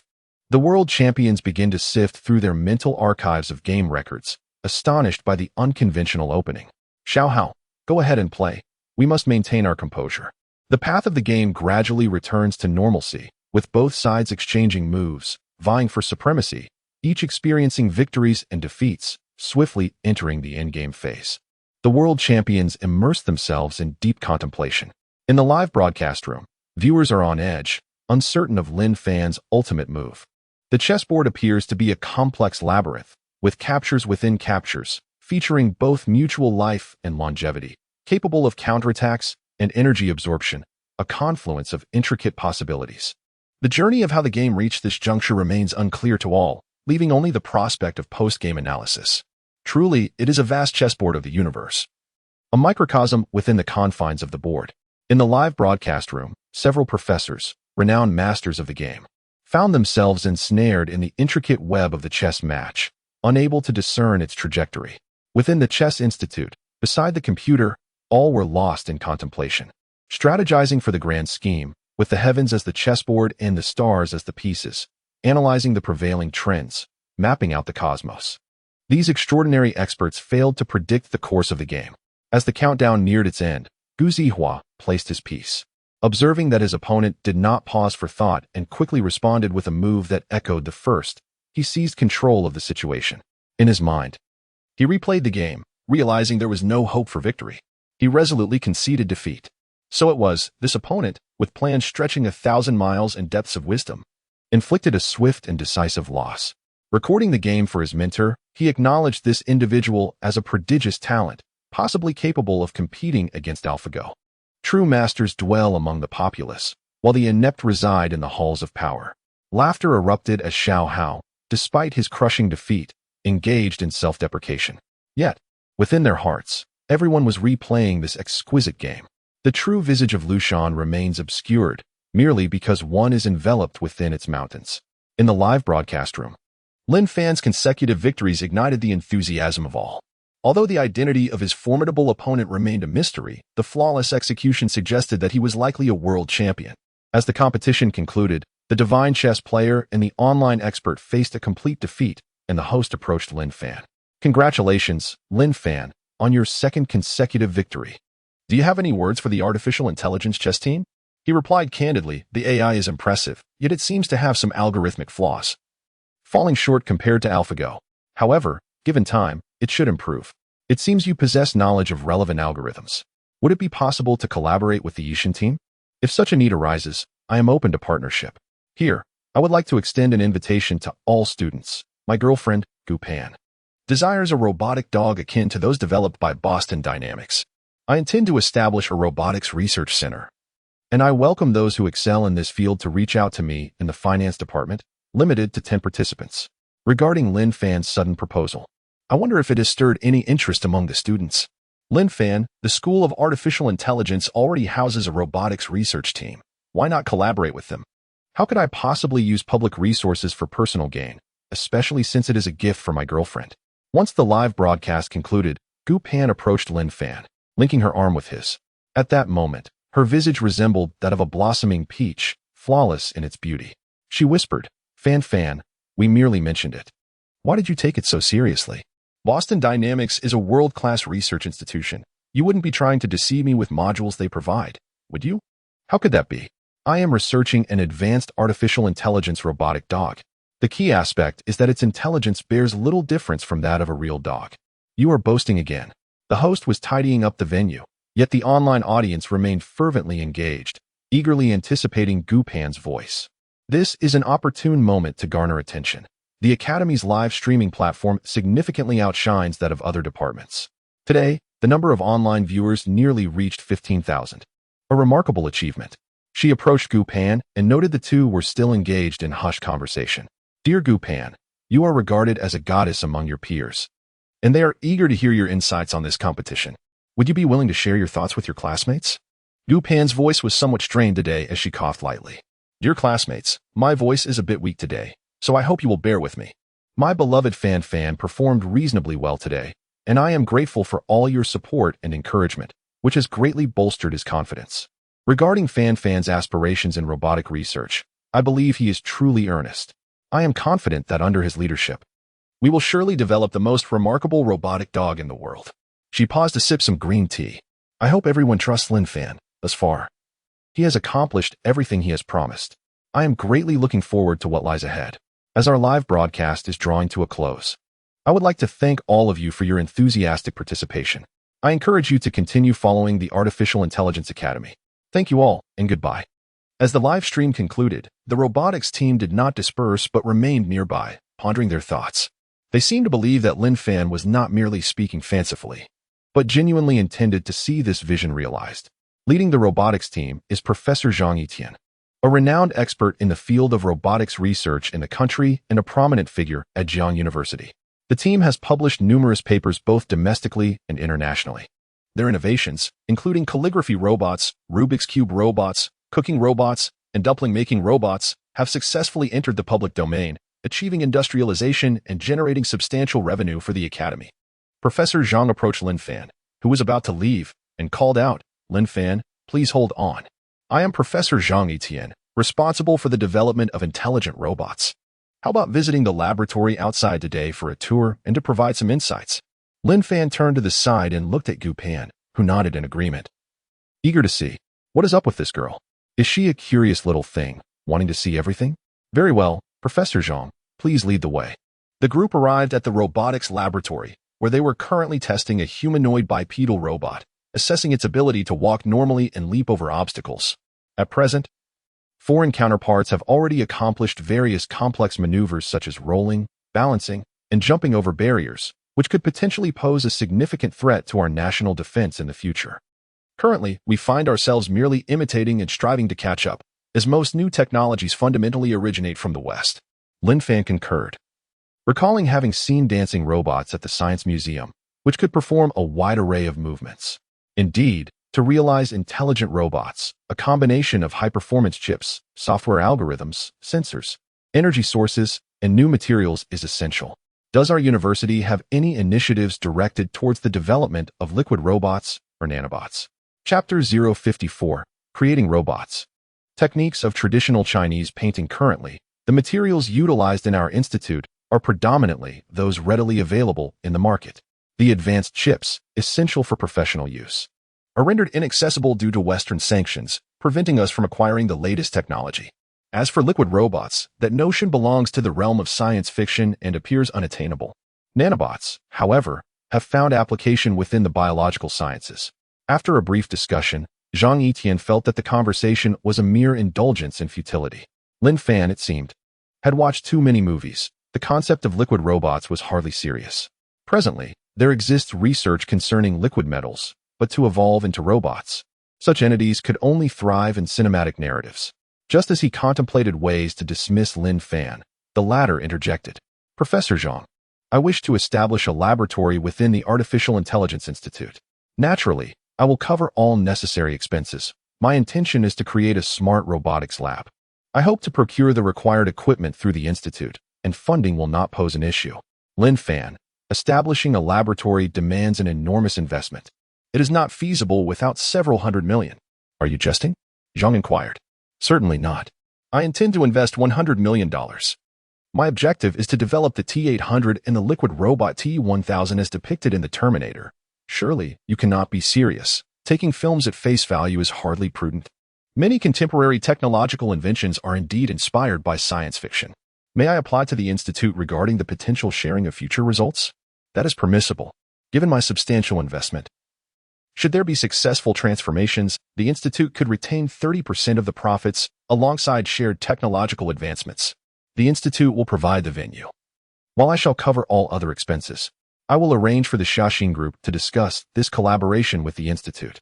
Xiaxian, what is your relationship with Xiaxian? Merely a small shareholder in Xiaxian. Professor Zhang was astonished, and Gu Pan beside him was equally surprised. What else was Lin Fan concealing from him? Of course, she knew what Xiaxian represented, a nationally supported enterprise, a beacon of breakthroughs in lithography and chips. Professor Zhang, tomorrow I will entrust them to discuss collaboration with the Academy. What does the breakthrough of EDA software in partnership with Harbin Institute of Technology signify for them? If artificial intelligence robots could collaborate with Xiaxian and yield results, what would that mean for Jiang University? I shall prepare. After the representatives from Xiaxian arrive tomorrow, we can discuss this in detail. Lin Fan, I shall not see you off. Professor Zhang hurried away, presumably to report to the faculty. Lin Fan held Gu Pan's small hand and strolled leisurely away. Fan, what else are you hiding from me? Nothing at all. We are together every day. What could I possibly conceal from you? We are always open with each other. When did you become a shareholder of Xiaxian? Pan, remember the time I rescued a woman and a child on the road? They are the daughter and granddaughter of Academician Zhang Hong, the chairman of Xiaxian. To express their gratitude, they insisted on gifting me a portion of their shares. I could not refuse, so I accepted them. Is what you say true? Gu Pan regarded him with suspicion, her eyes brimming with disbelief. I find it hard to believe as well. I feel they must be out of their minds to insist on giving away shares. Besides, Xiaxian incurs losses every year. The shares are negative assets and hold no value. The company, Xiaxin, is operating at a loss. Yet you have noticed its high stock price since its listing on the Science and Technology Innovation Board. A mere 10 equates to billions. Their generosity knows no bounds. I am uncertain. Perhaps they are aware of my aspirations to support my wife, evoking their compassion for my intentions of living off her. How benevolent. Who would believe you? Gu Pan playfully remarked, her hands behind her back as she skipped ahead. Lin Fan stepped forward, taking her delicate hand. I find myself fond of a beautiful ghost like Pan. Let us depart. I shall dine with this enchanting specter. All right, I am off to meet a ghost. Do you dare to speak such words? Watch as I strike you down. Spare me, valiant heroine. This evening at the Gu household was filled with warmth and joy. Lin Fan personally took to the kitchen, preparing a delightful array of dishes to satiate everyone's appetites. Gu Yin was particularly attentive, incessantly referring to him as brother-in-law. Xiao Yin, have you acquired a new handbag? What secrets lie therein? Shall we engage in a trade? None at all. I heard from our parents that you assisted our family through a difficult period, hence my kindness towards you. I see. Thank you. After the meal, Lin Fan was summoned by his grandfather, Gu Huayan, to the calligraphy studio to delve into the art of calligraphy. In recent days, Gu Huayuan had found himself increasingly frustrated with his writing, unable to capture the essence of Lin Fan's style, prompting him to shift his focus to landscape painting in hopes of regaining his confidence. Shaolin, do you have any knowledge of landscape painting? Grandfather, I have never attempted it. Our dear Pan Pan can attest to that. Gu Pan nodded in agreement from beside him. Grandfather, rest assured that Lin Fan will certainly not overshadow you this time. I have never seen him paint. You child, I no longer believe your words. You said the same last time. As it turned out, young Lin is a master. Grandfather, that was merely a coincidence. Lin Fan cannot possibly excel in everything. After all, who has the time to learn this and that? Indeed, he spread out the paintings he had created over the past few days, for he admired the works of Qi Baishe. They are simple yet profound, with ample negative space and lofty artistic conception. Particularly the small animals depicted with such vividness that they appear flawless even under a magnifying glass. Lin Fan, come here and lend me your discerning eye. Grandfather, isn't that for appraising antiques? Is it truly necessary? I am merely here to appreciate. This painting of autumn cicadas possesses a lofty sentiment. It is commendable. This shrimp exudes delightful charm, quite good. And this one, the chick snatching a worm, is splendid. Grandfather's traditional Chinese paintings are remarkable. He has grasped the essence of Master Qi Baishe's work, capturing the subtlety of likeness and unlikeness. Lin Fan, you are putting on an act. I know you are truly talented. Come, create a piece for me right here. Grandfather, I am not skilled. I have never touched a brush before. If you do not paint, you shall not take Pan Pan home tonight. You may go empty-handed. Gu Pan blushed and playfully retorted beside Gu Huayuan. Grandfather, you are being unreasonable. Panner shall ignore you. Lin Fan, let us return home. Seeing Gu Huayuan's displeased expression, Lin Fan chuckled as he held Gu Pan's hand. Pan Pan, are you worried that I will embarrass myself? Grandfather is not a stranger. It's fine. I shall reluctantly create a piece. It is well, for I have acquiesced to my grandfather's wishes. Otherwise, there would be little left of interest or passion. Lin Fan approached the desk, observing that his grandfather had already laid out the rice paper, awaiting his artistic endeavor. A myriad of traditional painting techniques flitted through his mind. Should he depict landscapes or figures?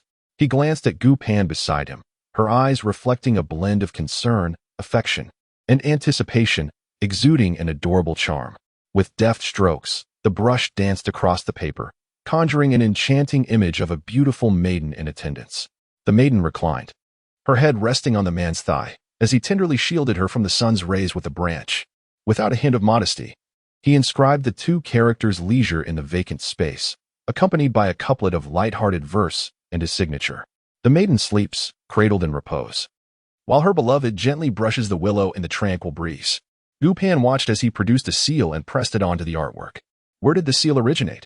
Upon closer inspection, she noted that the woman's visage mirrored her own precisely, capturing the essence of their shared afternoon on the grass. To her surprise, it evoked a profound sense of artistry. Gu Huayuan regarded the painting, shifting his gaze between Lin Fan and Gu Pan, before letting out a sigh. Panner, please take this painting and place it in the bedroom. Young Lin's artistic skills are unparalleled. I cannot compete. Grandfather. Chapter 55. The prosperity of technology and industry. Gu Yiming and Yi Qingwu entered the studio, where they found everyone admiring the paintings, and they laughed heartily. Is Xiao Lin still a master of brush and ink? What has he painted? Let me have a look. Gu Pan quickly went to roll up the painting on the easel, feeling somewhat embarrassed. How could Lin Fan have painted this? It's mortifying. Dad, don't look at it. Lin Fan merely doodles, she fretted, fearing the artwork might be damaged. However, seeing her parents approaching, she halted her movements. Gu Yiming admired the painting, nodding repeatedly. Indeed. Though I am no connoisseur, I can discern from the expression of the woman that it is a portrayal of Panner. If Xiao Lin did not harbor feelings for her, how could he capture her likeness so vividly? Dad, please don't praise him incessantly. It's merely because the model is exquisite that he managed such a feat. Lin Fan blushed slightly, grasping Gu Pan's small hand. Pan Pan is right. Next time, I shall paint you an oil portrait that will eclipse even the Mona Lisa. Not at all. Who appreciates the Mona Lisa's square face? Gu Yiming found the playful banter between the young couple quite amusing, reminiscent of the beautiful moments he shared with Yi Qingwu during their courtship. Xiao Lin, let us retire to the study for a chat. Certainly, father-in-law. Lin Fan and Gu Pan proceeded to the study together. Pan Pan, where is Xiao Yin? Isn't she usually the one eager to join the fun? I'm not sure what she is up to. Perhaps she is preparing for the second mock exam. Diligently reviewing her studies. Reflecting on this time last year, we were all consumed by our studies. What a harrowing memory. Aren't you the brightest among us? Why then do you still toil so? At that time, had I been wise, I would have attended Peking University or Tsinghua University. How could I have encountered you otherwise? This is all a matter of fate. I suppose so. Had you intentionally crossed paths with me before university? How could that be possible? Even if we had met, it would not guarantee that you would also gain admission to Jiangda. Indeed, could it be that your brilliance is truly attributed to me? It goes without saying. You are my patron. Yet, I fear I am not clever enough to keep pace with you. Wouldn't it be sufficient for us to journey together? Lin Fan's large hand enveloped the small one, fingers inadvertently caressing. The group sat comfortably on the sofa in the study, engaged in harmonious conversation. Lin, last time you mentioned acquiring the Shao family business. Is that true? Is my father-in-law aspiring to become a tycoon? Never crossed my mind. Presently, the wealthiest are found in the realms of the internet, e-commerce, gaming, and food delivery. The Gu family's main ventures are still in real estate and mining, which overlaps significantly with the Shao family's operations. If a merger were possible, it would facilitate our endeavors considerably. My father-in-law does not wish to alter the current business direction. Real estate will continue to thrive in the future. However, the era of brute force has passed. Technology is the mainstream of tomorrow. Those industries require significant investment and yield slow returns. Now that the West has imposed restrictions, what can our nation do with its resources? Artificial intelligence represents the trajectory of future development. I am contemplating a collaboration with Jiangda to develop intelligent robots. If successful, what need would Huangjin have? More importantly, it may lead to substantial military contracts. Gu Pan listened to their lofty discussions, which bore no relation to the existing operations of the Gu family. Lin Fan, you must not lead your father astray. These are merely your musings, entirely unfounded. The Mo Emperor is still conducting research. By the time your product emerges, it will be too late. Father, do not heed his words. Panner, how can you say that? I believe Shaolin has a point. Yet the Gu family currently lacks sufficient capital. The notion of merging with the Shao family is simply talk. Father-in-law, capital can be accumulated gradually. What if we establish an investment company, aptly named Paling Investment? It would be a swift avenue to wealth, allowing us to become tycoons within months and acquire whomever we desire.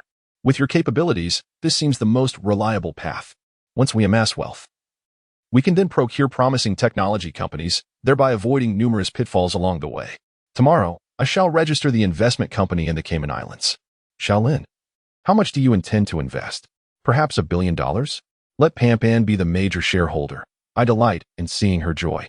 Shaolin, as the principal investor, you may allocate the shares as you see fit. I shall merely assist with the registration and related errands. That is quite a burden for you, father-in-law. Let this be our family's first joint venture. Pampan shall hold 50, Xiaoyan 20, and both you and mother-in-law shall possess 10 each. We are not in need of money. Rather, we seek the camaraderie. Upon hearing that she would have a share, Yi Qingwu was somewhat taken aback. Shaolin, I have no particular skills. Is it truly appropriate for me to hold such a substantial stake? Mother-in-law, without you, how could we have such an adorable Pampan? He glanced at Gu Pan beside him, saying, Pampan, do you not agree? Fan, why do you not allocate shares to your own parents? I feel unworthy of such generosity. They have but one son. And what is mine, if not theirs as well? Pampan, what belongs to you, does it not also belong to them? Would you agree? Only you would say such a thing. Gu Yiming, having witnessed Lin Fan's extraordinary ability to generate wealth, feels confident in the investment company with his capabilities. It will not be long before he becomes the richest man in Asia. He gazes at his daughter with immense satisfaction, his heart brimming with joy. The wealth of the future will come far more easily than through the acquisition of the Shao family business. However, young Lin, once you amass great riches, it is imperative to invest in real industries. A nation must be strong for a home to thrive. The prosperity of industry is synonymous with the flourishing of the nation. Relying solely on shopping, gaming, and errands cannot truly empower a country. My father-in-law is right. I intend to develop in the realms of artificial intelligence and semiconductor technology. And I am also contemplating investments in new energy vehicles. For these matters, I cannot assist much. Let Panner take care of you on our behalf. And we shall enjoy our leisure. Father, Lin Fan is more than capable of looking after me. I see he enjoys boasting. The higher he soars, the more I worry about the potential for a fall. Lin Fan embraced Gu Pan, chuckling. Pan, you are my wise counsel. Whenever I become complacent, you provide me with enlightening insights, after which I continue to soar. Ha ha ha. Gu Yiming and Yi Qingwu exchanged knowing smiles, growing increasingly fond of this son-in-law. Young Lin, I wonder if Xiao Zihao might resort to any further tricks? He has long resided in Hong Kong Island, and cannot stir much in the mainland. Currently, Long Country is the safest nation in the world. Compared to the daily gun violence in the United States, living in Long Country is akin to residing in paradise. The utmost safety may merely be an illusion, while beneath the surface, currents of uncertainty persist. It is prudent to remain vigilant. In your youth, you may not perceive the weight of pressure, but as you grow stronger, you will sense the world arrayed against you. Father-in-law, I shall be cautious. Xiao Lin, I have heard from Pan that you are adept at Go. Shall we engage in a few matches? Do not heed Pan as fanciful words. I possess merely a rudimentary skill. Gu Yiming rose, preparing the Go board. He had been recently worn out from his time in Hong Kong, and it was a rare opportunity to unwind. Gu Pan stood, taking her mother by the hand. Mother, let them play. Let us seek out my younger sister. It has been ages since we last conversed. Certainly. I wonder what she has been preoccupied with lately. She retreats into her room every time she returns. Perhaps the pressure of the college entrance examination is overwhelming her. We should go and offer her some comfort. As the two departed the study, they noticed the two men had already begun their preliminary moves. Chapter 056. Gu Pan's confusion and Gu Yan's spring thoughts. Little Yan, upon opening the door, found her mother there. Yi Qingwu gently tapped on Gu Yan's door, but received no response. Gu Pan opened WeChat and sent her a message. Sister, what are you doing? We're outside the door. Sis, just a moment. I'm live streaming, so please don't let Mom in. Otherwise, I'll spill all your embarrassing stories to brother-in-law. She glanced at her mother, who appeared anxious. Mom, my sister says she's working on practice papers and cannot be disturbed. I'll check on her shortly. Let us go to my room. Yi Qingwu pondered for a moment. She understood little Yin well. Though playful, her academic performance was commendable, and she should have no trouble entering a 211 university. All right, Panner, let us head to your room. You must tell me about Lin Fan. As a prospective mother-in-law, it is essential to be well informed. Of course, mother. The two entered the bedroom and sat on the bed, with Gu Pan snuggling into Yi Qingwu's embrace. Mom, it's been ages since you last held me. It feels like there's a distance between us. Having a boyfriend naturally makes one forget their mother. That's not true. Was he the same with you and Dad back in the day? Your father and I were never as romantic as you two. Your dad was quite fortunate to have met a beauty like you. He is truly blessed. Indeed, your father was handsome and charming in his youth, and many were drawn to him. However, he set his eyes on me at first glance, and I liked him too, which is how we came to be together. Mom, did anything extraordinary happen when you were expecting me, or was there some adventure from my childhood? Why do you ask such questions? It is still due to Lin Fan. Before he became involved with me, he was rather foolish. Since we began our relationship, he seems to have transformed entirely. Perhaps he deliberately concealed his true abilities, as some men enjoy the guise of being simple while they possess hidden depths. I believe Shaolin genuinely cares for you. He does not concern himself with wealth. If his affection were not sincere, what could he possibly gain from you? Indeed, could it be my beauty he seeks? Yet, there are countless beauties in the world. I simply cannot fathom why, after being with him, I feel a sense of inferiority, as if I possess nothing but my physicality to please him. And this frightens me somewhat. Pan, you are overthinking it. People are inherently simple. A man can be moved for a lifetime by having a warm haven when he is weary. If both individuals are strong, their time together may not endure. I understand now. Perhaps I am overanalyzing, and maybe I possess some unique qualities of which I am unaware. Pan, you have only just begun. You have not yet reached the 7-year itch. Youth is the most beautiful phase. Embrace it fully and relish life. I never expected my mother to be so open-minded. Lying in bed, Gu Pan discussed everything about Lin Fan, and as the conversation flowed, she unexpectedly drifted off to sleep. Gu Yan, in her room, glared at the live-streaming PK screen with frustration. The name of her live stream was, My Brother-in-Law is Lin Fan. The keyword Lin Fan was exceptionally popular. On her phone screen, she was engaged in a PK battle with Ouyang Nana, but she had lost. Nevertheless, her popularity surged. For she was not as skilled as Ouyang Nana. She angrily munched on potato chips to vent her frustrations.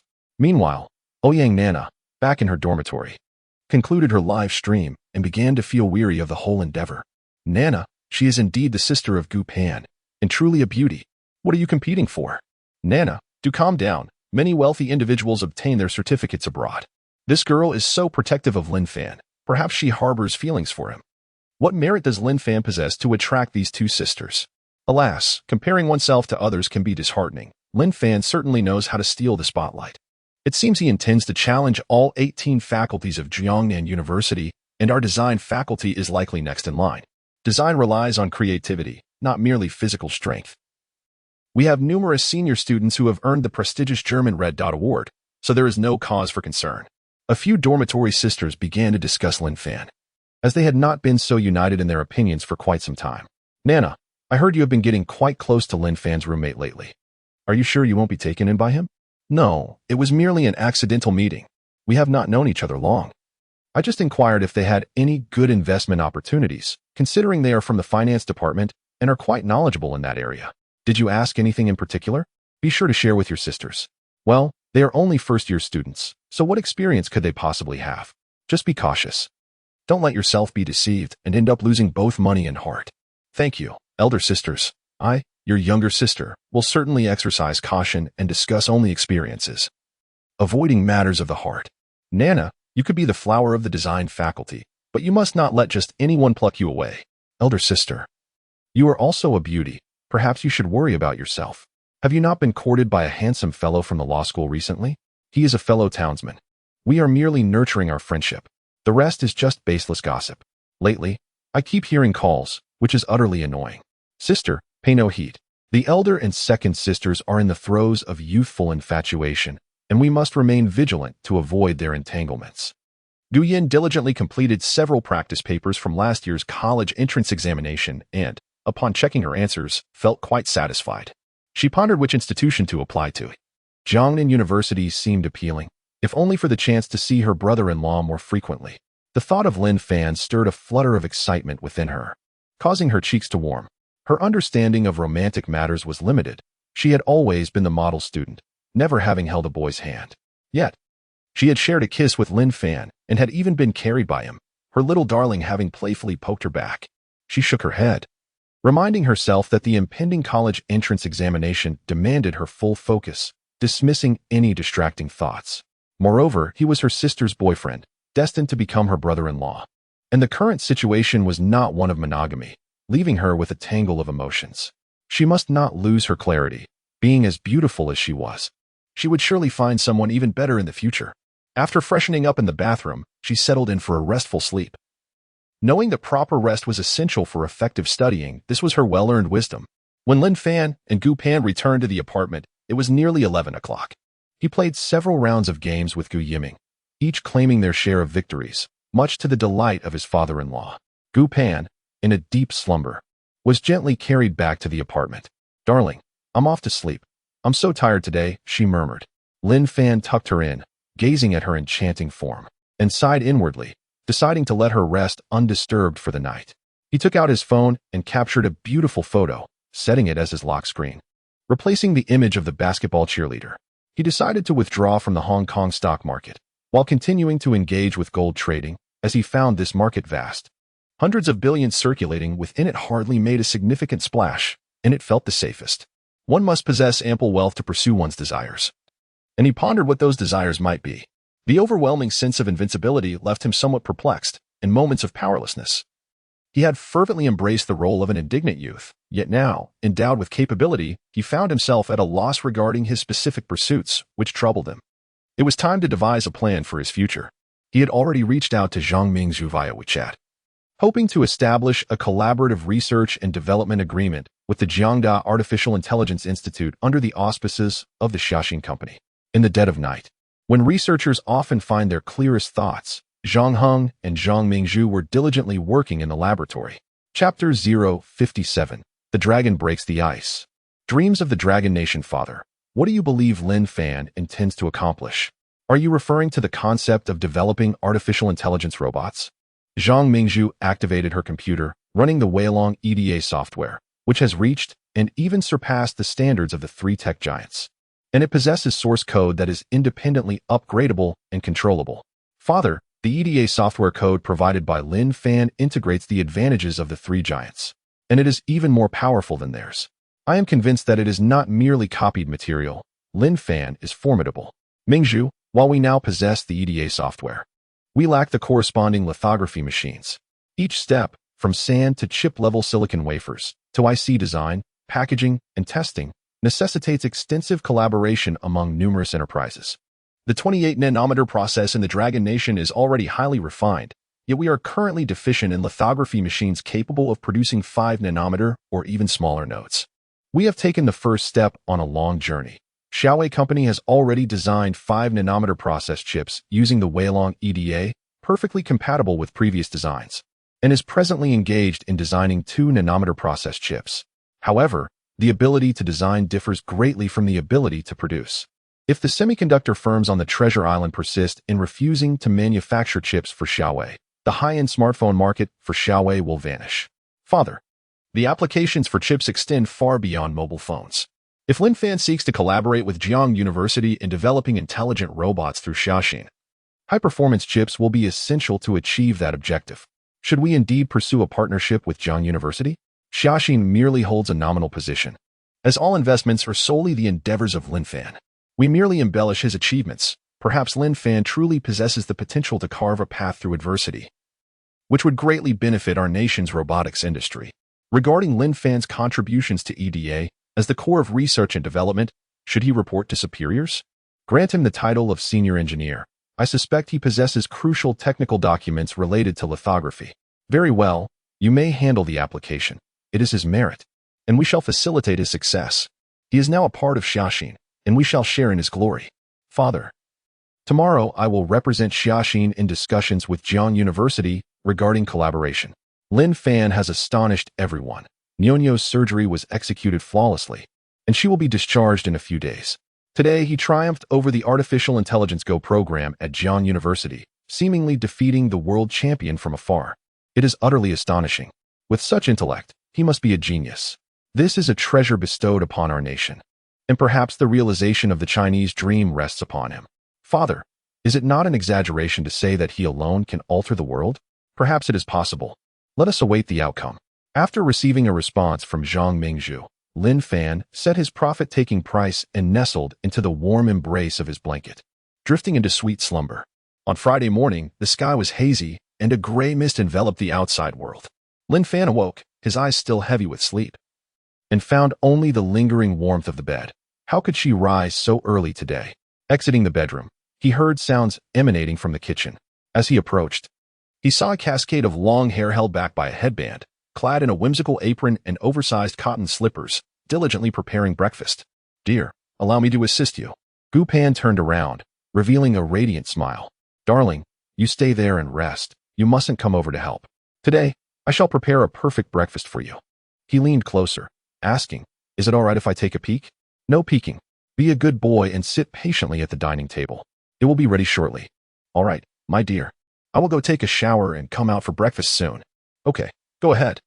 Lin Fan quickly finished his shower and obediently sat at the dining table, awaiting his breakfast. Wife, I'm hungry. I want to eat. Just a moment. The delicious breakfast is almost ready. He watched as Gu Pan carefully brought out 2 large bowls of millet porridge, fragrant and sticky, accompanied by eggs and freshly toasted slices of bread. He inhaled deeply. It smells amazing. My wife is truly capable. I'm about to dig in. He felt the porridge was at the perfect temperature and began to eat heartily, while Gu Pan peeled the eggs, placing them delicately into his porridge. Their white surfaces tender and inviting. The eggs are so white, just like you, Pan Pan. Round and plump, much like you. The couple enjoyed their breakfast leisurely, exchanging sweet glances. After he finished every last drop of porridge, he proceeded to wash the dishes while Gu Pan went to take a shower. Once his task was completed, he mischievously followed her into the bathroom. It seemed as though something was amiss from the previous night. Honey, why did you come in here? I want to do my morning exercises. The frosted glass reflected their silhouettes, with enchanting gasps and prolonged breaths permeating the air of their loved nest. As a Porsche drove through the school gate, Gu Pan continued to murmur softly in complaint. Fan, it is all your fault. I rose early only to arrive late, nearly missing my appointment. How could I resist the allure of my enchanting Pan Pan, whom I can never get enough of? I shall not linger on this matter. The diet we discussed previously is still in effect. As commanded, I have secured my flight tickets for tonight. After school, I shall return home to prepare for our departure. I have yet to visit Tiananmen, nor have I had the opportunity to pay homage to the portraits of great leaders. I yearned to go, previously. A captivating companion accompanied me. Henceforth, wherever you wish to go, I shall accompany you. During class, Gu Pan is attentively listening. In Lin Fan's mind, she is sifting through the foreign exchange market, evaluating and reflecting on options among the British pound, euro, Australian dollar, and Canadian dollar, seeking a favorable trend to engage with. The foreign exchange market is the largest financial marketplace globally, with a staggering daily trading volume of approximately 7 trillion, making it one of the most liquid markets. Although it does not rival the terrifying 20 trillion of the international gold spot market, it is significantly influenced by the fluctuations of the U.S. dollar. The rise and fall of the dollar index directly reflects the price changes of various currencies, making trading relatively straightforward. Fortunately, leverage is consistently at 200 times, rendering all markets comparable. Ultimately, she chose to focus on the British pound first, setting a minimum purchase price to capitalize on a substantial wave, anticipating a peak next week and a unilateral rise over the coming month. The gold set in the early hours is projected to yield around 25 today. With the weekend approaching, the market will be closed. The gold and foreign exchange markets in Europe and America will conclude at 4 a.m. tomorrow. She is reluctant to engage further. Late-night trading has become rather bothersome, as it seems to encroach upon her normal rest. He has resolved that his future investment strategy will focus on identifying the lowest points in the market, engaging in substantial fluctuations over the course of a month, thus freeing himself to pursue other endeavors. With a robust capital base now at his disposal, he is empowered to indulge in his passions.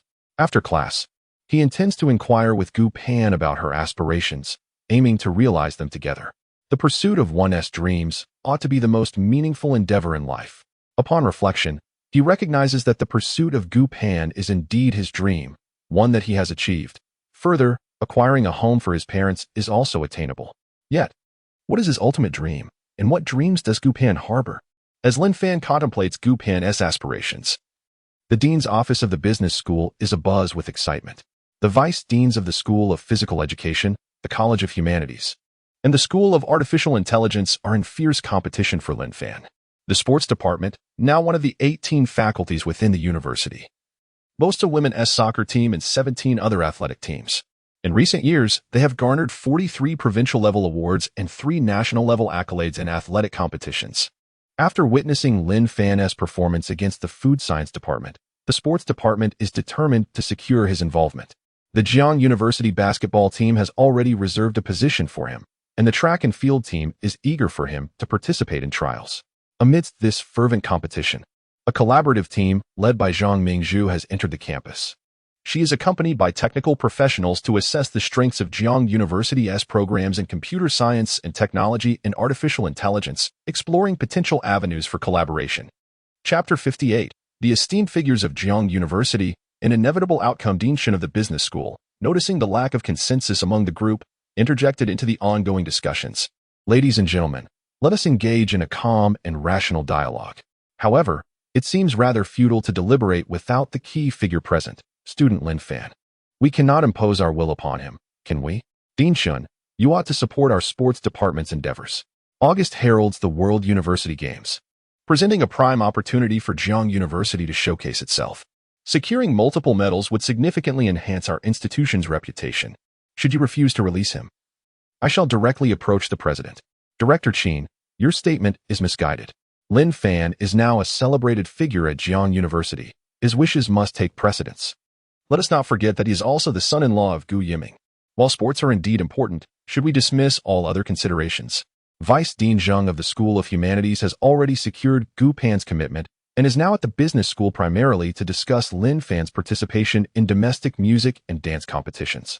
Vice Dean Yang of the School of Artificial Intelligence, who oversees research, has also arrived with institutional responsibilities. However, he merely intended to inform the business school that Lin Fan is set to establish a collaboration with their department and hopes for some facilitation from the business school. Observing the tension within the sports department, they refrained from making excessive demands. Ultimately, Lin Fan's own preferences were deemed paramount. Vice Dean Yang's phone rang, and upon answering, He bid farewell to Dean Chun of the business school. Dean Chun, a representative from Ziyashin Company, has arrived on campus. I must return to host them. May I borrow student Lin Fan? After all, he is the one spearheading our collaboration with Ziyashin. Go ahead, prioritize the greater good. I shall speak with the director of the finance department.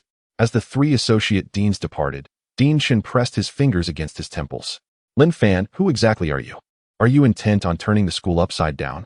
He harbored a sense of anticipation, wondering what further astonishing developments Lin Fan might unveil. A pang of guilt washed over him. He realized he knew too little about the students in the academy, having squandered an excessive amount of time in various meetings. With such a genius emerging from the business school, how could they harness his potential? During last night's finance and investment conference, discussions revolved around the Gu family being targeted by international short sellers, having managed to navigate the situation unscathed, the intricacies of which were intriguing. The Xia family and the involved institutions faced significant losses. Could the mastermind behind it all be Lin Fan? A bold notion struck him: to hold an investment competition for the business school in advance. At the conference, representatives from Long Investment and Long Investment Company, managing sovereign wealth funds of nearly 400 billion and 1 trillion respectively, were in search of top-tier overseas investment talent, reaching out to major universities nationwide. If Lin Fan were to catch their attention, a dedicated investment department could be established within his college, significantly enhancing the institution's financial standing. With aspirations to rank among the top 3 business schools in the nation within reach. In the classroom, Lin Fan was leaning over his desk, admiring the side profile of his wife, her features strikingly perfect. He couldn't help but capture that fleeting moment in his textbook. Gripping his pen, he instinctively completed the drawing, his gaze unwavering from her. At last, having endured a class, he triumphantly handed the book over. Pan, this is for you. Gu Pan picked up the book and gazed at Lin Fan's pen sketches, reminiscent of a camera, with a hint of astonishment. Who is this stunning beauty you've drawn? She is absolutely exquisite. You should consider applying to an art academy. Pursuing a degree in finance seems like a waste of talent. Perhaps I should audit some classes at the design school. After all, there's Ouyang Nana there. Isn't she trying to leverage your live streaming skills for profit? It would be perfect. She could stream you daily. Shoo, keep your voice down. Currently, Nana is in a relationship with Huijin, so for the sake of our brother's happiness, please refrain from making reckless comments. Oh, understood. Just a jest. Lin Fan opened his phone to see a WeChat message from Zhang Mingzhu, stating that he had arrived at the School of Artificial Intelligence and inquired if Lin Fan needed to make an appearance. Just as he was about to reply with a refusal, he heard the voice of the class monitor, Zhang Cheng. Lin Fan, the assistant to the department head is requesting your presence at the entrance. Gu Pan's eyes inquired about the matter. He shrugged. Nothing important. I'll go take a look. Outside the classroom, the assistant to the department head appeared somewhat excited. Lin Fan, the School of Artificial Intelligence has summoned you. It seems to be related to a collaboration with Xiaoxian. Go and bring honor to our finance department. Director Fong has great expectations of you. Thank you, Assistant Wang. I shall head there immediately. The academy appears to hold this in high regard. Dean Chun instructed Director Fong to inform you that once the collaboration with Xiaoxian is finalized, you should meet him in the office. Don't forget. Is there any particular reason Dean Chun wishes to see me? Could you share some details for my preparation? Honestly, I do not know. If the dean wishes to meet you, it is surely a positive development. Lin Fan, I have other matters to attend to. You may proceed. Lin Fan returned to his desk, where Gu Pan eagerly awaited his response. Fan, what brings you here? Xiaoxian is at school to discuss a collaboration. Let us go together. You are now the decision maker for investment, allocating funds for robotic research and development. The company was only registered this morning, having yet to earn a single penny, and now it seeks external investment. It seems you are our only hope. Indeed, it is us. Fan. My attire may not be suitable. It is fitting. Let us proceed. Very well. As the two exited the academic building, they passed by Wenxin Lake to the west. Noticing that the lotus leaves had deepened in hue since yesterday, with a bud poised to bloom. Pan, in previous years, the lotus flowers would only begin budding in May. Yet this year, they have appeared in early April. Could this be a sign of our destined encounter? The lotus symbolizes purity, steadfastness, faith, loyalty, and love. I shall safeguard this lotus, ensuring it remains untouched. The students of Jiang University are civilized. No one would dare to pluck it. Do you have an affinity for flowers? Of course. What woman does not? Fan, let us not linger on such matters. We must hurry to avoid delaying the important business. Fear not. Wait for me. Gu Pan quickened her pace, concerned that if they strolled leisurely, they might not arrive by noon. The Artificial Intelligence Institute had prominently displayed a welcoming banner for CIXIN Group on the building, exuding an air of formality and grandeur. Today, Lin Fan donned a shirt paired with a suit, and Gu Pan felt equally professional.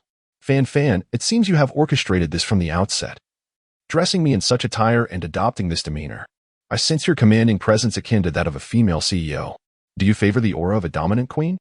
As long as it is Pan, they embrace all wins. The two entered the Artificial Intelligence Institute, where they were greeted by personnel from the EDA software development team of CIXIN Group.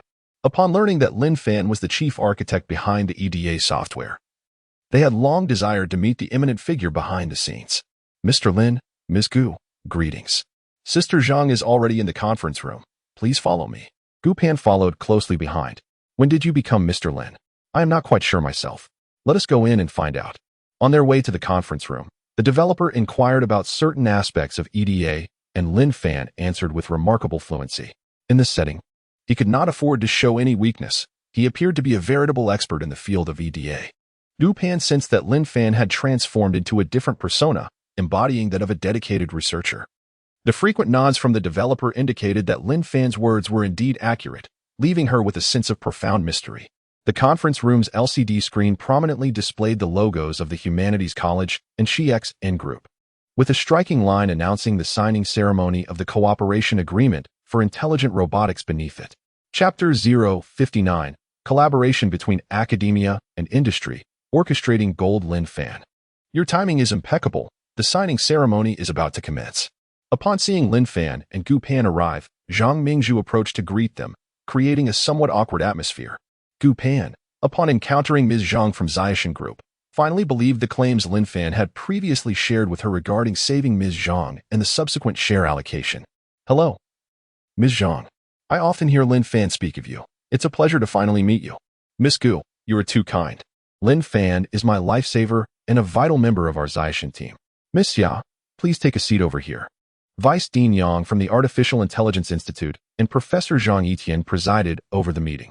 They were astonished to learn that Lin Fan held the position of senior engineer at CIXIN, a revelation that seemed almost unbelievable. Although the official appointment had yet to be finalized, reliable information suggested it was promising. The previous discussions between Zhang Mingzhu and the institute had been fully recorded, potentially paving the way for a press announcement. Vice Dean Yang approached Lin Fan with a respectful demeanor. Lin Fan, I did not anticipate your multifaceted roles and extensive knowledge. According to Engineer Zhang, you are the pivotal figure behind the collaboration with Harbin Institute of Technology that achieved breakthroughs in EDA software. Having missed the opportunity for collaborative EDA software development, I sincerely hope that our partnership in the development of artificial intelligence robotics will be fruitful and lead to significant advancements. Dean Yang continued courteously, if there are no objections to my proposal, let us proceed with the signing. All research and development funding will be provided by Gu Pan's paneling investment, with Gu Pan as the decision-maker for the investment. Dean Yang reassessed Gu Pan, a student so youthful, yet already the proprietor of an investment firm. In the realm of the affluent, possibilities abound, and one must never underestimate anyone. Dear Gu Pan, we hope for your continued support of our college, and we shall strive to yield results swiftly, realizing industrialization to ensure your investments bear fruit. Dean Yang was earnest. Our investments do not necessitate immediate outcomes. We merely hope that the research on intelligent robotics in our nation does not fall too far behind the West. For this aligns with my father's dream of fostering national prosperity through industry. Please convey to Mr. Gu Yiming our unwavering support for Jiang University. And let us proceed to sign. This is a tripartite agreement involving Jiang University's Artificial Intelligence Institute, the CIXIN Group, and Paneling Investments. After the three parties affix their signatures, a significant phrase will be displayed on the large screen, capturing photographs and videos of the moment. That evening, news channels reported on this collaboration, heralding Jiang University's ambition to align with cutting-edge international technology in the field of intelligent robotics and to diligently pursue innovation. The news featured interviews with Vice Dean Yang and Zhang Mingzhu, with Zhang expressing a commitment to comprehensive cooperation in intelligent robotics chips and a desire for a long-term partnership with Jiang University. Vice Dean Yang elaborated on Jiang University's dedication to fostering seamless integration between industry, academia, and research, enhancing the innovation capabilities of talents, disciplines, and scientific research. This serves as a commendable example for universities in attracting third-party capital for the collaborative development of advanced technologies. In summary, Jiang University basked in the limelight, with Lin Fan and Gu Pan afforded only a few fleeting moments during the signing ceremony and final photograph. Both he and Gu Pan remained indifferent to the attention. As he bid farewell to Zhang Mingzhu, he presented her with a USB drive. Sister Zhang, this contains the multiple exposure technology data acquired by my friend. I hope it aids in enhancing the precision of lithography machines. Upon hearing this, Zhang Mingzhu felt as if she had stumbled upon a treasure. Currently, TSMC's equipment can fabricate 7-nanometer and even the latest 5-nanometer chips, not merely due to the differences in lithography machines, but rather due to technological advancements.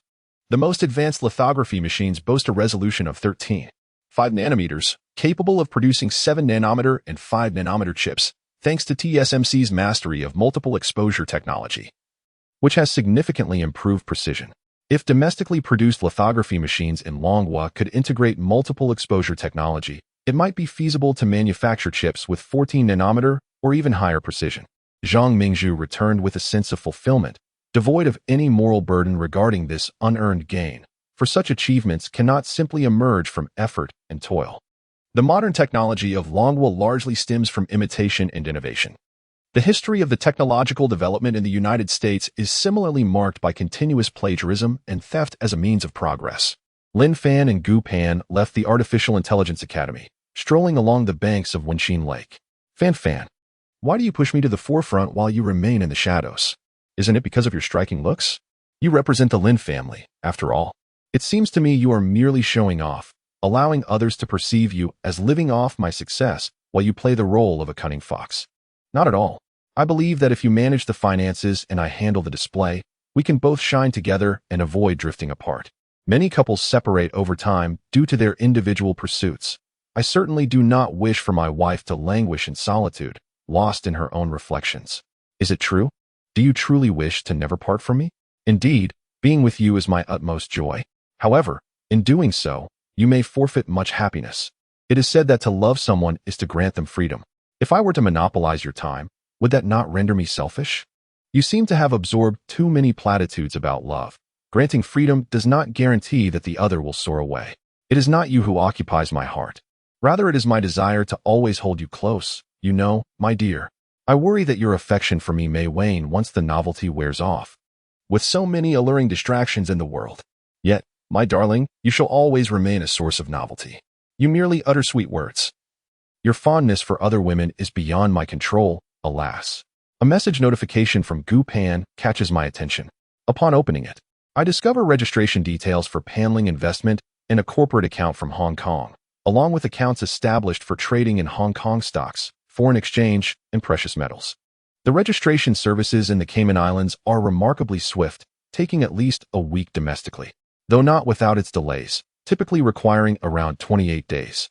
Special arrangements can expedite the process, primarily driven by financial incentives, as is the case everywhere. In the Cayman Islands, company registration incurs no taxes, does not necessitate financial statements, and merely requires a minimal annual fee. Once established, a company can engage in any lawful business activities worldwide. It is no wonder that affluent individuals from our homeland choose to register companies there, given the myriad advantages. Does this mean we can embark on investment ventures to generate profit? Indeed, let us visit Wenxin and explore the possibilities together. Sounds splendid.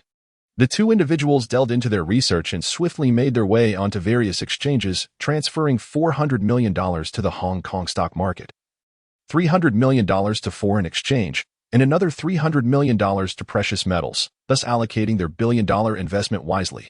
The Company S account required that withdrawals be processed through the firm. Gu Pan observed with keen interest as Lin Fan executed trades in the Hong Kong stock market, foreign exchange, and gold, noting his swift maneuvers. Curiously, she inquired, Fan, do you trade impulsively, or do you possess a particular knack? Is it merely intuition? She continued, it seems you have never incurred a loss. How can that be? Such accuracy appears improbable. I must attribute my fortune to you, Pan. Ever since our connection, I have felt as though I am blessed by a divine presence. My mind has become a vessel for wisdom, effortlessly synthesizing the knowledge of the universe. He took Gu Pan's hand and pressed it against his face. Pan Pan, do you feel it? You emanate an aura of spirituality, and I am elated. Akin to an immortal, you certainly have a talent for brightening one's spirits. Despite being a university student from a prestigious 211 institution, I find myself easily beguiled by you. Have you been indulging in too many fantasy novels or system narratives?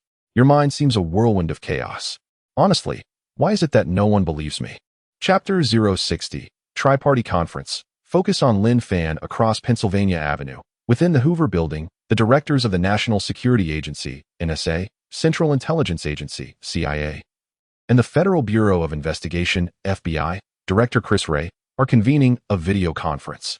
The screen displays segments from CCTV news featuring Xia Xian, Xia Wei, and the breakthrough in EDA software achieved by Harbin Institute of Technology. After an extensive exchange, none of the parties have uncovered any evidence suggesting that Longhua has pilfered the source codes from the three leading EDA software companies. Director Wray of the FBI states, "Our agents discovered an unfamiliar name, Lin Fan, in a report submitted by the Xia Xian Group to Longhua's Ministry of Science and Technology, indicating his central role in this EDA software breakthrough." Director Brennan of the CIA responds, "We have also obtained this information and conducted an investigation into Lin Fan. We have shared the data accordingly." Director Rogers of the NSA adds, "This individual is a freshman from the finance department of Jiangnan University in Longhua. Our intercepted communications reveal that he successfully targeted the short-selling firm, GUS International in Hong Kong, amassing profits amounting to hundreds of billions of dollars in futures, LME gold, and Hong Kong stocks within just a few days, marking him as an investment prodigy." The trio peruses recent information about Lin Fan, including his performances in violin and piano, singing, dancing, and dining with female celebrities, all publicly accessible. As they listen to a recording of Lin Fan's piano performance, they find themselves captivated. They collectively conclude that the potential threat posed by this individual far exceeds that of the esteemed Ms. Wu, and he should be prioritized for all agents' attention. It would be prudent to lure him to a third country for apprehension. The convening of a meeting among the titans of the three major departments is indeed a testament to Lin Fan's standing, though he remains blissfully unaware of it. Outside Jiang University, covert agents lie in wait, while an array of pancake vendors, fruit farmers, and real estate agents distribute flyers. Lin Fan and Gu Pan leisurely engage with their mobile devices at Wenshin Pavilion when a sudden realization strikes him. "Oh no, I completely forgot that Dinshin wishes to see me." With time still on their side, they decide to return to the business school. The two promptly mount their bicycles and head back to the business school, where Gu Pan heads to her classroom, while Lin Fan makes his way to the administrative building. He knocks on the door of the dean's office. "Come in." Dean Shun is still present. Perhaps he has been waiting specifically for Lin Fan, which leaves him somewhat astonished. Upon entering, he greets the dean. "Apologies, I was delayed by some matters." "Not at all. Shaolin, please take a seat." Dean Shun rises and approaches a corner of the office, pouring a glass of water for Lin Fan. "Just now, Vice Dean Yang informed me that everything on that front has been settled. As soon as the funds are in place, we will apply for the procurement of the necessary equipment. You have made a significant contribution to the establishment of the Artificial Intelligence Institute." "You flatter me, Dean. The credit primarily belongs to the Xiaxin Group and Panling Capital. I merely facilitated the connections. There is no need for such modesty. I shall be direct. The turnaround of the Gu Group is also attributable to your efforts, is it not? The emergence of a talent like you within our business school is a source of pride for us. Dean, if there is anything you would like me to undertake, please do not hesitate to say. I am more than willing to contribute to the department in any way I can." Lin Fan was not one to exhibit humility. Such matters would inevitably come to light, rendering any attempts at concealment futile.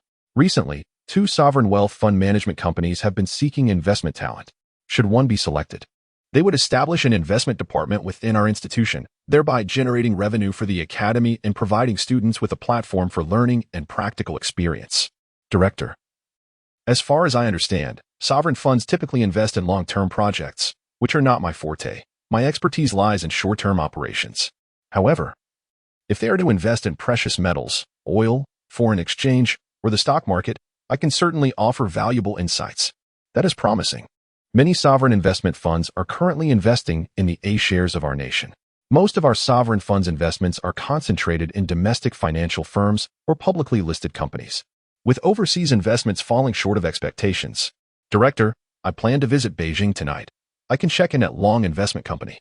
I will do my utmost to assist the school. Excellent. I will make contact with Long Investment Company.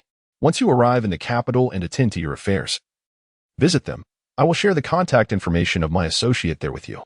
The two exchanged WeChat details before he departed for the classroom. The director reclined on the sofa, exhaling a deep breath, harboring hopes that the business school would undergo transformation due to Lin Fan's influence. With a light schedule in the afternoon, Lin Fan decided to leave the school early in preparation for his evening flight. He had accompanied Bauer to the airport, yet he himself had never flown. Despite the prosperity of the nation, over 1 billion individuals had never experienced air travel. This mode of transport was primarily utilized by those who had specific needs. He pondered over his previous expertise in piloting and emergency evacuation skills at the airport. Was the system warning him of impending danger? A tinge of regret washed over him for bringing Gu Pan along. Was this not a recipe for disaster? Pan, perhaps you should refrain from accompanying me to the capital this time. I sense something ominous may occur. No way. I've already packed my bags. You cannot abandon me and slip away. What if there is an issue with the plane? Commercial airliners are the safest mode of transportation. You must not have flown before, which might explain your trepidation. Rest assured, with me by your side, you will be perfectly safe, he assured with a grin. Very well. Let us return and prepare for our departure. As he and Gu Pan exited the lecture hall, they were encircled by a dozen imposing boys clad in athletic attire. He instinctively shielded Gu Pan behind him. Are you here to avenge Li Zikai? Let me inform you, I have trained. We are from the sports department. The head has sent us to escort you. Is it possible for me to decline? What do you think? Several robust students bore bandages on their fingers, likely from boxing practice, while others brandished knives and clubs, unmistakably members of the martial arts team. Gu Pan trembled slightly behind Lin Fan. Fan, what shall we do? Pan, do you wish to witness your husband's skills? Do you truly possess the ability? Are you doubting me again? How about I demonstrate a set of Wing Chun? Like Ip Man. Perhaps you should consider a more fitting moniker, like Kai Man? One of the martial arts students chuckled, evidently a frequent player of Plant vs. Zombies. As he scoffed at the notion that athletes were merely brawn without brains. Lin Fan, perhaps it's best to reconsider. The minister has requested your presence, so there should be no cause for alarm. Gu Pan is equally curious to discern what else Lin Fan might be capable of. This has been her ongoing focus, and her gaze is tinged with anticipation. Upon noticing the glimmer in her eyes, Lin Fan understands that this girl is eager to witness any potential missteps he may make. Yet such an occurrence is simply out of the question. With a light-hearted smile, he says, "Darling, let us proceed to the sports department for a visit." Students from the business school, observing Lin Fan and Gu Pan departing with members of the sports department, began to stir restlessly, indicating that more individuals were inclined to confront Lin Fan. Upon receiving this news, class leader Zhang Cheng promptly convened a rally, asserting that Lin Fan is a pride of the finance department and must not be subjected to any bullying by the sports department. Everyone rallied together to show their support for Lin Fan. De Wei, Hu Jin, and Yongping were particularly enthusiastic, as their account assets had recently surged by 10, and they were determined to protect their benefactor. Hu Jin opened WeChat and tapped on Ouyang Nana's charming avatar. Brother Fan is heading to the sports department now. You should go live stream. It will undoubtedly attract a massive audience. Thank you, Jin. Hu Jin exclaimed, elated by Nana's response, and leapt in excitement. However, upon landing, she found her classmates gazing at her as if she were a specimen on display. Haha, this is too infuriating. Let us go and cheer for Brother Fan. Chapter 061. Athletic talent shocking the world. As Fire Jin dashed out of the teaching building, he found himself on a straight path leading directly to the sports center. Currently, the school boasts 17 athletic teams, including the women's soccer team, all training at the sports center. Among the crowd, a striking figure emerged, that of Ouyang Nana. Fire Jin hurriedly approached, taking on the role of her protector, warding off any would-be intruders. Ouyang Nana was already live-streaming with fervor. Dear darlings, the live stream you've all been anticipating with Lin Fan is about to commence. This time, he won't be playing the piano or shooting basketballs. Oh yes, it's a pity he couldn't broadcast last time when he led his roommates and girlfriend to victory against the school team. Indeed, Nana, what tricks will he be up to this time? He has been brought into the sports center by the school's athletic department. We eagerly await his showdown with the department's elite. Could it be that Lin Fan is truly a celestial being, excelling at everything? Nana, Do we have any footage of Lin Fan? Can we switch the camera over? A flurry of small gifts began to appear, as many viewers expressed their frustration regarding Ouyang Nana's unpredictable live streams. Catching her live required a stroke of luck. Fire Jean, unashamedly, maneuvered through the crowd surrounding Nana to facilitate his filming, which touched her heart. Currently, Lin Fan and Gu Pan had entered the sports center but had yet to make an appearance. Let me first take you on a tour of Jiangda Sports Center, she continued. This large, silver-gray structure, with its domed shape, resembled a UFO that had landed upon the campus's verdant lawn. With over 10,000 seats, it frequently hosts soccer matches and track events. Jiang University is truly beautiful, living up to its reputation as a 211 institution. Nana, I suspect you are affiliated with the school's admissions office. This year, I plan to apply to your esteemed university, but please, do not seek a boyfriend. It's all talk without action. Let us show our support for Nana. Look at how I champion her. Over 100 votes already. They are just a group of impoverished souls. I shall rise like a rocket. Indeed, a rocket is taking flight. Nana, continue your live stream, and let us shield her from the sun with an umbrella. Nana, you've even hired an assistant. Being a host suits you well. My dear friends, he is my classmate, and we support one another. What other places would you like to see at the sports center? I shall take you there. In the sports department office, Lin Fan and Gu Pan sat beside a coffee table, eager to leave. Director Qin, may I inquire why you summoned us? I have an urgent matter to attend to in the capital today. Perhaps we could discuss this next week? The World University Games will be held in Longwood this August.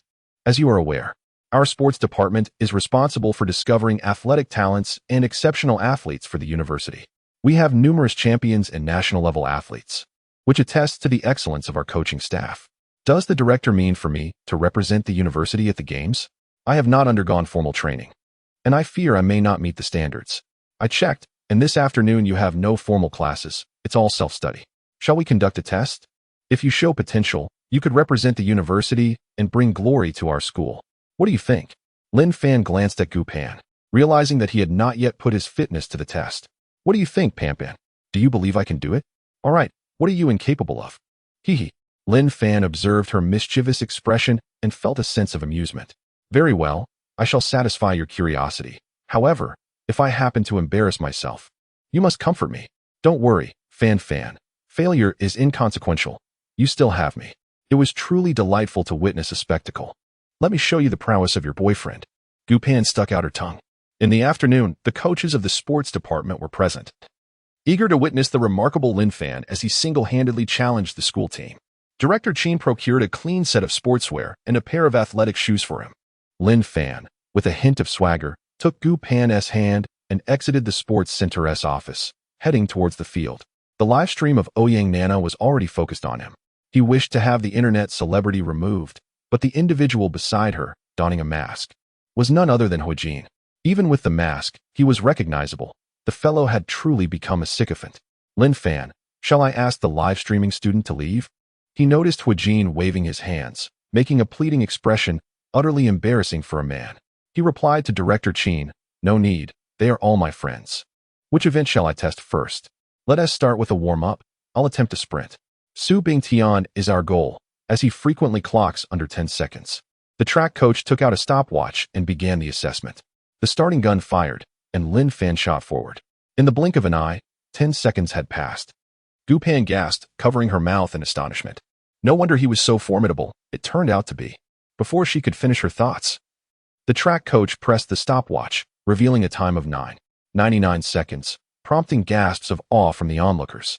Nana's live streaming room has ignited with fervor. In merely 9:99 seconds, it has ascended to a champion status across the globe. A deluge of gifts inundates the platform, and the viewer count continues to surge. Lin Fan rushes before Gu Pan, reveling in his triumph. Pan Pan, what do you think? Gu Pan nods approvingly and embraces him warmly. Director Qin, let us forego the running events and instead test the shot put, long jump, high jump, and the 110-meter hurdles. I aspire to break Xiang Ji's record. No one doubts Lin Fan's claims any longer. The Department of Sports has arranged all the necessary equipment for each event, allowing Lin Fan to test them one by one. High jump, 56 meters, a new record. Pole vault, 5 meters, a new record. Long jump, 2 meters, a new record. Triple jump, 19 9 meters. A new record. Shot put. 25 meters. A new record. Everyone stands in stunned silence. Is this still a human feat? After his accomplishments, Lin Fan approaches Pan Pan with an air of ease. None of these posed a challenge. Would you like to see me play table tennis? Absolutely. Gu Pan's adoring gaze nearly drips with admiration. Director Qin, regaining his composure amidst the astonishment, declares, for the table tennis event, let us arrange the strongest opponent. Bring forth the national champion. Within the gymnasium, Lin Fan successfully signs in, showcasing his mastery in table tennis, and badminton. Visions of illustrious national talents such as Gui Liang, Gu Tuan, Zhe Dong, Ling Hui, and Li Qin flood his mind. His table tennis skills have become a harmonious amalgamation of their brilliance. As the competition commenced, a fierce back-and-forth unfolded, showcasing his increasingly refined skills. His serves, smashes, and agile returns were executed with remarkable precision, leading to a dominant victory in 3 consecutive sets. On the badminton court, the spirits of Lin Dan, Li Chongwei, and Fu Haifeng seemed to possess him, leaving his opponents in utter disarray. Meanwhile, on the tennis court, legends such as Federer, Nadal, Sampras, and Agassi re-emerged, rendering the players and coaches helpless against their prowess. As the clock struck 4, it became evident that there could be no further delay. Lin Fan approached Director Qin. Director Qin, I must catch a flight to the capital. Let us conclude today's testing here. If time permits, I shall represent the school in the competition. But as for training, I shall forego that. Very well, I shall reserve a spot for you in every event, replied Qin. Her live-streamed video was transcribed and circulated on social media platforms like Tushio and Douyin, garnering immense popularity overseas. Upon witnessing it, both exclaimed, wow, this is the prowess of Chinese martial arts. He is soaring. The former high jump champion from Russia, Slinov, remarked, that is the lightness of Chinese agility. It is incredible. World-renowned athletes in long jump, shot put, javelin, and discus also enriched the comment section with their insights. It is impossible for anyone to be the best in every event. That is mere cinematic illusion, enhanced by special effects. Chapter 62. The budding threat following the uproar caused by the viral videos in the global sports arena, the FBI, CIA, and NSA have also taken notice, further solidifying their resolve for the evening's operation, codenamed Budding. Agents from the FBI and CIA, who have been lurking in the Jiangnan region, have commenced their efforts to eradicate Lin Fan while he is still in his nascent stage. Lin Fan, with his expertise in EDA software, robotics development, prodigious musical talent, and exceptional athletic abilities, along with perhaps other undisclosed skills, has dealt a significant blow to the centuries-old sense of superiority held by the Western world. This situation has also encroached upon the national security threshold of the United States. No challenge to its supremacy shall be permitted across any domain, be it economic, political, cultural, or athletic. Captain Han Feng is at the helm of Flight ZH-8888, departing for the capital at 8:15 p.m. This route is so familiar to him that he could navigate it with his eyes closed. As he approaches the airport, he is accidentally bumped by a fashionable young woman wielding a large-wheeled suitcase, a scenario he has encountered countless times before. As the allure of a pilot's uniform consistently attracts a variety of admirers. Unfazed, he assists the lady in adjusting her luggage and courteously bids her farewell. His co-pilot is a longtime partner, and their synergy is impeccable. They enter the cockpit 40 minutes prior to departure, meticulously preparing and conducting thorough checks to ensure absolute safety. In the waiting lounge, Lin Fan and Gu Pan are already seated. Gu Pan is reviewing the ticket information. Fan, fortunately, you booked a business class seat. It's less crowded and more spacious. After all that exercise today, you must be tired. Allow me to give you a massage. Sure, please focus on my thighs. He gently rested his thigh upon Gu Pan's slender leg, fearful of causing any harm to her delicate limb. Gu Pan, with a serious demeanor, appeared quite adept at her massage technique. Fan, how is it that your athleticism is so remarkable? When did you begin training? She inquired. You exercise for hours in the afternoon, yet when you return home, you still refuse to rest. Are you made of iron? With a chuckle, he replied. It's not as if I have been unscathed. Perhaps it stems from years of labor and physical exertion. Pan, you are no slouch either, at times. I find myself struggling to keep up with you. Gu Pan gazed affectionately at Lin Fan, envisioning a child toiling in the fields, harvesting wheat and millet, shouldering burdens, and enduring hardships to cultivate such formidable athletic prowess. She resolved to cherish him all the more. You do enjoy making such remarks. Imagine if you were to compete in the Olympics and claim every gold medal. Wouldn't that bring tears to the eyes of the other athletes? Yet, there would still be half of the medals unattainable, wouldn't there? Do you think I am overly protective? Oh, right, you cannot participate in women's events. But would the Olympics allow you to compete in all the men's categories? Most likely not, as many events occur simultaneously, and I cannot be in two places at once. Moreover, numerous competitions are team-based, where one individual cannot solely determine the outcome.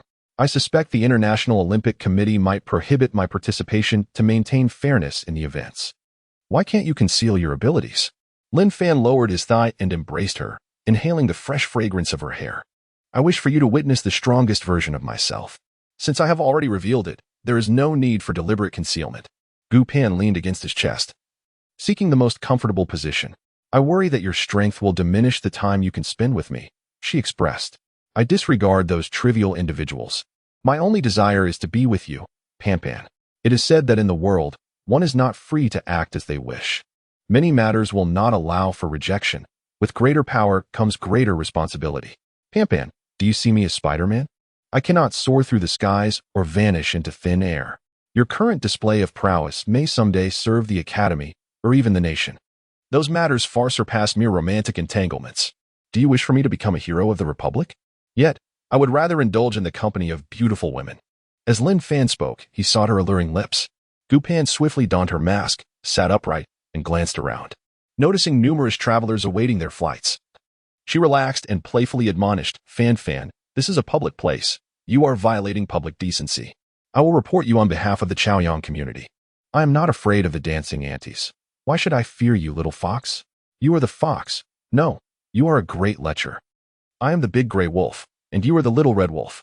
When will you bear me a little gray wolf? We are still students, and besides, we have yet to obtain a marriage certificate. In a while, we shall visit Hong Kong Island. Let us register there. You are mine, Lin Fan, and I will not let you escape. All right, but do not forget to bring your ID. At that moment, the boarding announcement echoed, prompting both to rise. In the past couple of days, they had only brought a few sets of clothes. Now, the temperature in the capital is around 20 degrees, not too chilly. Pan Pan, they say flight attendants are beautiful. Will I get to see a lovely one this time? We shall soon find out. There are also beautiful passengers on board. Look at that pair of long legs ahead, straight and shining. Just to your liking, I assent it? Everyone is wearing masks. Perhaps one of them has a prominent tooth or something. The two exchanged playful banter as they walked. The stunning woman ahead seemed to overhear their conversation, glancing back. A large pair of sunglasses concealed much of her face, framing her head of trendy curls and airy bangs. Even with a mask, her charming facial contours were still evident. Gu Pan leaned on Lin Fan's shoulder, whispering softly, just now, you were speaking ill of that beauty, and she heard you. What can she do to me? We shall ignore her. The two smoothly entered the business class, situated at the front of the plane, just behind the cockpit, with only 12 seats available. Upon sitting down, they discovered that the other 10 seats were vacant. It felt akin to a private charter. Fan Fan, we can truly relish our time together. How wonderful. It's just for 2 hours. Sitting in economy class would be the same and save us money. Then why choose business class? This trip is for the Central Conservatory of Music, most likely reimbursable, so haha. I might as well take advantage of this little benefit. It would be foolish not to seize a bargain, and I am but a common person. Besides, it's nice to make my wife comfortable. Even a fool would seize such an opportunity. Vulgarity, as if one were bereft of wealth. One must aspire to ascend into the upper echelons of society, where image reigns supreme. With you by my side to offer reminders, what is there to fear? Indeed, the two leaned together, contemplating their next endeavor, when they noticed a renowned internet celebrity entering the business class, fortuitously taking a seat beside them. They had no choice but to sit quietly. The influencer removed her oversized sunglasses, revealing a pair of large, doe-like eyes accentuated by colored contact lenses and exaggerated false eyelashes. Her makeup was exquisite yet excessively flamboyant. Upon removing her mask, her high, sculpted nose and subtly smiling lips, adorned with an alluring hue, caught Lin Fan's attention. He observed a peculiar innocence in her features, particularly the pronounced lift of her upper lip, leading him to conclude that she had undergone cosmetic enhancement, a common trait among contemporary influencers. Could you assist me with my suitcase, handsome? Her voice, sweet to the point of cloying, prompted no immediate response from him, but his companion, Gu Pan, nudged him. Come on, what are you waiting for? Be a gentleman, she urged. Rising to the occasion, he took hold of the influencer's bag, and as their hands brushed, a fleeting touch occurred. Instantly, his diagnostic system ignited, revealing the presence of past fractures and significant skeletal wear in her body, alongside artificial enhancements in her face and chest. Unexpectedly, she was a practitioner of the art.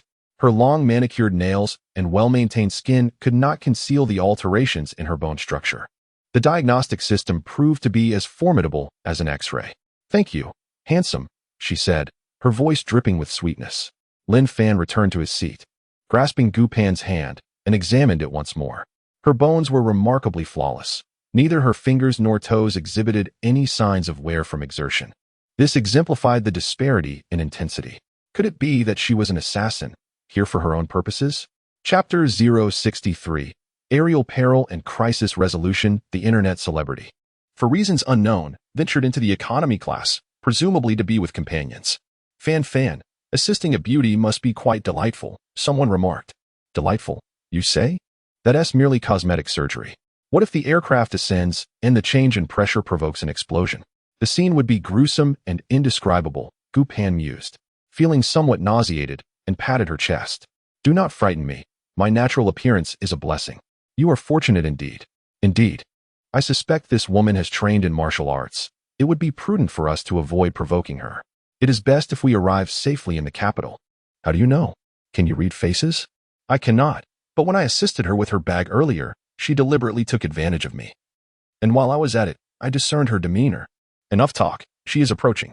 Once the internet celebrity settled in, a beautiful flight attendant approached with warmth, ensuring that their luggage was stowed properly and that their seat belts were fastened securely. Civil aviation does not mandate the fastening of seat belts, but one must comply when the seatbelt sign illuminates. Fan, how do you know so much about flying, having never been on an airplane? I wouldn't want to embarrass my wife, so I studied online and watched videos. Quite clever of me. Wouldn't you agree? You were the wisest. As the plane took off, he felt no significant difference, akin to riding a roller coaster or an elevator. The noise and vibrations during ascent were considerable, but after a few minutes, everything returned to normal. This aircraft was a Boeing 737-800, somewhat dated.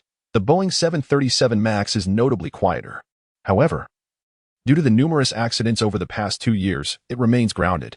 Pan is a seasoned aviation enthusiast. Previously, he had conducted some research. As he engaged in casual conversation with Gu Pan, his mind was already attuned to the meteorological forecast, observing the climatic fluctuations between Jiangnan and the capital like a satellite surveying the cosmos. Midway through their journey, he noted the gathering clouds signaling an impending thunderstorm, lamenting his poor choice of travel date. Fortunately, the flight was only 2 hours long. True to his predictions, an hour later, the aircraft entered the stormy zone. Gu Pan expressed her concern. Lin Fan, could the plane possibly crash? She gazed anxiously out at the tumultuous skies. No, my luck isn't that fortunate. It would be quite the irony to encounter a disaster on my first flight, he replied. No sooner had he spoken than the plane began to jolt violently. An attendant and a security officer passed through the business class, and the cockpit door swung open. A wave of unease washed over them. Lin Fan grasped Pon's hand, feeling it tremble slightly. Everything will be fine, he reassured her. However, he overheard the co-pilot's frantic words. Captain Han has collapsed. I can't control the aircraft alone. What do we do? Pan, I need to check on him. I have some medical knowledge, he declared. Pan nodded, albeit reluctantly. As Lin Fan unbuckled his seatbelt and prepared to rise, a popular influencer seated by the aisle abruptly stood up, transforming her lipstick into a firearm aimed at her. In the face of this unforeseen turn of events, his mind raced with dozens of defensive tactics, swiftly reacting by advancing towards her. Raising her weapon-bearing hand with one hand, while delivering a precise strike with the other, the sound akin to that of a bursting plastic bag. The internet celebrity fainted, collapsing softly into her seat, still clutching her lipstick. The safety officer rushed out of the cockpit, oblivious to the unfolding drama. This woman might be a terrorist, and that lipstick could very well be a firearm. Lin Fan mused, perplexed. Inducing the captain's coma only to commit suicide seemed like a path toward mutual destruction. What had he entangled himself in? He approached the cockpit, his expertise in civil aviation allowing the operation of a Boeing 737-800 to materialize in his mind. I am a doctor and a pilot. Let me assess the captain's condition. The aircraft continued along its preset course. He reached the captain's side, noting the faint breath still escaping. The diagnostic system had already rendered its verdict. The captain had been poisoned, resulting in a state of shock. Fortunately, the toxin was not lethal and would wear off in a few hours. He instructed the flight attendants and safety officer to carry the captain out of the cockpit, while ensuring the internet celebrity was restrained and vigilant for any accomplices in economy class. Taking his place at the controls, Lin Fan gazed at the familiar screens and buttons, a sense of ease washing over him. "You truly know how to pilot a Boeing 737. "Of course," he replied. Curiously, Gu Pan rose and approached the cockpit door. Witnessing Lin Fan's composed maneuvers, her mind swirling with questions. Wasn't this his first time on a plane? How could he operate it so adeptly? What other secrets did he harbor? But now was not the time for inquiries. A flight attendant gently guided Gu Pan back to her seat, ensuring her safety. "Greetings, Miss Gu. Your boyfriend is indeed a pilot. He has saved the lives of over 100 passengers aboard the aircraft. He is a true hero. He has a penchant for showcasing his talents." Her heart brimmed with joy as she continually witnessed Lin Fan's remarkable abilities, deepening her infatuation with him. She delighted in the thought that having a multifaceted husband was rather splendid. Turning her gaze towards the internet celebrity, she felt a wave of confusion wash over her. Why did she seek to disparage Lin Fan? Could it be that Xiao Zihao had sent her? "Miss Gu, there is no need for concern. We have already notified the authorities. Upon disembarking, the police from the capital will apprehend her for questioning. She is likely a troubled individual." "How did you know my surname is Gu?" Gu Pan shifted slightly in her seat, a look of bewilderment on her face. Worried that the flight attendant might also be an adversary. "There are only the three of you in business class. We flight attendants possess a modicum of memory. Rest assured, we will report your boyfriend's heroic deeds to our superiors and recommend him for commendation." "That is unnecessary. My boyfriend possesses far too many skills for any accolades to suffice." She smiled with pride, her mind filled with visions of Lin Fan's charming demeanor. An hour later, the airplane descended precisely at T3 Airport. As Lin Fan and Gu Pan disembarked, they encountered ambulances and police officers. A contingent of special forces was already aboard the aircraft conducting inspections, implying that passengers would be subjected to several hours of inconvenience. With confirmation from the co-pilot and safety officer, the couple was allowed to leave the plane ahead of schedule. At the airport exit, a beautiful woman held a sign emblazoned with the name Lin Fan. Upon spotting him, she rushed forward, nearly throwing her arms around him in a warm embrace. Lin Fan immediately wrapped his arm around Gu Pan's delicate shoulders, preventing a potentially chaotic scene. The beautiful woman withdrew from the embrace and cheerfully exclaimed, "Master, welcome to the capital." "And who might this be?" "This is my wife, Gu Pan. We have come to witness the prowess of the masters from the 8 nations. The beauty extended her fair hand toward Gu Pan. "Miss Gu, it is a pleasure to meet you. I am Tong Fei, a disciple of Professor Lin." As Tong Fei clasped Gu Pan's hand, she experienced the essence of warmth and grace, soft as a whisper. After a moment of admiration, she quickly released it. "Miss Gu, you are extraordinarily beautiful. Only you are worthy of the esteemed professor. I have arranged accommodations for you." "Thank you, Professor Tong, for your efforts." "Not at all, Master. You may call me Fei Fei." "Very well. Fei Fei, shall we be on our way?" Tong Fei drove them to the Pan-Pacific Hotel. "Master, this hotel is conveniently located near the Central Conservatory of Music, and it is approximately a 25-minute walk to the Forbidden City in Tiananmen Square. You may visit Tiananmen to witness the flag-raising ceremony tomorrow morning." "Thank you. Serving the master is my honor. You and Miss Gu should rest early. I will not intrude. I will come to escort you to the conservatory after 9 a.m. tomorrow." "Sounds good." As Tong Fei departed, Gu Pan wrapped her arms around Lin Fan's, playfully laughing. Fan, this beauty must be your confidant, right? Don't be ridiculous. She is simply eccentric. I find her quite lovely, elegant, and possessing a refined aura, a true beauty. Even so, she pales in comparison to my Gu Pan." The hotel's luxurious suite features a separate bedroom and living room. Encountering such a spacious layout must imply a considerable expense. One could effortlessly recline on the bed and engage in conversation. With your remarkable qualities, it is certain that numerous admirers will soon flock to you. Should any of them capture your affection, feel free to embrace it.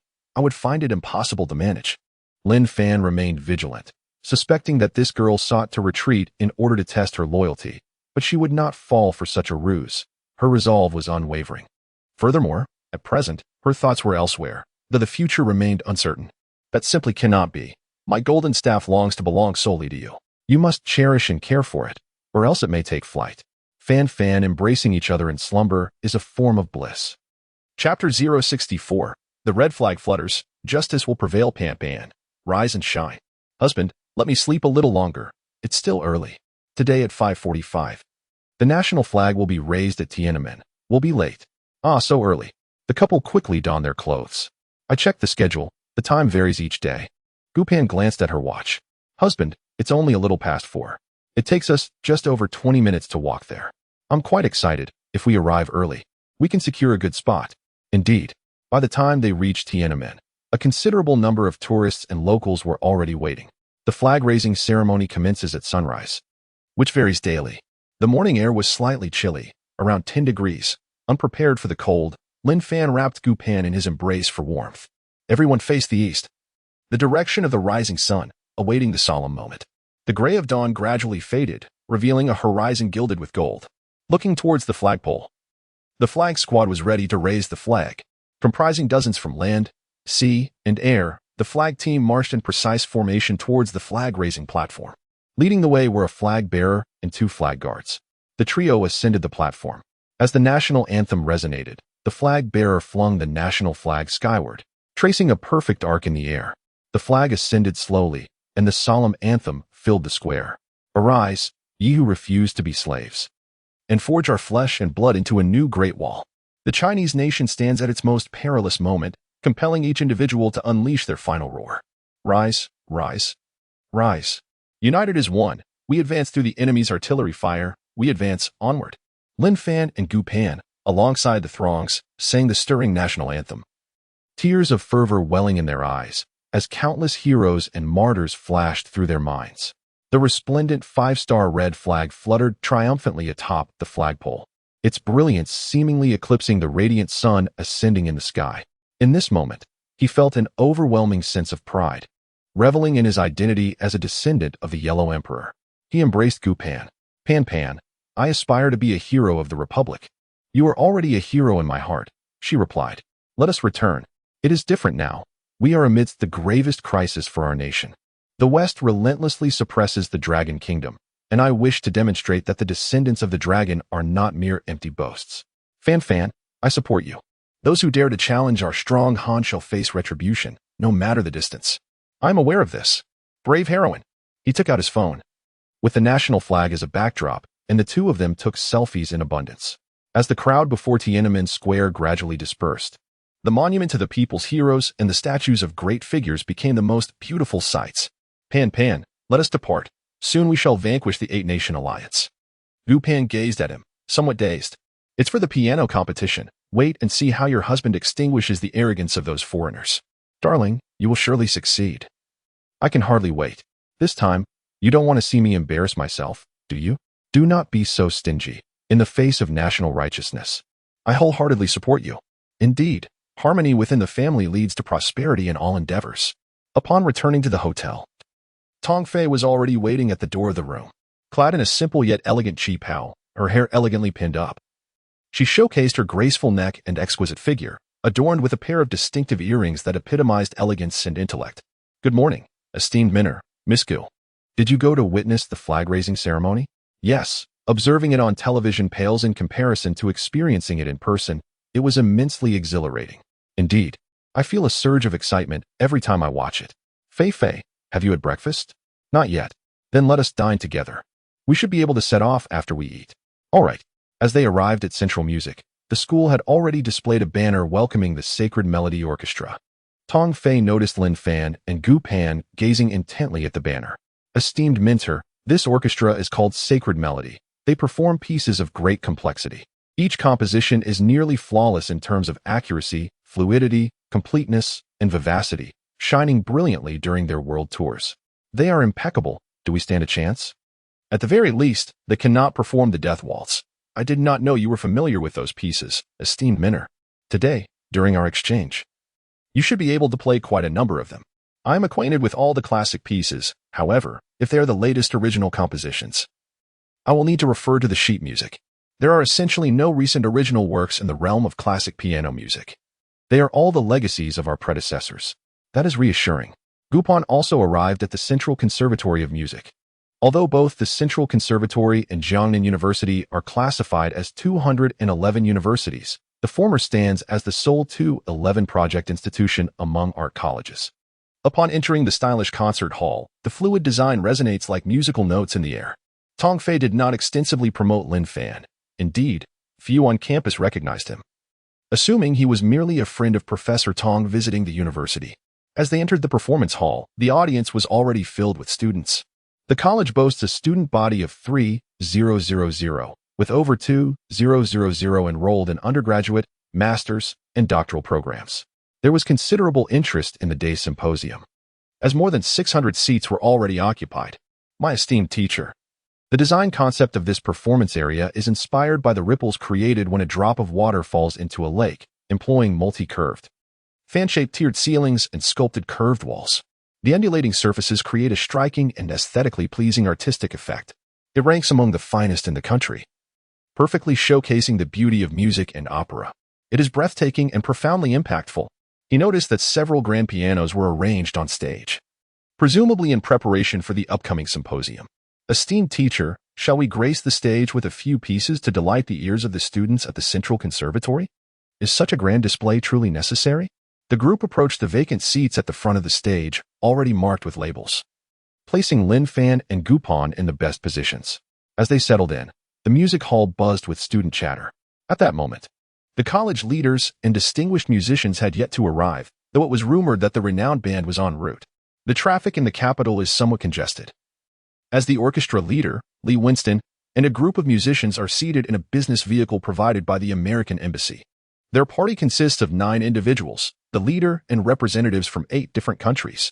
The mission of the Divine Melody Orchestra is to conquer the world through music. Many among them regard modern music from the Dragon Kingdom with disdain and hold a particular contempt for the likes of Lang Lang and Yundi, believing that the piano originated in Europe and that Asians are incapable of capturing its soul. This is despite the fact that the Dragon Kingdom boasts the highest number of piano learners globally. Suddenly, Lee Winston's phone rings, and upon answering, he is met with a reprimanding voice. Lee Winston, do you even know who your opponent is today?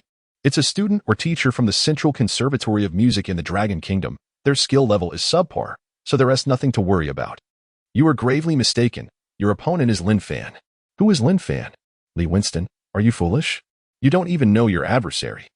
I represent the embassy and advise you to cancel this exchange event. Otherwise, you will embarrass yourselves. Why? This exchange was decided long ago. We must honor our commitment. Foolishness. Commitments are meant to be broken. I will send you some information about Lin Fan. Make your decision after reviewing it. Having arrived in the capital just yesterday, the Divine Melody Orchestra was enchanted by its stunning scenery, battling, fragrant hills, the Summer Palace, and the Forbidden City, each site leaving them spellbound and inspiring a wealth of musical creativity. They seldom concern themselves with significant events in the Dragon Kingdom's music scene. Chapter 065, retreating at the critical moment, astonishing Ollie Winster hung up the phone, cursing. Damn it. A bunch of ignorant swine who know nothing of music, engaged solely in sordid activities, perpetually slandering and framing Longwa, utterly neglecting their duties. Lee Winster, what has provoked such ire? Has there been a mishap with the exchange meeting? No, John. The consulate has sent over several videos. Let us watch them together. Gathered in a circle, they played a recording of Lin Fan performing Death Waltz at the film festival. After viewing it in its entirety, a heavy silence enveloped the group.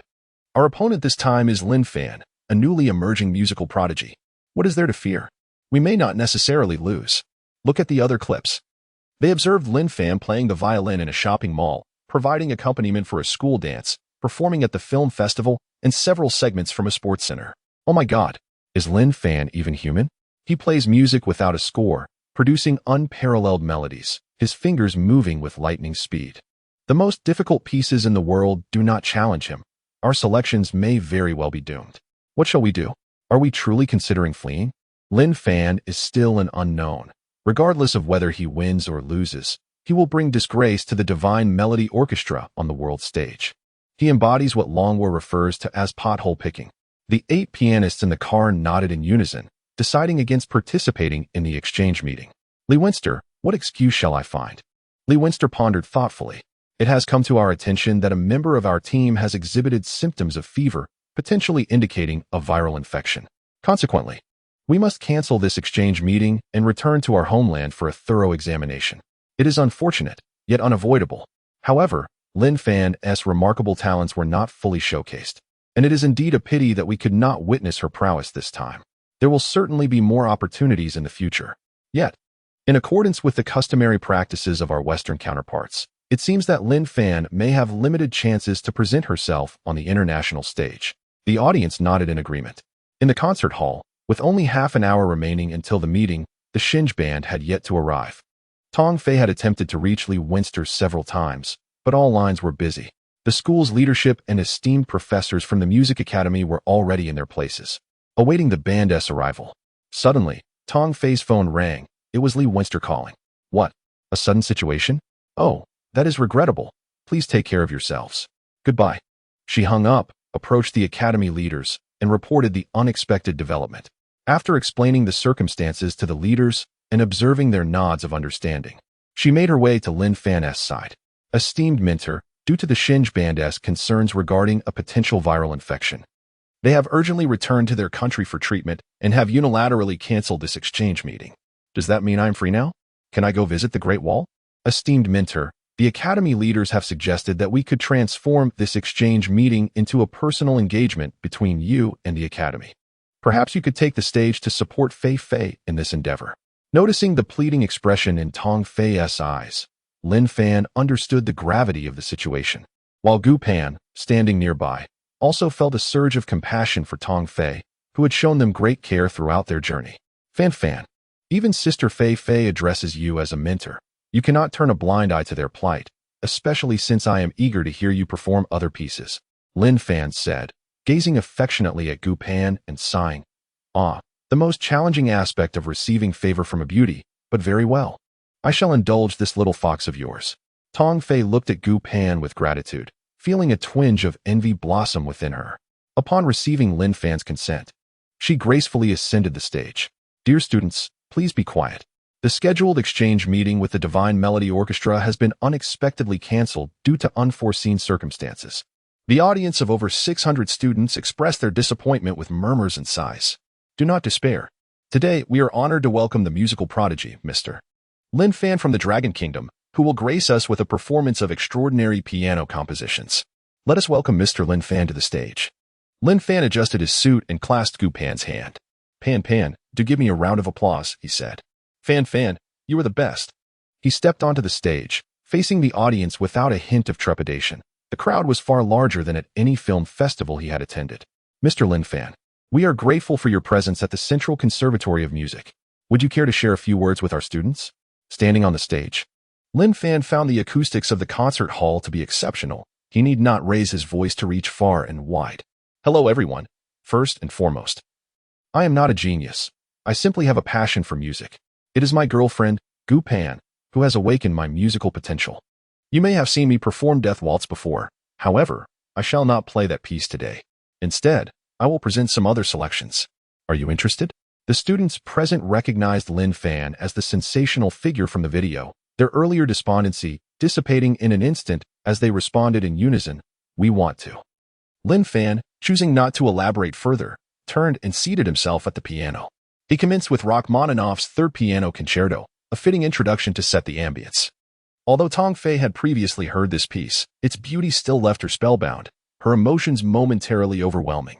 Gu Pan, a virtuoso pianist in her own right, felt an overwhelming urge to perform on stage, but was acutely aware of the vast chasm between her abilities and Lin Fan's, and thus chose to revel in the experience instead.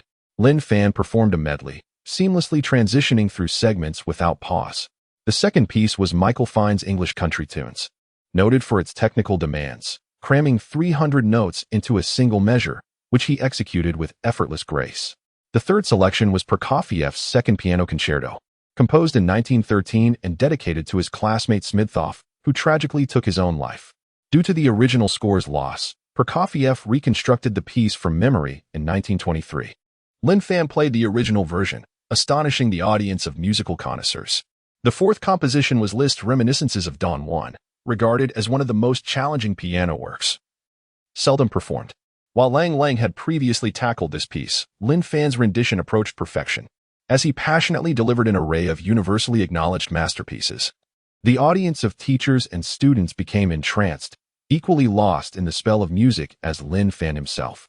After performing several pieces, including The Forgotten Angel, Castle in the Sky, and Moonlight, the piano music approached its conclusion, abruptly ceasing.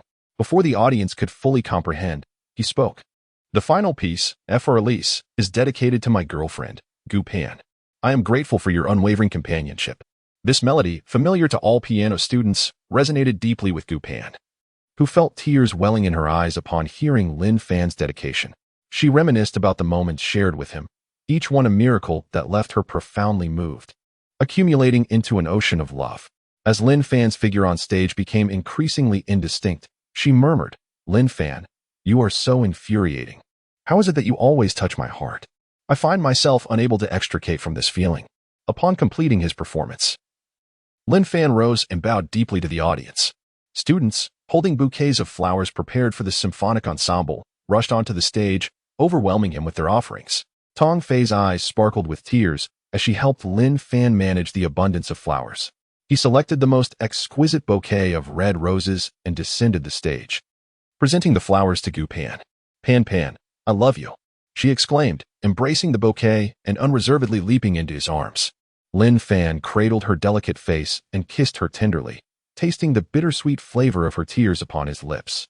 Chapter 66, Hidden Dragons and Crouching Tigers. Do not underestimate at this moment. The concert hall resonated with a cascade of applause, bestowing all its accolades upon the passionately embracing couple.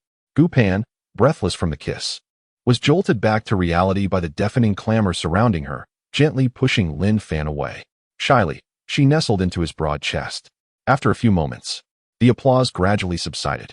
Tong Fei once again took center stage. "I have delightful news to share. Central Conservatory has decided to bestow the honorary title of professor upon Mr. Lin Fan and Ms. Gu Pan.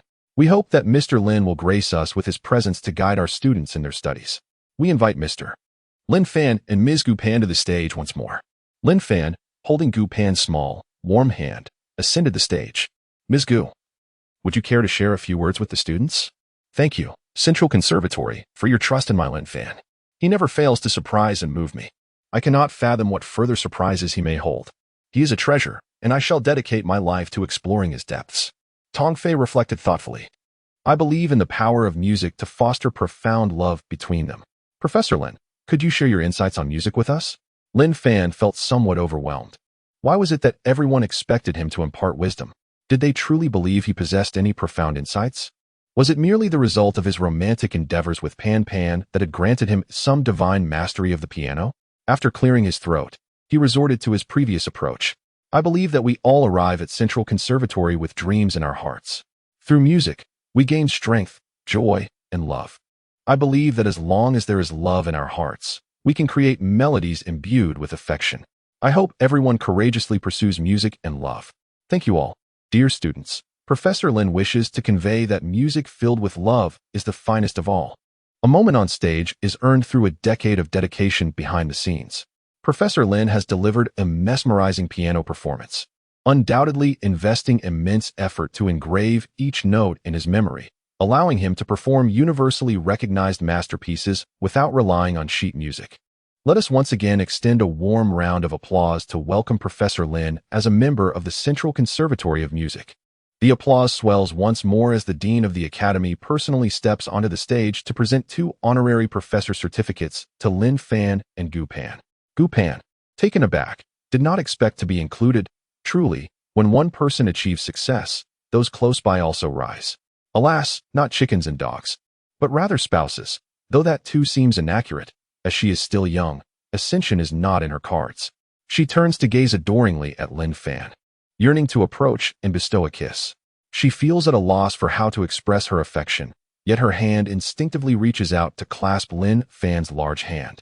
The honorary professorship holds little practical significance, serving merely as a symbol of honor, with recipients likely never returning to this institution. What began as an exchange event ultimately transformed into Lin Fan's personal concert, granting hundreds of faculty and students a delightful auditory experience. The school has recorded the entire event for future educational purposes, particularly the original composition of Prokofiev's Second Piano Concerto, which they aimed to compile promptly, marking a significant achievement for the Central Conservatory of Music. Tong Fei sought Lin Fan's opinion and obtained authorization to organize the repertoire. She expressed her desire to submit the manuscript for his review, allowing for any necessary corrections or amendments. Lin Fan bid farewell to the university leaders, shaking hands with each in turn, while esteemed piano experts regarded him with admiration, hoping for future opportunities to seek his guidance in piano artistry. Selected video clips recorded by students have been released on Douyin and Kuaishou, igniting a fresh wave of musical fervor. The piano scene in Longhua is poised to lead the world. A photograph of Lin Fan and Gu Pan receiving honorary professorships from the Central Conservatory of Music has become a trending topic. The School of Humanities at Jiangnan University, upon witnessing this, found themselves in a state of mixed emotions. If the Central Conservatory bestows such an honor, what should Jiangnan University confer upon him? They were momentarily perplexed. The Shinsu Orchestra, still in the capital, gasped upon viewing the Douyin video, relieved they had not embarrassed themselves, as such a misstep would have tarnished their reputation. The pieces they took pride in were, in Lin Fan's eyes, effortlessly mastered. Team leader Li Onsight sighed, acknowledging the underestimation of Longhua, reminding them that, much like the politicians, they too had fallen prey to arrogance. It would be prudent to remain humble. Longhua harbors hidden talents. They must not be underestimated. Having already purchased their tickets, they plan to leave Longhua promptly, continuing their performances in other countries to amass wealth. Lin Fan and Gu Pan departed from the Central Conservatory to return to their hotel. Tong Fei accompanied them only to the entrance before retreating to organize the sheet music, hoping to have it ready for Lin Fan's proofreading in the afternoon. Pan, why do you still hold those flowers? With the dozens of bouquets you received earlier, you could open a flower shop. Those unique moments. This is the first bouquet of roses you have gifted me, and I adore it. I shall take it back to the hotel and then to Jiangnan. Is it truly that wonderful? In the future, I shall send you fresh flowers daily, and you shall grow weary of it. Never. It is you who certainly cannot maintain such a routine. Indeed, those words like always and every day are absolute terms, which violate advertising laws. We must be law-abiding citizens. From now on, I shall be that bouquet of roses, offering myself to you, so that you may hold me close every day. Wouldn't that bring you joy? It would. But you are rather large, making it inconvenient for me to embrace you. Perhaps it would be better if you hold me instead. All right. Lin Fan obediently enveloped her in his arms. A notification appeared on his WeChat. Upon opening it, he discovered a message from Dean Shun of the business school, providing the contact information of the general manager of Longtu Company's Overseas Investment Division, inviting him to visit today if he was available. Pan, I need to visit Longtu Company now. Would you like to accompany me? That may not be necessary, as I wouldn't be able to contribute to the conversation. I am not at ease with you returning to the hotel alone. Let us go together, and you may wait for me there. All right, I was thinking the same. The two hailed a taxi and arrived at the headquarters of Longtu Company, located in the new Poly building. Pan, please take a seat on the sofa in the lobby and feel free to peruse the nearby books. You go ahead. I will scroll through videos and my social media. Time will pass swiftly. Very well. Let me know if you come across anything interesting. Sure. She watched Lin Fan disappear into the corridor and, feeling quite pleased, opened her phone to search for trending news about him. To her delight, she discovered that she had also become a professor. Lin Fan had already been in contact with Deputy Chairman Zhu Weimin of Longtu, the Chief Investment Officer, and the General Manager for Overseas Investments. It was indeed a stroke of fate to meet him, as he usually did not reside in the capital. In the reception room, Zhu Weimin wore a warm smile, exuding the authority of a high-ranking official. You must be Lin Fan, recommended by Director Chen. Please, have a seat. I did not expect you to be so young. Chairman Zhu was courteous, but Lin Fan had just come from the Central Conservatory of Music, where he had encountered the Eight-Nation Alliance attempting to disrupt proceedings, only to be disappointed by their absence. I have been following Longtu Company as well. To be candid, the overseas investments leave much to be desired. Despite having taken over a decade to amass assets worth trillions of dollars, I find it rather unimpressive. Zhu Weimin continued to smile. Yet internally, he was at a loss for words regarding this young upstart. Our company's overseas investments yield an annualized return of 6, which is quite substantial. If you were to engage in this realm, what annual return could you achieve? Chapter 67. Asset Allocation, Dragon Investment Heavenly General. If it were me, I would not invest with mere 10 of my heart, but rather with a fervent 100. The vast majority of Dragon Investment Company's assets are concentrated domestically, channeling investments into various enterprises and financial institutions within the mainland, ultimately profiting from the earnings of ordinary citizens. It is merely a matter of exploiting the disparities in information to siphon off the wealth of the populace. This modus operandi is characteristic of all sovereign wealth funds. With a prudent allocation comprising 50 in publicly traded stocks, 35 in alternative assets, 13 in fixed income securities, and a modest 2 in cash equivalents. Such a configuration is undeniably sensible. Indeed, holding 50 in public equity poses significant risks. In the event of an economic crisis or recession, the losses could be catastrophic. While alternative assets, such as real estate, may have retained their value over recent years, their future worth remains uncertain. All these investment returns accrue at a painfully sluggish pace, verging on the squandering of capital. Zhu Weiman was somewhat incensed. The investments he took pride in appeared utterly worthless in the eyes of this young upstart. Yet, upon reflection, he acknowledged that arrogance often stems from a place of exceptional talent. Lin Fan, do you possess any noteworthy achievements in the realm of investment that you might share? Chairman Zhu, you may be aware of the short-selling incident involving Gobi International's stocks. Indeed, I was responsible for the counterattack. The Shao family suffered a staggering loss of over 20 billion Hong Kong dollars in a single day. And international short sellers still hold several hundred million shares, becoming long-term shareholders, with total losses likely exceeding several hundred billion. And what was your initial investment? And what profit did you ultimately yield? My investment in Gobi International was 20 billion Hong Kong dollars, and my wife has now acquired 16 of Gobi's stock, becoming the major shareholder, with my investment being zero. How is that even possible? It cannot be said to be nothing. Rather, I made a wager with the Shao family regarding market fluctuations. Fortuitously, I won 100 million. With this sum, I engaged in futures, Hong Kong stocks, international gold, and foreign exchange over just 3 trading days, ultimately amassing assets amounting to several hundred billion. Are these achievements commendable? It is hard to believe. It is utterly unimaginable. As for the domestic stock market, have you engaged in any operations there? Currently, I have not. My interests lie overseas. It is my aspiration to reap profits from foreign investments. Our Longtu company was initially established with the intent of utilizing foreign exchange to invest abroad, thereby enhancing wealth. However, due to insufficient experience, various acquisitions have been thwarted, resulting in significant losses, compelling us to shift focus back to the domestic market. I am aware that investing in Blackstone has cast a long shadow over Longtu. Fortunately, our investment in Alibaba yielded a modest profit of several billion dollars, allowing us to regain our footing. Zhu Weiman's face flushed. This remains a scar he cannot escape. Lin Fan, I know you are the beloved son-in-law of Chairman Gu Yiming, and your investment capabilities are beyond reproach. If I were to entrust overseas investments to you, what rate of return could you promise? This is difficult to guarantee. It depends on the scale of funds and the types of investments. Should we invest in stocks and fixed assets, the returns will not be substantial. However, if we venture into futures, crude oil, gold, and foreign exchange, I can assure you that the returns could double within a year. Is that truly the case? However, I must take 55 of the profits after they have doubled. As long as you can ensure the returns, I can present this to the board for approval. Very well. Simply grant me the title of Chief Investment Advisor for the Overseas Investment Company, to prevent any loss on your part. I propose that you invest an initial sum of $1 billion. Within 1 month, if the returns double, we shall divide the profits at a ratio of 55. Should the returns not double or result in a loss, I shall bear the entire deficit. What do you think? While it seems appealing, may I inquire about your current financial resources?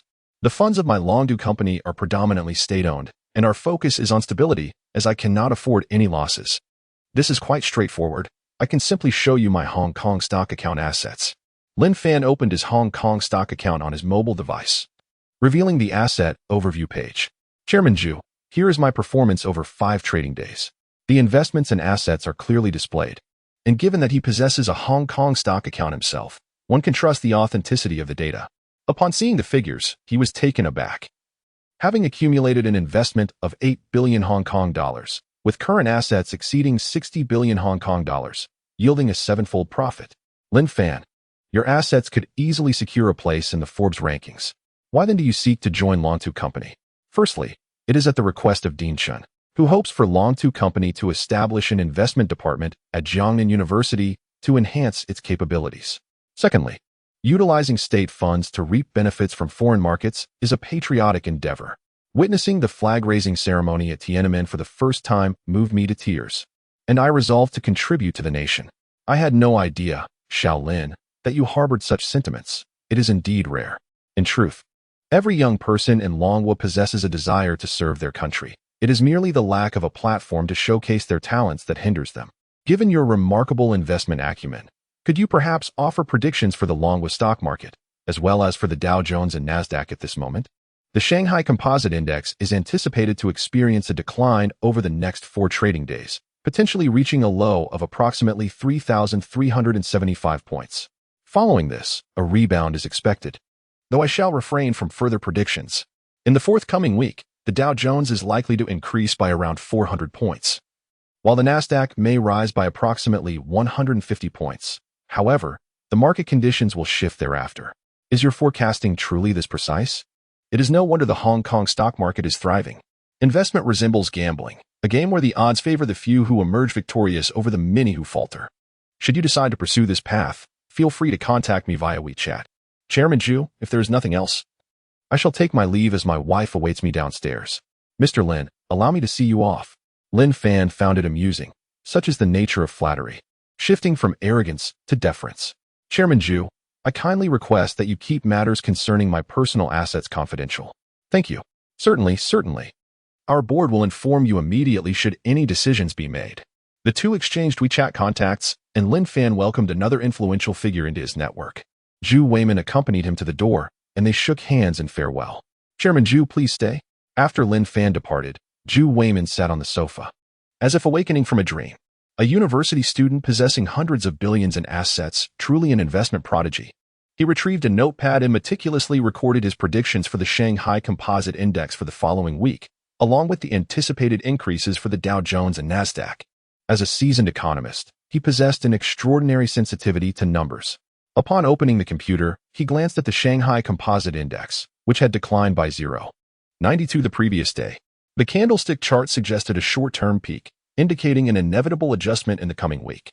It was not difficult to predict, especially with the significant low point around 33.75. The accuracy was striking, and he looked forward to the developments next week. As for the Dow Jones and Nasdaq, they were currently exhibiting a unilateral trend, allowing for assessments based solely on the weekly gains.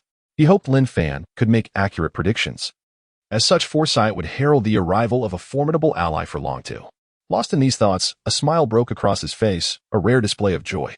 Lin Fan descended the stairs and spotted a young girl engrossed in her phone, her delicate fingers dancing swiftly across the screen, her flowing hair cascading over her chest, shimmering softly. He crept up behind her to catch a glimpse of what captivated her attention. On the phone's display was a video of him playing the piano. With a swipe of her finger, a scene from a film festival where they shared a kiss appeared. Another swipe revealed him singing, followed by a clip of him dancing. As she scrolled further, a clip of him running came into view, and he could hear her softly exclaim, "Fan Fan, you're so handsome. I adore you." Though her voice was barely above a whisper, he caught every word. Leaning closer to her rosy ear, he whispered, "Pan Pan, you are truly beautiful. I adore you." Having been apart for only a short while, to find her thinking of him, was it mere hallucination? She placed her phone between her legs and gently patted her cheeks. That enchanting expression was too much for him to resist, and he leaned in to place a tender kiss upon her delightful lips. Chapter 068, A Great Embarrassment. Mastering aviation power, Gu Pan suddenly felt a shadow surge from behind, brushing against her lips. Startled, she sprang to her feet and struck at the shadow. "Rogue, I shall smite you. Fair heroine, spare me. It is but a humble man." As she distanced herself, she realized it was Lin Fan, and her heart leaped with joy. Though concern quickly followed. "Darling, is it really you? Did I hurt you?" "My dear, your massage skills have indeed improved. Splendid, I must say. I am quite fond of it." Lin Fan effortlessly vaulted over the sofa to embrace Gu Pan's slender waist, yearning to continue their earlier kiss. With so many people around, how could you resolve matters so swiftly? How did it go? Quite well, perhaps in the future. We shall assist our nation in reaping the benefits from foreign exploiters. That sounds promising. Is it not your aspiration? What were you gazing at so intently? You were so absorbed that you didn't even notice when I came to kiss you. Be cautious, lest some other man ambush you. You are so enchanting. If someone else were to claim you, they would surely not return you. Only you find me enchanting. I am nearly 19. Can I still be described as adorable? In my eyes, even at a century, you remain the most delightful. My little darling, where shall we venture now? Weren't you eager to see Chairman Mao's portrait? We should queue now, though we might miss it. The visiting hours are from 8 in the morning to noon. With so many people. Perhaps we should rise early tomorrow to stand in line. Shall we visit Tsinghua University now? Did you not always express disdain for Tsinghua, deeming it a mere comprador for foreigners? Only speaking in English, the welcome banners for foreigners are all in English. Have the students we nurtured all gone abroad? Are you going to? Lin Fan found her pout while speaking utterly adorable. The two had already departed from the new Poly Plaza. Tsinghua and Peking University are the dream destinations for all scholars of the Dragon Kingdom. Gaining admission to these prestigious institutions brings glory to one's ancestors. Yet, ultimately, most people forget their lineage and become residents of foreign lands. Let us go. The scenery over there is quite delightful. The two took a taxi to the southeastern main gate of Tsinghua University. Pan, why doesn't your father build a building at Tsinghua? Then you could attend. Gu Pan smiled, playfully fabricating her response. Isn't it because I must wait for you at Jiangnan University? Otherwise, I would have come to Tsinghua much earlier. Oh right. The milk tea girl is a case in point. Now she and Dong Gu are living a double life, frequently appearing in Forbes. You missed out on billions by not coming to Tsinghua. With you by my side, what are mere billions? Hee. True indeed. Let us go inside and see how the moldy emperor is tormenting the students of Tsinghua. Tsinghua University, with its motto of self-improvement and moral integrity, feels somewhat hollow. The two strolled northward, walking through the greenery until they reached the main building. Pan, I feel that Tsinghua is not as beautiful as Jiangnan University. It may be a bit older, but it possesses a sense of history, which is quite nice. Just as Lin Fan was about to continue walking, a familiar system sound resonated in her mind. What is there to check in for now? Tsinghua isn't particularly remarkable, is it? Ding. The system detected that the host is near the Aviation Engine Research Institute. Would you like to check in? Sign in.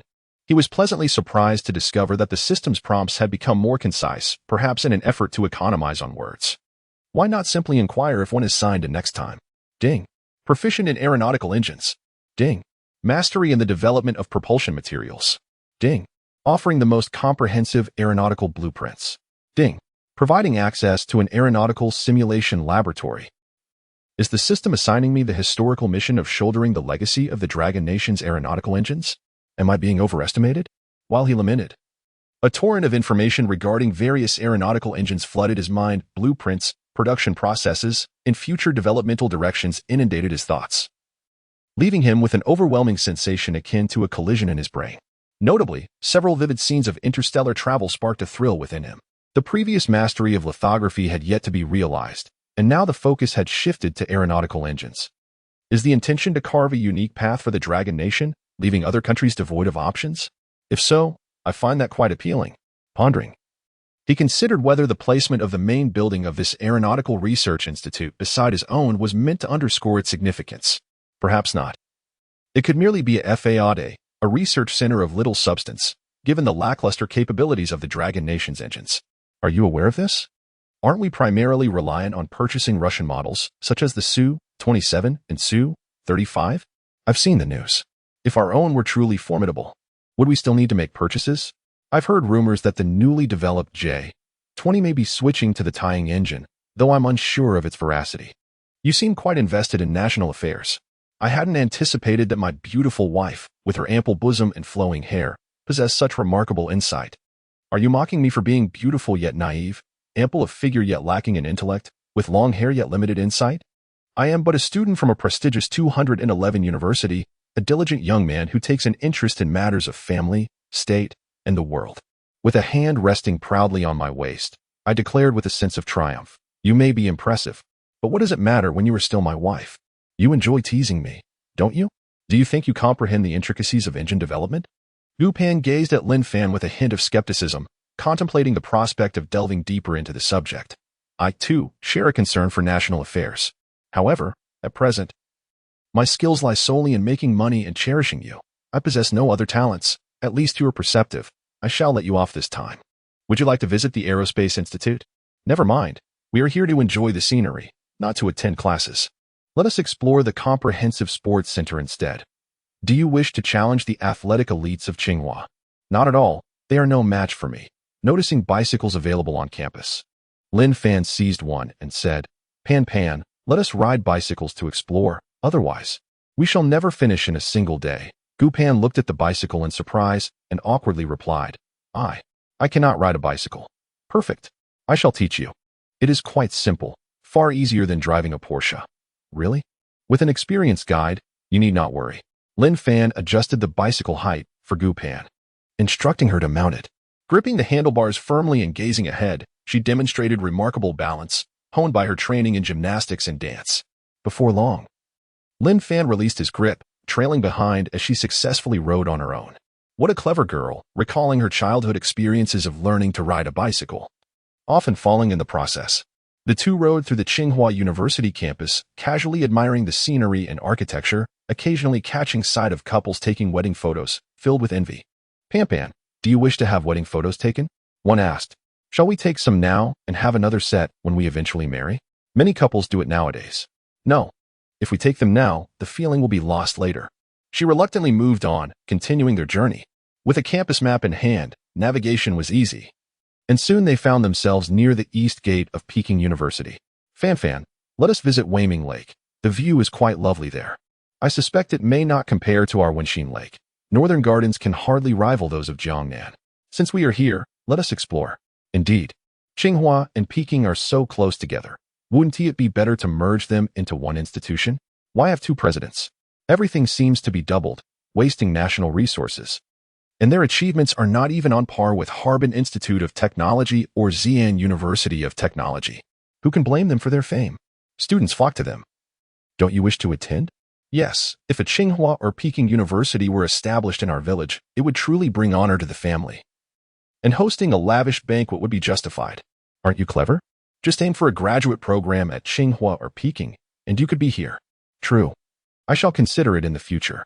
In fact, it would be better to establish a Ponpon building here, ensuring eternal remembrance. Not at all. If a building were to be constructed, it would be far better to do so in Jiangnan.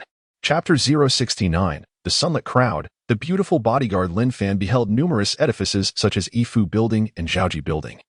Pondering how effortlessly one can leave a mark in Longhua, perhaps he should consider erecting a structure named Jiangnan University Building, a subtle jab at Qingbei.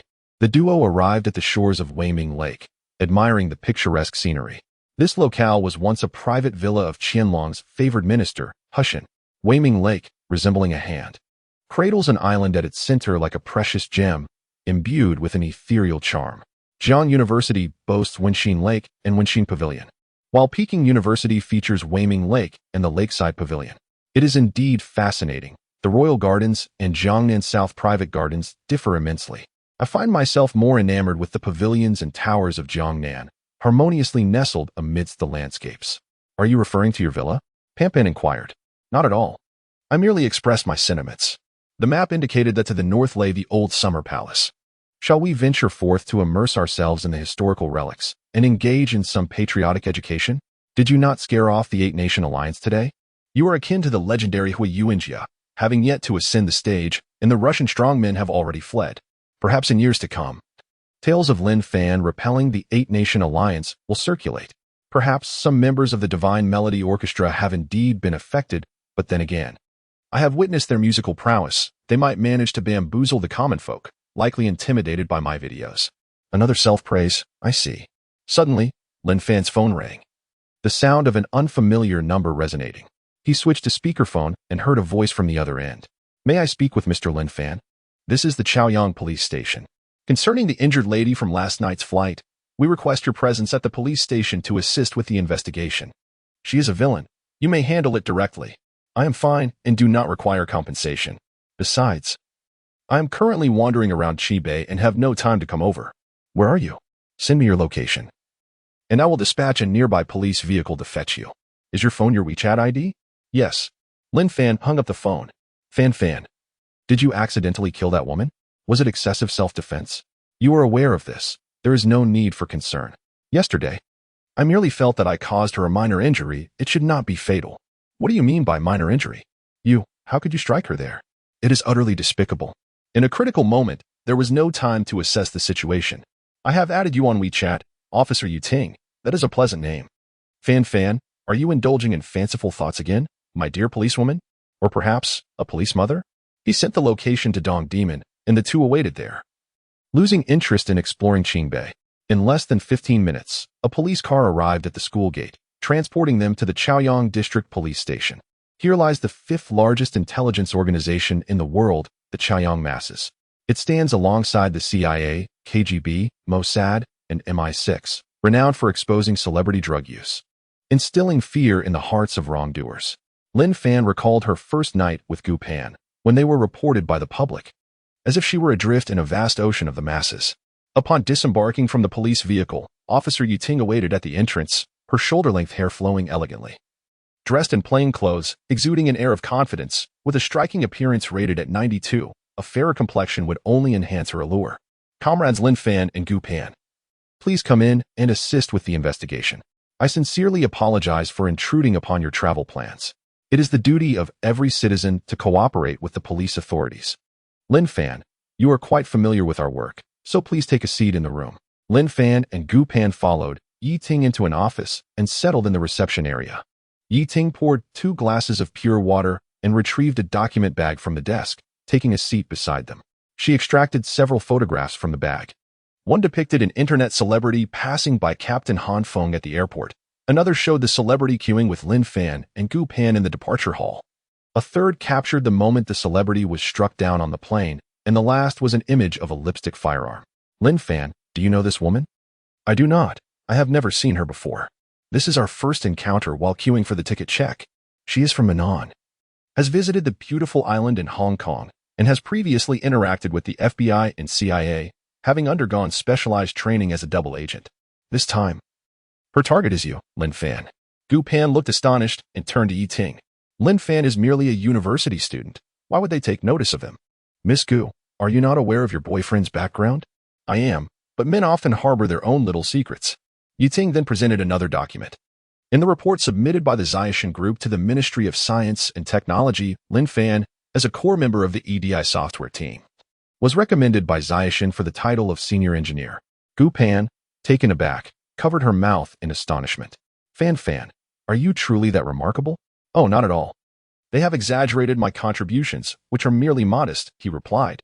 Yi Ting continued, during the transmission of this document, a network vulnerability led to a leak. The cyber authorities have confirmed that the information was transmitted to the United States. This technological breakthrough has severely undermined the U.S. Empire's technological blockade against the Dragon Kingdom. Therefore, Lin Fan, you have become a focal point of interest for the FBI, CIA, and NSA. Does that mean my personal safety is compromised? Rest assured. As long as you remain in the Dragon Kingdom, you are relatively safe. Besides, your martial prowess is formidable. A single move could subdue an agent and shatter her silicone. Cough. Pan, I am not deceiving you. She has indeed undergone cosmetic surgery.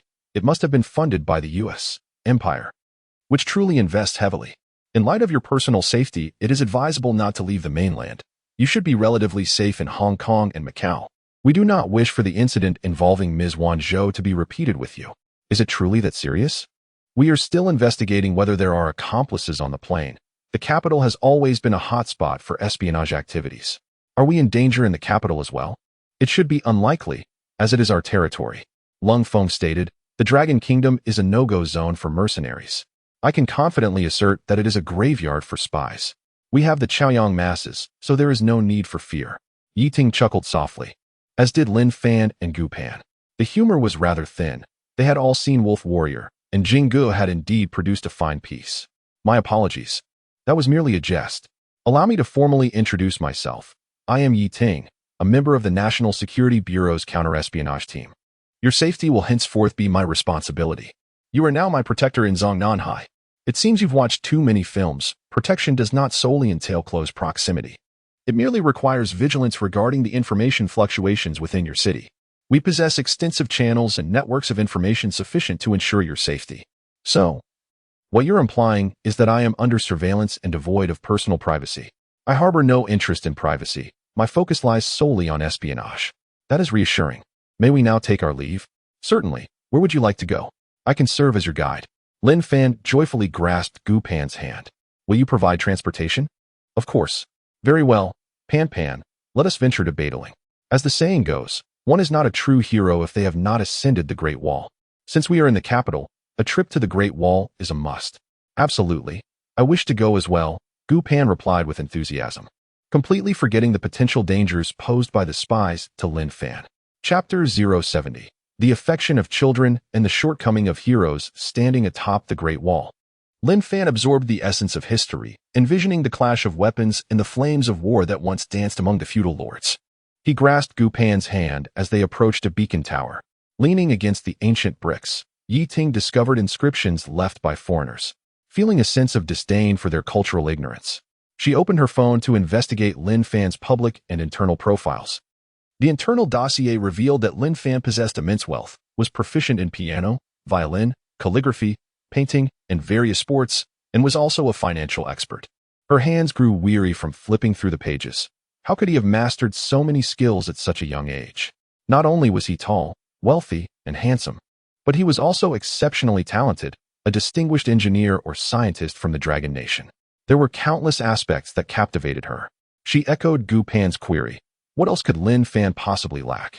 Observing their carefree figures on the Great Wall, particularly Gu Pan's breathtaking beauty, left a profound impression on her. She touched her own face, reflecting that she had never appeared so lovely, even before joining the national security. It was no wonder Lin Fan treated her with such care. Men, as she believed, were indeed visual creatures, and she found herself falling under Lin Fan's charm. His allure was simply overwhelming.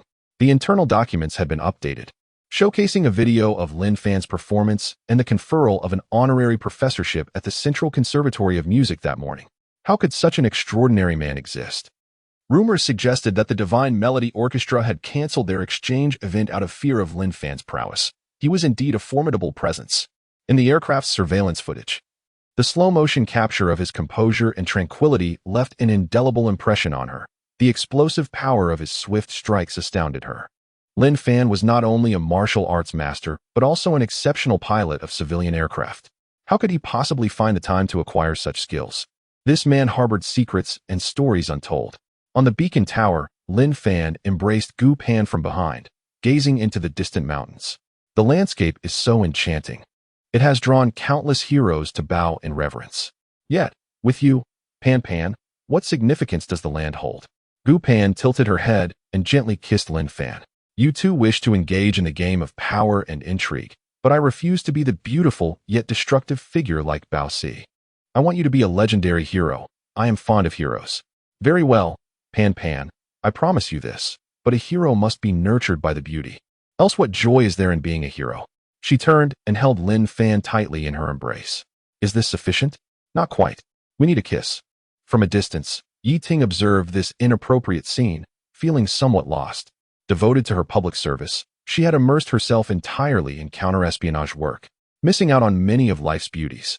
Lin Fan was capable of winning a beautiful companion while excelling in various fields, bringing honor to his country. The intertwining of love and heroism did not diminish his valor. She reflected on her own choices. Lin Fan and Gu Pan felt the gaze of the surrounding crowd. Their cheeks flushed with embarrassment.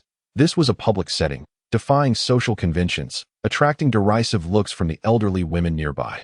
Lin Fan took the blushing girl by the hand and led her upward. Above them, several spy satellites captured their every moment. The CIA headquarters, through satellite imagery and shadow analysis, has confirmed that the two individuals on the Great Wall are Lin Fan and Gu Pan. A temporary CIA task force has been established to address Lin Fan's situation and is currently in an emergency session. Yesterday, the joint initiative by the FBI and NSA, dubbed the Seed Plan, aimed at Lin Fan has failed, and agents have gone missing, likely having been apprehended by the National Security Ministry of Longhua. Our current mission is to monitor Lin Fan's every move, closely tracking his trajectory. Once he departs from the mainland or the Hong Kong-Macau region, we shall execute the arrest. Should we temporarily halt our offensive actions against Lin Fan? Indeed, given that Longhua has now controlled the pandemic and the nation is experiencing unprecedented unity, our trained operatives find it increasingly challenging to make an impact. This time, the CIA, FBI, and NSA are collaborating, sharing intelligence among ourselves. We shall adhere to the directives from our superiors. Understood. All members immediately immersed themselves in extensive surveillance and monitoring efforts. At Tsinghua University's Microelectronics Institute, heads of the Department of Electronic Engineering and Zhoutian Software gathered. Dong Hua from Zhoutian Software excitedly remarked, the recent breakthrough in EDA technology at Harbin Institute of Technology, which reportedly matches or even surpasses the 3 mainstream EDA software, has been confirmed. We have received verification from the Ministry of Science and Technology. And the key researcher behind this is Lin Fan. Do any of you have knowledge of him? Professor Guaigua from the Department of Electronic Engineering replied, I have not heard of this individual.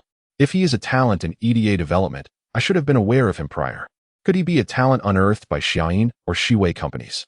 Professor Li Chong, the director of the Microelectronics Institute, remarked, Professor Gua, you cannot remain ensconced in the research laboratory. It is imperative that you also pay attention to recent developments within the country.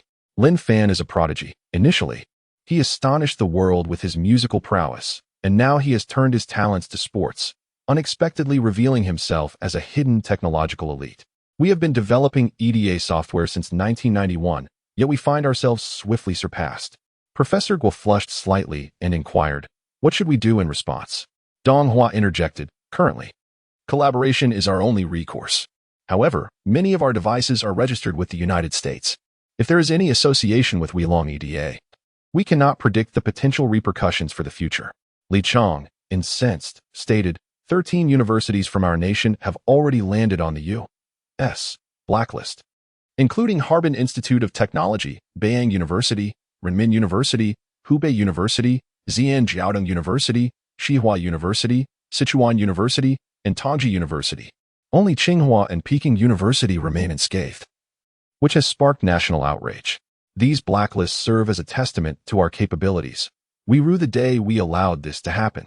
Professor Guo disagreed, saying, Professor Li, what purpose does lamenting serve at this juncture? If it were not for the fact that our top talents have fled to the United States, would our research still lag behind that of other universities? We must collectively petition the government to prevent the loss of talent. That is the crux of the matter. Dong Hua sought to soothe the tension, saying, Gentlemen, let us not quarrel. Such discussions are futile. Have you seen today's headlines on Douyin and Tushio? Lin Fan is currently in the capital. He just engaged in an academic exchange at the Central Conservatory of Music this morning and has been awarded the title of honorary professor. What? A mere youth, not yet 20, has been bestowed the title of honorary professor? Is the Central Conservatory of Music out of their minds? Exclaimed Li Chong, visibly agitated. Dong Hua chuckled coldly, asserting that knowledge knows no hierarchy and the worthy are our teachers. We have all been ensnared in our own little worlds.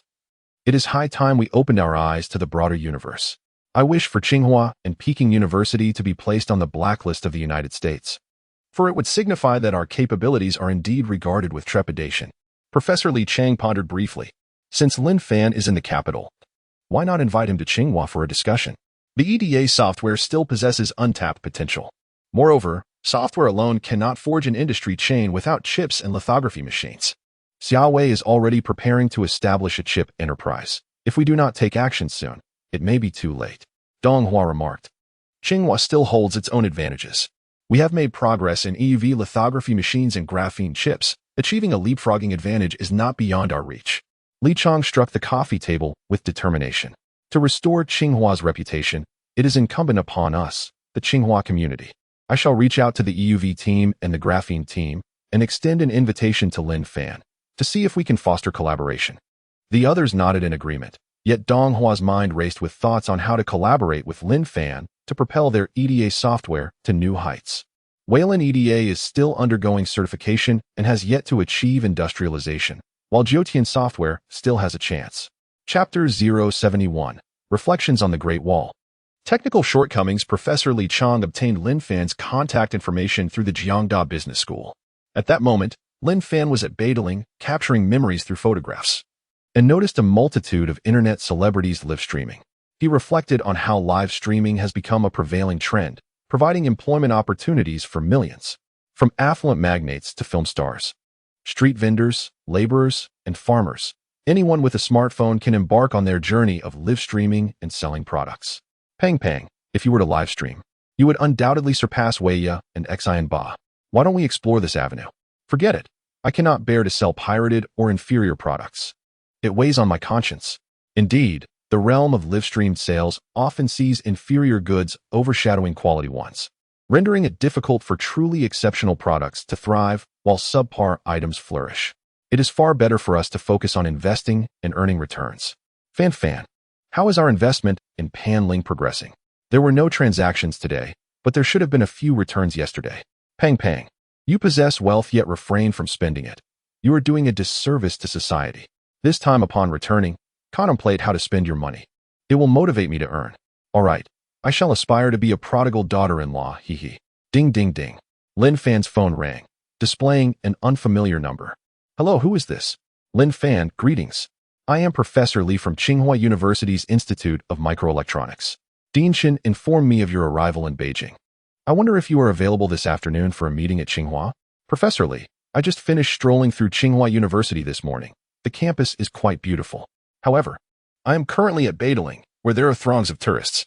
It was only through connections that I managed to gain entry. Once I descend the mountain, I shall contact you when I have the time. How about I arrange for a Tsinghua shuttle to pick you up? We are most sincere in our intentions. Very well. Do reach out when you arrive. We should descend at a leisurely pace. Lin Fan ended the call and lamented to Gu Pan. Fame can be a double-edged sword. Your husband has become quite the catch. He then discreetly inquired of the monk, is the daughter beautiful? Indeed, a beauty that is a feast for the eyes. I wish to savor her now. Fan, I wish to hear you sing Daughter's Affection. I believe you would perform it more beautifully than Li Yugong. All right, let us sing it as we descend.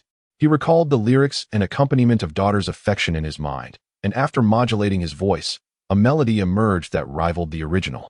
Enveloping Gu Pan's ears, mandarin ducks pair together, butterflies flutter side by side. The garden is a springtime wonder that intoxicates. Quietly, I asked the monk, is the daughter beautiful? Is she beautiful? What do we fear of wealth and power, or the shackles of rules? I only wish for eternity. To be closely followed by the one I cherish, to love and be loved, desiring companionship in this lifetime. As Gu Pan's feet grew weary, Lin Fan carried her on his back, singing softly as they made their way down. Fan, your singing is truly delightful. How did you acquire such a lovely female voice? I cannot say. It simply comes forth naturally. Perhaps it is a gift. I do not believe you. Do you possess a dual personality, sometimes male, sometimes female? Pan, your imagination knows no bounds. It is quite remarkable to witness a charming young man whose voice resonates with a delicate femininity. While this may be endearing to you, others might perceive it as peculiar. On the contrary, many would envy such a unique trait. If you were to pursue a career in singing, I am certain you would thrive. What profit could one possibly gain from such an endeavor? In the future, I shall only perform before Pan. Our duet will undoubtedly bring joy to our private sanctuary. Fan, let us cease this chatter. Yi Ting is just ahead, so please set me down. I refuse to do so. I relish your presence behind me. You little rascal, your mind is always wandering into frivolity. Gu Pan has already been struggling on his back, wishing to descend, yet unable to do so. She thus speaks sweetly. My dear, would you kindly let me down? I promise to treat you well upon our return. You truly mean it? Lin Fan announces. The sedan has arrived at its destination. Passengers are kindly requested to alight, ensuring their safety and collecting their belongings. He gently places Gu Pan on the ground and assists her in straightening her attire. Pan, your hair is disheveled. Allow me to style it for you. No need. I can manage it myself. What is there to style in a ponytail? I wouldn't want Officer Yi to find it amusing. Yi Ting has already approached them. Miss Gu, what jest is afoot? Oh, nothing of consequence. Why doesn't Officer Yi join us for a closer look? Having seen enough, it is merely the same. Where do you plan to venture next? The group engages in light conversation as they leisurely stroll towards the exit. Upon hearing that they intend to visit Tsinghua University, Yi Ting decides to contact her superiors for approval. Lin Fan, let us exchange WeChat information. I will escort you to the Tsinghua shuttle before returning. There have been new discoveries at the Bureau. I am temporarily stationed in Chaoyang, and we shall meet again in the future. Very well, Officer Yi. Should I find myself in peril, I hope you will arrive in a timely manner. Years of counterintelligence work have rendered her as calm as a still pond, outwardly composed. Yet deep within, a flicker of contentment resides. A business vehicle adorned with the emblem of Tsinghua approaches them.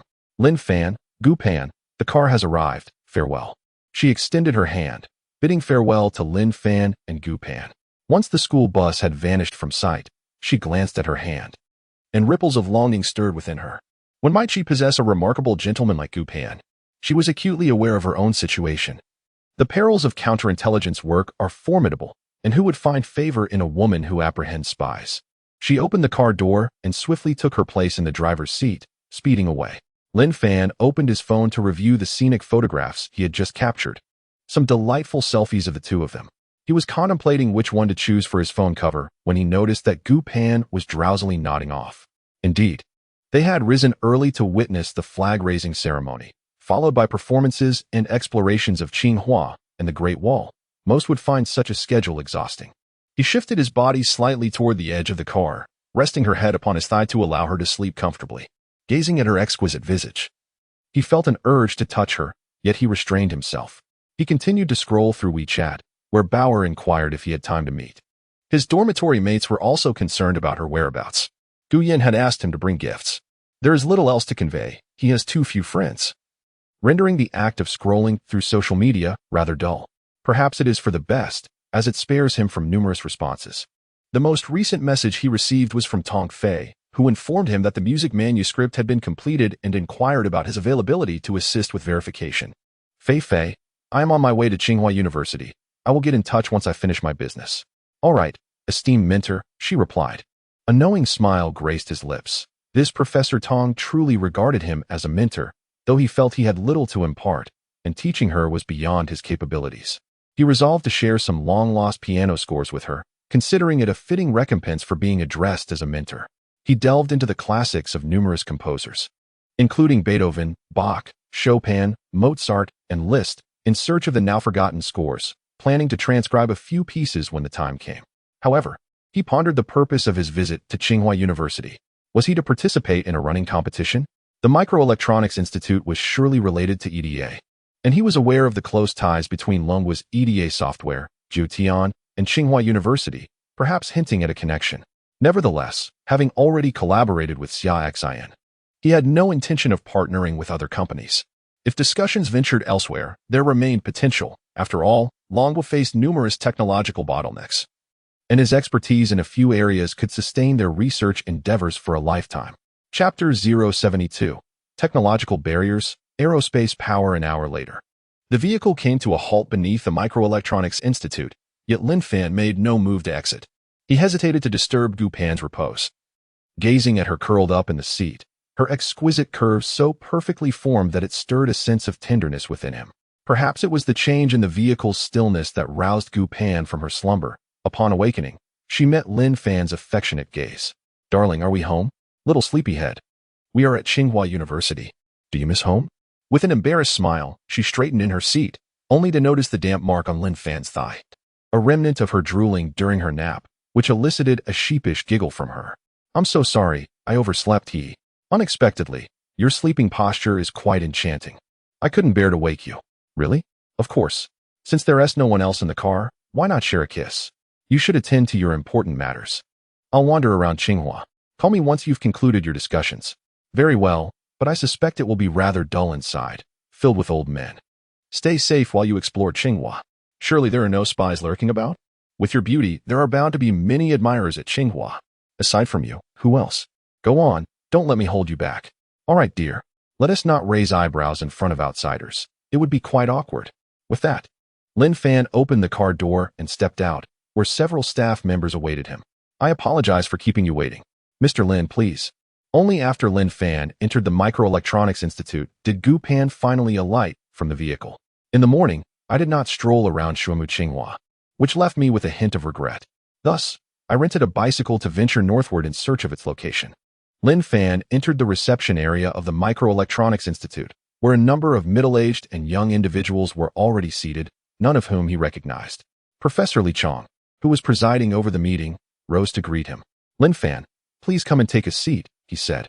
Without hesitation, Lin Fan followed him and sat beside Professor Li. Lin Fan, I am Li Chong, the head of the Microelectronics Institute. I have invited you here today to discuss technologies and information regarding EDA software. I have been engaged in deep collaboration with Xiaxin, and I am also part of Xiaxin Company. The Weilong EDA software we developed has successfully designed a 5-nanometer high-silicon chip, which has passed all tests and has either matched or surpassed the capabilities of the world's top 3 EDA providers. Continuing similar research would only squander resources. Upon hearing this, the majority of the attendees were filled with astonishment. The flourishing of domestic software is a long-held aspiration for our nation, and any breakthrough is a triumph for the country. However, some expressed regret that this gem was not harvested by Tsinghua University. Subsequently, experts and scholars present engaged Lin Fan in discussions about the intricacies of EDA software, to which he responded with remarkable fluency, prompting frequent nods of approval from the audience. Ultimately, they reached a consensus that he was indeed a person of substantial expertise. In truth, there remain numerous critical technologies that are still constrained in our nation. While EDA software has achieved a breakthrough, challenges such as photoresists and lithography machines have yet to be overcome, presenting significant opportunities ahead. As a leading enterprise in lithography machines, Shaoxin is open to collaboration should Tsinghua University wish to pursue such an endeavor. Shaoxin and Xiaowei share a close collaboration, however. I am uncertain whether Xiaowei's plans to establish a chip factory are indeed true. Xiaowei's endeavors could encompass a multitude of possibilities, given that their investments are substantial on a global scale.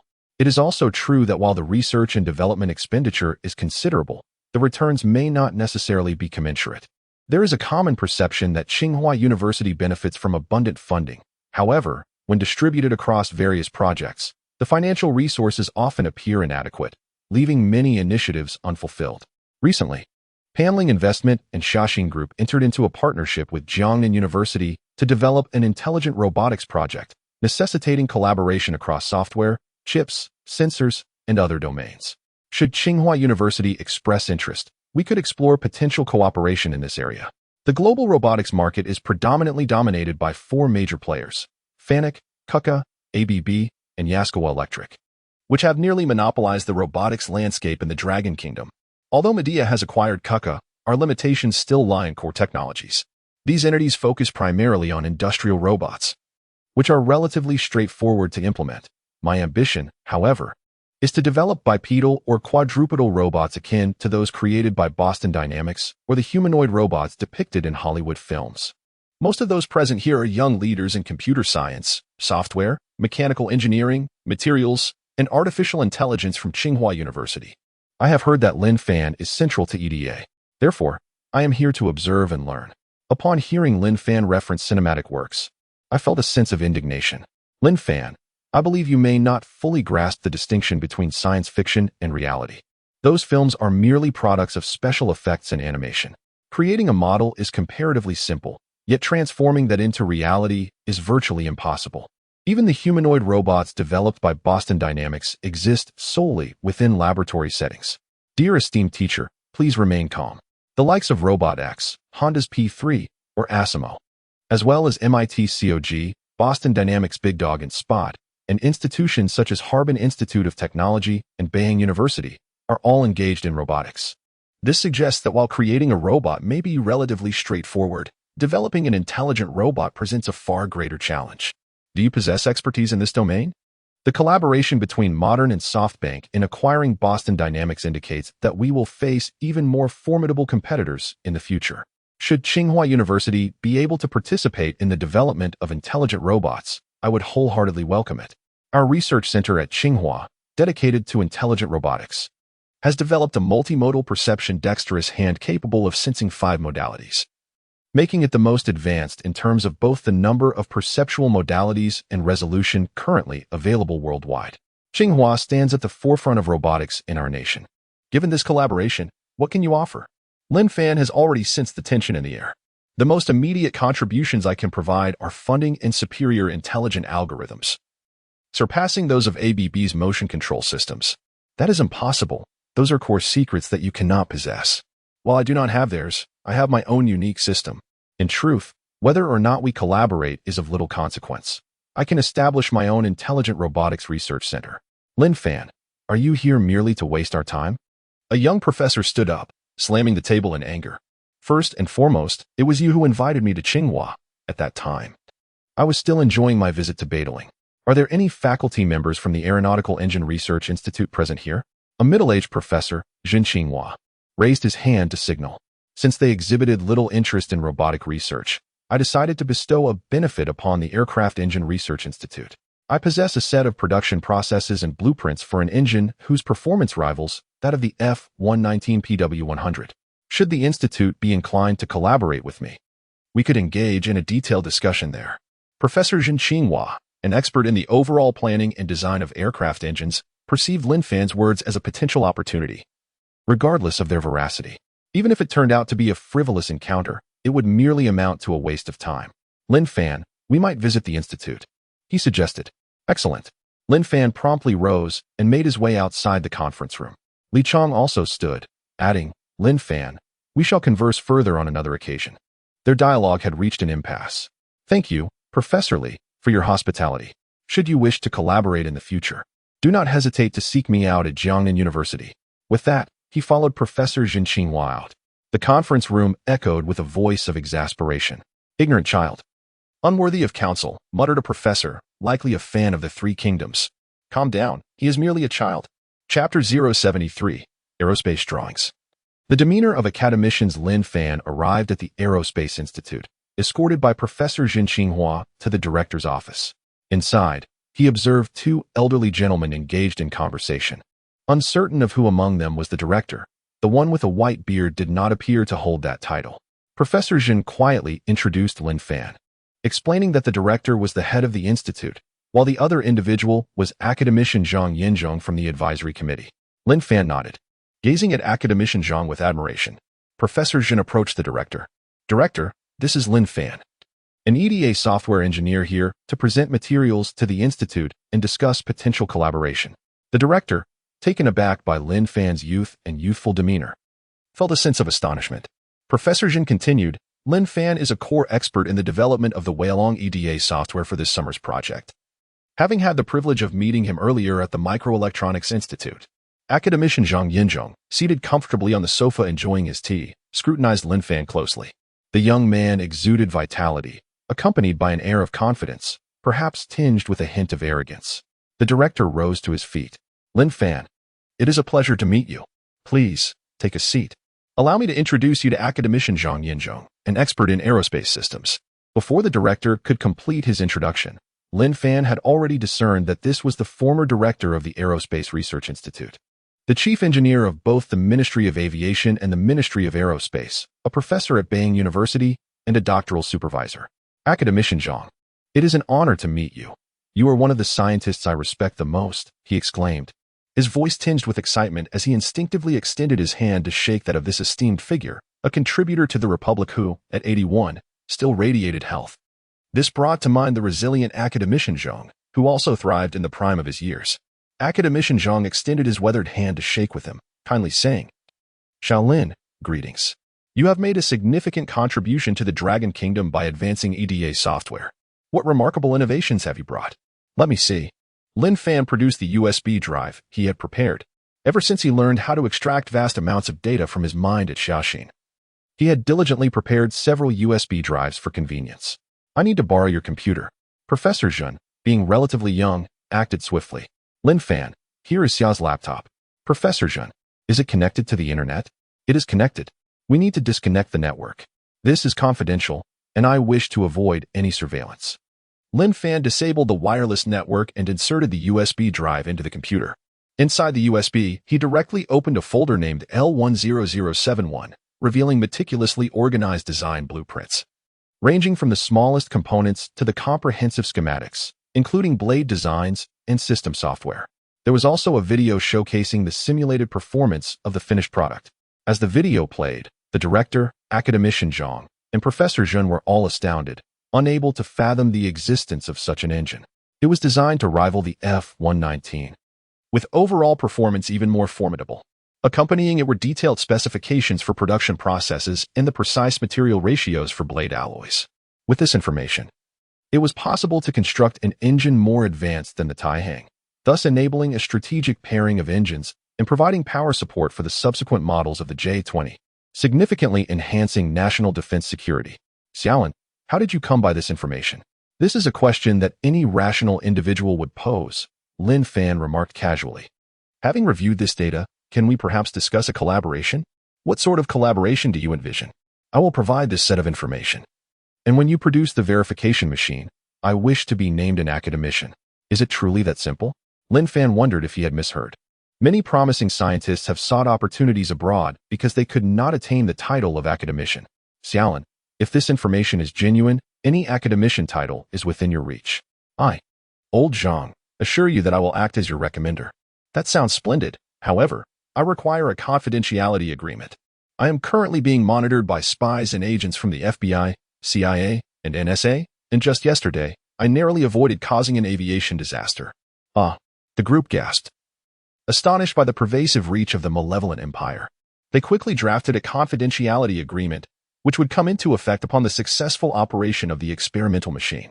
Until then, Lin Fan's identity would remain undisclosed, and once success was achieved, they hoped to maintain this secrecy. As for the title of academician, they could assign any label they wished, as long as it did not involve titles related to nicotine or a flavor profile. With the signatures of the Dean of the Aerospace School at Tsinghua University, Academician Zhang, and Professor Zhen, he felt reassured. It was impossible for him to personally engage in the development of the engine. He still needed to enjoy a happy life with Pan Pan. He entrusted the data to Academician Zhang Yinzhong.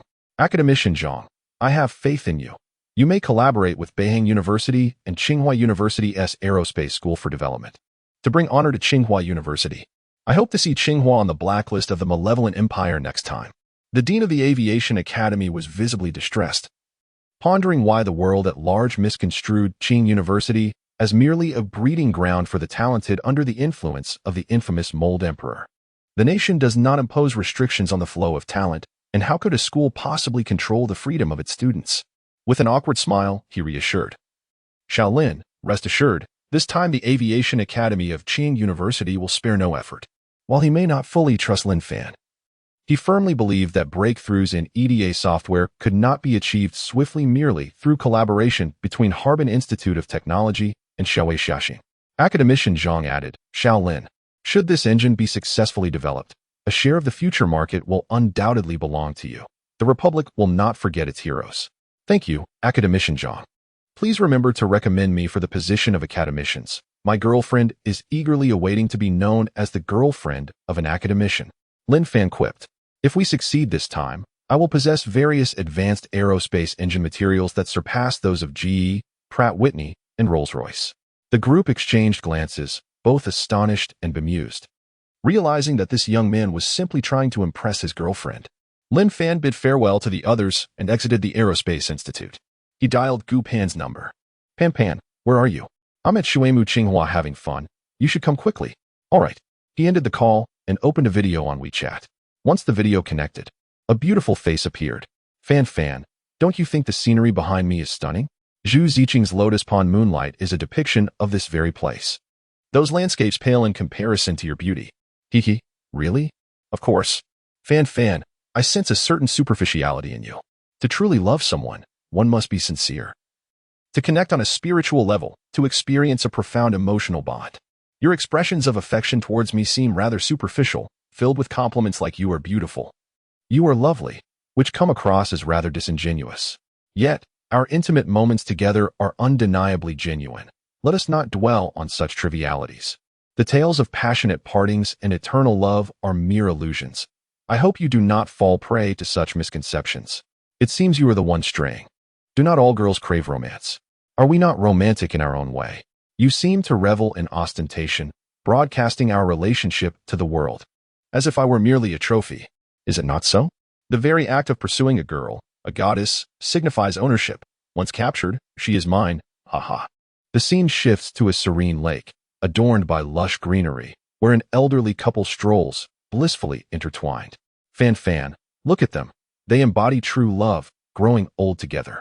We too shall reach that day, so let us not rush. We should revel in our youth.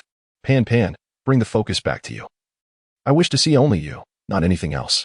If you refuse to show yourself, I shall reveal the essence of university life to you. Look at those couples. They are undoubtedly in love. How enchanting it is to romance amidst the picturesque surroundings of Tsinghua. What is there to envy? After graduation, they may drift far and wide. Lovers do not always become spouses. There is no joy like the everyday happiness we share. Fan, have you arrived? Not yet. I shall take my leave now. It expedites matters. Otherwise, gazing at you would render me immobile. Lin Fan turned off the video and, from a distance, caught sight of Gu Pan's enchanting figure. Chapter 074, with hair flowing to her waist, will you marry me? Seizing the moment when no one was paying attention, Lin Fan picked a handful of wildflowers and grasses, defying the rules without a twinge of hesitation, and fashioned them into a bouquet.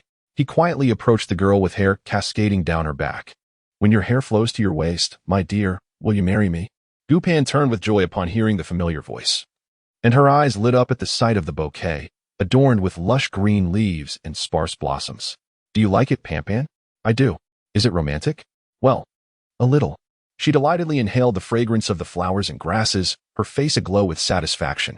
Ah, the challenge is formidable. Perhaps I shall save the romance for another time. Lin Fan had already enveloped her in his embrace, leaning in to seek her enchanting lips. No kisses. How did you come by these flowers? I picked them on the way. You are quite the flower thief. Pan Pan, you are truly clever. I gathered this flower. Quickly come back with me to become my cherished lady. I shan't. That title sounds rather unflattering. Lin Fan swept her into his arms, twirling her around on the lawn. Is this romantic, Pan Pan? It's a bit dizzying. At that moment, an administrator called out from nearby. Hey, what grade are you in? You can't just pick flowers freely. Stop right there. A security guard shouted from a distance. Lin Fan, put me down. The security is coming for us. Did you pick those wildflowers on campus? Indeed. There are no flowers sold at school. What a lack of civic sense. Put me down. We should apologize. Apologizing is out of the question. Princess Lin Fan held her tightly, sprinting fervently across the lawn towards the north, with security guards in hot pursuit. Gu Pan could only wrap her arms around Lin Fan's neck. Fan Fan, don't tire yourself. Put me down. Is it romantic to run laps around Qing University while I carry you? It is indeed romantic, but please let me down. Look behind us. They seem relentless. Behind Lin Fan, several more guards were in close chase. The more he ran, the more exhilarated he became, chanting slogans aloud. Never give up. March towards the future. The path lies beneath our feet. Dreams lie ahead. I exercise. I am healthy. I participate. I find joy. Passion for sports. Passion for life. In Lin Fan's embrace, Gu Pan observed the rhythmically pulsating world, listening to his chants, feeling Lin Fan's stature grow in her mind, shimmering with brilliance. For reasons unknown, a spontaneous crowd began to follow the guards, including Qing University students and tourists, all inexplicably joining in the chase. From Shichuan Road, they ran to Jishan Road, then to Mingdo Road, passing by the East and North gymnasiums, causing a sensation across the campus. The astonishing speed caught the eye of the track and field coach, who rushed out of the venue, instructing his disciples to intercept the guards while he pursued Lin Fan himself.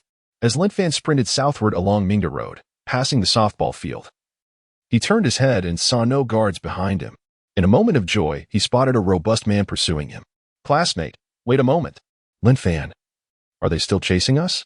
Let us stop running. If we incur a fine, so be it. We have the means. That will not do. Such actions would tarnish my reputation as grass on the wind. When did I acquire such a nickname? I was unaware of it until now. For the time being, let us seek refuge and discuss later. He continued his sprint, passing the tennis hall, and upon reaching an intersection, he veered westward, spotting the comprehensive gymnasium. Without a moment's hesitation, he dashed inside, finding a secluded spot to set Gu Pan down, panting heavily. You see, if you can outrun me, grass on the wind. Lin Fan, are you tired? Not at all. I could still carry you off to Peking University. Let us take a moment to rest. There will be time for that later. The sensation of holding you is quite delightful, so romantic. Is this what you call romance? Gu Pan leaped into Lin Fan's embrace, feeling his rapid heartbeat. Darling, I love you. My dear, do you also enjoy verbal expressions of affection? It feels rather insincere. She rose onto her toes and kissed him. This girl's fondness for verbal declarations of love is truly charming. A wall slam at Qinghua would surely be unforgettable. Just as he was about to act, a cough interrupted them. What are you two doing here? Gu Pan immediately tumbled down, bashfully hiding behind Lin Fan. Whereupon they were confronted by a burly middle-aged man with a whistle around his neck. Teacher, we were merely engaging in activities that young people enjoy. Which department are you from? The finance department. Follow me. Lin Fan and Gu Pan trailed behind like misbehaving schoolchildren. Gu Pan grasped Lin Fan's hand, whispering softly. Fan Fan, what shall we do?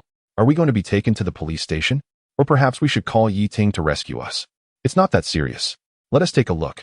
Today, we will pretend to be college students, which could be quite amusing. Is that all right? Lin Fan nodded indulgently. The teacher turned to Lin Fan and inquired, "What is your name?" "Lin Fan. You run quite fast, don't you? What is your time for 100 meters?" 99 seconds. The teacher halted, staring at Lin Fan in disbelief. "That S for 50 meters, isn't it? If it's 50 meters, holding my wife, 99 seconds. Haha, quite humorous. So, she's your wife? Indeed. Isn't she beautiful? Which department is she from?" "She is also from the finance department." "Very good.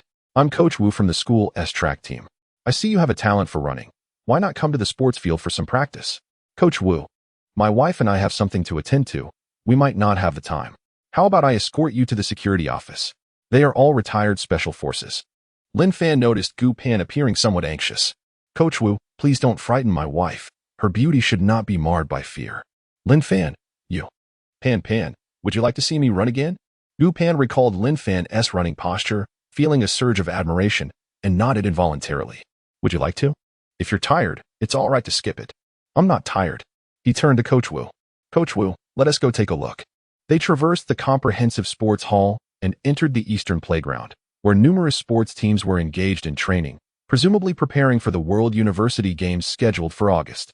Gu Pan's striking height of 1.7 meters and her beauty swiftly captivated a group of athletes from Tsinghua University who paused to observe her, their gazes making her feel somewhat uneasy. She tightened her grip on Lin Fan's hand, drawing him closer. Lin Fan reassured her with a gentle pat on her hand, saying, "With me here, there is nothing to fear." Coach Wu led the two of them to the track, clapping his hands to gather attention. "Sprinters, come forward." A dozen tall and robust athletes, both male and female, approached Coach Wu, their muscular physiques particularly evident in their legs and well-defined glutes. The larger the posterior, the greater the explosive power. "Today, I present to you a challenger, Lin Fan, who claims his 100-meter record is 99 seconds.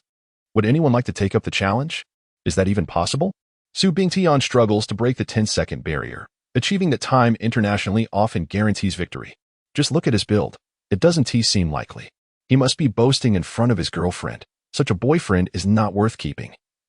"There are plenty of handsome men at Tsinghua." Gu Pan, unwilling to concede, insisted on her own belief in Lin Fan's abilities, exclaiming in a delicate voice, "He is not lacking. Surely no one else can compare.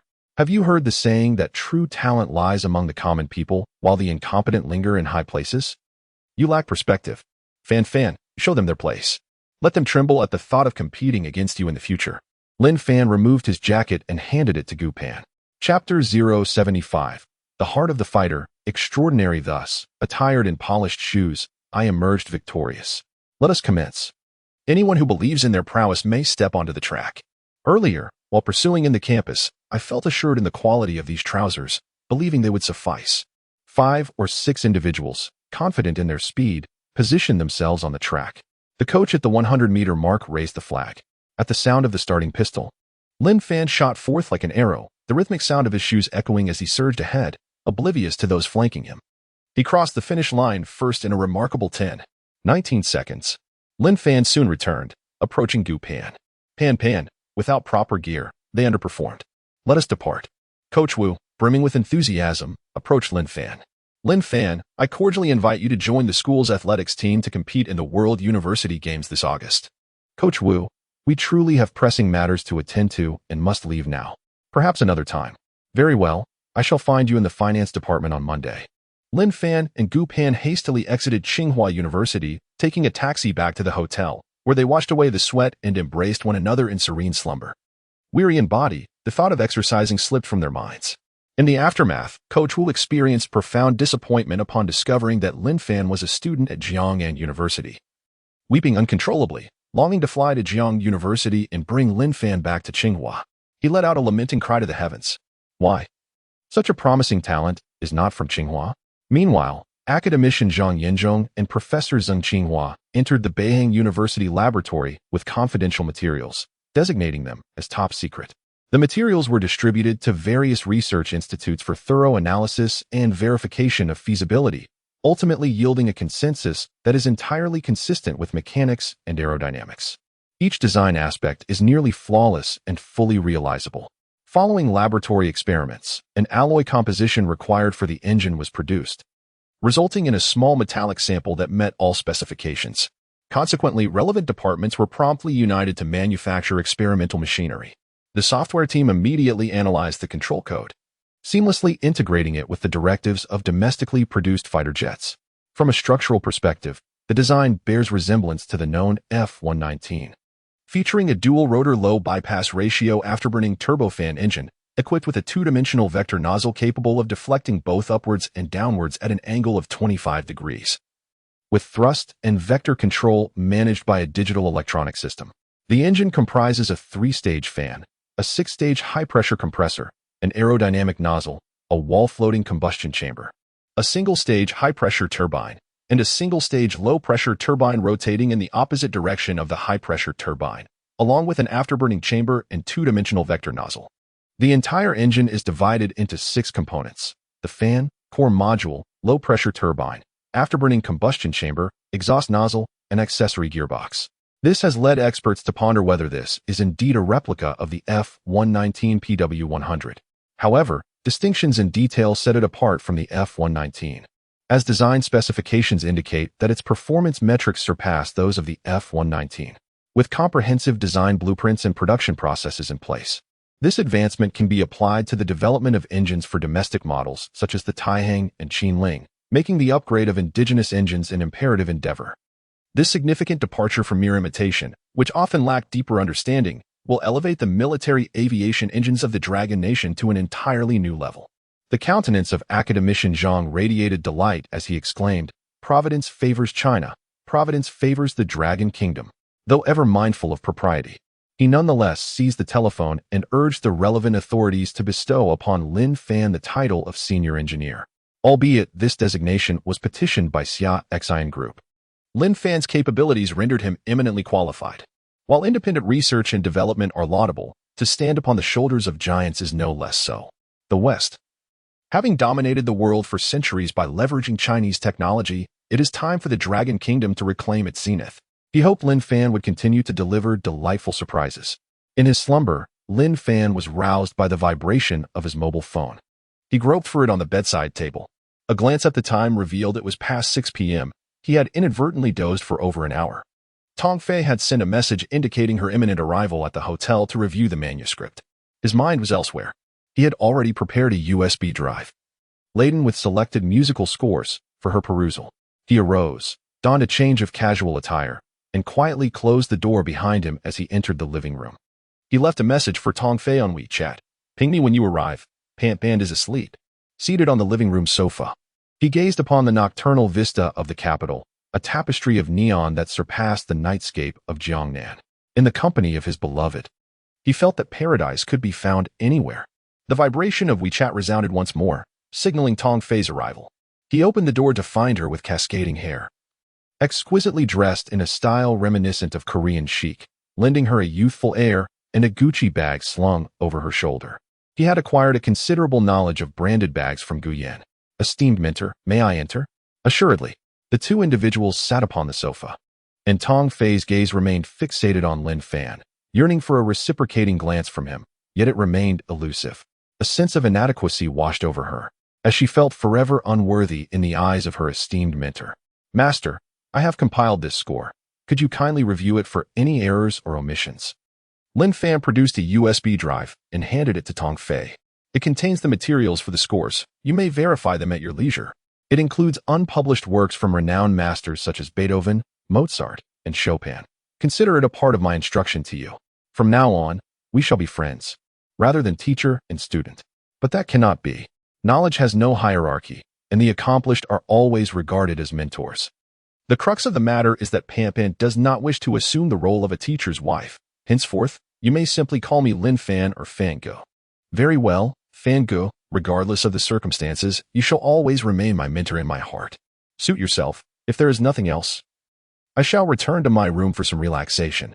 Tong Fei clutched the USB drive tightly, her emotions a tumultuous blend of excitement and disappointment. "Fango, Bauer has sent me to invite you both for dinner. Might you be available? Why did she not approach me directly? She fears you would decline." "How could that be? She is my sister. I would certainly join her for a meal." Upon hearing this, she regretted addressing Lin Fan as Fan Ge, for it placed her in a vulnerable position before Bauer. Lin Fan, since Bauer is already your sister, I too wish to. Lin Fan, understanding her unspoken thoughts, smiled and replied, of course. I, Lin Fan, am the sole son in my family and have longed for an elder sister's affection. I would be overjoyed to have you as my sister. Really? Of course, I noticed that the male protagonist has 7 extraordinary sisters who dote on him.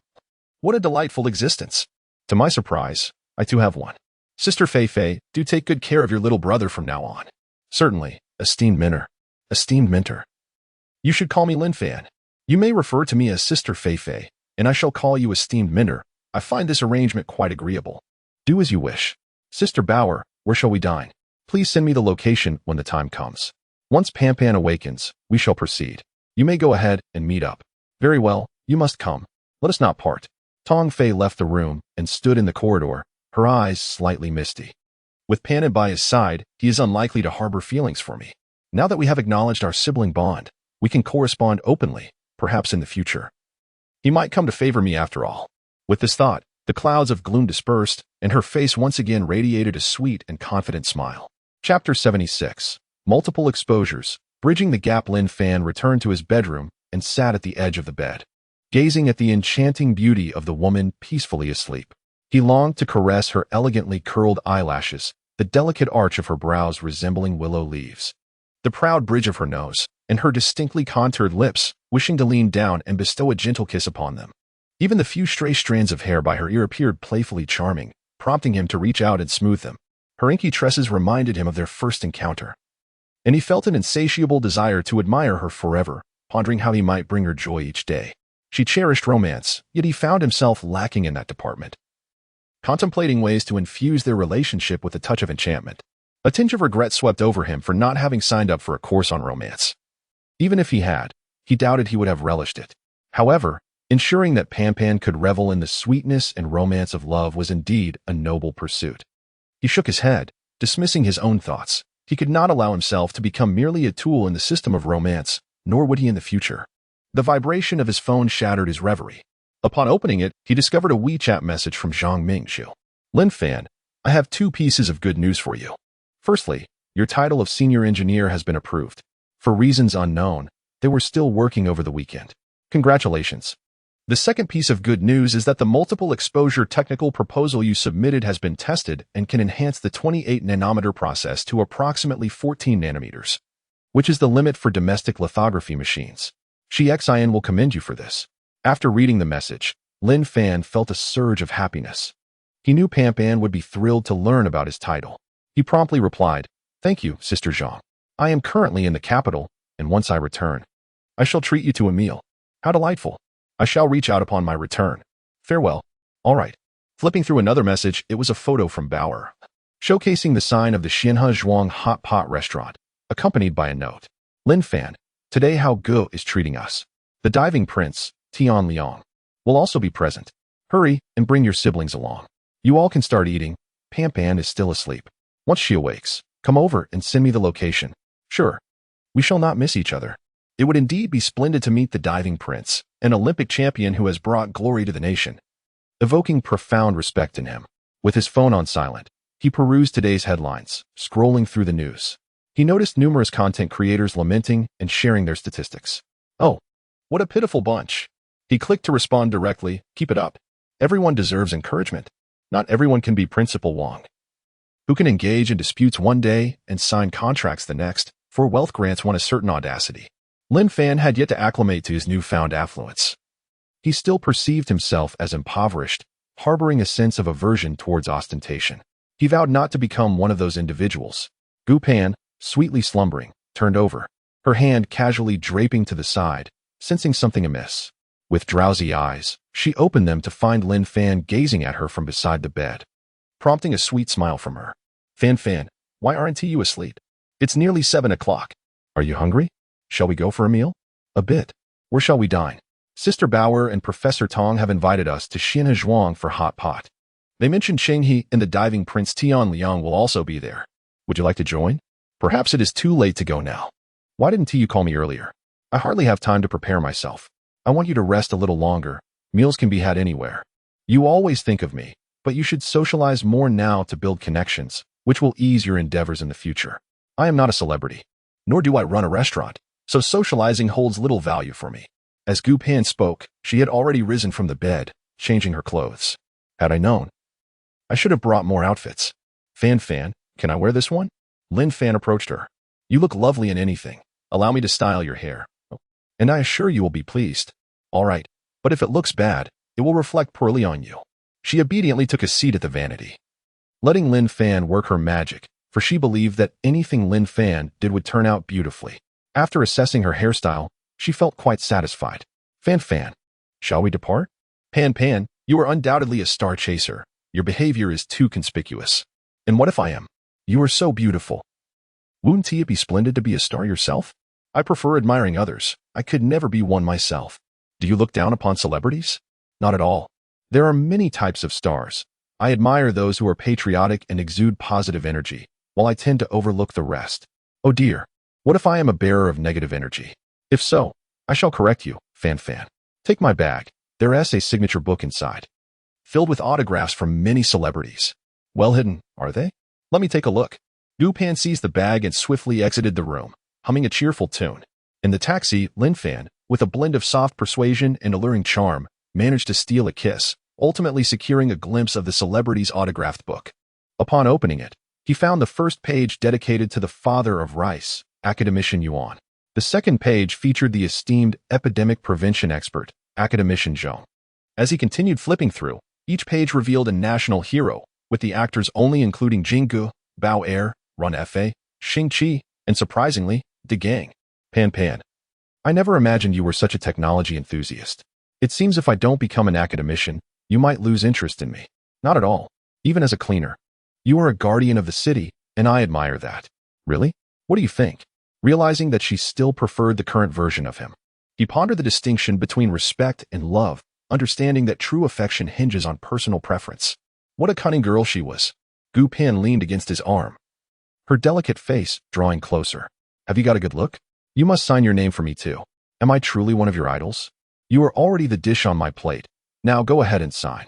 Lin Fan picked up the pen and swiftly inscribed his name, a testament to his mastery of calligraphy, distinctly different from those artistic signatures that resembled mere scribbles. Your signature looks quite appealing, though it's not legible. Perhaps you should write it in standard script below. Otherwise, when we revisit this, we won't even recognize which celebrity's signature it is. That is simple enough. With meticulous care, Lin Fan began to doodle beneath his signature. In no time, a drawing of a man and woman, heads leaning together and forming a heart with their hands, emerged on the paper. Gu Pan took a glance and found the depiction remarkably lifelike. Despite the simplicity of the lines, it was evident that it portrayed both herself and Lin Fan with exquisite precision.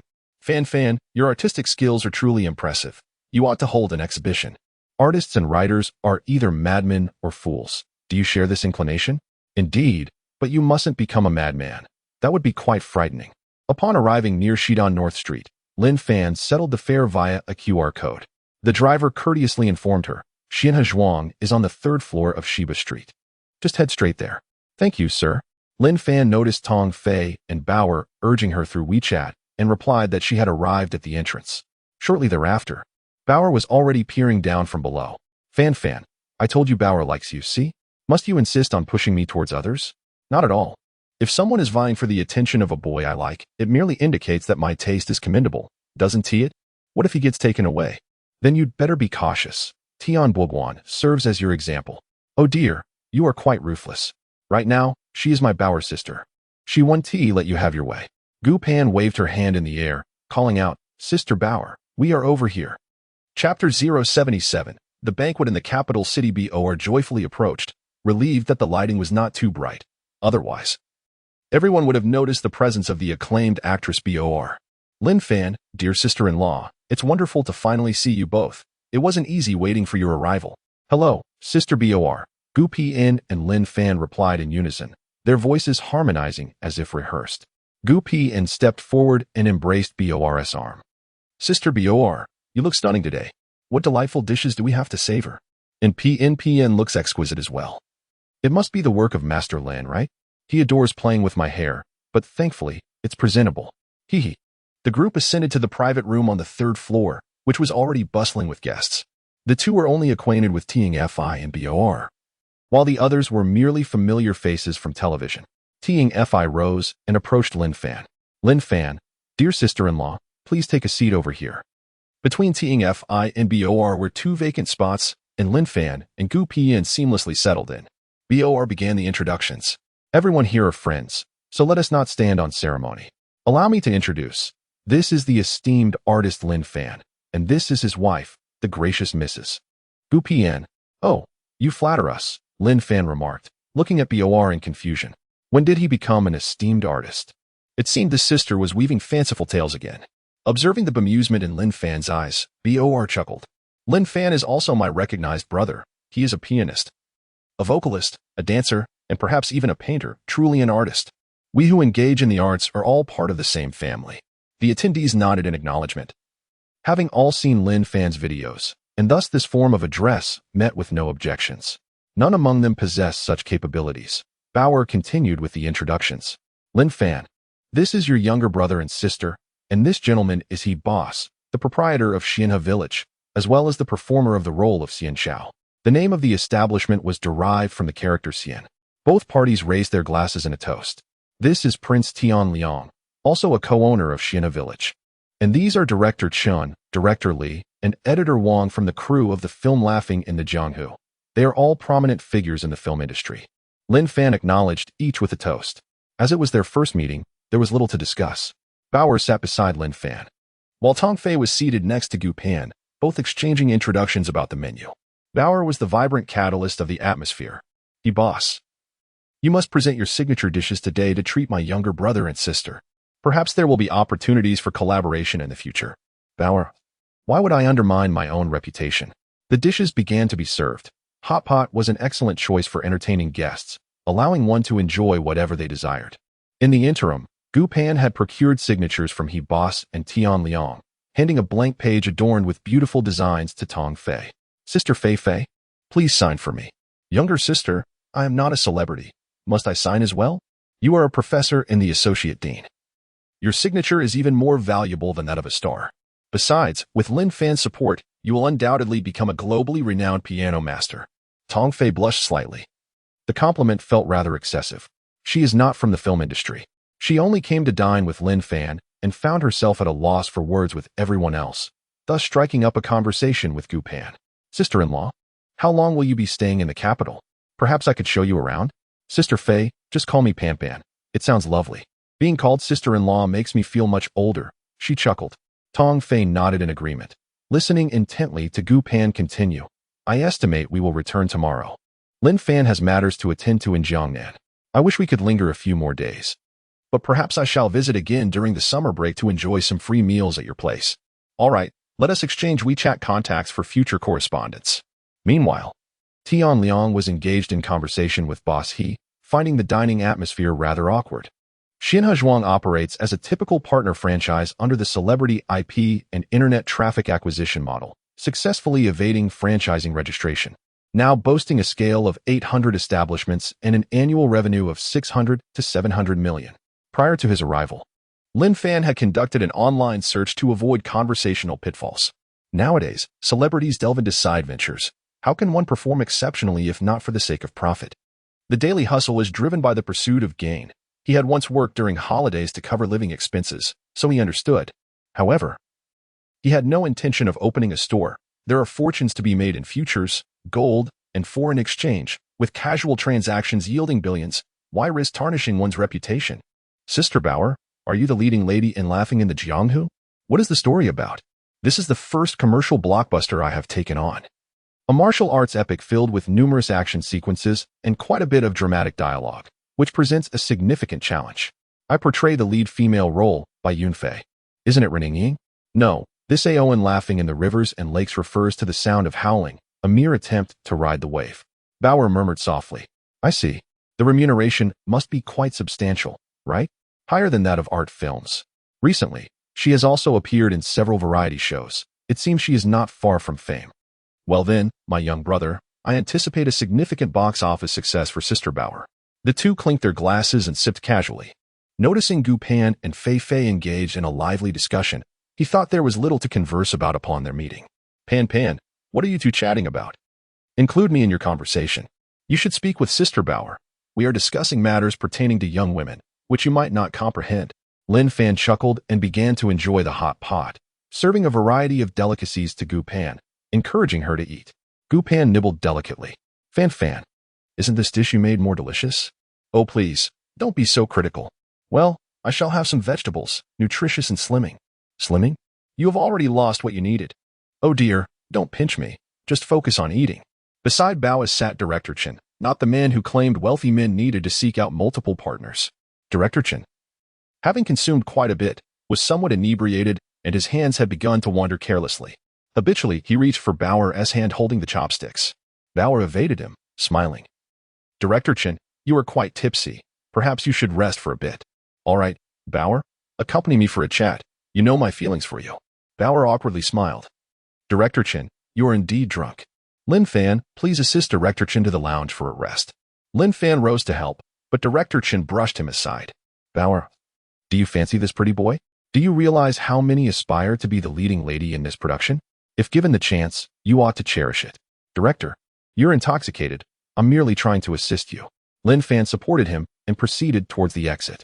Bossy followed suit, heading to the lounge as well. This establishment is a franchise. He happened to be a guest today, meeting Tian Liang for a meal, and coincidentally contacted Bauer to share a table.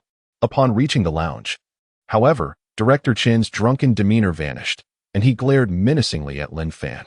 Young man, you lack appreciation and dare to thwart my endeavors.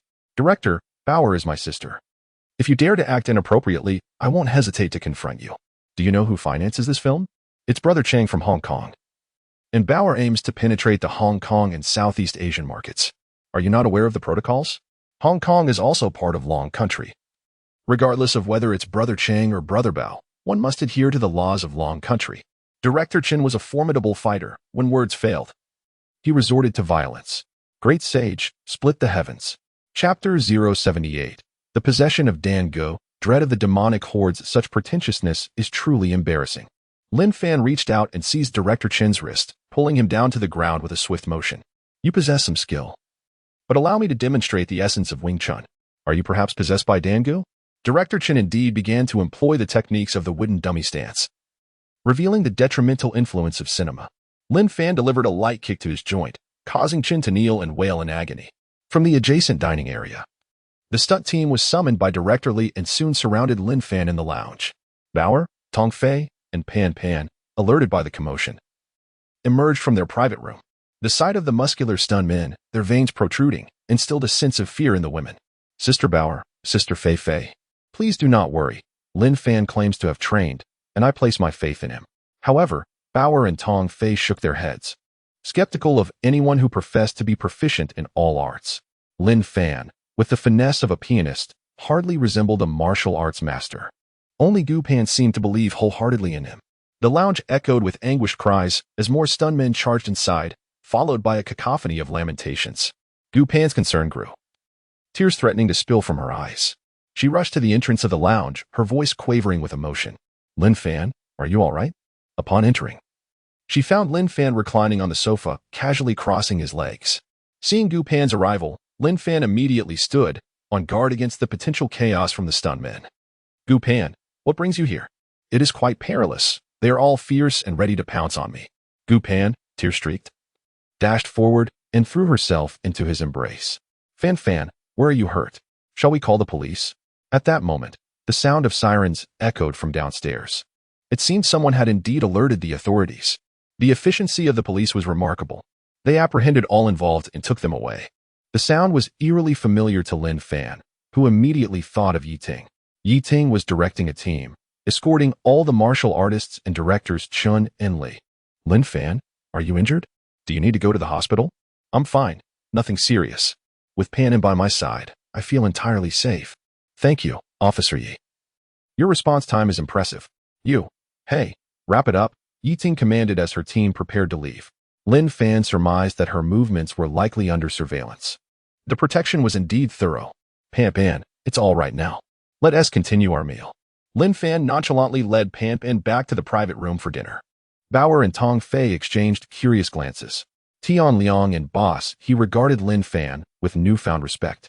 A martial arts expert accompanied by police protection was quite mysterious. Gu Pan had already obtained WeChat contacts from several celebrities, pondering future collaboration opportunities. After all, she had her own investments to consider and wished to earn some income herself, rather than relying solely on Lin Fan's success. The editor had discreetly slipped away just before the police arrived. Feeling apologetic, Bauer served tea and offered her apologies to Boss He and Tian Liang. She regretted that if she hadn't brought the crew, today's incidents might not have occurred.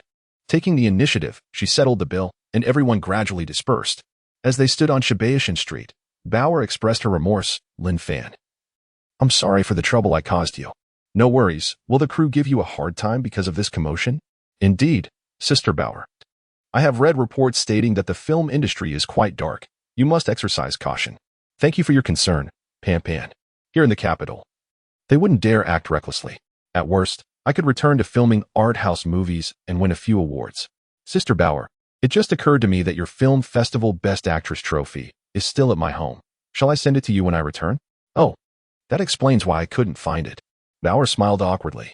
Lin Fan, who was nearby, chuckled and said, I told you Sister Bauer must have forgotten. You thought it was someone else. You still dare to say that. Gu Pan tugged at Lin Fan's hand and winked at him. Pan Pan, what is wrong with your eyes? Did a little bug get in? Let me blow it away for you. You are so annoying. Tong Fei, observing the playful banter between them, found it amusing and remarked. Lin Fan, Pan Pan, I drove here. Let me take you both back. All right, but how will Sister Bauer get home? I'm staying at a hotel. A taxi will suffice. The group proceeded to the roadside, seeing Bauer off before departing in Tong Fei's car. Lin Fan, do you know that officer from earlier? Yes, I've met him once. Are they protecting you? Fei, why do you say that? It's just a feeling. They arrived to apprehend individuals, yet treated you with such courtesy without inquiring about the reasons. Does that not seem evident? Fei, you're quite the expert, aren't you? My grandfather was in this line of work. With them around, I feel reassured. Thank you, Sister Fei, for your concern. Lin Fan is indeed fortunate to have you as an elder sister. Sister Fei, I hope you will look after me in the future. Both of you are esteemed professors at our school. What could I possibly offer in return? I still have many questions to ask you, Sister Fei. Tong Fei fell silent, focusing intently on the road.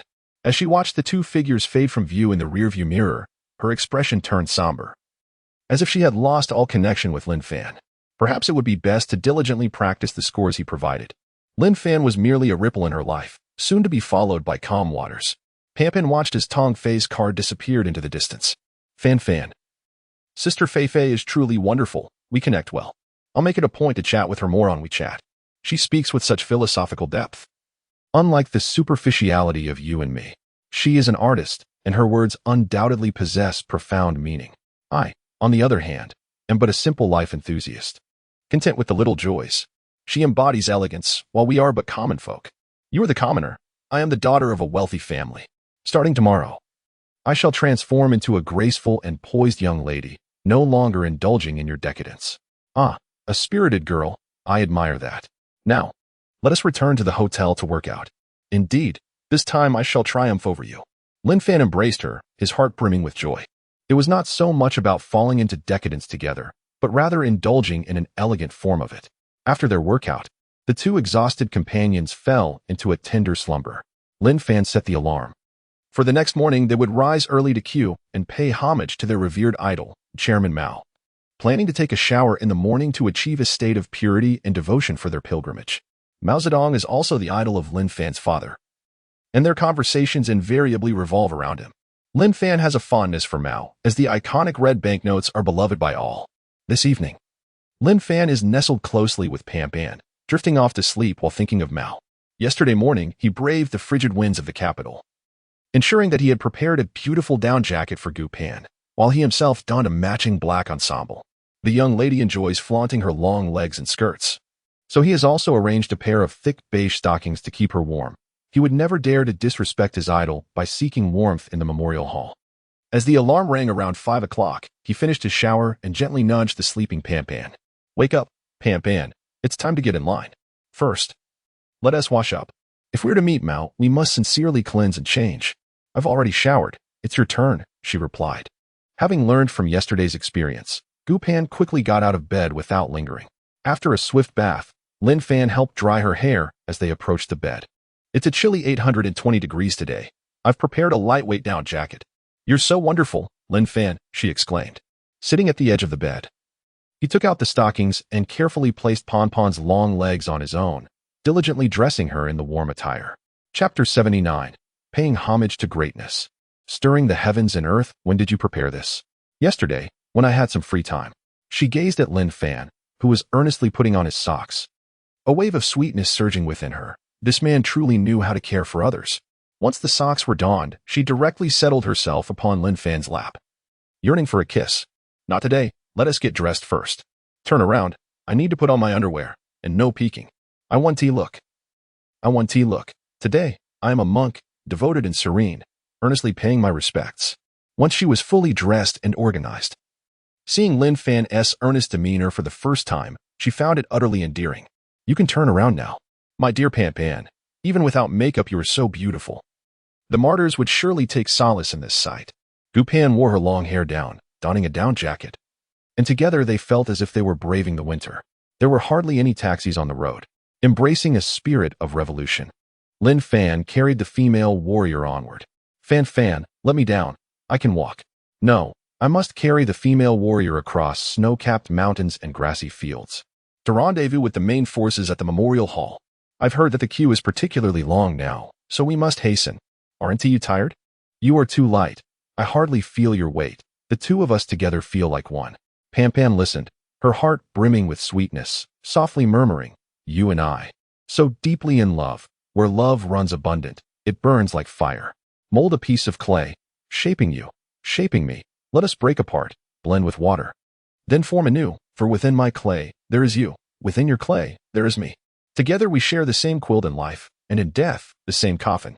Pan murmured, burying her head in Lin Fan's neck. Pan, is this a song? So poetic and picturesque, I truly wish to envelop you within my being. So that we may never part. Are you not omniscient? Perhaps you are unaware that this is a verse from Yuan dynasty poet Guan Daoshan's Wanong Ci, which I adore. To my surprise, my dear Pan has pondered such romantic sentiments from such a young age. We shall have ample time in the future.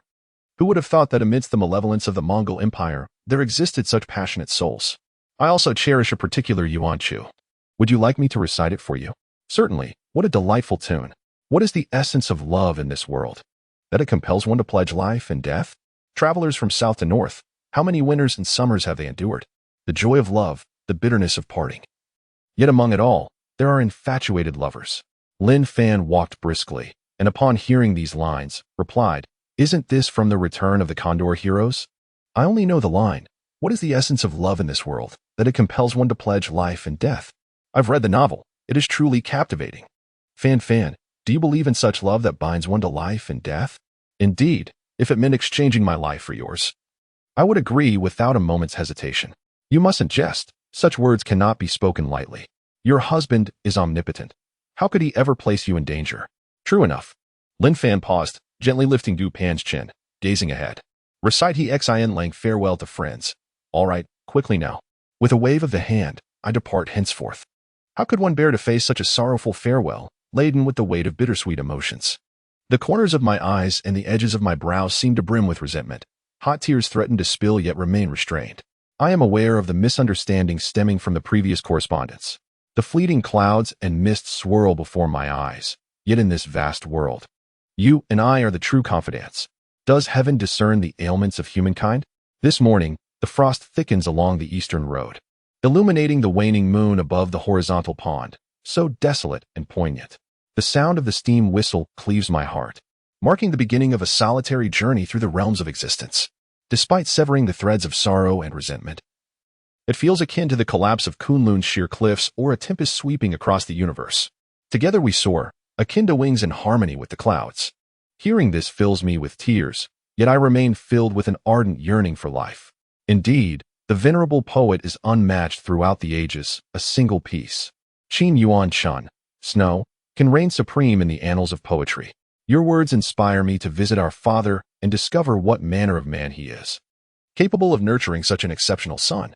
Father mentioned that he would take me home when time permits. They wish to meet their daughter-in-law. I have sent them photographs, and they are utterly delighted. My mother is even eager to visit your school. Fan, I find myself somewhat anxious. What should I do? I worry that my parents might not take a liking to me. As for the term parents, save it for home. They will undoubtedly adore you, and as their only son, I fear I may lose my standing. Indeed, considering how charming I am. Do not lose heart. Since you belong to me, I shall always protect you.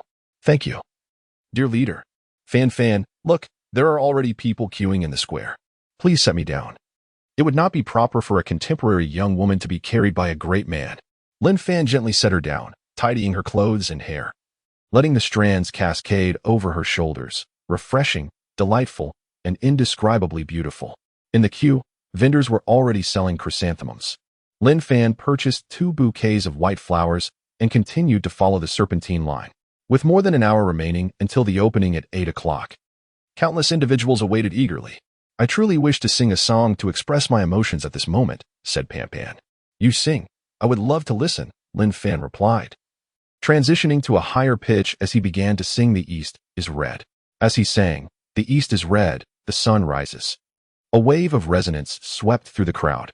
All the elderly men and women, uncles and aunts in line joined in harmonious chorus, illuminating the gray skies above. Amidst the throng, the sounds of weeping mingled with the song.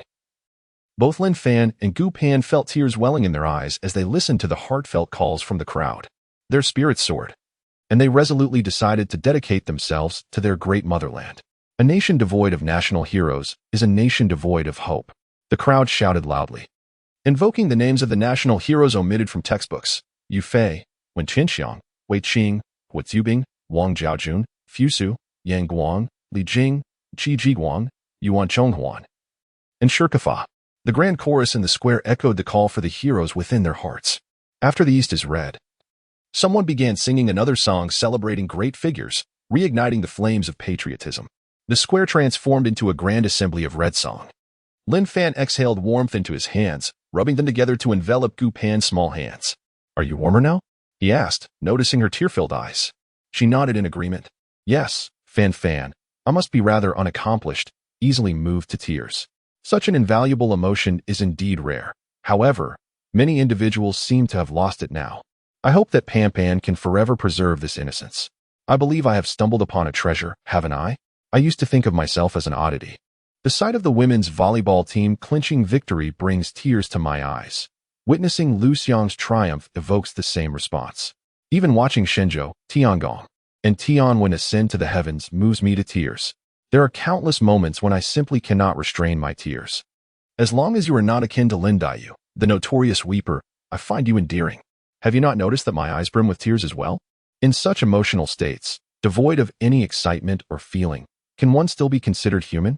Gu Pan nodded, her 2 wisps of hair playfully dancing across her chest. Lin Fan found himself momentarily entranced. Chapter 080. The Will of a Hero, Mastery of Military Strategy. Fan, what are you gazing at? Has my face become a canvas of tears? Gu Pan asked, a touch of shyness coloring her cheeks as she caught sight of Lin Fan, lost in reverie. No. I was merely mesmerized by your radiance, he replied. You have a knack for lifting my spirits.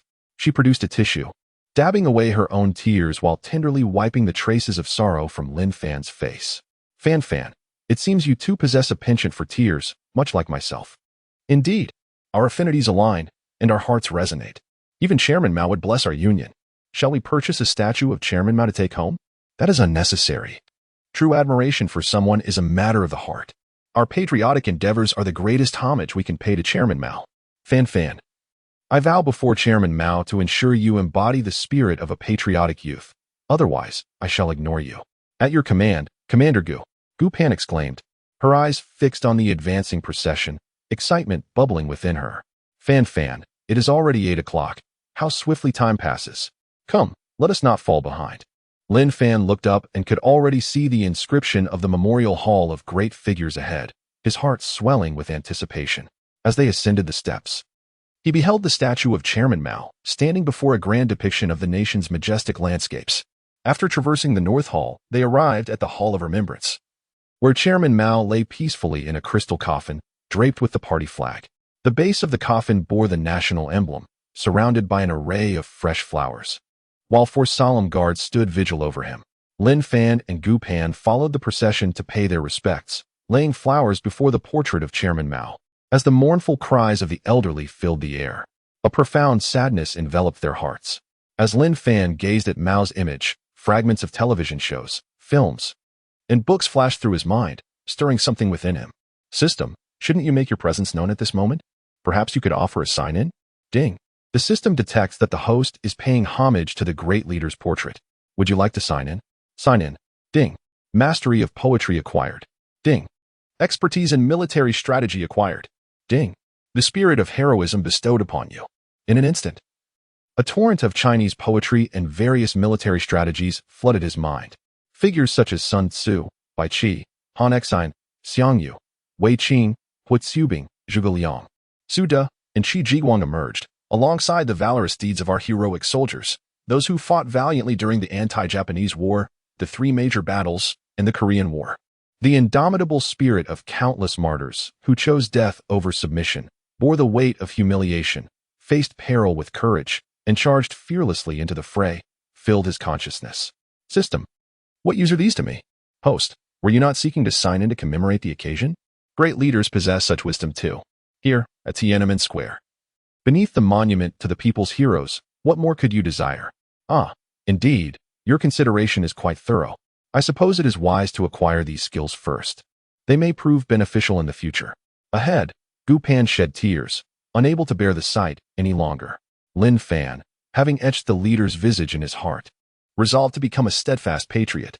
While one may not be able to accomplish grand feats, even a humble screw can serve the nation. At the souvenir counter, Gu Pan selected 2 commemorative badges, and the 2 adorned each other with them. This poignant moment was captured by a reporter from LCTV, touching the Dragon Nation. The continuous filming and photography immortalized the genuine expressions and gestures of this young couple, encapsulating the spirit of the youth of the new era in the Dragon Nation. The reporter, elated, raised a fist in triumph, murmuring to himself, I finally captured it, this beautiful and moving instant.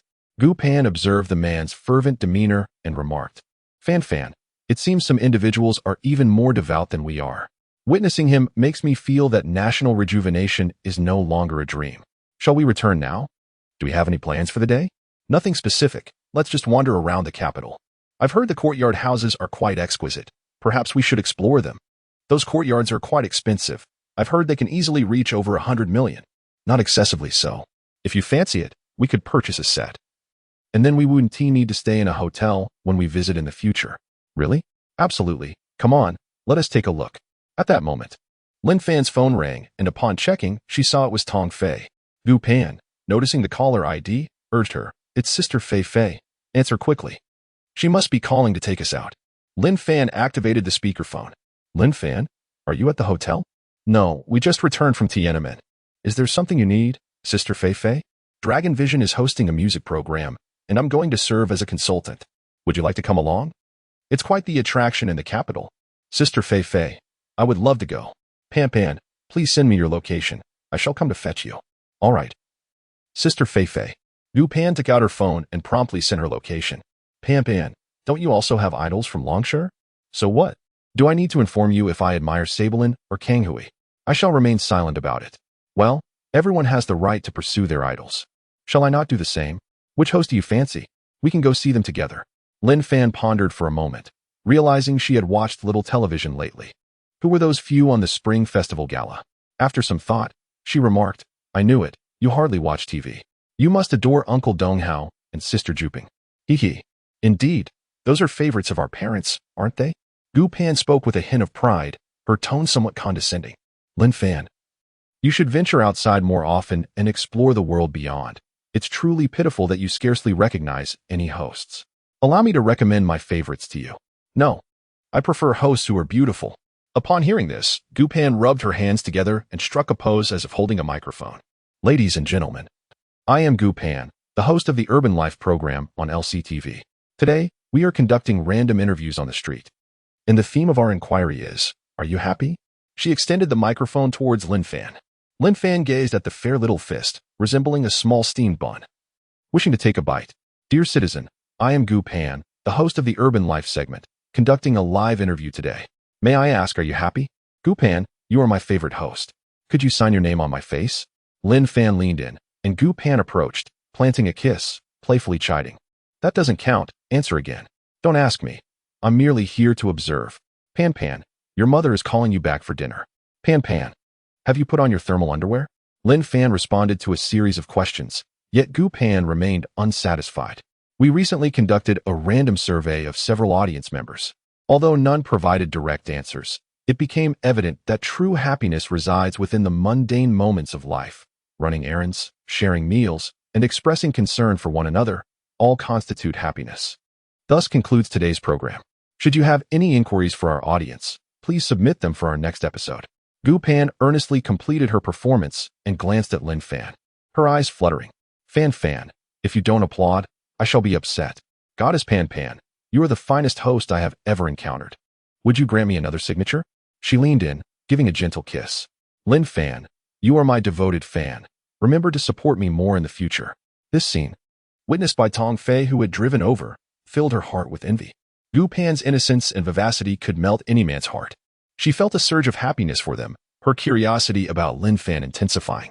Chapter 081, The Roar of the Eastern Lion, the underpants building upon returning home last night. Tong Fei was exhilarated by the musical scores she discovered on the USB drive, which captivated her throughout the night. Each composition was unfamiliar to her. She printed all the pieces and became utterly engrossed. These singular scores caused her to forget the need for sleep. Upon verification, she confirmed that they were all making their debut. If these were not the masterpieces of renowned composers, they were the original works of Lin Fan, each a classic in its own right. Her admiration for Lin Fan intensified, and the image of the young man lingered in her thoughts. She resolved to conceal her feelings, channeling them into her music, aspiring to realize her musical dreams and become a unique presence at the Central Conservatory of Music. Beep beep. She drove up to Lin Fan and honked the horn. Minter, Pan Pan, hurry up and get in. Lin Fan and Gu Pan paused their playful banter and swiftly entered the vehicle, mindful that they could not linger in this spot for too long. How was the tour? Pan Pan. Gu Pan patted her chest and remarked, Sister Fei, look, we're wearing the badges of great leaders now. From this day forth, I am a member of the revolutionary ranks, so please call me comrade from now on. Tong Fei realized that Gu Pan's innocence and exuberance were genuine, not merely an act. Only true love could unveil one's authentic self. Comrade Gu Pan, how did you and Comrade Lin Fan forge your revolutionary friendship? Report to Comrade Fei. Comrade Lin Fan and I have endured numerous trials by fire, emerging as seasoned Bolsheviks. We stand together to establish a magnificent communist future. Lin Fan was thoroughly amused, softly reminding her, Pan Pan, there's no need to broadcast our escapades through the hail of bullets. It's best to maintain a low profile. You. Gu Pan detected the insinuation in his words, and one hand instinctively reached to pinch his disobedient ear. Lin Fan immediately covered his ear, exclaiming, Sister Fei Fei, you must support your younger brother. With a lioness at home, my status is dwindling. You should be grateful, little brother. You have the ethereal Pan Pan. What more could you desire? Could you refrain from flaunting your affection in front of me? Consider my feelings, would you? Sister Fei Fei, please ignore him, Tong Fei interjected, shaking her head as she focused on driving. Lin Fan continued to murmur with his ears covered. Pan Pan, you declared that I am yours. Do you comprehend the significance of that statement? What significance? From this point forward, you must take responsibility for me. You cannot abandon me after igniting this bond. How should I be responsible? From now on, you are only permitted to treat me well. You must cherish me and never deceive me. Every promise you make must be fulfilled. Every word you speak must be heartfelt. You must not lie to me or scold me. Show me your concern. When others bully me, you must be the first to defend me. You must always consider me the most handsome. Even in your dreams, I should appear. In your heart, there should only be me. Fan Fan, shouldn't that be what you say to me? Gu Pan gazed at Lin Fan in astonishment, feeling an eerie familiarity with this passage, as though she had encountered it before, yet could not quite place it. It must have been a line from a script. With a foolish reply, he said, Yes, it should be so. Have I been too harsh on you? I'll be gentler from now on, and I'll lower my hand. I promise not to bully you. Lin Fan lowered his hand from his ear, and Gu Pan, with remarkable swiftness, seized his little earlobe. Attempting to deceive me with movie lines, are you? You recited them quite well. I shall indulge you. Gu Pan gently played with Lin Fan's earlobe, letting out a series of giggles. Lin Fan, you are simply delightful, so adorably plump. Mind your manners, Sister Fei Fei is still ahead, you know? Tong Fei found them amusing. You need not concern yourselves with me. Continue. Gu Pan leaned over the front seat. Sister Fei Fei, Lin Fan is trying to ensnare me with movie quotes. Isn't that infuriating? Somewhat. But if he accomplishes what he claims, my little brother Lin Fan is undoubtedly capable. He is a fine young man. Gu Pan seemed to have found an ally and shot Lin Fan a triumphant glance. What you just said reflects how you ought to treat me in the future. Do not deceive me. You must pamper me. Pan, I understand. I shall always consider you the most handsome, and you must forever regard me as the most beautiful. Do you comprehend? Understood, Your Majesty. That is more like it. They gazed into the distance at the bizarrely shaped buildings ahead. Pan, look, is that the legendary underwear building? It does bear a resemblance. Ah, the architecture of Longwa lacks cultural confidence. It is far too enamored with foreign styles. I find it quite aesthetically pleasing and fashionable. Imagine, if you happen to be in that precarious position, with flames on both sides, where would you escape? There wouldn't be a raging inferno. If there were, nowhere would be safe. Fan, refrain from uttering such ominous words. We are to visit there shortly. Let us not dwell on it. It's hard to discern what is commendable. Are you versed in architectural design? No? To the north, we have the oversized shorts, and to the south, the denim jeans. The southern style prevails, as it remains standing, embodying a certain masculinity. I am unsure of what you are conveying. The vehicle has entered the Longshore underground parking garage, where they left their down jackets behind. Gu Pan deftly removed the insignia from the jacket and adorned each other's attire with it. As they entered the Longshore building, a wave of modern sophistication enveloped them. This structure amalgamates a hotel, shopping center, and television station. Perhaps one becomes accustomed to it after frequent exposure. However, the architectural landscape of Longwa is heavily influenced by foreign designs, with 80 of its skyscrapers conceived by foreign architects, indicating that national confidence still requires nurturing. In a recording studio for a music channel, a program centering on piano performances is underway, with numerous piano enterprises and training institutions providing sponsorship, facilitating both the dissemination of music and revenue generation.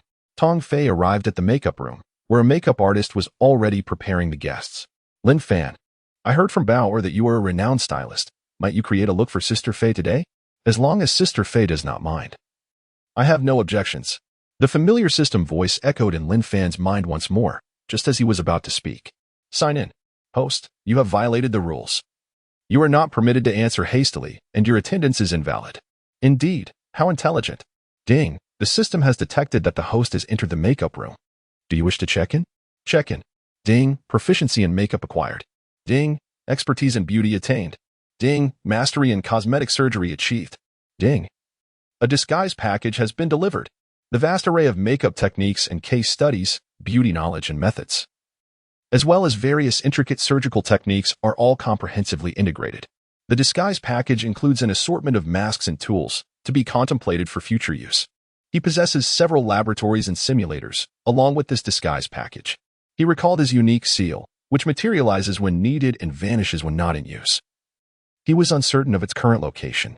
Based on his extensive experience with the Tomato series, he was confident that the system would automatically collect these items. Perhaps one day, when he had the leisure to practice, it would be akin to a storage ring, an amusing thought indeed. Gu Pan noticed Lin Fan lost in contemplation again and tugged at his arm, shaking him gently. Fan, what's the matter? Lin Fan snapped back to reality, chuckling nervously. I was pondering how to style Sister Fei Fei, with her beauty and elegance. What kind of styling could further enhance her radiance? Indeed, Fan, you must give it considerable thought. This will be scrutinized by millions of viewers, and it is essential to elevate Sister Fei Fei's beauty to new heights. Allow me a moment to reflect.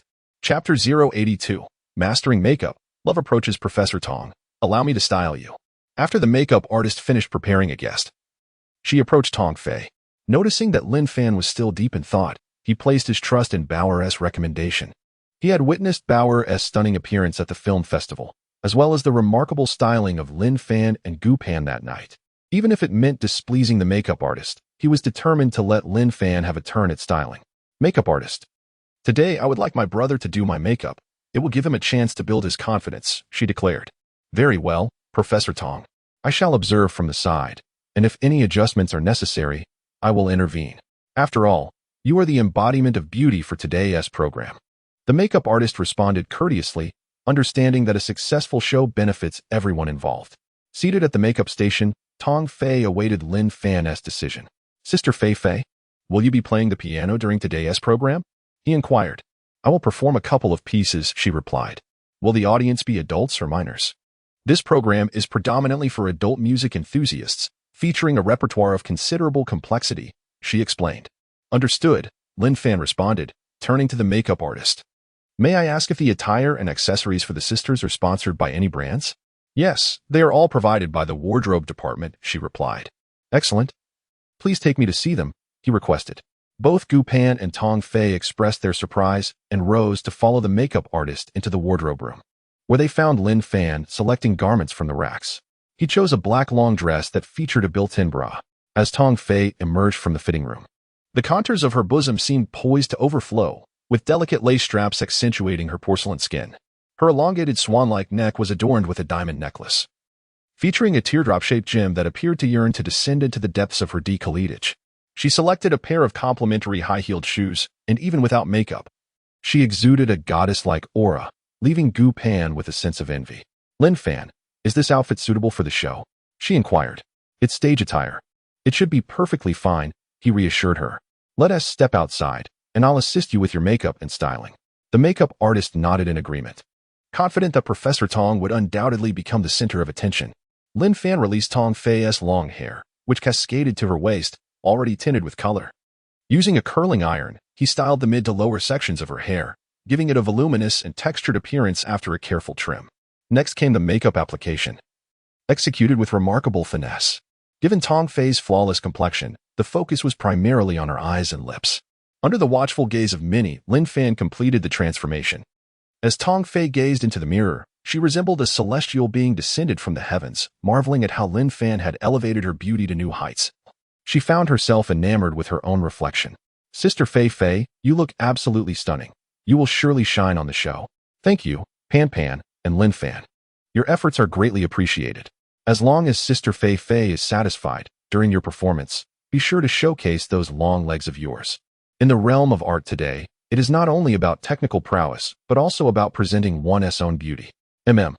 Tong Fei nodded obediently and subsequently followed the staff into the studio.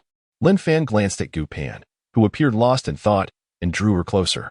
Pan Pan, are you feeling envious? Pan Pan nodded excitedly. Fan, you are truly remarkable. In the future, you must adorn me in such exquisite beauty.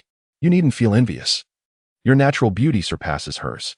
With my unparalleled skills, the outcome will be unimaginable. He was already delighting in the thought of Pon Pon's beauty at that time. For now, I am still a student, and such a style does not suit me. Let us wander elsewhere. The television station is not a place for just anyone to enter. All right, let us go. The two emerged from the makeup room, meandering aimlessly through the uninspired corridor. Fan, when did you learn to apply makeup so proficiently? I learned it while working. Gu Pan looked at his nonchalant response, her heart heavy. He was unaware of the hardships he had endured to master such diverse skills. While most people toil ceaselessly to achieve proficiency in one area, he excelled in all. Even affluent offspring require countless private tutors to acquire these abilities. It seems he had no time for leisure from childhood. No wonder the hosts hardly recognized many of them. She grasped Lin Fan's hand, holding it tightly, gazing at him with tender affection. Fan, rest assured, I shall ensure you endure no more hardships. I wish to make you the happiest man. Upon hearing this, Lin Fan looked at Pan Pan, whose eyes sparkled with tears, and his heart nearly shattered. Pan, what is troubling you? Are you unwell? No. I simply wish to be good to you. Silly girl, you have already been more than kind to me. It is still not enough. Gu Pan, heedless of everything, plunged into Lin Fan's embrace, savoring the essence emanating from this man who had endured hardship since childhood. Lin Fan held her close, gently patting her shoulder and caressing her waist-length hair, feeling as if the world consisted solely of the two of them, with everything around them shrouded in a hazy void. Pan, it's all right. I'm here for you. Darling, I love you. Wife, I love you too. He sensed an intriguing change in Pan, as if she had transformed into someone entirely different. Yet, in that moment, he felt an overwhelming sweetness, as if he were in love. A verse flickered through his mind, and he recited it with deep affection. In my life, I have never known longing. Only when I do, does it bring anguish. My form drifts like a fleeting cloud. My heart flutters like flying silk. My breath, a wisp of lingering fragrance, lingering here, while my thoughts are with a distant wanderer. When the symptoms arise. When is it truly? At dusk, when the light is dim, and the moon is half bright. Upon hearing Lin Fan gently recite Su Zixi Zhigui Ling, spring affection. Pan listened quietly until he finished, then raised her head, her gaze shy yet affectionate. Darling, you are the one with lovesickness. When did you learn this ancient tune?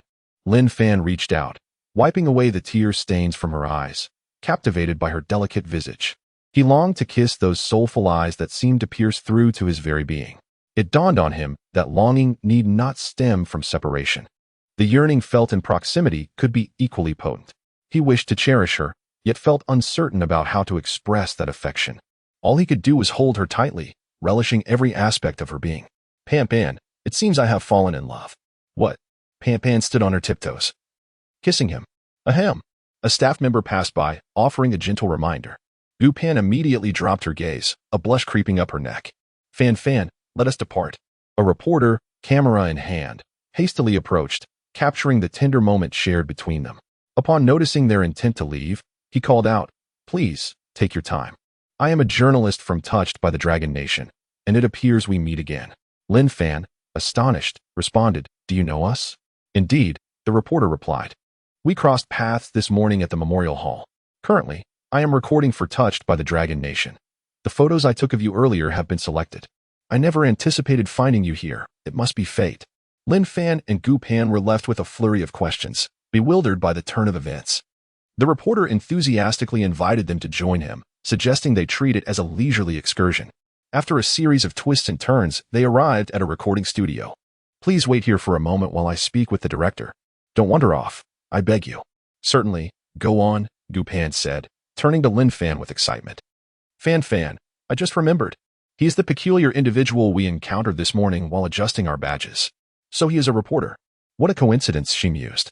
Chapter 083, Breaking Through Suppression, Achieving Revival. What a coincidence. Shortly after, the reporter emerged from the broadcasting hall. Directors, please enter. Is the director looking for us? Rest assured. It's good news. You'll find out once you go in.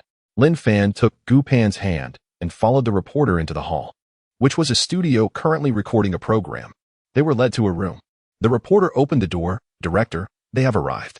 The room appeared to be a program planning space, equipped with a flat-screen display, a projector, and several tables, with 7 or 8 staff members inside. The director greeted them warmly.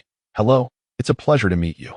I would like to invite you to participate in our live program, Touched by the Dragon Nation. Lin Fan and Pan exchanged puzzled glances, prompting the director to elaborate. Please don't be nervous. Look at the screen. These are the touching moments captured by our reporters. This photograph features you, doesn't it? The display showcased images and videos of the two exchanging badges at the Memorial Hall, beautifully captured, presenting them in an artistic light. Fan, is that truly us? I never expected we would look so photogenic. Pan had forgotten her earlier gloom, regaining her confidence and cheerfulness. The director continued, May I ask your names? He is Lin Fan, and I am his girlfriend, Pan. We are students from the finance department of Jiangnan University, visiting the capital for some matters, and we took the opportunity to visit Chairman Mao. Oh, university students. Perfect. Could you please write down your names? Pan gently tugged at Lin Fan's sleeve, saying, Fan, your handwriting is exquisite. Do write for us. Lin Fan took up the brush and inscribed with remarkable fluidity, his calligraphy flowing like water. Executed in one seamless motion. Such skill. A university student truly stands apart, remarked one. Shaoli, take this to verify. The staff brought them both pure water. While an employee elaborated on the live broadcast format and procedures, noting that there would be a delay due to necessary reviews. The program Touching the Dragon Nation frequently highlights inspiring individuals from grassroots levels, spreading positive energy and earning widespread admiration from the public. At that moment, the doors swung open, and the staff member who had just exited with the list called the director outside the studio. Director, it seems we've stumbled upon a treasure. Do you know who Lin Fan is? Come, let us find the producer. Could you not share a hint? You're making me anxious, the director replied. Now, if I say something, I have to repeat it later? True, let us go. The two arrived at the program office where the producer, Wang, awaited them. As the head of the team and the one managing finances, he declared, Director, you've arrived at the perfect moment. Lin Fan is a gem we cannot afford to let slip away. What do you mean, Producer Wang? One activated a video on the monitor showcasing clips of Lin Fan and exclaimed in excitement, "Lin Fan is a prodigy and he possesses integrity." The photos and videos captured by reporters serve as testament to that. He is truly a representative of the youth of the Dragon Nation, handsome yet unassuming. I've seen that video as well. I attended the Jiangnan Film Festival and did not realize he was the standout performer there. The violin, piano, singing, dancing, and sports, he excels in them all, almost transcending humanity. Director, how can you make such a statement about this exemplary figure of our era? Our program should ardently promote him as a paragon for the university students of the Dragon Kingdom. Observe this video, filmed yesterday at the Central Conservatory of Music, where he flawlessly performed over a dozen of the world's most challenging piano pieces, sending the 8-nation coalition of the Divine Music Troupe into retreat. The rumors of their infection have been debunked. It was merely a last-minute withdrawal. How gratifying. Indeed, he was no less than the legendary Hua Yuanjia, invigorating our spirits. Look, the Central Conservatory has conferred upon them the title of honorary professors, an accolade unattainable even by the most pedantic scholars. Lin Fan comes from an unblemished background, with no issues in political scrutiny. Gu Pan, the eldest daughter of the patriotic entrepreneur Gu Yiming, is equally impeccable. This program will center around the two of them. Let us promptly edit the show and prepare for the live broadcast. Director, planner, let us unite. Today's episode must create a sensation. In the live studio, as the opening credits of Touched by the Dragon Kingdom conclude, advertisements are playing, while the host and Lin Fan, Gu Pan prepare. Lin Fan, Gu Pan. During the live broadcast, maintain a natural demeanor. The host will guide you through the program, and you need only share positive messages. Lin Fan styled Gu Pan's hair in a simple manner, truly embodying the purity of a lotus emerging from the water, unadorned and natural. Her unmade-up visage is unrivaled. After the elegant and dignified opening remarks of the beautiful female host, the screen displays photographs of Lin Fan and Gu Pan. Dear audience, today our reporter inadvertently captured a poignant series of photographs beside the memorial hall. The images reflect a heartfelt reverence for the visage of a great leader, exuding sincerity and vibrant youthfulness. Following an array of uplifting sentiments, the narrative continues, perhaps guided by the spirit of the great leader. A few hours later, we encountered a pair of young individuals whom we have invited into our live studio. Let us now extend a warm welcome to the passionate youths featured in the photographs, Lin Fan and Gu Pan. As the music plays, the audience bursts into enthusiastic applause, each face radiating anticipation, while the supporting cast revels in excitement. In the center of the studio, chairs are arranged for a transition into a talk show format. The host invites the two guests to take their seats facing the camera. Lin Fan and Gu Pan, having weathered numerous challenges, display no signs of trepidation before the lens. Rather, they are brimming with excitement at the prospect of appearing on television. The host begins with an opening statement, noting that Lin Fan and Gu Pan are first-year students in the finance department of the business school at Jiangnan University. Their ability to carve out time from their demanding studies to pay homage to a great leader deeply moves me. Lin Fan, may I inquire about your thoughts on this matter? The great leader is my idol, as well as my parents' idol. It was their generation that sacrificed their lives and blood for the peace we enjoy today. My girlfriend Gu Pan and I visited Tiananmen Square yesterday morning to witness the flag-raising ceremony and pay our respects at the monument to the people's heroes. This experience profoundly impacted me and prompted me to reflect on what I can contribute to my country and its people. After gazing upon the visage of the great leader, I experienced a profound awakening. It is incumbent upon us, the youth of today, to inherit the glorious traditions of the revolutionary elders, to strive diligently to be self-reliant, to overcome oppression, and to realize the great rejuvenation of our nation. Lin Fan articulated our collective sentiment, and we turned to Gu Pan for her reflections. Gu Pan, please share your thoughts. Lin Fan's feelings resonate deeply with mine. Yesterday, as I witnessed the raising of the national flag, tears streamed down my face. Today, while gathered in the square singing "The East is Red," I found myself weeping again. I once feared that I might be perceived as overly sentimental, that my boyfriend might disapprove. Yet he reassured me that such emotions are genuine, and in that moment, I understood that I am merely human. I take pride in my emotions, watching the women's volleyball team claim victory, witnessing Lu Xiong break records, and observing the Shenzhou, Tiangong, and Tianwen reach for the heavens, all move me to tears. Perhaps my individual strength feels inadequate to contribute to my country and nation, but my heart is resolute in the pursuit of national rejuvenation. At this moment, The screen displays a spontaneous choir of the masses at Tiananmen Square, with Lin Fan and Gu Pan among them, their expressions filled with sincerity and fervor. Gu Pan, once more, is overcome with emotion. The beauty of the moment stirs the soul and resonates deeply. Chapter 84, Touching the Dragon Nation, Breaking Through Oneself. The live broadcast focuses on Gu Pan, her eyes brimming with tears as she is poised to become the most beautiful figure in Touching the Dragon Nation. At a crucial moment, the host skillfully adjusts the audience's emotions. A flood of tears during the broadcast would be undesirable. In the face of the sincere, emotional expressions of the people towards their great leaders, who among us remains unmoved? Without the sacrifices of our martyrs and heroes, we would not enjoy the peaceful development of today. The scene shifts, revealing Lin Fan playing the piano. In the video, the pianist is none other than Lin Fan, who sits in the live studio, demonstrating through his actions that our younger generation is continually breaking through their limits and shining brightly. The video then showcases Lin Fan's embrace with Gu Pan, along with their singing, dancing, and the splendor of the sports stadium, alongside performances at the Central Conservatory and scenes of him being awarded an honorary professorship. The live broadcast transforms into a showcase of Lin Fan and Gu Pan's talents and their affectionate display. Gu Pan reminisces about all that Lin Fan has accomplished, her heart once again overwhelmed with emotion, tears streaming down her face like rain on pear blossoms. The photographer redirects the camera to her, elevating her to the status of the star of the event, eclipsing even those celebrities who cannot summon tears. Meanwhile, the Jiang University campus buzzes with excitement as everyone watches the Dragon Vision live broadcast on large screens, phones, and computers, cheering for Lin Fan and Gu Pan. On the campus network, Gu Pan's points on the campus beauty leaderboard surge by thousands. Yao Yi and Ji Lin, witnessing the live broadcast, sincerely rejoice for them. In the countryside, at the Lin family home, Lin's father and mother were informed that Long Shi was broadcasting live, featuring Lin Fan and his girlfriend. They hurried home to turn on the television, overwhelmed with excitement, tears streaming down their faces. "Dear, why are you crying? Fan has achieved success and is on television. This is a moment of joy.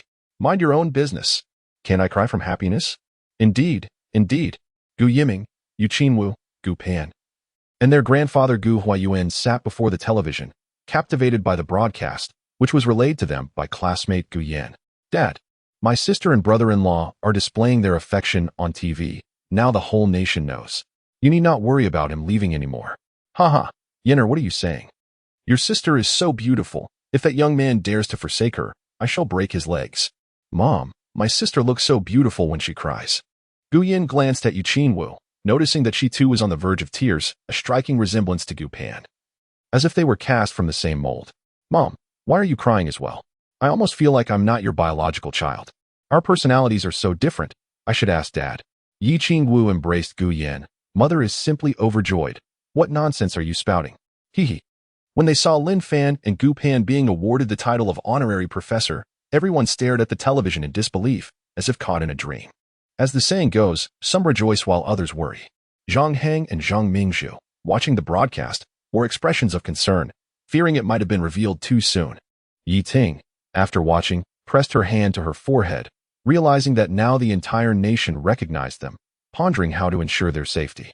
Upon witnessing the events, Coach Wu from the Tsinghua athletics team felt his thighs bruise with incredulity, pondering how such talent could emerge from anywhere other than Tsinghua.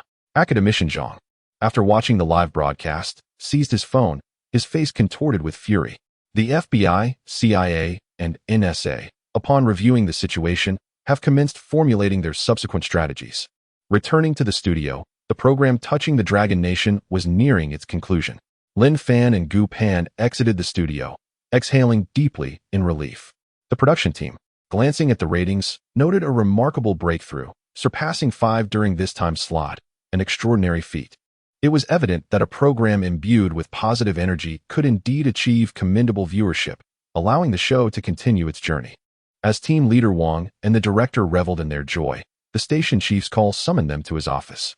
Elated, they speculated whether this might signify a promotion and salary increase, their hearts brimming with delight. They swiftly entered the elevator and knocked on the chief's office door. The chief's expression remained stoic as he glanced at them, swiftly slapping his hand on the desk. "Bang!" he exclaimed, pointing at them, visibly exasperated. "Alas, You have stirred up trouble, and now I must clean up after you. Us? They queried incredulously. Just moments ago, both the military and the National Security Department contacted us, asserting that we should not have exposed Lin Fan. He is a scientist with exceptional contributions to the Dragon Nation, and now the FBI, CIA, and NSA are lamenting their lack of detailed information about him. Isn't Lin Fan rather young for such recognition? Could there be a mistake? If we could err, then surely the military and the National Security Bureau could as well. Return to your duties and reinforce ideological education. All news, materials, and images concerning Lin Fan and Gu Pan must be sealed and remain confidential. The chief, reclining on the sofa, pressed his fingers to his temples and waved his hand dismissively. The two returned to the studio in a state of dejection, with everyone eagerly awaiting their report of good news. Lin Fan and Gu Pan had already departed to wait for Tong Fei to finish her program before leaving together. In the planning room of Touch Dragon Country, silence enveloped the space. The atmosphere was one of disappointment and empty hopes, leaving everyone somewhat crestfallen.